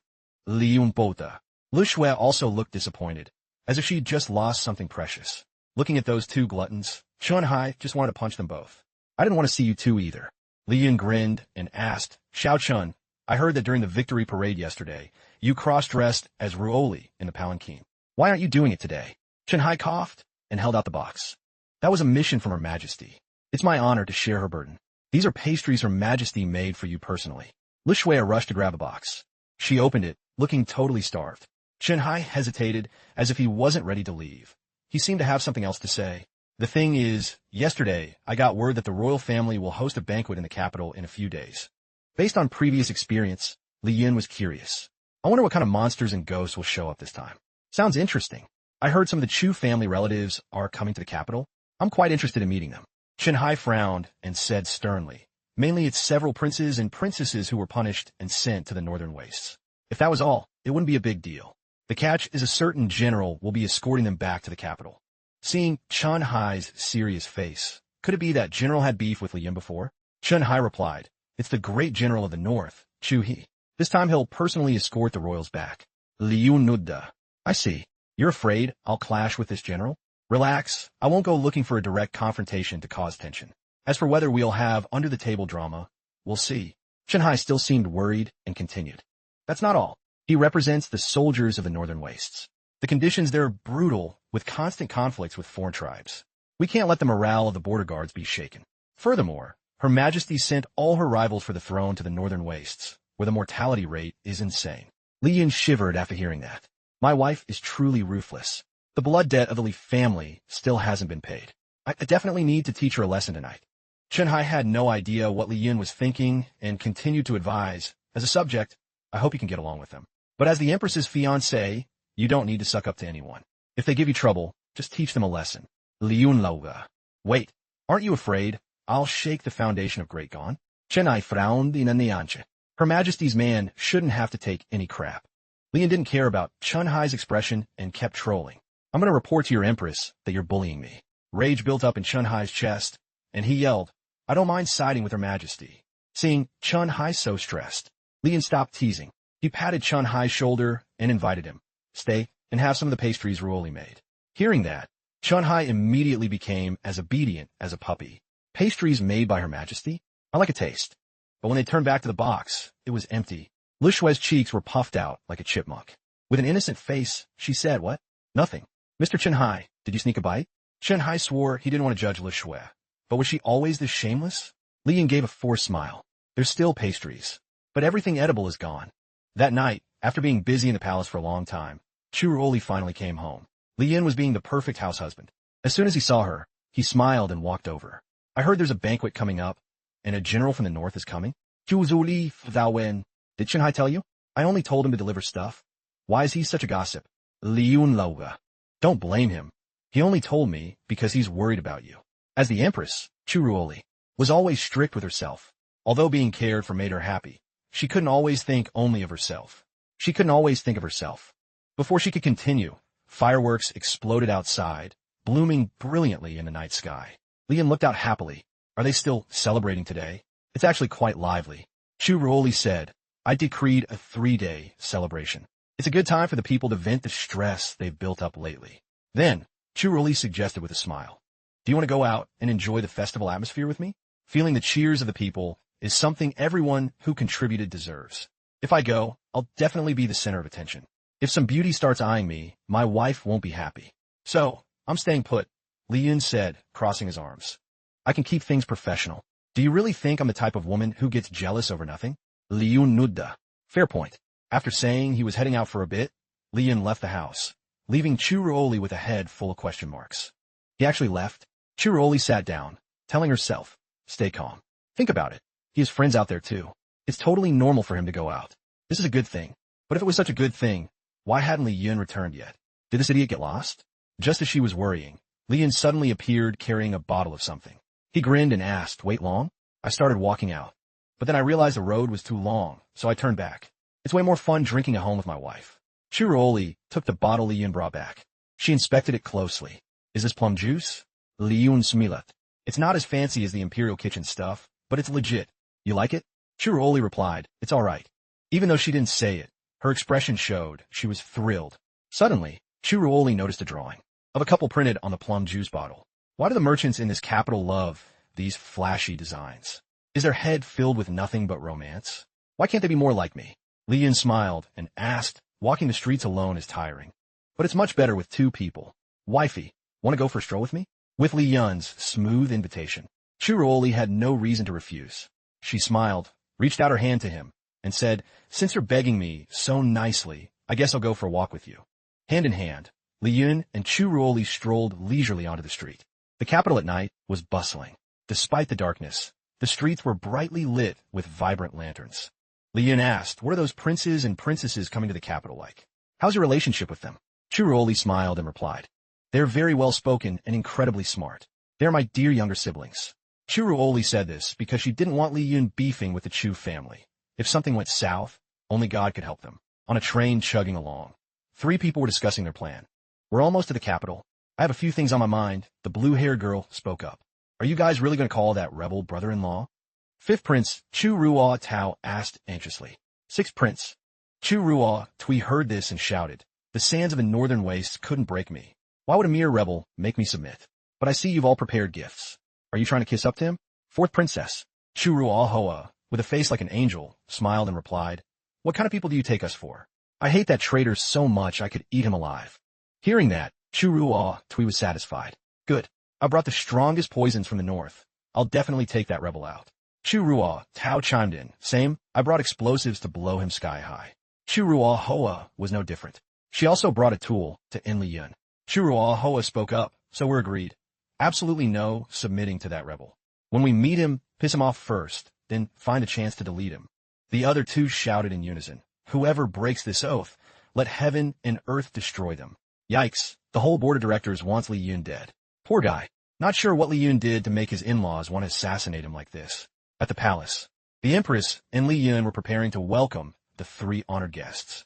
If the relationship is so good, why did you exile them to the northern wastes? Isn't that a bit cold-hearted? Li Yun asked his wife. Chu Ruoli replied, coldly. Think of it as character building. Though she spoke coldly, deep down Chu Ruoli felt a bit awkward. She wondered, will Li Yun think I'm heartless? I better act a bit more enthusiastic later. Feeling his previous question was a bit cringe, Li Yun told himself, I shouldn't flirt or show too much PDA with her later. I don't want to mess up the big boss vibe she worked so hard to build. Their conversation was interrupted as an official entered to report. Your Majesty, the princes and princesses have arrived. Kyuzuli Gongman. Bring them in for an audience. Xiao Chun led the 3 royals into the great hall. All 3 stared intently at Li Yun, who was standing beside Chu Ruoli. Chu Ruoli thought to herself, the time is ripe. The 3 looked at each other, faces tense. Greetings to your Majesty and our imperial brother-in-law. All 3 cowardly bowed their heads to the floor. They didn't dare do a thing. Li Yun saw them glancing at each other with looks of betrayal. Didn't we say we'd kill this rebel together? Damn it, I was planning to snitch on them, so I'd get a reward and stay in the capital. My lovely brothers and sisters. No need for such formality. There are no outsiders here. Please stand up. Chu Ruoli told herself to be extra gentle with these kids. Chu Ruohoa was shocked. She thought, Since when did Imperial Sister get so polite with us? Chu Ruotao was also worried. What does she mean by this? Is she testing us? Chu Ruotui was terrified. Is she in Slayer mode again? Is she waiting for us to lower our guard, so she can charge us with disrespect and execute us? Don't look up at her, or we're toast. The three remained with their faces pressed to the floor, trembling in fear. I'm rarely this polite. Why won't you guys just accept it? Chu Ruoli assumed their behavior was a sign of rebellion. Your Majesty, when we saw our imperial brother-in-law, we were filled with infinite admiration. Please, Your Majesty, let him tell us to stand up so our respect can be satisfied. Chu Ruohoa had to deflect toward Li Yun, using him as a shield. Exactly. I respect him immensely. Let the heavens witness my sincerity. Chu Ruotao and Chu Ruo Tui agreed. His fame echoes across the 4 seas. His aura is so bright as mortals can't even look him in the eye. These guys are a trip. Their parents gave them cool names, but their brains are clearly lagging. To break the awkward vibe, Lian had to speak up. The 3 of you are truly extraordinary, worthy of the Chu family. You mean their brains aren't working right? You clearly think their IQ is room temperature. Despite his words, Li Yin kept comparing them to the Zhennan king, thinking the royal family really lacks smart people. Chu Ruoli lost her patience. She barked, "Shut up. You don't need to check his face. My word is his word. If you embarrass me again, he'll tease me about this forever. How dare you make me lose face? Just wait." Seeing her expression, Chu Ruohoa thought, Imperial Sister is mad. She wants to prove she's the real empress and doesn't want Li Yun meddling. Seems they aren't that close. If they weren't close, they wouldn't have been rocking the boat all night. Seems the princess misunderstood. Xiao Chun subtly reminded the princes. Since the princes and princess have returned to the capital, have you brought any gifts for Her Majesty and the consort? At this, the 3 happily replied, of course we did. They glanced at each other, thinking, where's that animal who said he wanted to kill the rebel earlier? Then the 3 pulled out 3 very basic gifts. This is ice crystal from the north. It doesn't melt even in summer. This is firestone. Keep it on you in winter for warmth. And this is snake grass from the north, for vitality and stamina. Wait, so just ice or rock and herbal Viagra? Seems the northern wastes is really broke. So broke, they could only bring these random items to suck up the people. Plus, it looked like they were desperate to leave the north and wanted a favor. Their weird behavior touched Li Yun's heart. Li Yun turned and whispered to his wife, look how much you've tortured your siblings. See how pathetic they look. Chiruoli pouted, don't you worry about that. The 3 standing below were stunned. Seems the relationship between Imperial Sister and brother-in-law is even worse than we imagined. One wrong move, and they'll start fighting. Well, they do fight, just usually in bed, to keep the siblings from misunderstanding further. Chiruoli spoke up and asked, where is General Chu? Ruaho replied, the general hasn't received orders to enter the palace yet, so he's currently still chilling at the inn. A great general of the realm shouldn't be staying at some random inn. Let me see if there's a suitable place for you to stay. If there's nothing else, you're dismissed. Chiruoli ordered the 3 of them to go rest. They took their leave. Both Chiruoli and Li Yun felt relieved that they had passed this little ordeal safely. I just thought of a very comfortable place for them. Want me to handle the arrangements? Li Yun suggested to his wife. He would take them to their new residence. Chiruoli replied coldly, do whatever you want. Li Yun led the 3 of them to a manor. It's pretty fancy, right? From now on, you'll be staying here temporarily. Chiruohoa couldn't help but marvel. This place is huge. Her Majesty is so thoughtful. Chiruotao spoke up, Imperial brother-in-law. What was this manor used for before? Was it confiscated from some nouveau riche? Oh, I mean, donated to the court? Chiruo Tui continued. May I ask who the previous owner was? Oh, someone you know, King Zhennan. Feel free to make yourselves at home. Consider it a gift from me. Anyway, he's currently rotting in a cell. All 3 felt a chill run down their spines. They remembered Chu Ruoli's terrifying face. Is this a hidden warning for us? Imperial Sister is still Imperial Sister. She definitely wants to cancel us this time. After dropping them off, Li Yun said, I'm off to meet General Chu. Make yourselves at home. That's when the 3 of them burst into tears. Brother-in-law, though we've only been apart a second, I feel like the light of my life is gone. We can only keep your memory alive in our hearts. Li Yun was done with these people.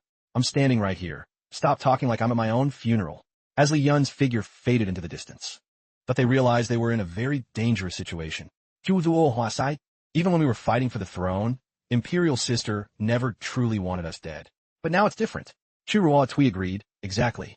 But I think there's still a chance to flip the script. Think, why does Imperial Sister suddenly have beef with us?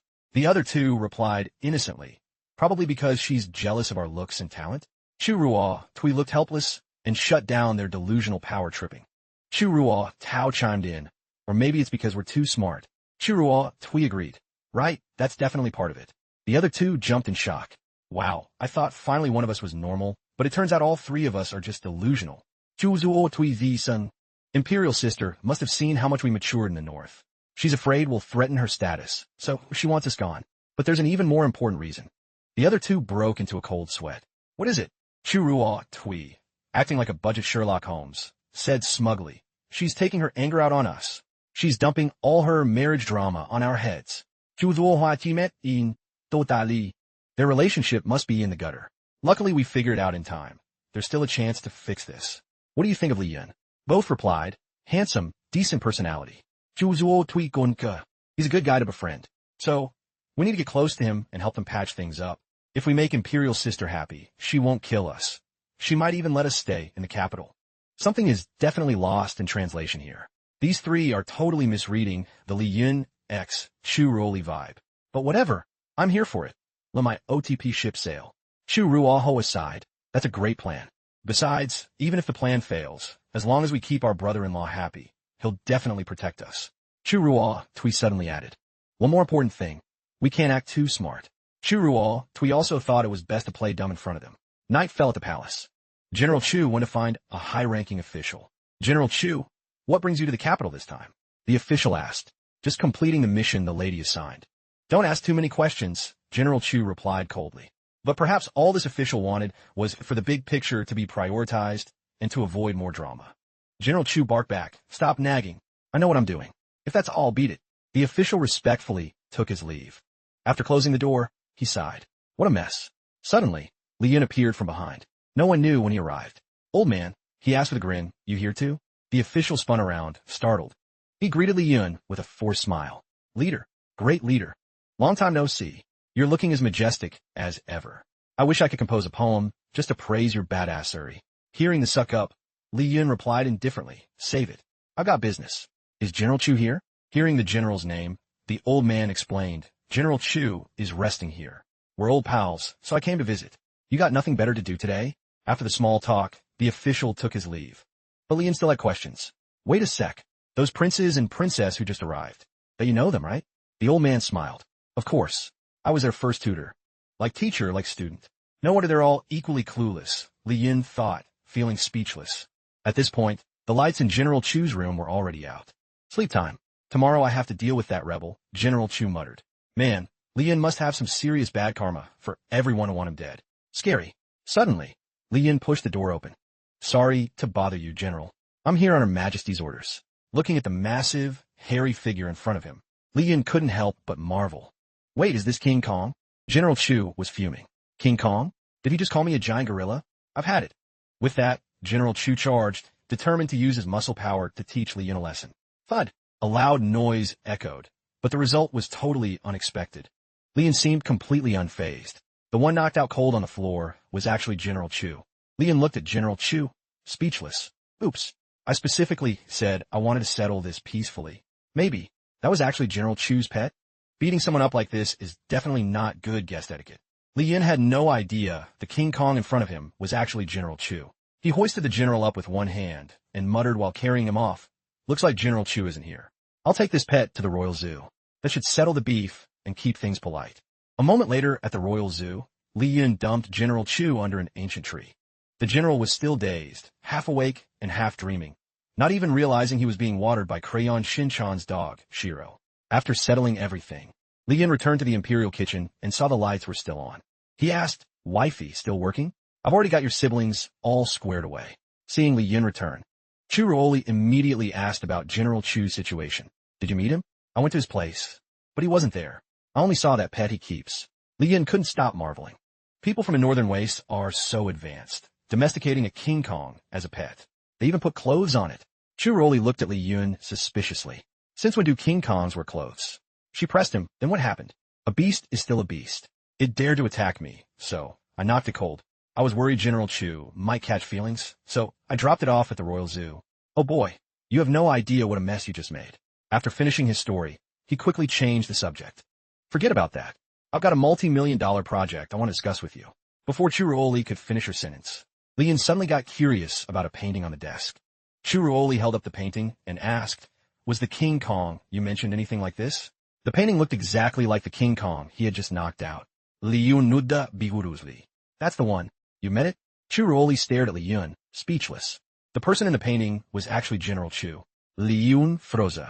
He still tried to justify it, thinking his relationship with General Chu could be saved, but deep down he knew the only way out was to silence the witness. The next morning, a sleepy Li Yun woke up and looked around. Chu Ruoli was nowhere to be found. Chu Ruoli is such a player, hitting it and quitting it. Is this the destiny of a concubine? Seeing the buns and soup already set on the table, Li Yun said, "Well, at least she was thoughtful enough to prep breakfast. Guess she's fair enough to pay for the services rendered." A while later, Li Yun was strolling through the city outskirts amidst the bustling crowds. He thought to himself, "I didn't want to cause more trouble for the wifey, but I guess I'll just wing it." Suddenly, Li Yun noticed the bushes behind him. There was a noise. He turned around. "Who's there?" 3 projectiles flew out from the bushes. It turned out to be Chu Ruoli's 3 dummy siblings. Heaven must have been moved by our sincerity. It's barely morning, and we've already run into our imperial brother-in-law. Coincidentally popping out of the bushes, the 3 of them landed in a circus-like pose. Looking at them, Li Yun could only glare.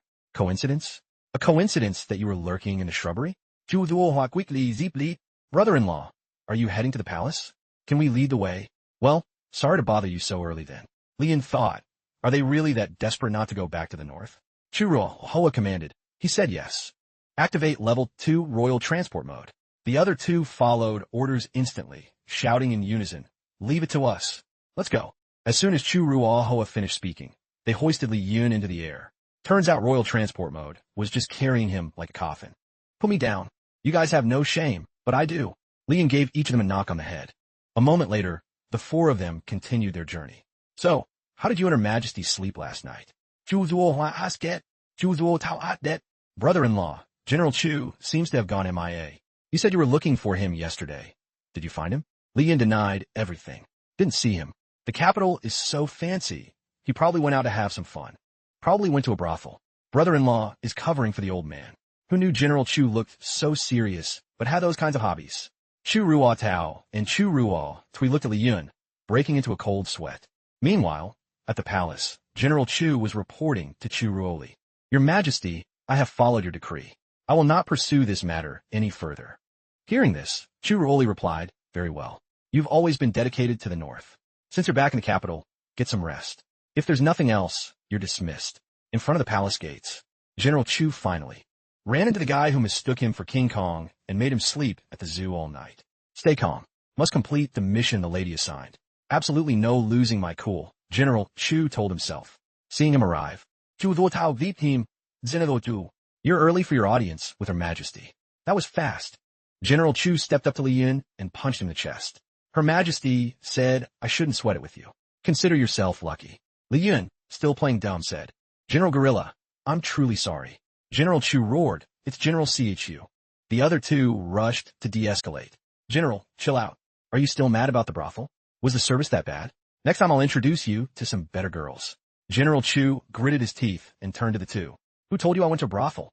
Chu Ruo Tao replied innocently, "Our brother-in-law did, obviously." General Chu turned back to Li Yun with a look of pure rage. "You rebel. You're taking this way too far. I can't take it anymore. Back then, if you hadn't kidnapped my young lady, none of this would have happened." He roared. "What?" Li Yun asked in surprise. "When did I kidnap your young lady?" "Kidnapped the young lady?" Chu Ruo deduced. "Kidnapped General Chu's young lady. General Chu serves the Gu family. So who was that young lady?" Chu Ruo said with a serious face, "The eldest daughter of the Gu family, who is also Her Majesty's biological mother." Only then did it click for Li Yun. "Ah, so you're my mother-in-law's old henchman." Li Yun recalled the events of the past. Back then, the guy was completely covered in full body armor, making it impossible to tell that inside that suit was a Godzilla like this. General Chu lost all patience and screamed, "Today, I'm going to teach you some manners." The 3 siblings saw this and ran to stop him. "General, please calm down. Get out of my way. Don't stop me." Hearing General Chu say that, the 3 of them immediately flipped their attitude and stepped aside. "If you're that determined, General, we won't stop you." General Chu broke into a cold sweat and hurriedly whispered, "Stop me. Damn it. I was just talking smack. I'm no match for this monster." He had no choice but to retreat. "Consider yourself lucky today. These princes and princess stopped me, so I'll give them face. This guy is actually pretty smart. Aside from Tu Yin, who else is dumb enough to square up with Li Yun? The three idiots standing nearby still didn't get what was happening. They smiled and said, "General, don't worry about us. Go ahead and give it your all." General Chu walked away in a huff. "Yeah, right. You guys don't need to say another word. You won't get that lucky next time." The people behind kept trolling. "General Chu, don't wait for next time. Just throw hands now." Another one chimed in. "Looks like he doesn't even give a damn about us." Li Yun lauga inwarli. This is exactly that tough guy act where you're dead meat, but your mouth is still talking smack. A moment later, Li Yun led the younger brothers and sisters to the Imperial Study. "We're at the Imperial Study already? Why isn't our Imperial brother-in-law going straight in?" "This is Her Majesty's Imperial Study. It's a solemn place. You can't just barge in." Li Yun said that, but inside he was worried. If the wifey caught him bringing these guys over without a heads up, it would definitely mess with her big boss image. Chu Ruohoa thought to herself. Unexpectedly, the Imperial brother-in-law knows how to follow palace rules. Seems like their relationship isn't that great. Right then, Xiaochen walked in and announced, "Her Majesty. That invites you in. You may enter now." The three of them hurriedly reminded each other. "Don't forget our plan. Absolutely do not act too smart. Right. And we have to try and patch up their relationship." Churuoli had also reached the spot where the four were waiting. She thought, even though they seem a bit slow, at least they're within the normal range. Plus, they're pretty well spoken. I'll give them a little face, otherwise I would have kicked them out of the capital already. Seeing Churuoli, the three were so scared they turned pale and shouted, "Greetings, Your Majesty. Your Majesty looks so youthful today. Your whole body is radiating an aura." No need for such formality. Hearing her siblings' flattery, Churuoli felt incredibly awkward. What's wrong with these people? She couldn't understand their behavior at all. Looking at the blank stares and forced smiles of the crowd in front of him, Li Yun also felt helpless. They were just normal a second ago. Why did they suddenly turn into a bunch of idiots? It's like they're high or something. Churuoli had to lower her voice and say, "Yesterday, I met you as the Empress for the formal family recognition. Today, let's just treat each other as family. As a family, let's take a stroll through the Imperial Garden and enjoy the scenery." Churuoli thought about how her siblings hadn't been back in a long time and might not be used to the weather, so she tried to be patient. After all, they hadn't done anything out of line yet. Seeing this gentle side of Churuoli, the three grew even more terrified, their faces as pale as if they were about to faint. "She's pulling the same old trick again, try to get us to lower our guard." The five of them strolled together in the Imperial Garden. Churuo Tao whispered anxiously, "What do we do now? It feels like she's seen right through us." "Don't panic. At this point, we can only use our soap opera advantages to have a chance at de-escalating." Churuo Hoa reassured her brother. With that, the three took turns sucking up to Churuoli and Li Yun. Imperial brother-in-law and Her Majesty look so perfect together. Not just perfect, they're a match made in heaven. Truly a talented man and a beautiful woman, a match for the ages. Li Yun laughed loudly, feeling like he was walking with some pet puppies. If they're puppies, then what am I? Churuoli thought irritably. To ease the tense atmosphere, Churuohoa quickly changed the subject. "So, what do you two usually do every day?" "Read books," they both replied in unison. Li Yun thought, "Inside the house, Ruoli reads while I sit next to her. Actually, I'm helping her check her body and improve her blood flow." "Do these two just practice spelling all day?" Hearing Li Yun and Chu Ruoli's answer, the three started worrying, misunderstanding that the two didn't spend much time together. In that case, their marriage counseling plan wouldn't work. Chu Ruohoa didn't give up and kept prying. "Then surely you two must have things you do together?" Li Yun replied, "Of course we do. For example, sometimes." Churuoli's face turned bright red. She quickly cut her husband off. "Don't think I don't know what you're about to say." Seeing this, Churuohoa began to suspect that their relationship had hit such a major glitch they didn't want it leaked. Twi thought they had reached a dead end. Imperial sister just figured out we were playing dumb because our acting was mid. Now we can only follow the original plan. "What are you going to do?" Churuohoa and Churuo Tao both asked. Twi burst into tears and said the only way left was to unleash himself. Seeing this, Li Yun reminded his wife, "Babe, look, you've scared your siblings half to death." "I'm aiming for you." Probably bored out of their minds in the north, so they, before the two could finish. Twi had quickly stripped buck naked in front of everyone. Both Li Yun and Churuoli were stunned. What was he doing? Once finished, he stepped onto the bridge. Without hesitation, he jumped into the pond. Everyone was flabbergasted by his bizarre behavior. While swimming, Twi started singing The Little Duck. A little duck spreads its two wings. It goes quack, quack, quack, quack, quack, quack. Tao wasn't about to be outdone.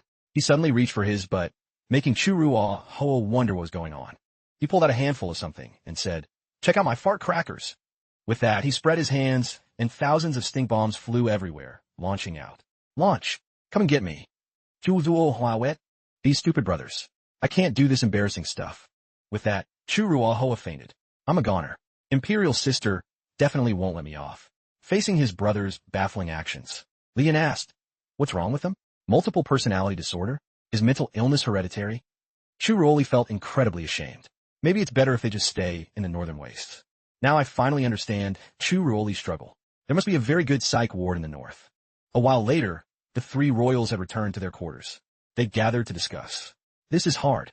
Is there really no spark between them? It's like they have a blood feud," Churuo Hoa said.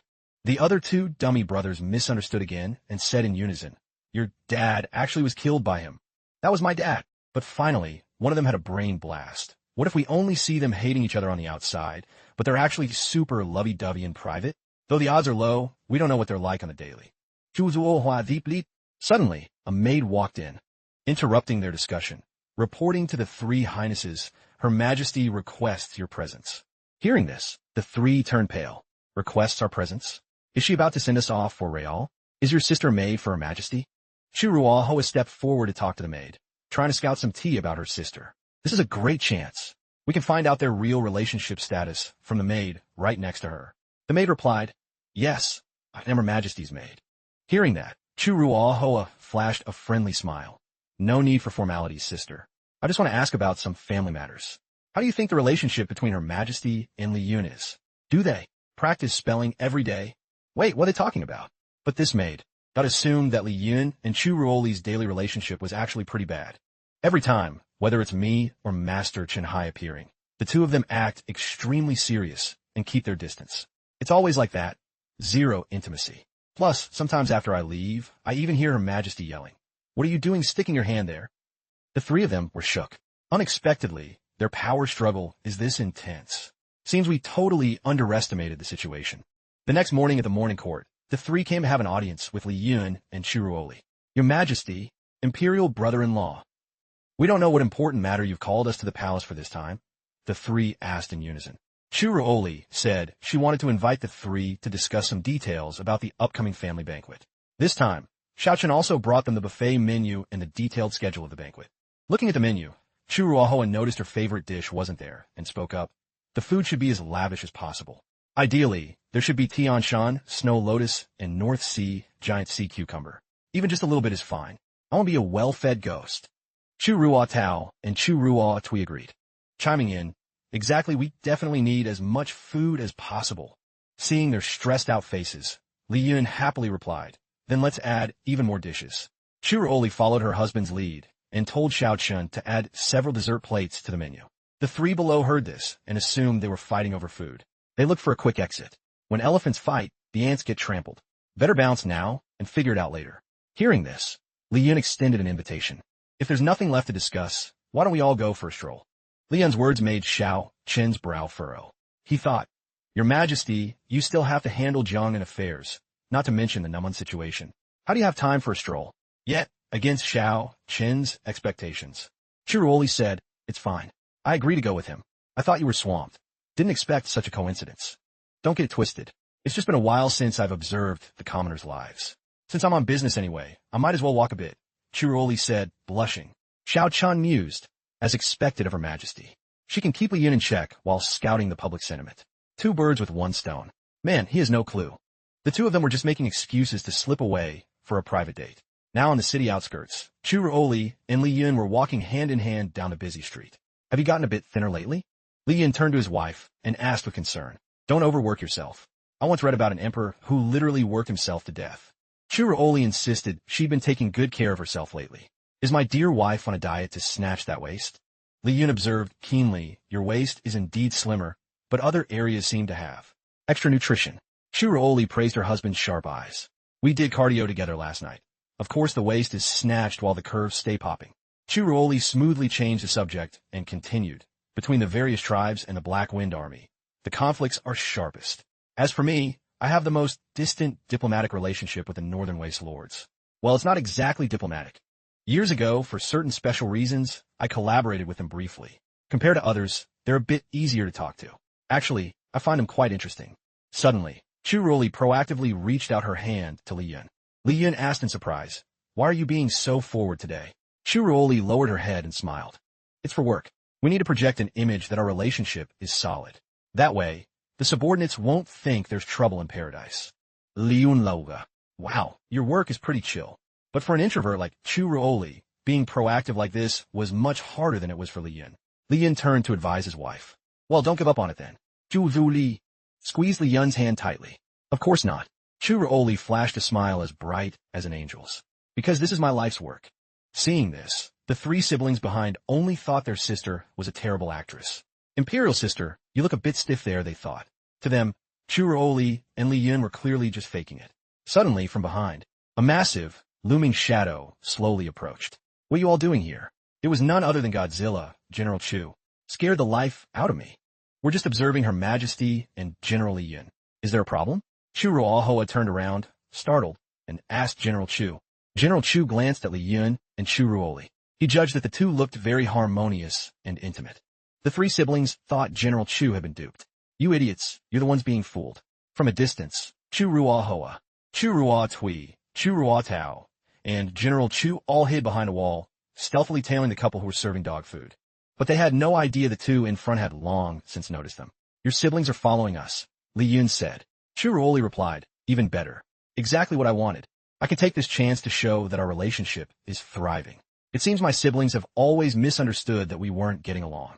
Seeing her sister's face turn beet red from shyness, Churuohoa wondered, what did brother-in-law say? Why is she so mad her face is turning red? "I don't know where these siblings got so much stupid from," Churuoli sighed inwardly. Hearing Churuohoa, Churua Tui hurriedly turned to warn General Chu. "If they start fighting, remember to protect Imperial Sister." General Chu could only shake his head in exasperation. These kids must be blind. They're clearly in sync. How could they fight? At most, they're fighting in the bedroom. Chuzuohua Asut gone feed in. Have you ever even been in love? Based on my vast dating experience, they are definitely acting. General Chu shot back. "We men of the North are always loners. No need to lie to yourself. I see you'll be spending your life befriending the desert sands." The others assumed General Chu was simply unpopular with women. Hearing this, General Chu quickly clarified, "I've been a lady killer since I was a kid, known as the Great Gone Pretty Boy. I just don't like dating, got it? Based on my years of watching dramas, they are definitely for real." "What do you kids know?" Churuohoa rolled her eyes at General Chu and thought, "The women you mean were definitely humans? Pretty boy my foot, more like a giant gorilla." Churua Tao suddenly noticed something off. "Brother-in-law treated you like that, yet you're still defending him? You two don't have some secret affair going on, do you? Is Li Yun really into such salty flavors?" General Chu stuttered. "It's not an affair, but we do have some social history." At that, the three called General Chu a fuckboy, a traitor with no honor, and a dirty old man. General Chu was just done. "We're all family now. We had a little contact in the past, and you're gonna roast me like this? Didn't you say before that the rebel kidnapped Imperial Sister and the Queen Mother? Why are you defending him now? You don't need to know. That's private between him and me. I'm only here to confirm one thing." In his heart, General Chu was always grateful to Li Yun. Although Li Yun had kidnapped the lady and caused chaos, without his help back then, the former emperor would have wiped them out long ago. Seeing Churuoli happy with Li Yun, he thought, seems the lady's daughter is luckier than she was. She married a decent man. With a look of pride, General Chu finally acknowledged Li Yun as a good man, not a trash man like the former emperor. The other three saw General Chu's face and mocked him. "Look, the King Kong is smiling." General Chu got mad, raised his hand to smack Churua Tui's head, and barked. "Yuvanadi." Churua Tui shrieked in fear. "Wait, I was wrong. I shouldn't have said the truth. The King Kong is going to kill me. Help!" Churuoli heard her brother's shrill scream and turned to Li Yun. "What's happening back there?" "Nothing. They probably tried to poke a dog and got bit." Hearing that, Churuoli returned to their previous conversation, determined to clear the air with trash man Li Yun. "Actually, that condition isn't convincing enough. If you could give me a kiss, things would be much better." "That's just what you think. Don't push your luck," she said poutily. "You met my mother before, didn't you? The eldest miss of the Ji family. Li Yun Azitata. Well, that would be your mother-in-law. Back then on the battlefield, I did indeed kidnap her." Seeing her husband's awkward expression, Churuoli cut him off. "What's there to be scared of? Capturing your mother-in-law just proves you've got riz." I just wanted a general idea of what went down. I heard she almost scrapped with the former emperor and his army to protect her subordinates. If the rebels hadn't intervened, it would have been a bloodbath. Did you guys plan that together? Leon just gave a forced laugh. Let's just say it was something like that.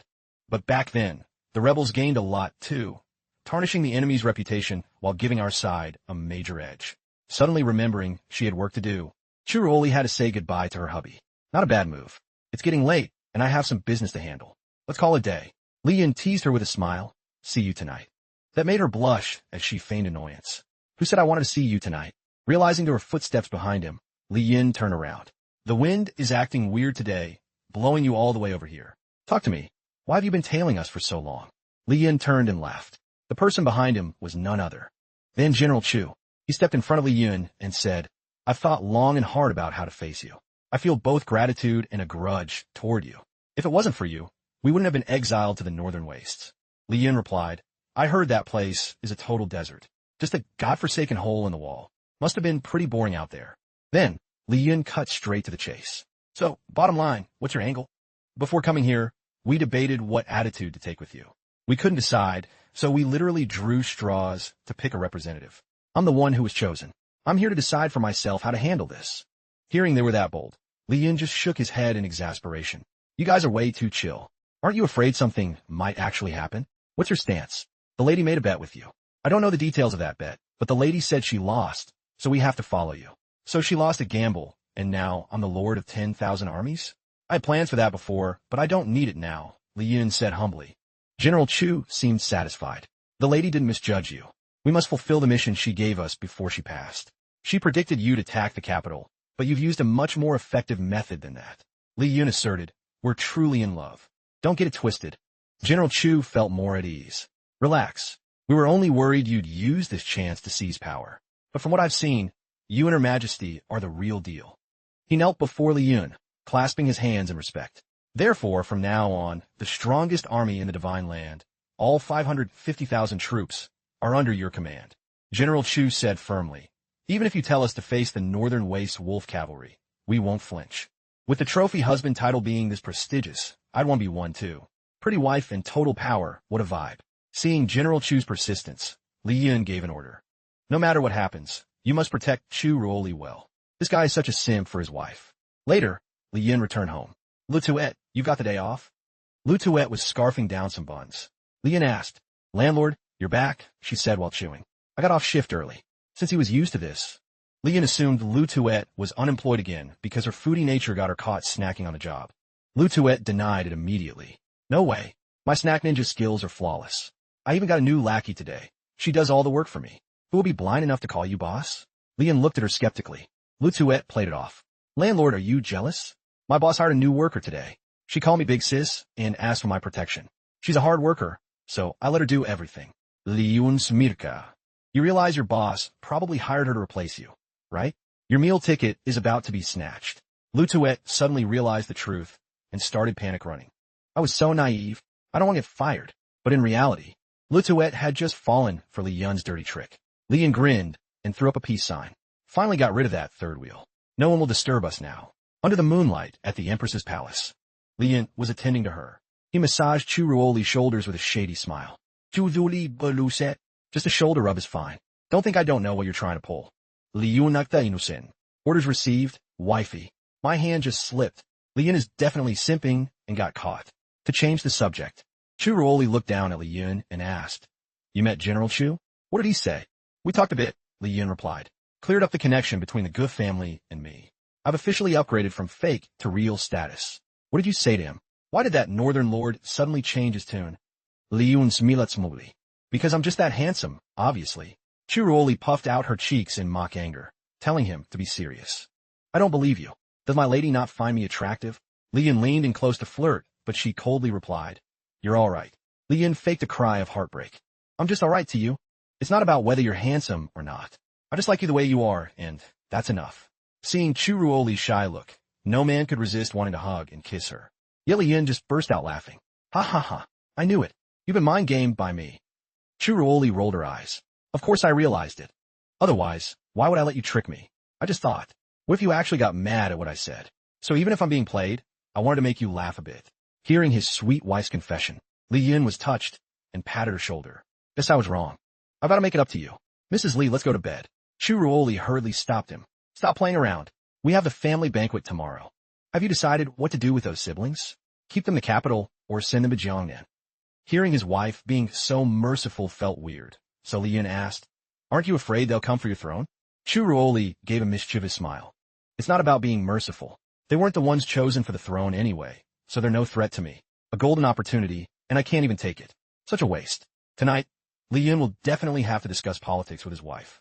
No spelling practice for him. The next morning at the family banquet, Chu Ruoli's 3 siblings had all arrived. Greetings, Imperial Sister. It's over. We'll be lucky if we just get sent back to the north.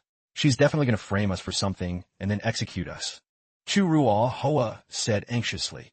Should we just tell her we want to go back to the north? Maybe she'll spare our lives and even give us some supplies. The other 2 nodded. Good plan. Let's risk it. The atmosphere suddenly turned gloomy as the 3 realized Chu Ruoli was approaching. Chu Ruoli and Li Yun walked side by side. They approached the banquet table and sat down. I allowed you to return this time first and foremost to see how you're doing. How have you sisters been lately? Today, I wanted you to meet my husband, your imperial brother-in-law. As soon as Chu Ruoli finished, Li Yun raised his hand. Hello. Suddenly, Chu Ruo Tui said something that made the other 2 turn pale as ghosts. Your Majesty, your humble sister wishes to go back to the northern wastes. The other 2 thought indignantly, damn it, she beat us to the punch. Chu Ruo Hoa quickly tried to jump on the bandwagon. He couldn't let Chu Ruo Tui take the win. Before he could finish, Li Yun cut him off. You want to go back to the north? Ruoli and I already discussed it. We're keeping you all in the capital. 6th brother, your request is denied.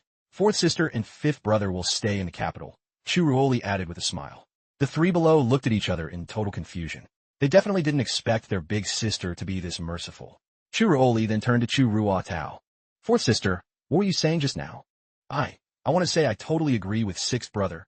His dedication is so touching. Let me toast to brother-in-law. Exactly. Her Majesty has spoken, and her ruler's word is final. You're a true role model for us. They acted completely clueless just to stay in the capital. Only Chu Ruo Tui was now regretting her big mouth, crying while thanking the Empress and brother-in-law. The banquet was going great. Not until a sudden surge of power struck the palace. Xiao Chen rushed in just in time. Who dares to be so reckless here? Protect Her Majesty. Li Yun suddenly recognized this true qi. It felt very familiar. But even after having his men sweep the entire area, Xiao Chen reported, Your Majesty, the assassin has escaped. This is my failure. Please punish me. But Li Yun didn't think that the assassin had actually made a clean break. He felt they were still lurking somewhere in the palace. I've investigated thoroughly, but found no trace of the intruder, Xiao Chen replied. Because it's not exactly human. Follow me, and you'll see. Please don't tell me it's some new upgraded robot or something. A moment later, they arrived at the assassin's likely hiding spot, the Imperial Treasury. The true chi from earlier came from right here, Xiao Chen said. I suspect that someone used the banquet as cover to sneak in and steal a palace treasure. Li Yun suddenly spotted a strange object in the back. It's not that deep. If I'm not wrong, it's this thing playing tricks. As he spoke, Li Yun walked toward a glowing blue sword. Holding the sword, Li Yun continued, If I remember correctly, this blade was a gift from swordsman. Chunat Hoa also noted that one look was enough to tell it wasn't an ordinary sword. Was it like this when it was first brought here? I don't remember it glowing like that, Chu Ruoli noted. In that case, there's no doubt. Li Yun went into full Conan mode. So that's it. I know what this thing is. Li Yun wondered if some external influence caused it to suddenly release sword chi. Without another word, Li Yun handed the sword to Xiao Chen. Use your own blade to see if you can even hold this one. Xiao Chen looked at Li Yun with disdain. It's just a sword. How hard could it be? But the moment Xiao Chen touched the blade, but he got blasted by a massive electric shock. BZZZT. What the? Xiao Chen was a total wreck, having no idea what just happened. Li Yun remained deadpan, just as I thought. Losing his cool, Xiao Chen barked just as you thought my foot. You knew that would happen and still set me up. Poor Xiao Chen, too trusting for his own good. First, Li Yun tricked him into poking Horstone, and now he's tricked into touching a live wire. Li Yun suddenly got serious. I was right. This sword was forged from the very blade the former emperor used to wound me. I've turned it into the Imperial Jade Spirit Sword. It must be equipped with a special spirit stone that absorbs true chi. Back when it was still stuck in me, it drained quite a bit of my power. Right now, it holds about 20 to 30 of my strength. Chu Ruoli saw an opportunity. Li Yun, if you carry this sword, it could boost your combat abilities. Li Yun just laughed. It's useless to me. It only puts out a fraction of my power. It's no better than a regular iron bar to me. I just break it anyway. The siblings quickly chimed in. Then give it to me. Let me protect the Great Gon Empire. Me too. I want to go to the north and heroically slay enemies. Lian gave them a judgmental side-eye. In your dreams. A master like Chun Hai got hurt touching it. You guys would probably just drop dead. Try it if you don't believe me. The three immediately gave up on that idea. Lian picked up the sword, thinking to himself, it really is useless to me. Since it carries my true chi, it instinctively treats others as hostiles. Chu Ruoli curiously walked over and touched the sword. Is it really only you who can touch it? I've touched it a few times before and nothing happened. Lian freaked out and pulled the sword back. Wait, are you hurt? Chuzuli zipli non tialen. Your reflexes are a bit slow. Besides, it was fine when I touched it earlier. Lian found it strange. Why did his wife feel nothing unusual when touching this sword? Chu Ruoli added, well, there was a little something. It felt like a surge of warmth from my fingertips entering my body, but it felt quite comfortable. Li Yun then deduced, maybe our nightly exercise sessions have allowed Ruoli to absorb and harmonize my true chi. Chu Ruoli had already seen through her husband's scheme. He definitely wants to turn in his homework again. Li Yun just grinned. Strengthening your chi is the main goal. Catching a few perks is just a bonus. Keep this up, and you might become the most powerful empress in history. Chu Ruoli, however, thought that her using the sword would be pointless. Why useless? Lian shot back. If I'm not by your side, this sword is your ultimate protection. Are you going to leave me? If you actually leave, then sure, it's a god-tier weapon. But if you're here, then wherever you are is the safest place in the world. There they go again, serving dog food to everyone. Hearing his wife's words, Li Yun explained, you can't look at it that way. If you wear it, the chi inside will actively protect you and make your body healthier. Who knows? It might even make the important parts a bit bigger. Hearing Li Yun's flattery, Chu Ruoli took the sword, deciding to keep it. After all, Li Yun couldn't be by her side 24/7. She had no idea that behind her back, Li Yun was smugly thinking, women are so easy to convince. Suddenly, Li Yun fell in a deep thought. But why did this sword suddenly activate? I totally don't get it. Late at night, Li Yun and Chu Ruoli were still sitting close to each other, staring at the sword. Changes take time to accumulate. You won't see results instantly, Li Yun said. Chuzuli zipli puti li. What are you talking about?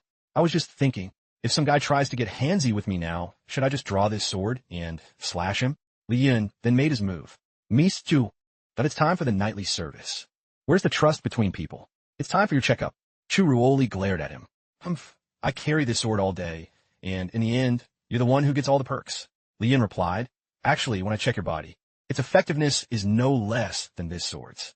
Hearing this, Chu Ruoli finally realized she'd been played. She cursed her rotten husband, saying karma would get him sooner or later. Early the next morning, while Li Yun was still fast asleep, he suddenly heard a frantic knocking at the door. Li Yun threw on a robe and muttered, it's the crack of dawn. The roosters haven't even crowed. Who's banging on the door? Li Yun opened it to find Lu Tuet. She had come looking for him, first thing.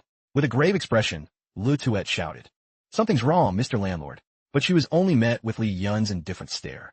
What now? Did you finally get kicked out of your place? Lu Tuet held up a piece of paper and yelled, Mr. Landlord, you're a wanted man. Sure enough, on that one poster was Li Yun's face. But a derp version of him, looking brainless with unnaturally oversized limbs. Who even drew this? Even I don't recognize myself. Li Yun crossed his arms. Wanted? In olive. Great Gon, who doesn't know me? My bad. Ruoli is technically above me. But who dare put a hit on me? Besides, this drawing looks like nobody. It wasn't issued by Great Gon. It's from the Northern Wastes. Word is this creepy image of you, with thirsty eyes, a snub nose, and a mouthful of fangs like a monster, is going viral over there.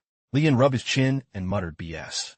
It clearly says I must be captured alive and delivered to the Lord of the Northern Wastes. Looks like the big boss over there definitely issued this warrant. But why me? I've never even stepped foot in the North, let alone met their leader. Does she want to kidnap me to drain my essence or something? Lu Tuet asked seriously, essence? Is that like the roasted lamb they have in the North? They're looking down on you, acting all high and mighty. Aren't you going to clap back? Li Yun squinted with a smile, ignoring it is the best play. Right now, I just want to live a peaceful, happy life with Ruoli. Unless they're bold enough to bring the drama to the capital, then I'll show them what's up. Lu Tuet looked at Li Yun with total disdain.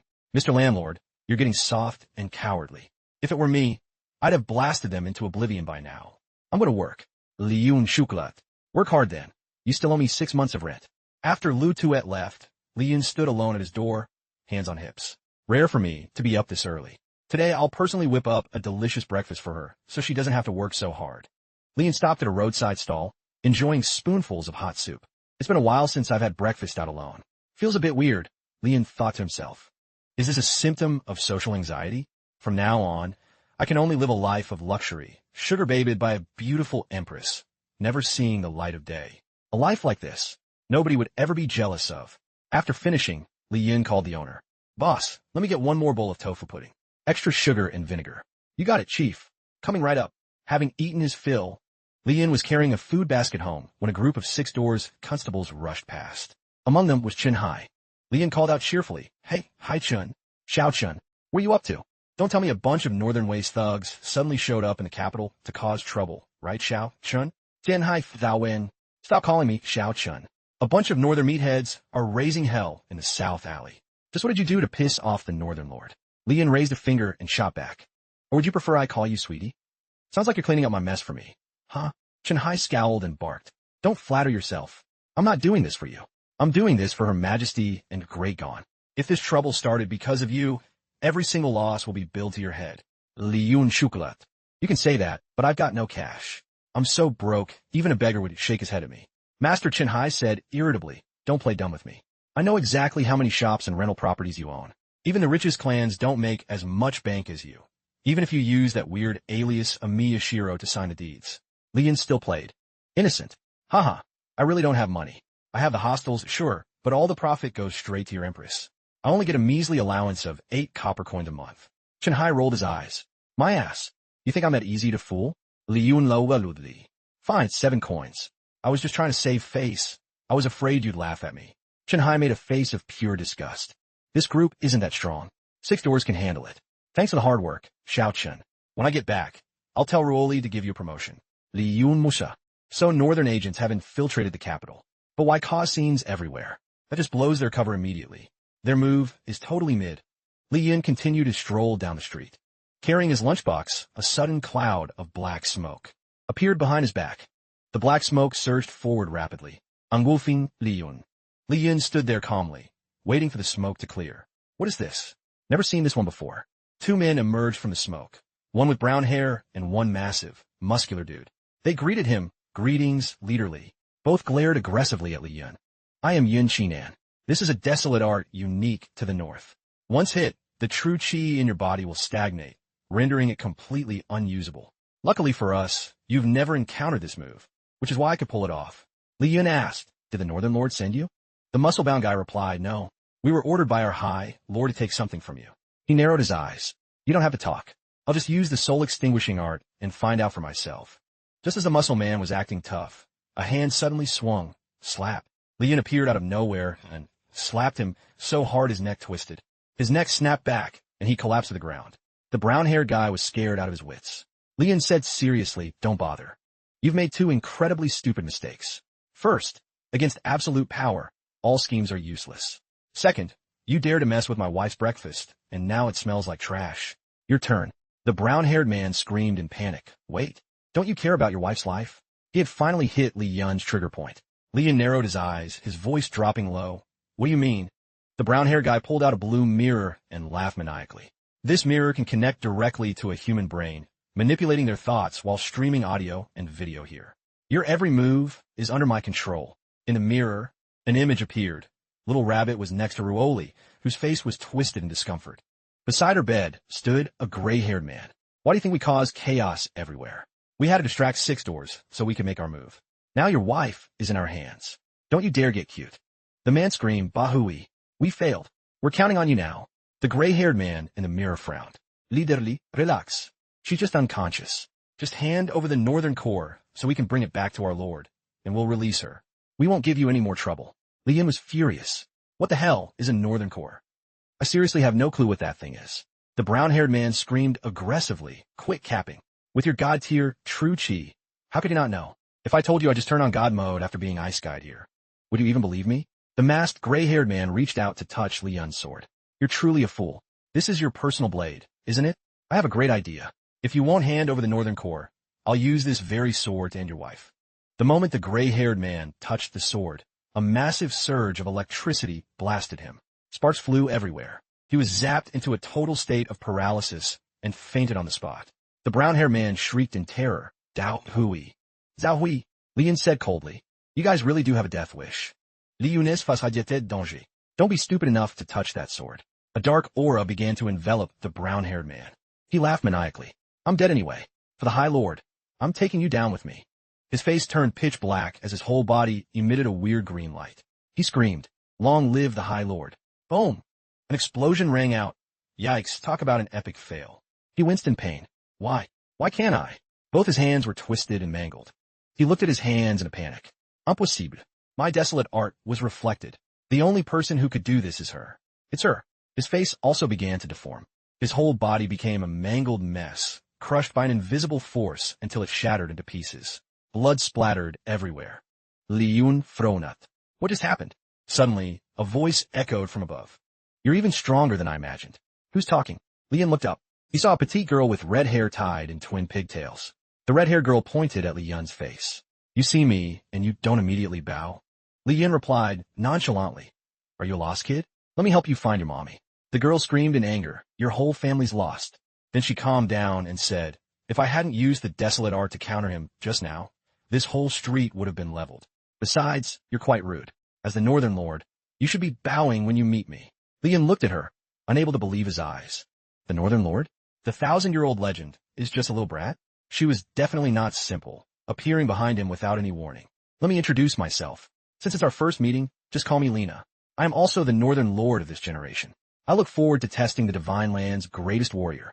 She looked at Li Yun and reached out her tiny arm as if to shake hands. Li Yun thought, what's her angle? I need to handle her carefully. Suddenly, Lu Tuet appeared out of nowhere. She scolded the red-haired girl. You, part-timer, what are you doing here? Get back to work.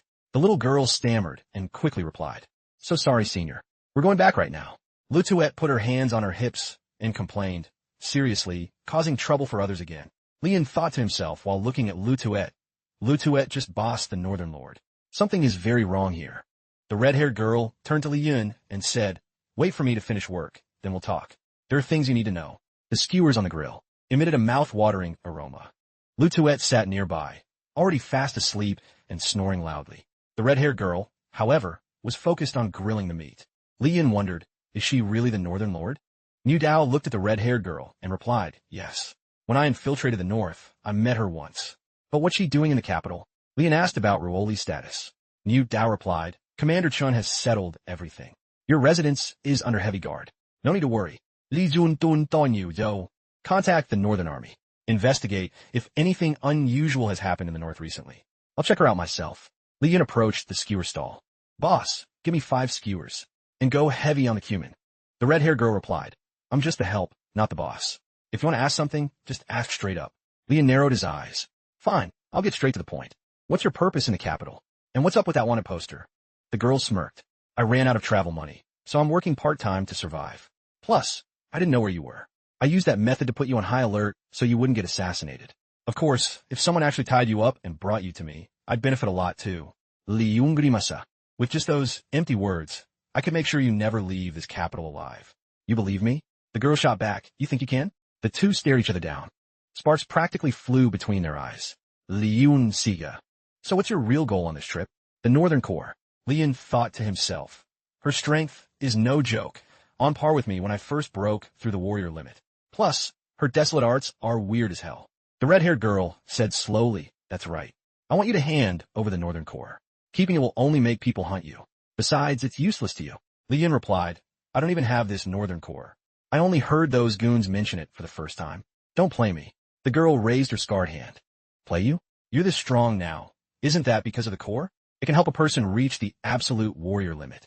Even using half of it could make someone as strong as I am now, strong enough to wound me. Li Yun looked at her indifferently. Believe what you want. I'll ask again, who are those people you mentioned? The Golden Family, the most influential and powerful clan in the North. Their core members are called the 7 Stars, and they've all broken through the warrior limit. Li Yun's expression turned serious. If you know all that, then pack up all the intel for me. Some Golden Family acting out of pocket? I'll show them who's the real OG. Li Yun thought. 7 experts on the same level? The red-haired girl handed Li Yun the bag of skewers. How can you be so calm? Didn't you hear me? They will definitely come for you. Not to mention your friends and family might get caught in the crossfire. Liyun smilat. You don't need to worry about that. He pulled a small green bottle from his robe and gave it to her. A gift for you. It can heal those scars. The girl looked at the bottle and realized it was emerald dew liquid, a treasure worth a fortune. Liyun turned and waved as he walked away. I'm not the type to be stingy over a bottle of medicine. Besides, girls care about their scars, right? The girl called after him, Mr. Liyun. Liyun broke into a sweat and turned back. Something else? The girl said coldly, you haven't paid for the skewers yet. Hearing that, Liyun booked it at top speed. He shouted back while running, wait until I save up enough allowance. I'll pay you back in 5 months. The girl was confused. The Empress's fiancé is actually a dine and dasher? The sun was setting behind the mountains as birds circled the twilight sky. A man sat in the middle of a forest, stabbing his blade into the ground. A sinister smile crept onto his face as he looked at an ivory tusk in his hand. A loud cry resonated from within the tusk. Zichon failed, but the remaining core has been located. This time, we must send 1 to 7 stars to capture him alive. The blue-haired man smirked sinisterly. If those small fries could actually pull it off, I'd be truly disappointed. Let me go instead. My sword is 10 times faster than Li. That guy Li Yun won't even see me before he's pushing up daisies. The person on the other end of the line continued. Seems like you're way too cocky. Don't underestimate him. Besides, Gao Feng has arrived in the northern wastes. We need someone to keep him in check, so he doesn't sniff out the secret of the core. He said he was in the desert. Fine, I'll go alone. Being the guy Li Yun constantly beats the crap out of is enough for me. He gripped his precious blade with a sinister laugh. This Li Yun is basically just a guy with slightly more muscle than average. I want to see how many of my slashes this world's greatest can actually tank. Back in the capital, Li Yun was walking past some beggars with a bag of skewers. Hey, fellas. After a quick scan, Li Yun realized most of them were actually warriors with true chi in disguise. Looks like my house is back on high security lockdown. Cut back to the couple's place. Li Yun walked through the door and greeted Ruoli cheerfully. Looks like my timing is perfect. You're already changed? Did you wait up for me because you noticed I was out? Ruoli looked annoyed. I just woke up and saw this thief. You still have the nerve to be cheeky? Shanghai already briefed me on the Northern Waste situation. Did you find anything new? Li Yun smilad bruvli. Don't rush it. First, try these skewers personally grilled by the Lord of the Northern Wastes. As he ate, Li Yun added, relax, they're not poisoned. He held out the bag and offered one to Ruoli. You sure? The Northern Lord isn't going to cause more trouble, right? Li Yun got serious. Right now, the problem isn't the Northern Lord, it's the Golden family. They definitely won't let this go. They probably believe even more now that the Northern Core is on me. Ruoli narrowed her eyes. With me protecting you, they won't even get step close. Li Yun gave her a comforting smile. No need to be so tense. We don't even know when they'll show up. Who knows? Maybe they're so scared of the Empress's aura that they won't dare come. Ruoli squeezed his hand. I'm not that scary. Li Yun flattered her, true. You're not scary at all. You're the most beautiful woman in the world. Ruoli puffed her cheeks in mock anger. You're totally faking it. She took a bite of skewer and asked, is that girl really the Northern Lord? Li Yun said calmly, she's incredibly strong, but her true chi is a mess, like it belongs to dozens of people. If I'm not wrong, the Northern Lord, much like the Great Gon Emperor, is an inherited title. They use some method to pass their power down. Ruoli nodded. So that's how it is. So how strong is she? Not to be underestimated. In terms of cultivation, she's slightly behind me, but the Northerners use a weird power called Desolate Arts. I almost got clapped by her move this morning. Li Yun held up 2 fingers. So I figured it would take me at least 2 moves to beat her. Ruoli replied, were you just trying to scare me? Li Yun loga. Wifey, don't look at me like that. Those are 2 serious moves. It's rare for anyone to even make me use a second one. Ruoli got shy. Fine, let's drop it. Suddenly, a loud shout came from outside. Mr. Landlord. They both turned to the door as the sun began to set. Lu Tuet and the Northern Lord were standing at the entrance.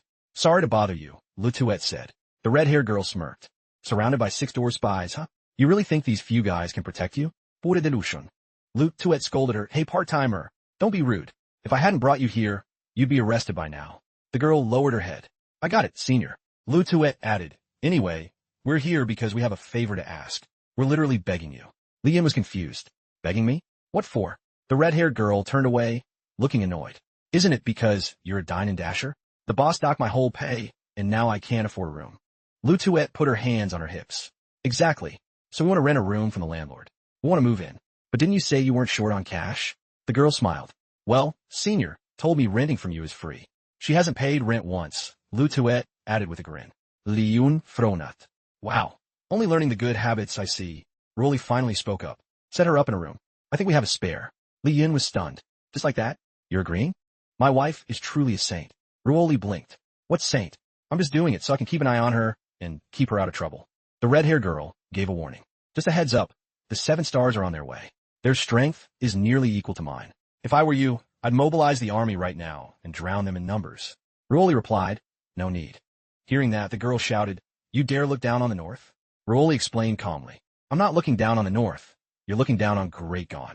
Don't you know how much we've sacrificed to deal with high-level individuals? You think we haven't leveled up at all over the years? The red-haired girl softened her voice. Anyway, I'm just warning you. It's not just Great Gone. Anyone in their way gets slaughtered. For example, that guy you call Worlds 2, Gao Feng, is currently in the north. On a snowy mountain, a man was riding a camel, his pink hair vivid against the white. He asked a passerby, hey youngster, you're Gao Feng, the Worlds 2, right? I heard you've been slashing your way through the martial world. I want to see how you stack up against us 5 immortals. Suddenly, the camel stomped the ground and leaped high into the air. The old man on the camel gripped the reins and yelled, take this. The young man winced. At that exact moment, a massive explosion rang out. Smoke rose from a gun barrel. The camel and the pink-haired man wiped out on the ground. Gao Feng, holding a cannon, mocked. Worlds 2? Worlds 2, my ass. That damn Li Yun. That your whole family is 2. I'm second only to one person. Back in the capital, the northern lord blushed and yelled, you degenerate.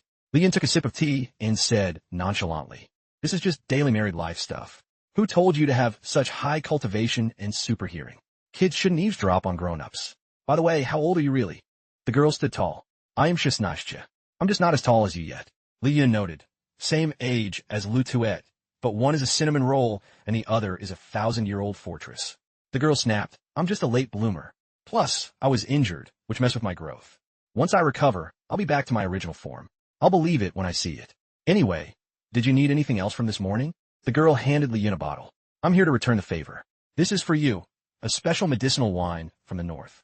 Li Yun Smilat. Thanks. You actually have some manners. The girl smirked. It's a medicinal wine I researched and brewed myself. It boosts kidney function and male vitality. After what I heard last night, I figured you really needed this. Li Yun narrowed his eyes. Are you trolling me? She looked down and explained, don't get twisted. I felt your dantian was a bit unstable. Drink this and you'll understand. Without another word, Li Yun chugged the whole bottle. Immediately, he felt a powerful surge of energy rising up. Li Yun clenched his fist. My true chi is increasing? The girl clarified, it's not increasing. The wine just patched the leaks in your dantian. If it could actually increase true chi, the north would be crawling with masters. She leaned in and whispered, can I ask you something? Li Yun glanced at her. What? If it's about the northern core, forget it. She got shy, tapping her index fingers together. Of course not. I heard you divine land, people get body changes from true chi. Lu Tuet chimed in. She also wants to be stacked like me after training. Li Yun Loga. That's a thing, yeah? But by stacked, do you mean? Here? He pointed to the girl's chest. She turned red as a tomato. Don't misunderstand. I just want to be stronger. Li Yun held out a book. Say no more. $99 for the Triple Fear Strike manual. Cash only, no credit. Pay up, then you get the goods. The red-haired girl frowned. $99. Why don't you just rob me instead? She muttered while tossing a small pouch into Li Yun's hand. Here's 20. I'll pay the rest after my shift. After speaking, she grabbed the book and waved goodbye. Li Yun thought to himself, natural talent is something you can't fake. I just hope she doesn't end up training until she's a meathead. Rolly stepped out. What's going on now? Li Yun turned back to answer. She came to return the favor with some special medicinal wine. Rolly had the bottle. But you don't even drink. Li Yun laughed and explained, back on the battlefield, I used to drink quite a bit, mostly for disinfecting. I take a swig and spray it on the wounds, but since it hurt like hell, I usually just swallowed it. Ruoli frowned. You won't have to do that anymore. You have a better way? Ruoli gently placed her hand on Li Yun's cheek. You dummy. Because from now on, I won't let you get hurt ever again. Master Chun Hai walked up from a distance. He coughed a few times to kill the romantic vibe. He handed over a stack of papers. General Chu asked me to bring this to you. It's intel from the Northern Wastes. Li Yun gave a forced smile. Xiao Chun, why do you always show up at the climax? After reading the report, Li Yun spoke up. The Golden family is actually pretty big brain. Rolly asked, what happened? See for yourself. They're taking over the northern clans and forming something called the Northern Waste Alliance. On top of that, they're ordering all clans to step up their guard. Once they settle their internal drama, they'll definitely point their spears at Great Gone. But there's one thing I don't get. Rolly asked, what are you talking about? During the takeover, they demanded all clans hand over records regarding the North, specifically anything on the Northern Lord. Leon narrowed his eyes. On the surface, they're expanding their power, but this is their true objective. The red-haired girl leaned in. Records of the Northern Lord? Why would they collect that stuff? Liyun Shuja. I have no idea. The two turned to Chenhai. Hey, Xiao Chun, where's General Chu? Chenhai replied, did you forget? Today's the day he and the 6th prince returned to the north. They left at dawn. Lian rubbed his chin. I wanted to ask him about the situation up there. I wonder how far they've gotten. The two were riding on the road. Su de Li, Niu Zhou Xiaotet, Hou. Ambush. A blue-haired man jumped out from behind a tree. Quick reflexes. He smirked. I thought I'd run into some big-shot gorilla, but it's just General Chu. You're on my High Lord's hit list too. What a coincidence. General Chu snorted. You little punk, you really came here to catch these hands? The blue-haired man backed up and raised his sword, ready for a scrap. Let's get it. 7 stars. Honda. A single song to break your heart. I am La Han of the Kaiyang Star. I'll be taking your head now, General. Chirp, chirp, chirp. The sun rose high. La Han, the blue-haired man, was sitting bruised and battered against a tree. Damn it. What the hell just happened? I should have. That completely crushed him. What was that weird martial arts? He can attack from a distance, and his reflexes are insane. His speed isn't even faster than mine, but he predicted every single move, like he's been fighting me for years. 1,000 question marks popped up over La Han's head. And finally, he threw that disgusting thing at me. Back in the magnificent capital, General Chu returned and reported in a hurry. Your Majesty, that guy is incredibly cracked. I could barely hold him off. Luckily, I have OG battle experience and caught him off guard, scaring him away for now. Li Yun, acting like he knew all along, said calmly. So he really came. Was he alone? Niu Zhou Deeply? Most likely. If he had backup, they would have jumped me with such a good chance. Even though he escaped, I tagged him with a special scent. Li Yun Fronut. You mean a dye ball? General Chu grinned and explained the same thing you used on me. Ruoli was confused. Isn't it normal to tag targets by scent on the battlefield? Why do you all have those weird faces? Li Yun broke into a sweat and stuttered because it's the smell of digested rice. Back to the point, Li Yun narrowed his eyes and then flashed a bright smile. Well then, all we need is a hound to find him. He can't hide now. Back at the forest, the blue-haired guy was bathing in a stream. He yelled, why does the smell won't go away? Those great-gone bastards. Suddenly, a weird noise came from the distance. He turned around alertly and shouted, who's there? Come out. Li Yun had arrived at the spot, standing on the bank. He looked down at the man. Is trash-talking all you northerners do? Li Yun began to prep his technique. Put your clothes on and come over here to take your L. The man didn't back down and smirked. Powerful true chi radiated around him. You're Li Yun, right? You want to flex your true chi against mine? He shouted as the water around him cleared out, leaving him standing on the riverbed. He narrowed his eyes at Li Yun. I won't lose to you. My crew told me not to underestimate you, so I'm going all out. Li Yun was confused. You're still not dressed, bro. The guy yelled. It doesn't matter. I can't wait any longer to scrap with you. You dare fight me barehanded? Without that weird weapon the gorilla had, you've got 0 chance of beating me. Back in the capital, the red-haired girl found out. She screamed angrily. Are you guys insane? Letting him face a 7-star alone? Why didn't you tell me something this big? Chenhai replied, back off. This is the Imperial Palace, and this is Great Gone business. It has nothing to do with you. She puffed her cheeks and said angrily, I can't believe the Empress of Great Gone is so cold-hearted. You don't even care if your fiancé lives or dies. Chenhai looked annoyed. Her Majesty has already made her move. This will be over soon. The red-haired girl looked up. The sky seemed unusual. Scene change. Li Yun looked at him with pure disdain. Your strength isn't bad, about where I was when I first broke the limit. But I don't want to fight a nudist. I feel like if I beat you up, you'll just enjoy it too much. Li Yun turned his face away. I'll let her handle this one. The blue-haired guy roared. Trash. You scared of me, or what? You useless bum. The clouds in the sky suddenly swirled, forming a giant circle. Something was descending right toward the blue-haired guy. A blinding light appeared around him, as if a star from deep space was flashing right there. The dust settled. Blue hair was flattened on the ground, his clothes in tatters. Liung Grinat. Who says my wifey's protection is just for show?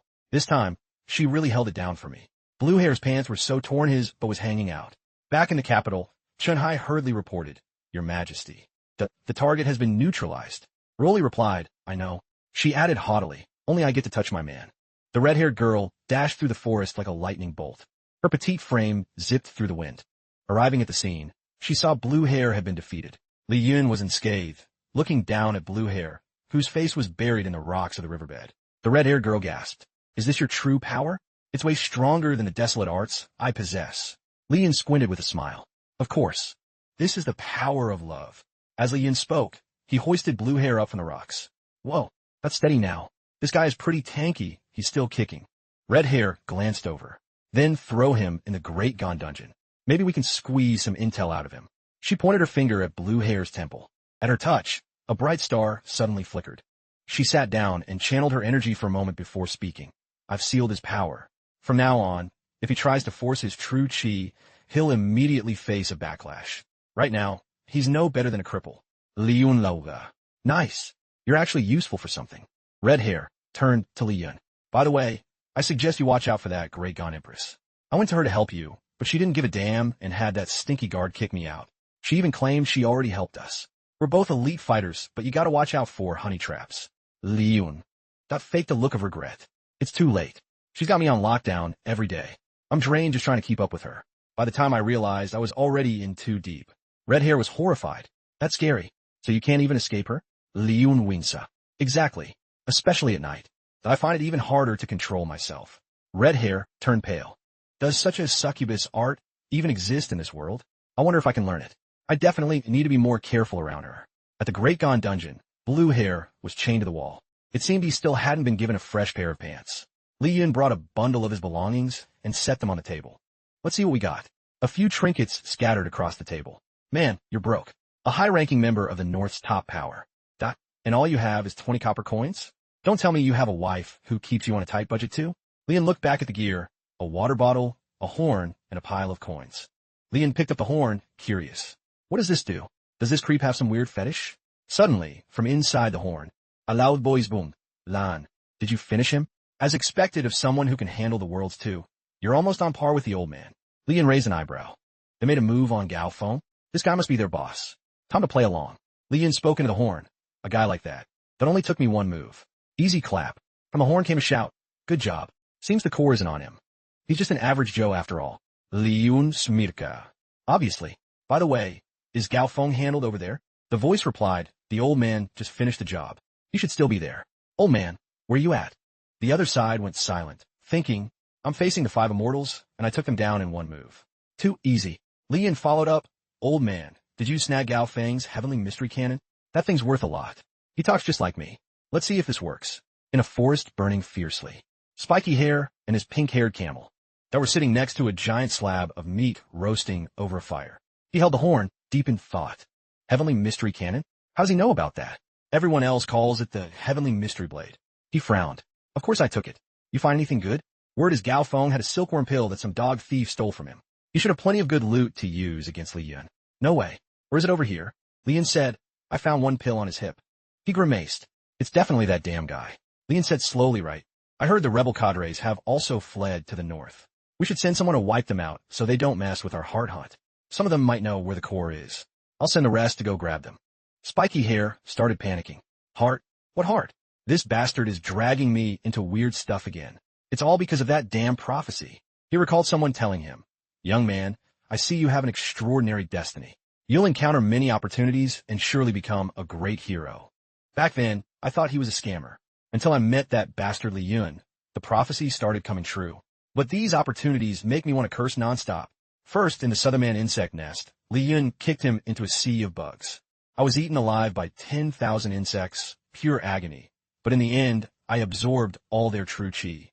Then, when the divine land Earth Dragon flipped, thought he blasted me into a crevice. It took me 7 days and nights to crawl out, but by some stroke of luck, I found an ancient martial arts manual. Worst of all, he tied me up and brought me into the Southern Man's secret realm. The tribal women found me, but thanks to dual cultivation with those strong women, I managed to clear my run and do meridians. Spiky hair fumed. Ever since I met him, it's just been one mess after another. One slip up and I'm breaking bones, crushing organs, and bleeding from every hole. My energy breaks and reforms, getting stronger every time. I've leveled up so much I'm now the 12th son after 10,000 years. Li Yun said cheerfully, I've finished the investigation. They're in the north near the 10 Directions Mountains. Sending one person is enough. They're strong. The other side shouted, got it. You guys hurry back too, before anything unexpected happens. Li Yun looked at the chained up blue hair and said calmly, something unexpected? I doubt anything unexpected will happen. Early next morning, Li Yun strolled around the palace. I can't just let these guys do whatever they want, he thought, hand on chin, given how they operate. But they wouldn't blink if 10,000 people died. Li Yun opened the door. Ruoli was inside, working. He approached her desk and smiled. Is your majesty still busy? Ruoli replied. Almost done. I've already prepared the food. Let's eat here in the palace tonight. The full moon shone brightly outside. Li Yun and Ruoli sat together on the roof, gazing at the moon. Li Yun grinned and said, I have to thank you today for using Great Gon's secret weapon to protect me. Ruoli grimaced. I didn't do it for you, so don't flatter yourself. They came to Great Gon to start trouble, so I simply struck back. Li Yun sensed something was off. He asked, why do I feel like you have something on your mind today? Ruoli turned back and frowned. Of course I do. You're always putting your life on the line. How could I not worry? So, you want to stop me from dealing with those Northern Waste people? Ruoli looked down. Quite the opposite. I won't stop you. Aren't you spoiling me too much? You're not going to stop me? Ruoli replied slowly. Stopping you from doing what you want is for fools. I don't intend to be a fool. She continued, leaving Li Yun stunned. From now on, I'll leave the Northern Waste business to you. I will provide the best armor to protect you and the most powerful army to clear your path. Everyone will witness your glory. Their eyes met. If you return victorious, I'll grant you Great Gon's ultimate treasure. But if you fail, I'll silence the entire world. Ruoli looked at Li Yun with total seriousness.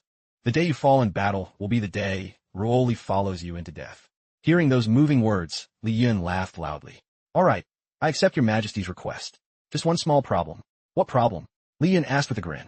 His next words made Ruoli's face turn red as a tomato. Hasn't Great Gon's ultimate treasure been in my hands all along? Ruoli shyly turned her face away. Then what else do you want? As long as I have it, I'll give it to you. Li Yun smirka. Then a good morning every day, followed by a thwack. Before Li Yun could finish, he took a direct punch to the face. Ruoli. Dot puffed her cheeks in anger. What did you just say? Li Yun held his face and quickly tried to calm his wife down. Easy now. I was just joking to lighten the mood. Ruoli crossed her arms and scolded him. Regardless of what you decide to do, I will support you. This is the promise of the Empress of Great Gon and your legal wife. Li Yun Beamat. Then could you show the royal kitchen a little mercy? Ruoli looked away. What's that supposed to mean? I made that food myself. Early morning at Li Yun's house. As he sat drinking tea, a pouch of money dropped in front of him. It was from the red-haired girl. She said haughtily, subtracting the cost of the meal you owed me, you can keep the rest. I didn't expect you to catch Lahan so easily. Seems my plans need a slight adjustment. Li Yun Smilat. You're a woman of your word.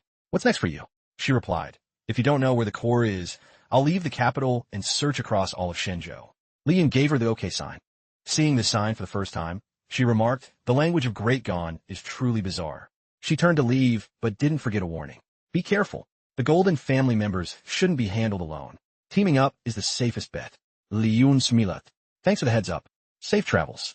Right after, Li Yun's brow furrowed. Looks like the capital's barrier has been weakened. A shout echoed from the horn. Lahan, where are you? Li Yun quickly grabbed the horn. Right here. An order came through. I found the rebel cadres. They're at. He spoke while another man stood on a cliff. Dot observing and reporting. There are 4 of them total. They're radiating a heavy, killing intent. I've already used desolate arts to lock onto them. He looked down. Nanian Ta Tsa. I recognize her.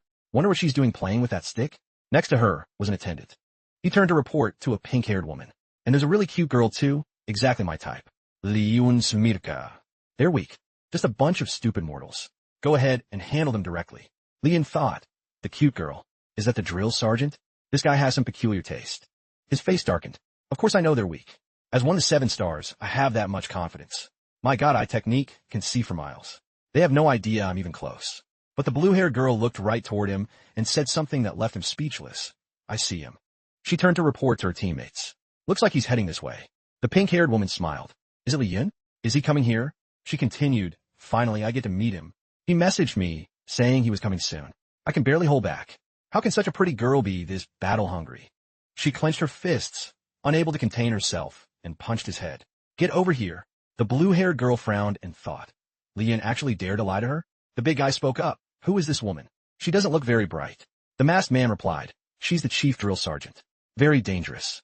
Best to keep your distance. The big guy frowned. Chief drill sergeant? Nanayan Thak told me the sergeant was a cold-blooded killer, a monster with overwhelming power, known as the battlefield tyrant. He squinted at her. But no matter how I look at it, she just looks like a teenage girl. Boom! A massive explosion erupted on a rocky ledge. All 4 looked up in shock. Nanian tats frowned. He got hit. The masked man looked over and judged, still alive. The smoke cleared. The force saw him in a deep crater. He seemed to have used some technique to shield himself from a blast. He looked up with disdain. How rude. What the hell was that? He thought, good thing I used desolate arts to surround myself with true chi just in time to block that attack. The masked man asked, what was that? Nanian tats explained. Planetary devastation, or landmine for short. It's a weapon invented by leader Li Yun. It uses spirit stones to activate and is buried underground. One touch and it goes off. Suddenly, a massive burst of true chi erupted behind them. Oh no! The pink-haired lady was fuming. She roared Li Yun's name, her eyes glowing like high beams. Her body instantly transformed, muscles rippling. She doubled in size. Whoosh! She charged with terrifying speed, the wind from her movement blowing the other's hair back. She leaped toward the man, screaming, don't think I won't recognize you just because you change your hair. He smirked. Li Yun. Who? You think a mortal strength can bong? One strike shattered his protective shield. Her fist slammed into his face, followed by a storm of lightning-fast punches that left him no time to react. The battle-hungry girl screamed, Muda! Muda, muda, muda, muda, muda. The big guy watched the scene, got his jaw dropping in shock. This chick is literally a monster. Good thing I didn't mess with her earlier. Nanai and Thaka added. In terms of pure destructive power among the rebels, the sergeant is second only to Li Yun. Before the guy could even react, a final punch turned him into a bloody mess, splattering everywhere. The big guy was so stunned he forgot to close his mouth. He's been beaten so bad he can't even close his mouth anymore. Thaka surveyed the scene. He's still alive. Let me finish him off to prevent any future trouble. But the pink-haired girl just stood there, smiling at her handiwork. She looked absolutely thrilled. She turned back and said, of course he's still alive. A little attack like that is nothing to Li Yun. Thaka snapped, he's not Li Yun. Step aside. The pink-haired girl put her hand over her mouth. Are you guys crazy? I mean, I wanted to punch his lights out, but I didn't want to kill him. The big guy looked at her in terror. She blew his head open, but said she didn't want to kill him. Capitul. The pink-haired girl lifted the guy's head. If this isn't Li Yun, then who else could it be? She looked closer. Wait, something's off. Maybe it's because his hair is too long? She squinted at him. If his hair was shorter, he'd be a total carbon copy. Like, for real. What a cold-blooded assassin. Just ripped the guy's head off, and now she's acting all innocent girl vibes. Oops, I accidentally popped his head off. Can we stitch it back on? I feel like I just killed Li Yun. Nanian tats fumet. We already told you he wasn't Li Yun. Well, since you've dealt with him, even better. The pink-haired girl suddenly radiated a powerful, true chi. Then we have a problem. Li Yun taught me that you must always eliminate witnesses. Can't leave any clues behind. She put on a terrifying face. Since you guys saw everything, I guess I'll have to silence you too. Of the three remaining, the biggest guy jumped in fright. She's lost it. If the three of us team up, we can definitely take her. Nobody paid him any attention. The masked guy handed the giant girl a piece of candy, gesturing for her to take it. The giant girl slowly shrank back down and smiled brightly as she took the candy. So, who's this Ian guy anyway? The big guy grimaced. Sold out that easily? Sunset was gradually falling. Li Yun sat at a table in the courtyard, holding a horn. Is he handled? The sergeant. Every time he deals with me, he somehow taps into 200 of his power. He stared at the horn. But why hasn't the sergeant reached out? I can't initiate contact. It's too risky if I'm caught. I just have to be patient. From a distance, Rolly walked in, puffing her cheeks. She seemed a bit salty. Li Yun smilat. I didn't bother you at the royal kitchen today, and yet you're not even going to reward me? She pouted and said, reward? Reward you for what? You didn't come by all afternoon. Li Yun gave a forced laugh. Wait, don't you usually hate it when I'm there? She blushed. I just don't like showing it. Couldn't you have just been a little more persistent? She shyly turned her face away. Besides, I never said I didn't like you coming over. Back at the Great Dungeon, Chenhai and Li Yun arrived. Checking on the blue-haired guy, Li Yun asked, did the big yellow dog work? Chenhai Thao Wen. This guy's a total creep. The more we use it, the more hyped he gets. The blue-haired guy smirked with a cocky expression. Clueless and fearless. Keep the toys coming. I'm still waiting. Li Yun sized him up. So you're a glutton for punishment. Looks like I need to switch up the interrogation style. He smiled at the blue-haired guy and raised a finger. Morning. You had breakfast yet? Oh, just so you know, my wifey hand-fed me this morning. Sorry, I know you can't move right now. I'm just so thoughtful, aren't I? The blue-haired guy flew into a rage. You came here just to troll me. You shameless prick. Have you no warrior's honor? If you got the guts, fight me one-on-one. Li Yun continued to bait him. Fight a naked dude like you? What would people think? My wife and I catching you together was just the right move. The blue-haired guy screamed in anger. You're talking out of your ass. If you hadn't used that legendary heavy chain to bind me, I would have clapped you long ago. Liyun Smilet. If you're not down with that, I'll give you a chance. Xiao Chun, unbind him. Go ahead. Now, it was Chun Hai's turn to be mad. Are you nuts? We went through hell to catch him. Lian squinted with a smile. Relax, I know what I'm doing. One by one, the iron shackles were removed. The blue-haired guy immediately flexed and laughed provocatively. Humph, this time we settle this. Lian didn't flinch. I'll stand right here. If I move even an inch or make a single move, I lose. That was exactly what he wanted. He channeled all his true chi. You dare look down on me? I'm gonna make you pay. Before he could do a thing, he coughed up blood and collapsed to his knees, vomiting violently. He was terrified. My true chi. Why is it flowing backward? Liyun Smilet. I gave you a chance, but you couldn't take it. I forgot to mention, the Northern Lord sealed your core personally. You're basically a cripple now. The blue-haired guy roared in anger. Bastard. You dare play me? I'll have you know I'm only ranked 6th among the 7 stars. The ones above me are the real monsters. Liyun judged, just a handful of guys calling themselves monsters. You won't make it big. The blue-haired guy suddenly smirked. Just wait until we find the remaining core, the one influenced by the source. Everyone in Northern Huang will break their limits. Your puny Great Gon won't stand a chance. The Northern Army of Warriors will crush you. Liyun Skufa. Talk to me when you actually find it. Right now, you nothing but talk. The blue-haired guy snapped. Who says we're doing nothing? We've already converted a group of warriors and scattered them across Great Gon. Impressive, right? Lian gave him a thumbs up. You're really cooperative, you know that? He then turned to leave. Thanks for telling me so many interesting things. Only then did the blue-haired guy realize he'd been played. He shrieked, wait a damn minute. You're baiting me just now. Liyun Laugaludli. Enjoy your stay here, you idiot. He completely broke down.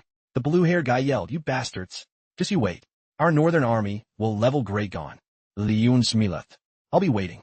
Ket. The sound of stone grinding against the wall echoed. A hand covered in scars was trying to write something on the wall. It was the old monk carving into the stone.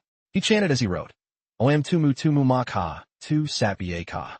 The jailer complained. I've had it with this old monk. He mumbles all day, every day. The other jailer warned, this guy is no joke. The late emperor himself locked him in here. Before he passed, the emperor used to visit him all the time. The monk's face darkened.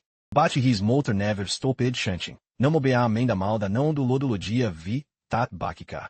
A mystical symbol has been carved onto the wall in the prison cell. It is now the middle of the night. Lian finally returns home. He says with a grin, I'm back. But he doesn't receive the usual response. She's not back yet. I thought the moment I walked in, I'd see my adorable wifey. Shink, shink, shink. Suddenly, the sound of a knife being sharpened echoes from the kitchen. The kitchen clearly belongs to Ruoli. Did the Northern Huang people come back again? Lian rushes over and kicks the door open. He busts the door down and yells, you little thief, you got a death wish. Ruoli is sitting in the kitchen. She looks worried until she sees Li Yun barge in. Li Yun freezes, his face turning pale, seeing his wife sitting there sharpening a knife. She turns around with a terrifying expression, holding the knife up as she says in a threatening voice, what did you just say? Li Yun breaks into a cold sweat. Ha! I just thought a Northern Huang assassin had returned. Why are you sharpening a knife? What are you planning? Ruoli replies. I was feeling a bit lazy and didn't want to cook today, so I ordered from the royal kitchen. Who knew their skills were so mid?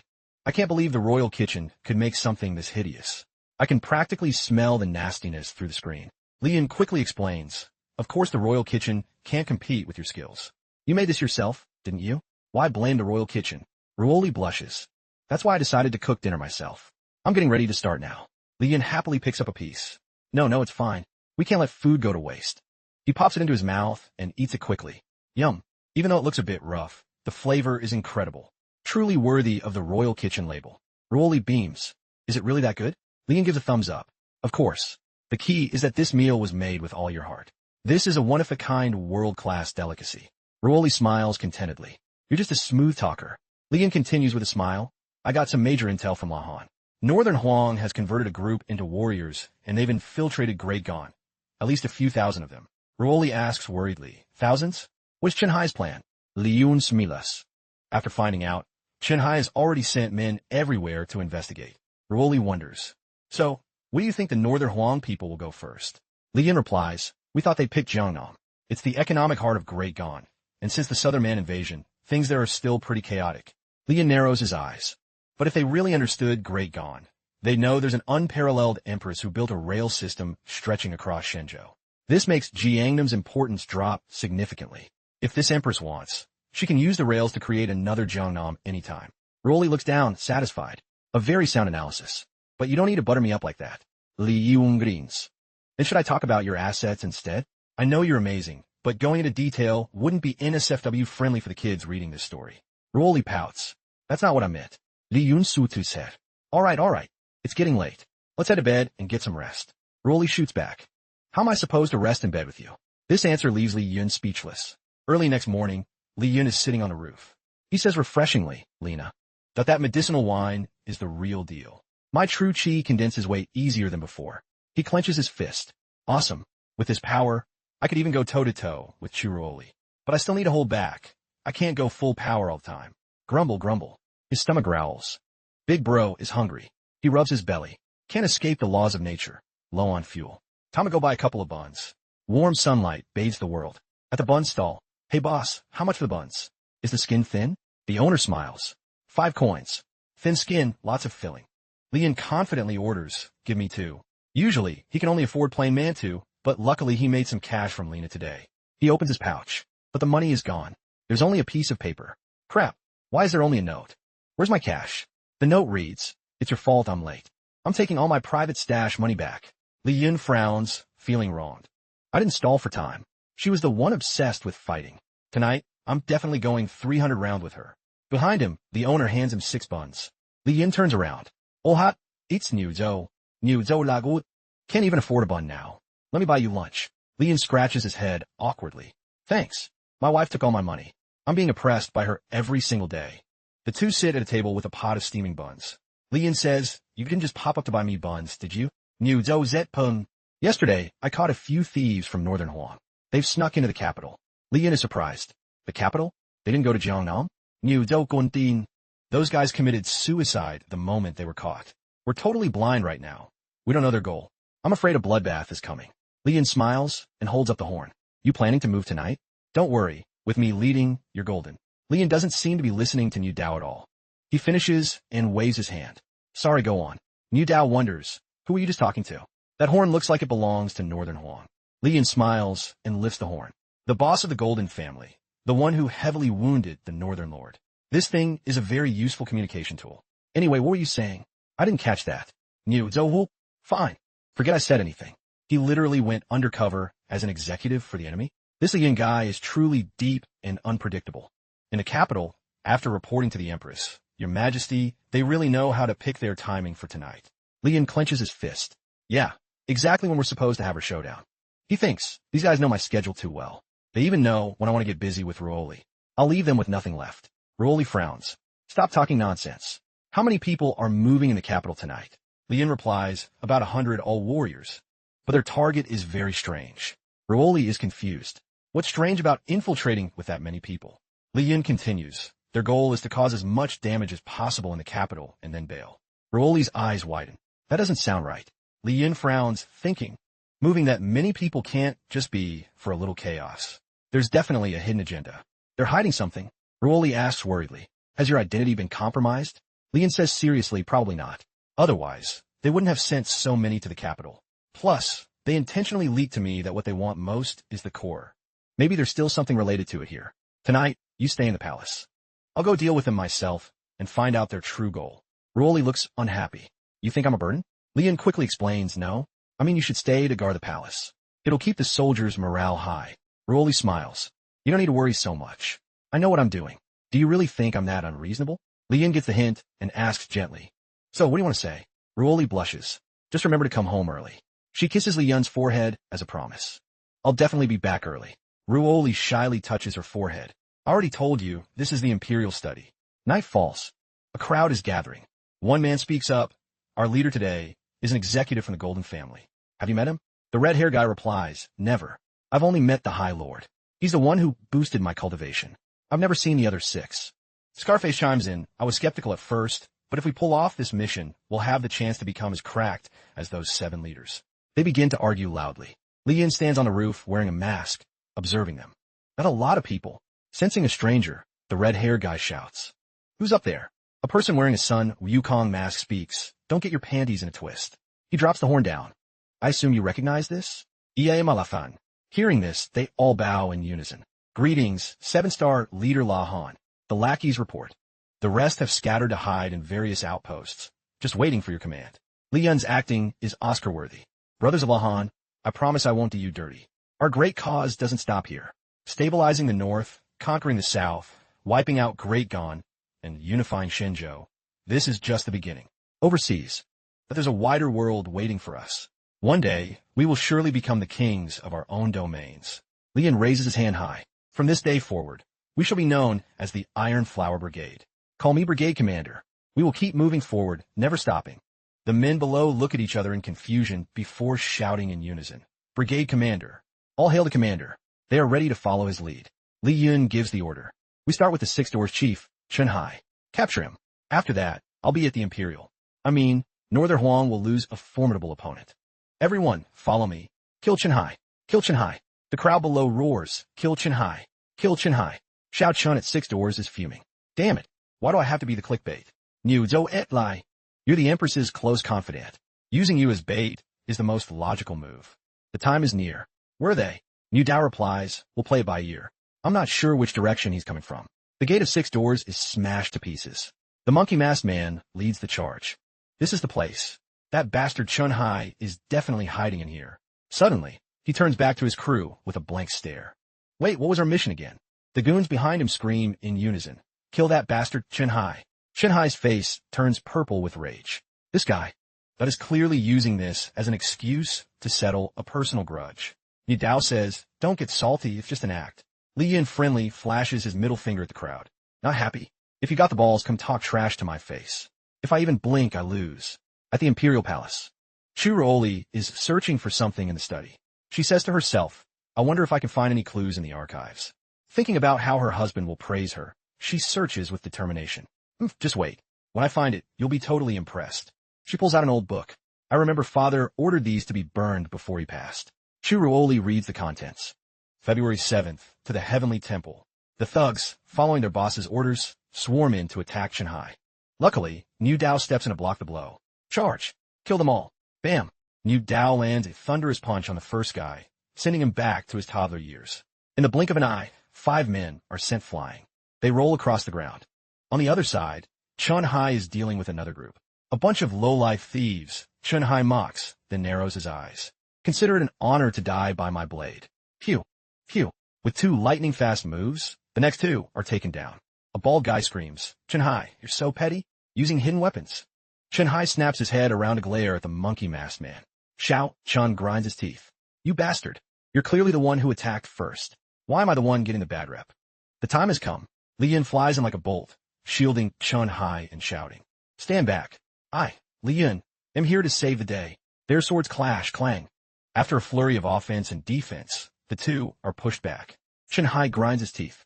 You were actually trying to kill me just now, weren't you? Li Yun continues the act. You bastard. You're actually pretty decent. He turns to his crew. The enemy is strong. Even stronger than the Li Yun I killed. Follow the plan I told you earlier and move out. One worried goon asks, Commander, what about you? He reassures them. I can handle him alone. Go now. Don't waste time. Reluctantly, they obey his orders, running away with tears in their eyes. At Six Doors, Li Yun finally takes off his mask to talk to the other 2. Chen Hai says angrily, take that mask off already. You're totally settling a personal grudge right now. Just because I usually keep you 5 meters away from Her Majesty, you gotta hold a grudge like this? Li Yun laughs and says. Li Yun took off his mask and squinted with a smile. Xiao Chun, what are you saying? You're my ride or die, aren't you? He followed up his, everything set? Plan A. Use superior numbers to steamroll them. Jian Hai Dao Wen. Everything is arranged. Anything else? Li Yun reminded him cheerfully. Remember to stay flexible and read the room. There's likely another squad at the dungeon. A group of 5 split off earlier. They're definitely on a stealth mission. But why the dungeon? Could the core be hidden there? After taking out the guards, the 2 men snuck into the prison. They burst into the cell of the chanting monk. They demanded, Monk, where's the core? The monk's face darkened. He asked, did the High Lord send you? The red-haired guy was getting impatient. Time is tight. You've been undercover in this hole for years. What have you found? The monk's face went grim, veins popping on his forehead. I did find the Heavenly Temple, but the rebel leader was there too. To keep my cover, I had to lay low for a year. When I found it again, the old emperor caught me, and the item fell into his hands. The 2 men cheered. So the core is definitely in the palace. They have it.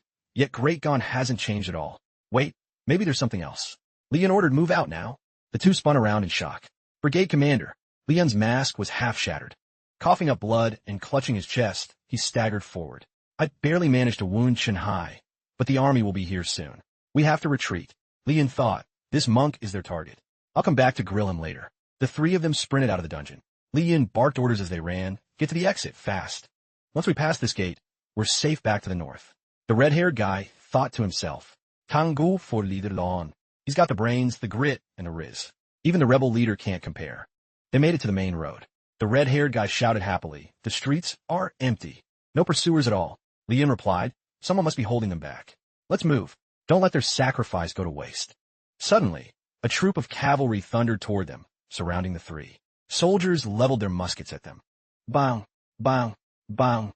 Gunshots rang out. The two lackeys didn't even have time to react. Leon lunged forward, using his own body to shield the other two from the bullets. He gritted his teeth, as if in searing pain. The two men cried out emotionally, Commander. Tears streamed down their faces. The commander took the hits for us nobodies. Leon raised his fist and slammed it into the ground.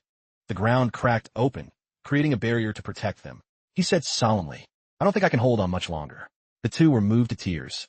Commander. After checking the situation, one of them spoke up. Wait, Commander. Your clothes are perfectly fine. And is that a scent of a cared-for husband on you? Leon broke into a sweat and made an excuse. Can a man want to look drippy even when he's about to die? The two kept crying.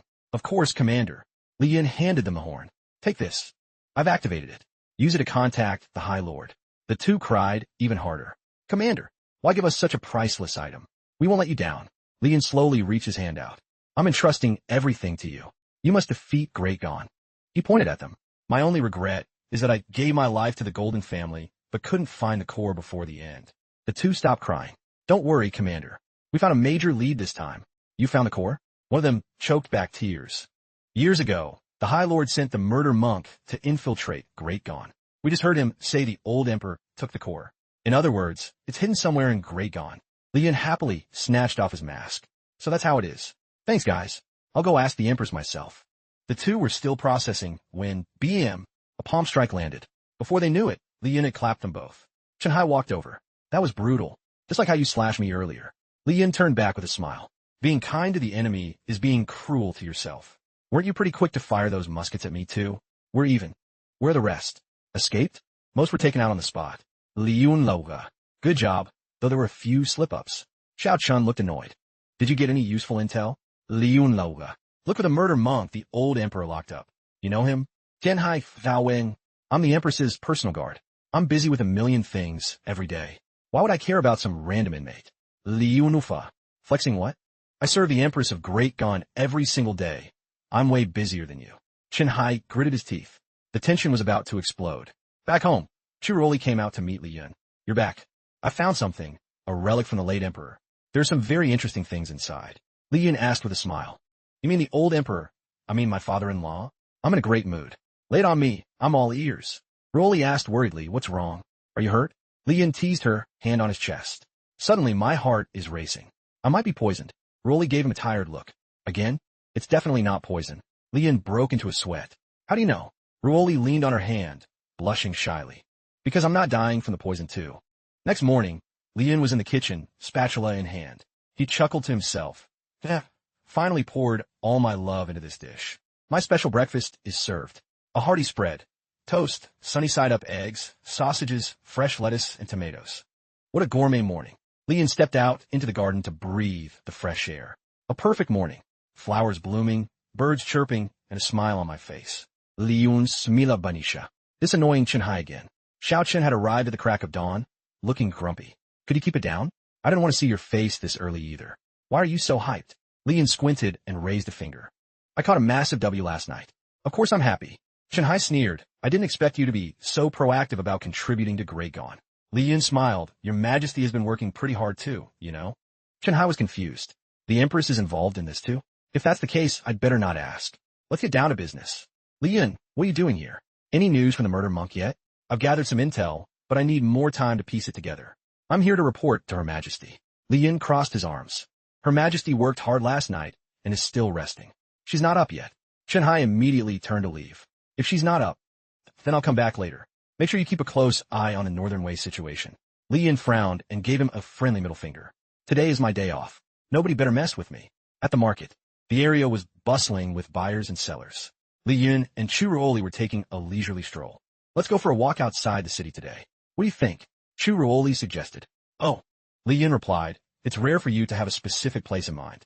What's so special about it? Chu Ruoli smiled, her eyes sparkling as she looked at him. It's the only place where I can truly hear your inner thoughts. Li Yun gazed at her passionately. Then we're on the same page. The two left the city and climbed a mountain. Why is the terrain here so bumpy and uneven? Li Yun complaineth. Chu Zuli et lai. Sister Naklan visited this place once, so it's normal for there to be deep craters everywhere. The grass here is so thick. Li Yun turned around and smiled. Hop on my back. I'll carry you. Li Yun carried Chu Ruoli on his back as they continued walking. You're heavy. Li Yun cried out. Chu Ruoli blushed and looked away. You're just weak. Li Yun shukulat. I can definitely feel the extra cushion right here. Chu Zuli silmai. How about I give you a taste of my sword when we get back? Li Yun's eyes widened. Has it really been over a year? I still can't believe this life. That is real. What kind of life?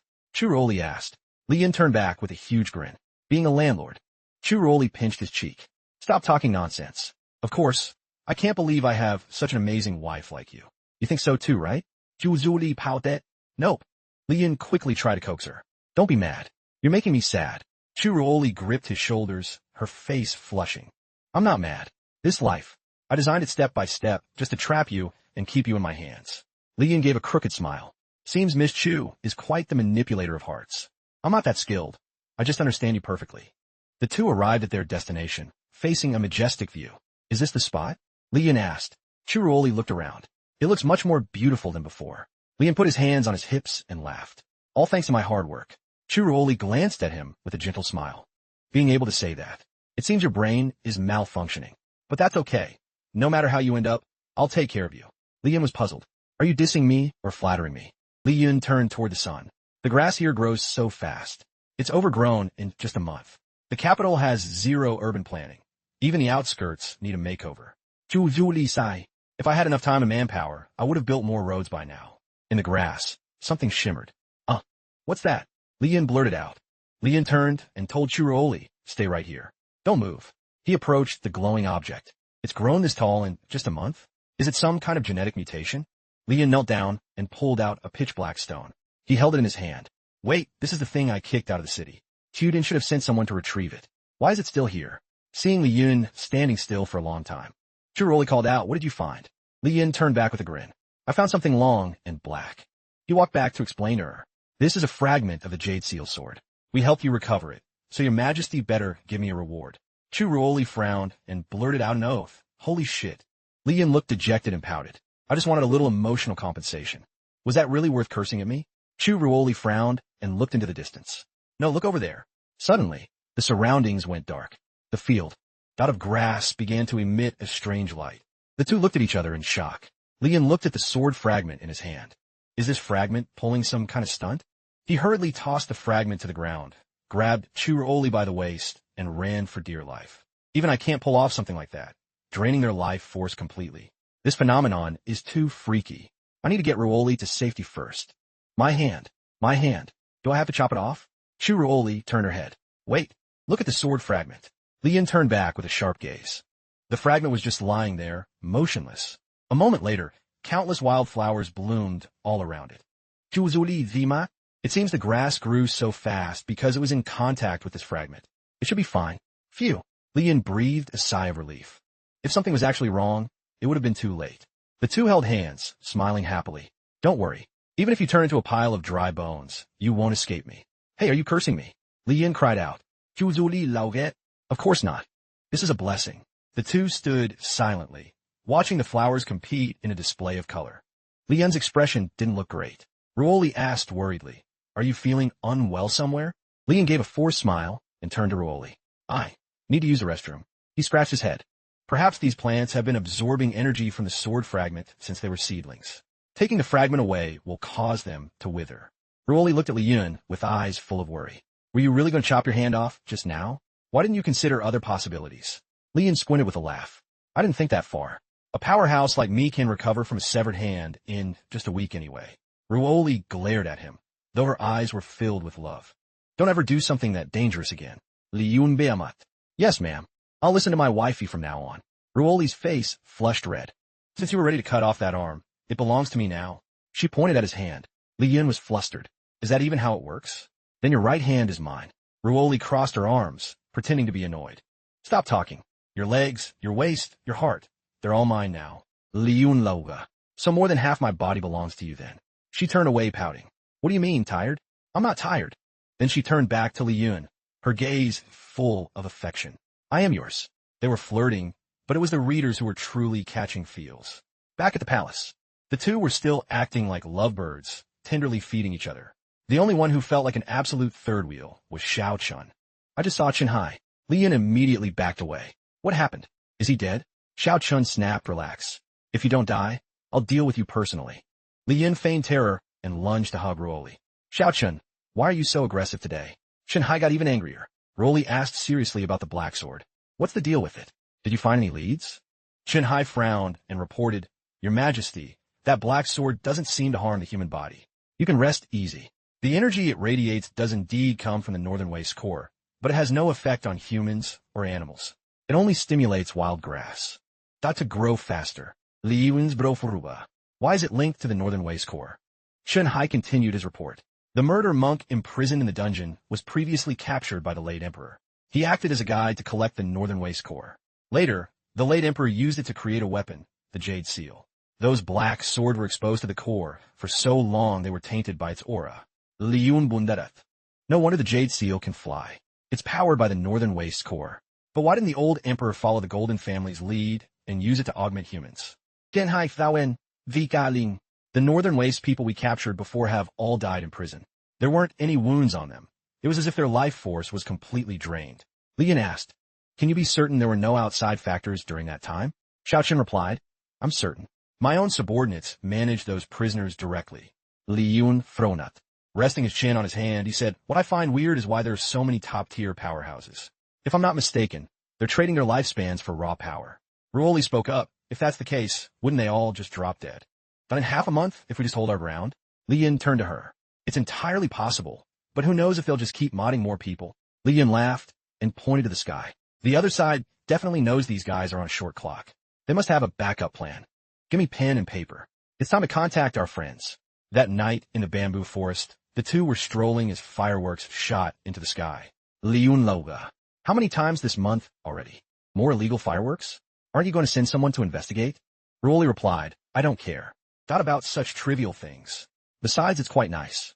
Bursts of brilliant fireworks bloomed in the night sky. Ruoli blushed as she looked at the man beside her. Liyun, sensing she had something on her mind, turned to ask, What's up, Nee? Not clear? Ruoli replied, This spot is a bit blocked. Liyun placed his hand on her shoulder. Better? Ruoli smiled. Suddenly, a voice called out, Lahan. Lahan, where are you? Liyun was annoyed. Damn it, getting cock-blocked right when things are getting romantic. What a pain. He quickly picked up the call. I'm here. The other side scolded him. Why haven't you contacted me? Why is there no news from the capital? The boom-boom of the fireworks was heard on the other end. What's that noise? Did something happen? Liyun lied. The operation failed. We were ambushed. Great Gon sent people to hunt me down. They used some kind of spirit crystal weapon to attack. The other side was shocked. Spirit crystal weapons? I've heard Great Gon is using weird tech, but with you leading? How could you fail so miserably? Liyun said calmly. An unexpected factor appeared. I didn't expect Great Gon to have a powerhouse stronger than me. He wounded me severely. I'm currently hiding in a secret spot to recover. A powerhouse stronger than you. Who is he? This guy is incredibly petty and universally hated. He'll do anything to get the job done. No morals whatsoever, Liyun BS said. He's the chief of 6 doors, Chenhai.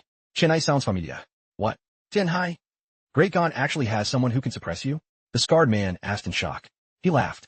I've heard of this guy. He's famous for being a low-life scumbag who loves schemes and dirty tricks. He does whatever it takes, zero honor, unlike me. Does whatever it takes, zero honor. Unlike me. The red-haired man laughed too. True that. He and that Liyun guy are both degenerate trash. He smirked. Right, Lan? Liyun was fuming, but couldn't blow his cover. He just gave a dry laugh. Old man, you're spot on. I heard you dealt with that Xiaofeng guy. Not only was his character trash, but he also liked using his feet to grab food. Liyun thought to himself, I'll settle the score with you later. Another guy panicked on the other end. Hi Lord, this is terrifying. What's the deal? Didn't you say we reached the peak? How could someone wound Lahan? We ditched the Northern Lord for this. Ruoli thought to herself. Just a little setback, and they're already starting a civil war? They aren't nearly as united as I thought. A terrifying man stood in a palace like hall and roared, Enough. You all chose to partner with me voluntarily, yet you fall apart at the slightest hurdle. It's no surprise Great Gon has powerhouses. We just need to keep an eye on him. Besides, that Li Yun guy caused chaos for 5 years and was finally smoked by Lahan, wasn't he? What are you scared of? There are 7 of us in the 7 stars. He's just one man. We have the numbers, the raw power, and the energy of the core. With all these buffs, how can we lose? Plus, the enemy has 0 clue about our plan. They can only play defense. Li Yun, Li Steningin, Zmirkt. I was thinking the same thing. The terrifying man continued, stay in Northern Huang and chill. Just focus on speeding up the warrior conversion. Now, let's discuss the next move. Li Yun replied, better take notes on this. Night fell at Li Yun and Ruoli's private residence. The two sat on the bed, deep in discussion. Li Yun spoke up, so what now? We've got their whole playbook. This time, we're the ones holding all the cards. Ruoli closed her eyes to relax. Good job. You've worked hard. Li Yun smilat. It was nothing. Just doing my job. Ruoli teased. A few compliments, and you're already feeling yourself? Li Yun replied, that's because I've got the receipts. Isn't your hubby the goat? Ruoli pouted. So goat, it makes me regret things. Li Yun gave a nervous laugh. Huh? Regret? Regret what? Ruoli leaned in closer to Li Yun. After all, a person only falls in love once in a lifetime. Don't you think it's unfair? I want to fall for you over and over again. Li Yun smilat. That is definitely unfair. In the Desert Kingdom, a man stood before the palace gates with his arms crossed. The wind is really howling today. This was a celestial star, a Maktra. Suddenly, a violent sandstorm swept through. It made him stumble. Another fierce-looking man laughed loudly. Hotai, Hotai. This was the celestial authority star. Ban Yi Dong. Amatra snapped. You're so crude. The High Lord is in seclusion. Weren't you in the north converting warriors? Why are you back so soon? Ban Yi Dong gave a contemptuous laugh. I found a real treasure. He pointed to the person following him. Shou Hotai. With his help, taking over Great Gon will be a piece of cake. Mokjaf thou win. You brought one stranger here. And expect to see the High Lord? Who is he?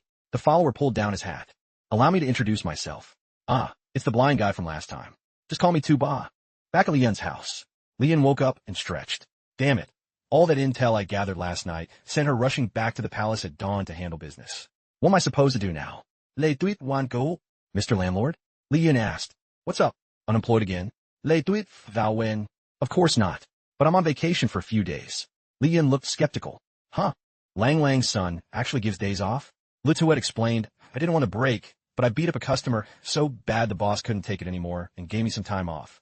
He didn't exactly fire me, but I really want to work. Suddenly, Li Yun remembered something. I get it. With her backing you, who would dare fire you? Lituet stomped her foot. It's definitely not about that. She continued, so I decided to go out for a bit. I passed a stall selling local specialties, but the owner wouldn't sell me anything. He even called me a chap Dao, or something. Li Yun Loga. What kind of gang did you join? To get mistaken for a chap Dao. Did he say anything else? Le tuit poi dan. Alright. He mentioned something about hunting the Northern Lord. I wonder if that guy tastes good? Li Yun gave a dry laugh and sat down. Tell me everything, carefully. Le tuit sat Dao. She held up 3 fingers. There were 3 other guys. They only talked to the owner and totally ghosted me. So where are those 3 and the owner now? Le tuit thou win. They wouldn't give me any good food. So I got mad and clapped them. Li Yun's eyes nearly popped out. Those augmented warriors are strong enough to go toe-to-toe with Chenhai. Lituet, you that crack now? Le tuit jet her feet. I caught them all and locked them up at the Lena office. That owner was a shady dealer, and those other guys didn't have their IDs. That's what they get for not selling me food. Li Yun agreed.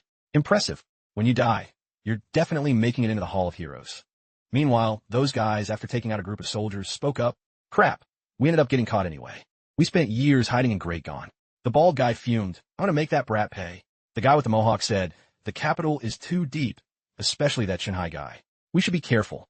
The hunchback added. Right now, our only threat is that girl. Luckily, she doesn't know any big shots. It'll take the Great Gon higher-ups a while to get the memo. That gives us enough time to gather info on the Northern Lord. The bald guy smirked. Let me handle the girl. She made me look like a fool. I'm definitely ending her. Scene changed. Li Yun and Lituet were walking down the street. Let's split up. Most important thing is a clean getaway. Li Yun wondered, why do you love beating up customers so much? He thought to himself, I'll go check out the office. But they probably ghosted by now. I had no choice. Those creeps kept staring at my chest. Is it really that nice? Then she frowned and added, but after I beat them, they actually looked happy. What's up with that? Liun Loga. So the boss didn't give you a break because he feared your connections. He did it because creeps are coming to you for special services. The bald guy appeared out of nowhere. What a coincidence, running into you again. Lian saw his long tongue. Looks like my bad luck is over and my luck is finally peaking. The bald guy thought. This place is a distance from the palace. Chenhai is definitely stuck inside. Li Yun is dead. So who can stop me? Li Yun looked at him and smiled. I feel pretty lucky too. Saves me the trouble of hunting you down. Lu Tuet stared at him. He's one of the guys I reported. Veins popped on the bald guy's face. In an instant, he transformed into a giant. He raised his fist. Today you die. He thought. 2 seconds is all I need for a speedrun. But Li Yun was faster. He pinned the guy's head to the ground with one hand. The bald guy lay there motionless and speechless. Damn it. It hurts so bad. How can this be? I just wanted to kill some nameless brat. Why is there a top-tier powerhouse protecting her? His eyes widened. Did I walk into a trap? Was this little girl sent by the court to bait me? I didn't expect her to be so calculating. The bald guy stood up.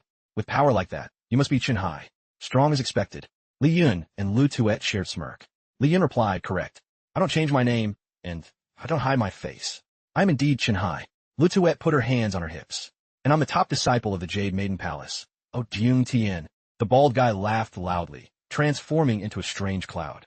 Chenhai, oh Jung Tien, I'll remember you too. He then flew away, but he didn't forget to leave a parting shot. I'm definitely coming back for you. Lian took a deep breath. He covered his mouth and then spat out an incredibly powerful blast of air, aiming straight at the bald guy. The bald guy had no time to react and screamed at the top of his lungs, "Ayaha!" Then he vanished into thin air. Lian looked up at the sky. I didn't expect him to actually slip away. That Hong technique is quite something. But even if he's not dead, he's basically a vegetable now. Lian turned to Lutuet and smiled. Hop on my back. We gotta go. Lutuet didn't understand what was happening, but in a flash, Lian dashed off with Lutuet on his back. The capital isn't safe for now. I'm taking you to the palace to hide. At the palace. Chenhai was standing there when Lian suddenly dropped down from out of nowhere. Chenhai looked displeased. You finally showed your true colors. Huh? Kidnapping young girls? Guards, seize him. Lian helped the dizzy Lutuet down. Xiao Chun, stop playing around. Arrange a place for her to rest. I was just ambushed, barely made it out alive. Chenhai said, give me the tea. Especially the part where you almost got clapped. Lian's eyes went wide. Why is he saying the exact same thing? Who's he been hanging out with? He smiled. There were 4 of them hiding in the capital. They've likely fled by now, but just to be safe, you should sweep the whole city again. Back in the capital, Lian entered the bedroom. Rolly asked, did something happen on the road? Lian walked over and sat on the bed. It was nothing. Just ran into someone on par with Chenhai. I beat him within an inch of his life. Chasing him down was just a bit exhausting. Ruoli frowned. Was he really that much of a nuisance? Does my wifey think I should have just finished him off then? It's not a big deal, Lian laughed. Just the standard interaction between warriors. Don't worry about it. Ruoli pouted. Don't worry? Then she smiled. I love you so much. How could I not worry? Deep in the forest. The group gathered. The guy with the mohawk looked around. Damn it, number 3 is too badly hurt. Let's fall back for now. Did you find any leads on the Northern Lord? Suddenly, one of the standing men was twisted and contorted. Blood splattered everywhere. Bissimo. Wis familiar. It turns out the Northern Lord was right there. The red-haired girl crossed her arms. I heard you were looking for me. Early next morning in the capital, Lian said, let's get our workout in here. He stood before a squad of soldiers, chanting 1-2, 1-2. Chenhai walked up looking gloomy. Lian saw him and asked, Xiao Chun, what's eating you? Chenhai frowned with a look of pure annoyance.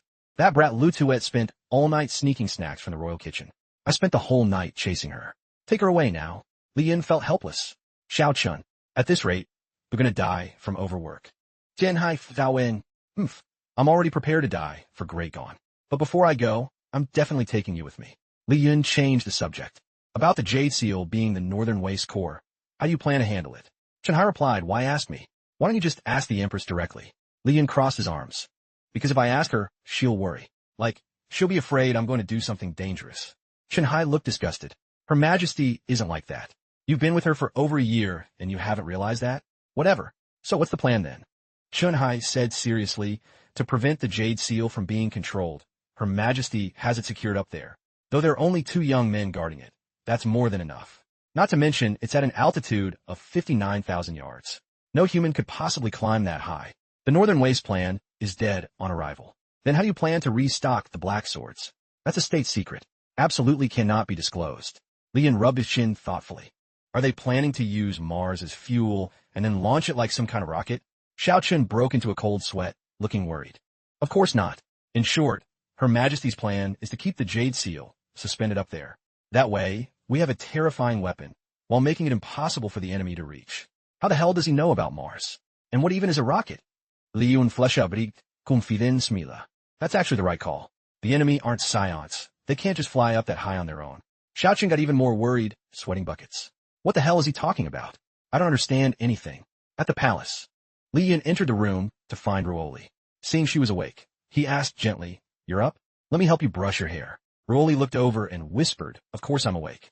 I'm not exactly a sleepwalker, you know." As he brushed her hair, he said, "Actually, no matter what position you fall asleep in, you always end up turning over to hug me. Then you always mumble, 'I really like you, I've always liked you,' and all that stuff." Ruoli acted proud. "There's a limit to how much you can lie. How could I possibly be that kind of person?" He laughed, right? She blushed and quickly denied it. Even if that were true, it was just an act. Besides, I was sleepwalking then, it doesn't count. By noon, the two were strolling through the palace grounds. Ruoli announced, "News just came in. 4 bodies were found outside the city. It must be those guys." Lian wondered, "Did you send people to take care of it?" She said slowly, "Their target was the Northern Lord. She must have been the one who acted. If she didn't even have that much power, there'd be no point in me partnering with her." Suddenly, there was a rustle in the bushes. 2 messenger cats jumped out. It seemed someone had sent a letter. She asked, "Is that the reply to the message you sent out earlier?" "Likely." Lian took the letter and pulled it out. "I wonder if that Chow Fong guy sent any important intel. It's been a while since we touched base. He must be touched that I reached out." But when he opened it, he only saw 2 giant words. "Your dad." And to top it off, there was a drawing of a literal piece of crap right next to it. Lian didn't even know what face to make. Rolly said flatly, "Why only those 2 words?" He explained slowly, "This guy really holds a grudge. It all started back when I first met him. Years ago, Chow Fong led a military branch stationed at Pham City. After hearing about my reputation, he sent a challenge to the rebel army. If I won, Pham City would be mine, no questions asked. But while Chow Fong was on his way to the duel, the rebel army launched a direct assault and captured Pham City behind his back. But I was still a gentleman and wrote back. I told him it wasn't me, that a spy had infiltrated and accepted the challenge in my name. I said I'd catch the guy and hand him over, and I even included a drawing of myself. Ever since then, Chow Fong has treated me like his arch-nemesis, swearing to kill me for revenge." "You're actually laughing while telling this?" "He wants my head even more than you do." Ruoli frowned. "How can you say that? Your life belongs to me." He coaxed her. "He wants to take my life." But you just want little Li Yun. Totally different things." "Oh boy," he continued. "Gao Fong is, for me." A cold response like this is standard for him. The other rebel buddies will surely send much warmer greetings. He opened another letter. But this one featured a drawing of Li Yun's head being stomped on by someone. Li Yun's face went dark after seeing it. "This is Gio Dao's drawing. Looks like my last prank really triggered her." Ruoli teased. "Seems your relationship with the rebels is pretty trash." He ripped up the letter. "You got it wrong. They're just showing how they'll stomp our enemies. They're clearly working hard." He pulled out one last scrap of paper from the bamboo tube. She wondered, what does that one say?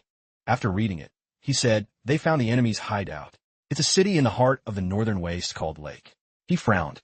Chow Fong was in the northern waste before. He might have already reached that place. At the desert city, Chow Fong was lurking behind a wall, scouting. He thought, I'm not seeing things, right? The northern waste people. But how could they possess this kind of tech?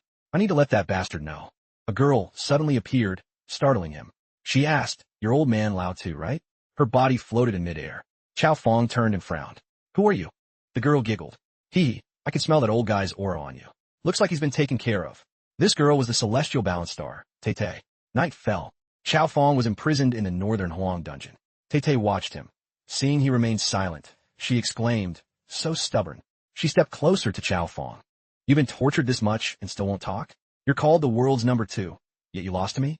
And I'm not even on the High Lord's level, so you're number 3 at best." Her eyes widened. "Numero 3, eh? Then I'll take you in for experiments." Gao Fong Faoenin Anoyan. Of course, nothing good ever happens when I'm involved with that bastard Li Yun. 2 members of the 7 stars arrived to report. "High Lord," one said, "I originally thought Lao too was the weakest and could at least retreat safely. I didn't expect him to get killed." One of them scowled. "High Lord, what should we do next?" The handsome High Lord replied. Right now, Lahan killing Li Yun is looking like a big question mark. Our conversation might have been bugged by him. This was the celestial pivot star, Hote. The other was skeptical. Does he really have the skills for that? This is a special Northern Waste technique, Hote continued. True Chi is also Shinjo. We've mastered this method now. It wouldn't be surprising if the enemy learned it from us too. He said slowly. True Chi is also Shinjo. We've mastered this method now. It wouldn't be surprising if the enemy learned it from us too. The blue-haired guy asked, if you say so, you must have prepared for this. Of course. I sent you to dig up dirt on the Dog Emperor and Li Yun. What did you find? He reported, rumor has it the Emperor and Li Yun are very close. The High Lord made a cool gesture with his hand. He said, is that so? Even a peasant couple has beef sometimes, let alone an emperor and a rebel. If he likes eavesdropping so much, we'll use that to drive a wedge between them. The guy with dark circles under his eyes frowned. Hote, is it possible they actually love each other like normal people? The other one snapped. What kind of nonsense are you talking? This isn't a fairy tale. Hote, with a calculating look, said, no, it is possible. But if so, that plays right into my hands. We'll just go with the flow and move to the final plan. Go tell the citizens to gather at the square. I have a few words. You two and Great Gone. I hope you're as close as the rumors say. Early morning, a scream erupted from the horn. Hearing it, Li Yun slowly opened his eyes. Lahan's voice said, peek-boo. Surprised? The two woke up in a very unexpected position. His face was buried right in her soul. The voice continued loudly. Get back to the Northern Waste now. I've got fresh intel. The two sat up, blinking sleep from their eyes. He moved toward the horn. I'm on my way. What's the news? It seemed the enemy had a new plan. Spies in Great Gone report that the former rebel leader, Li Yun, before he fell, secretly prepared a force to overthrow the empire at any moment. He wants to put the emperor under him. Li Yun was confused. That's news to me. I thought we were good. What does he mean under? Most of the time, I'm the one on top. Hote, hearing the response, frowned slightly. One more small detail. Before partnering with the emperor, Li Yun was always with another woman. They were childhood sweethearts. Furthermore, she loved him to death, wanting to be by his side every second, as if he were her entire life. Truly touching. Hearing this, Ruoli's face turned purple with rage. Li Yun gave a bitter smile and tried to calm her. Wifey, Ruoli snapped, lies. Budikap. I've never met him, but I can tell he's a total villain. As the Empress of Great Gone. How could I ever be that kind of woman? He rubbed her head to soothe her. True. How could you ever be like that? Then he thought, you're just way more intense. He spoke into the horn. Hi, I'm Li Yun. My wife says she never did any of that. Since you've clearly guessed who I am, there's no point in hiding it anymore. Hotai lauget lao li. So you're Li Yun? I didn't think you'd be the one to take out Lahan. You're quite capable. He replied, capable or not, I'm definitely capable of blowing you up.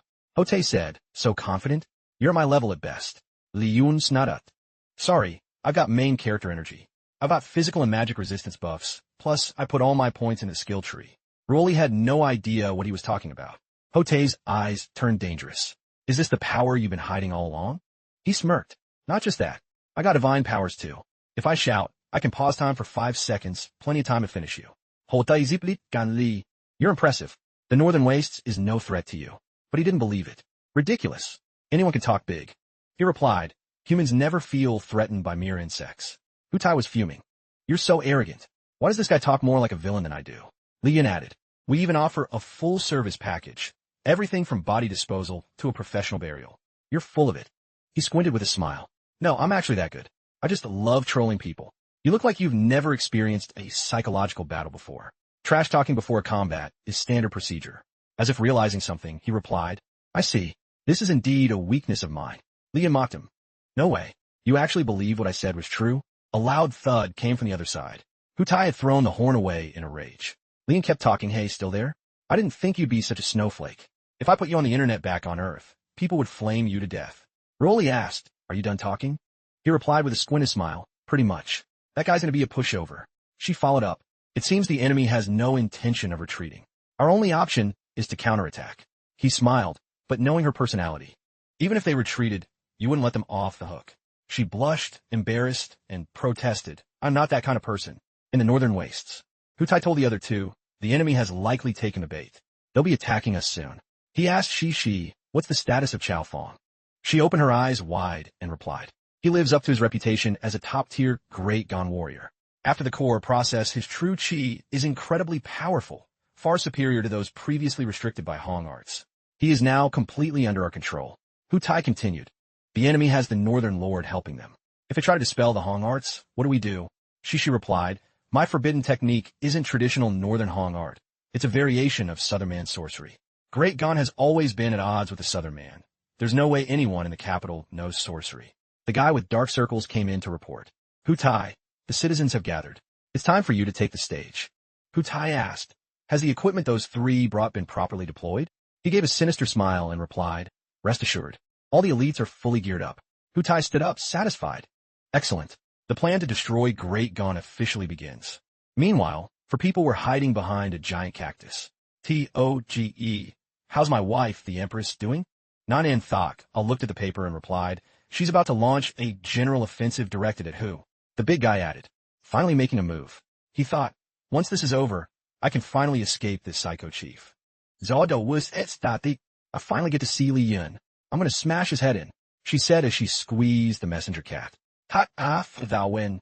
He said he'll lead the charge himself. We rendezvous at who in 3 days to wipe out the enemy. She thought, as long as everything goes smoothly, this war should end peacefully. But why do I have this bad feeling? In a village hidden in a valley, the villagers were tied up.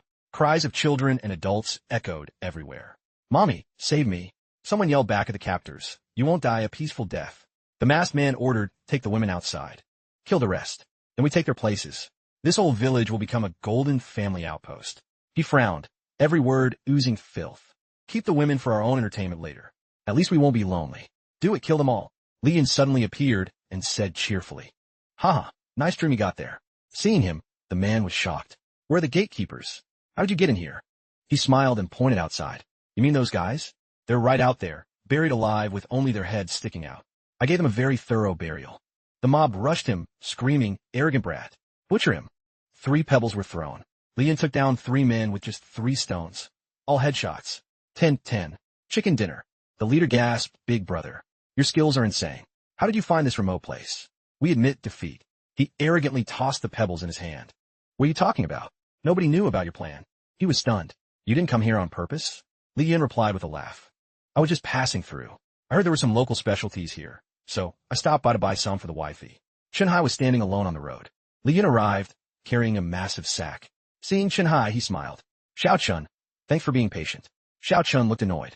You stopped more than 10 times on the way here. Do you actually want to get to the northern wastes, or what? Li Yun lauga ludli. Isn't it all for your empress? Here, try some raisins, a famous local specialty. Shinhai frowned and didn't budge. It might be for Her Majesty, but you've already stuffed the train full. Her Majesty packed too much for me. The trunk is out of space. Xiao Chun held out a piece of paper. We have no more time to waste. According to spies in the north, Lacnan City has been seized by the Golden Family. What's more, there's someone you're very familiar with there. Who? The man in the photo, the lone soul Iron Claw, Lu Han. The train went choo-choo as it chugged down the tracks. Shinhai added. Lu Han was once the vice leader of the rebels, a high-ranking member of the 5 cadres. Word is he can take a city single-handedly. His strength is the closest to yours. Li Jun Lauet, Lu Han, who? Ha, what are you laughing at? Does that guy still follow your orders? He squinted. Unfortunately, men are the most complicated creatures on Earth. It wouldn't surprise me if he tried to take a swing at me. Xiao Chun broke into a sweat. Furthermore, he's recruited quite a few former rebels. If he turns on us, we'll have a powerful new enemy. You're not wrong. Lu Han, you really are more dangerous than I imagined. Li Yun's face turned serious. Even you say that? Just how dangerous is he? The situation is critical. Don't make any moves for now. Wait for me to go talk some sense into him. And that's all for now. Thanks for watching my video. Please like and subscribe to the channel for more content. See you in the next one. Bye-bye. The video ends here. Have a great day. Bye-bye.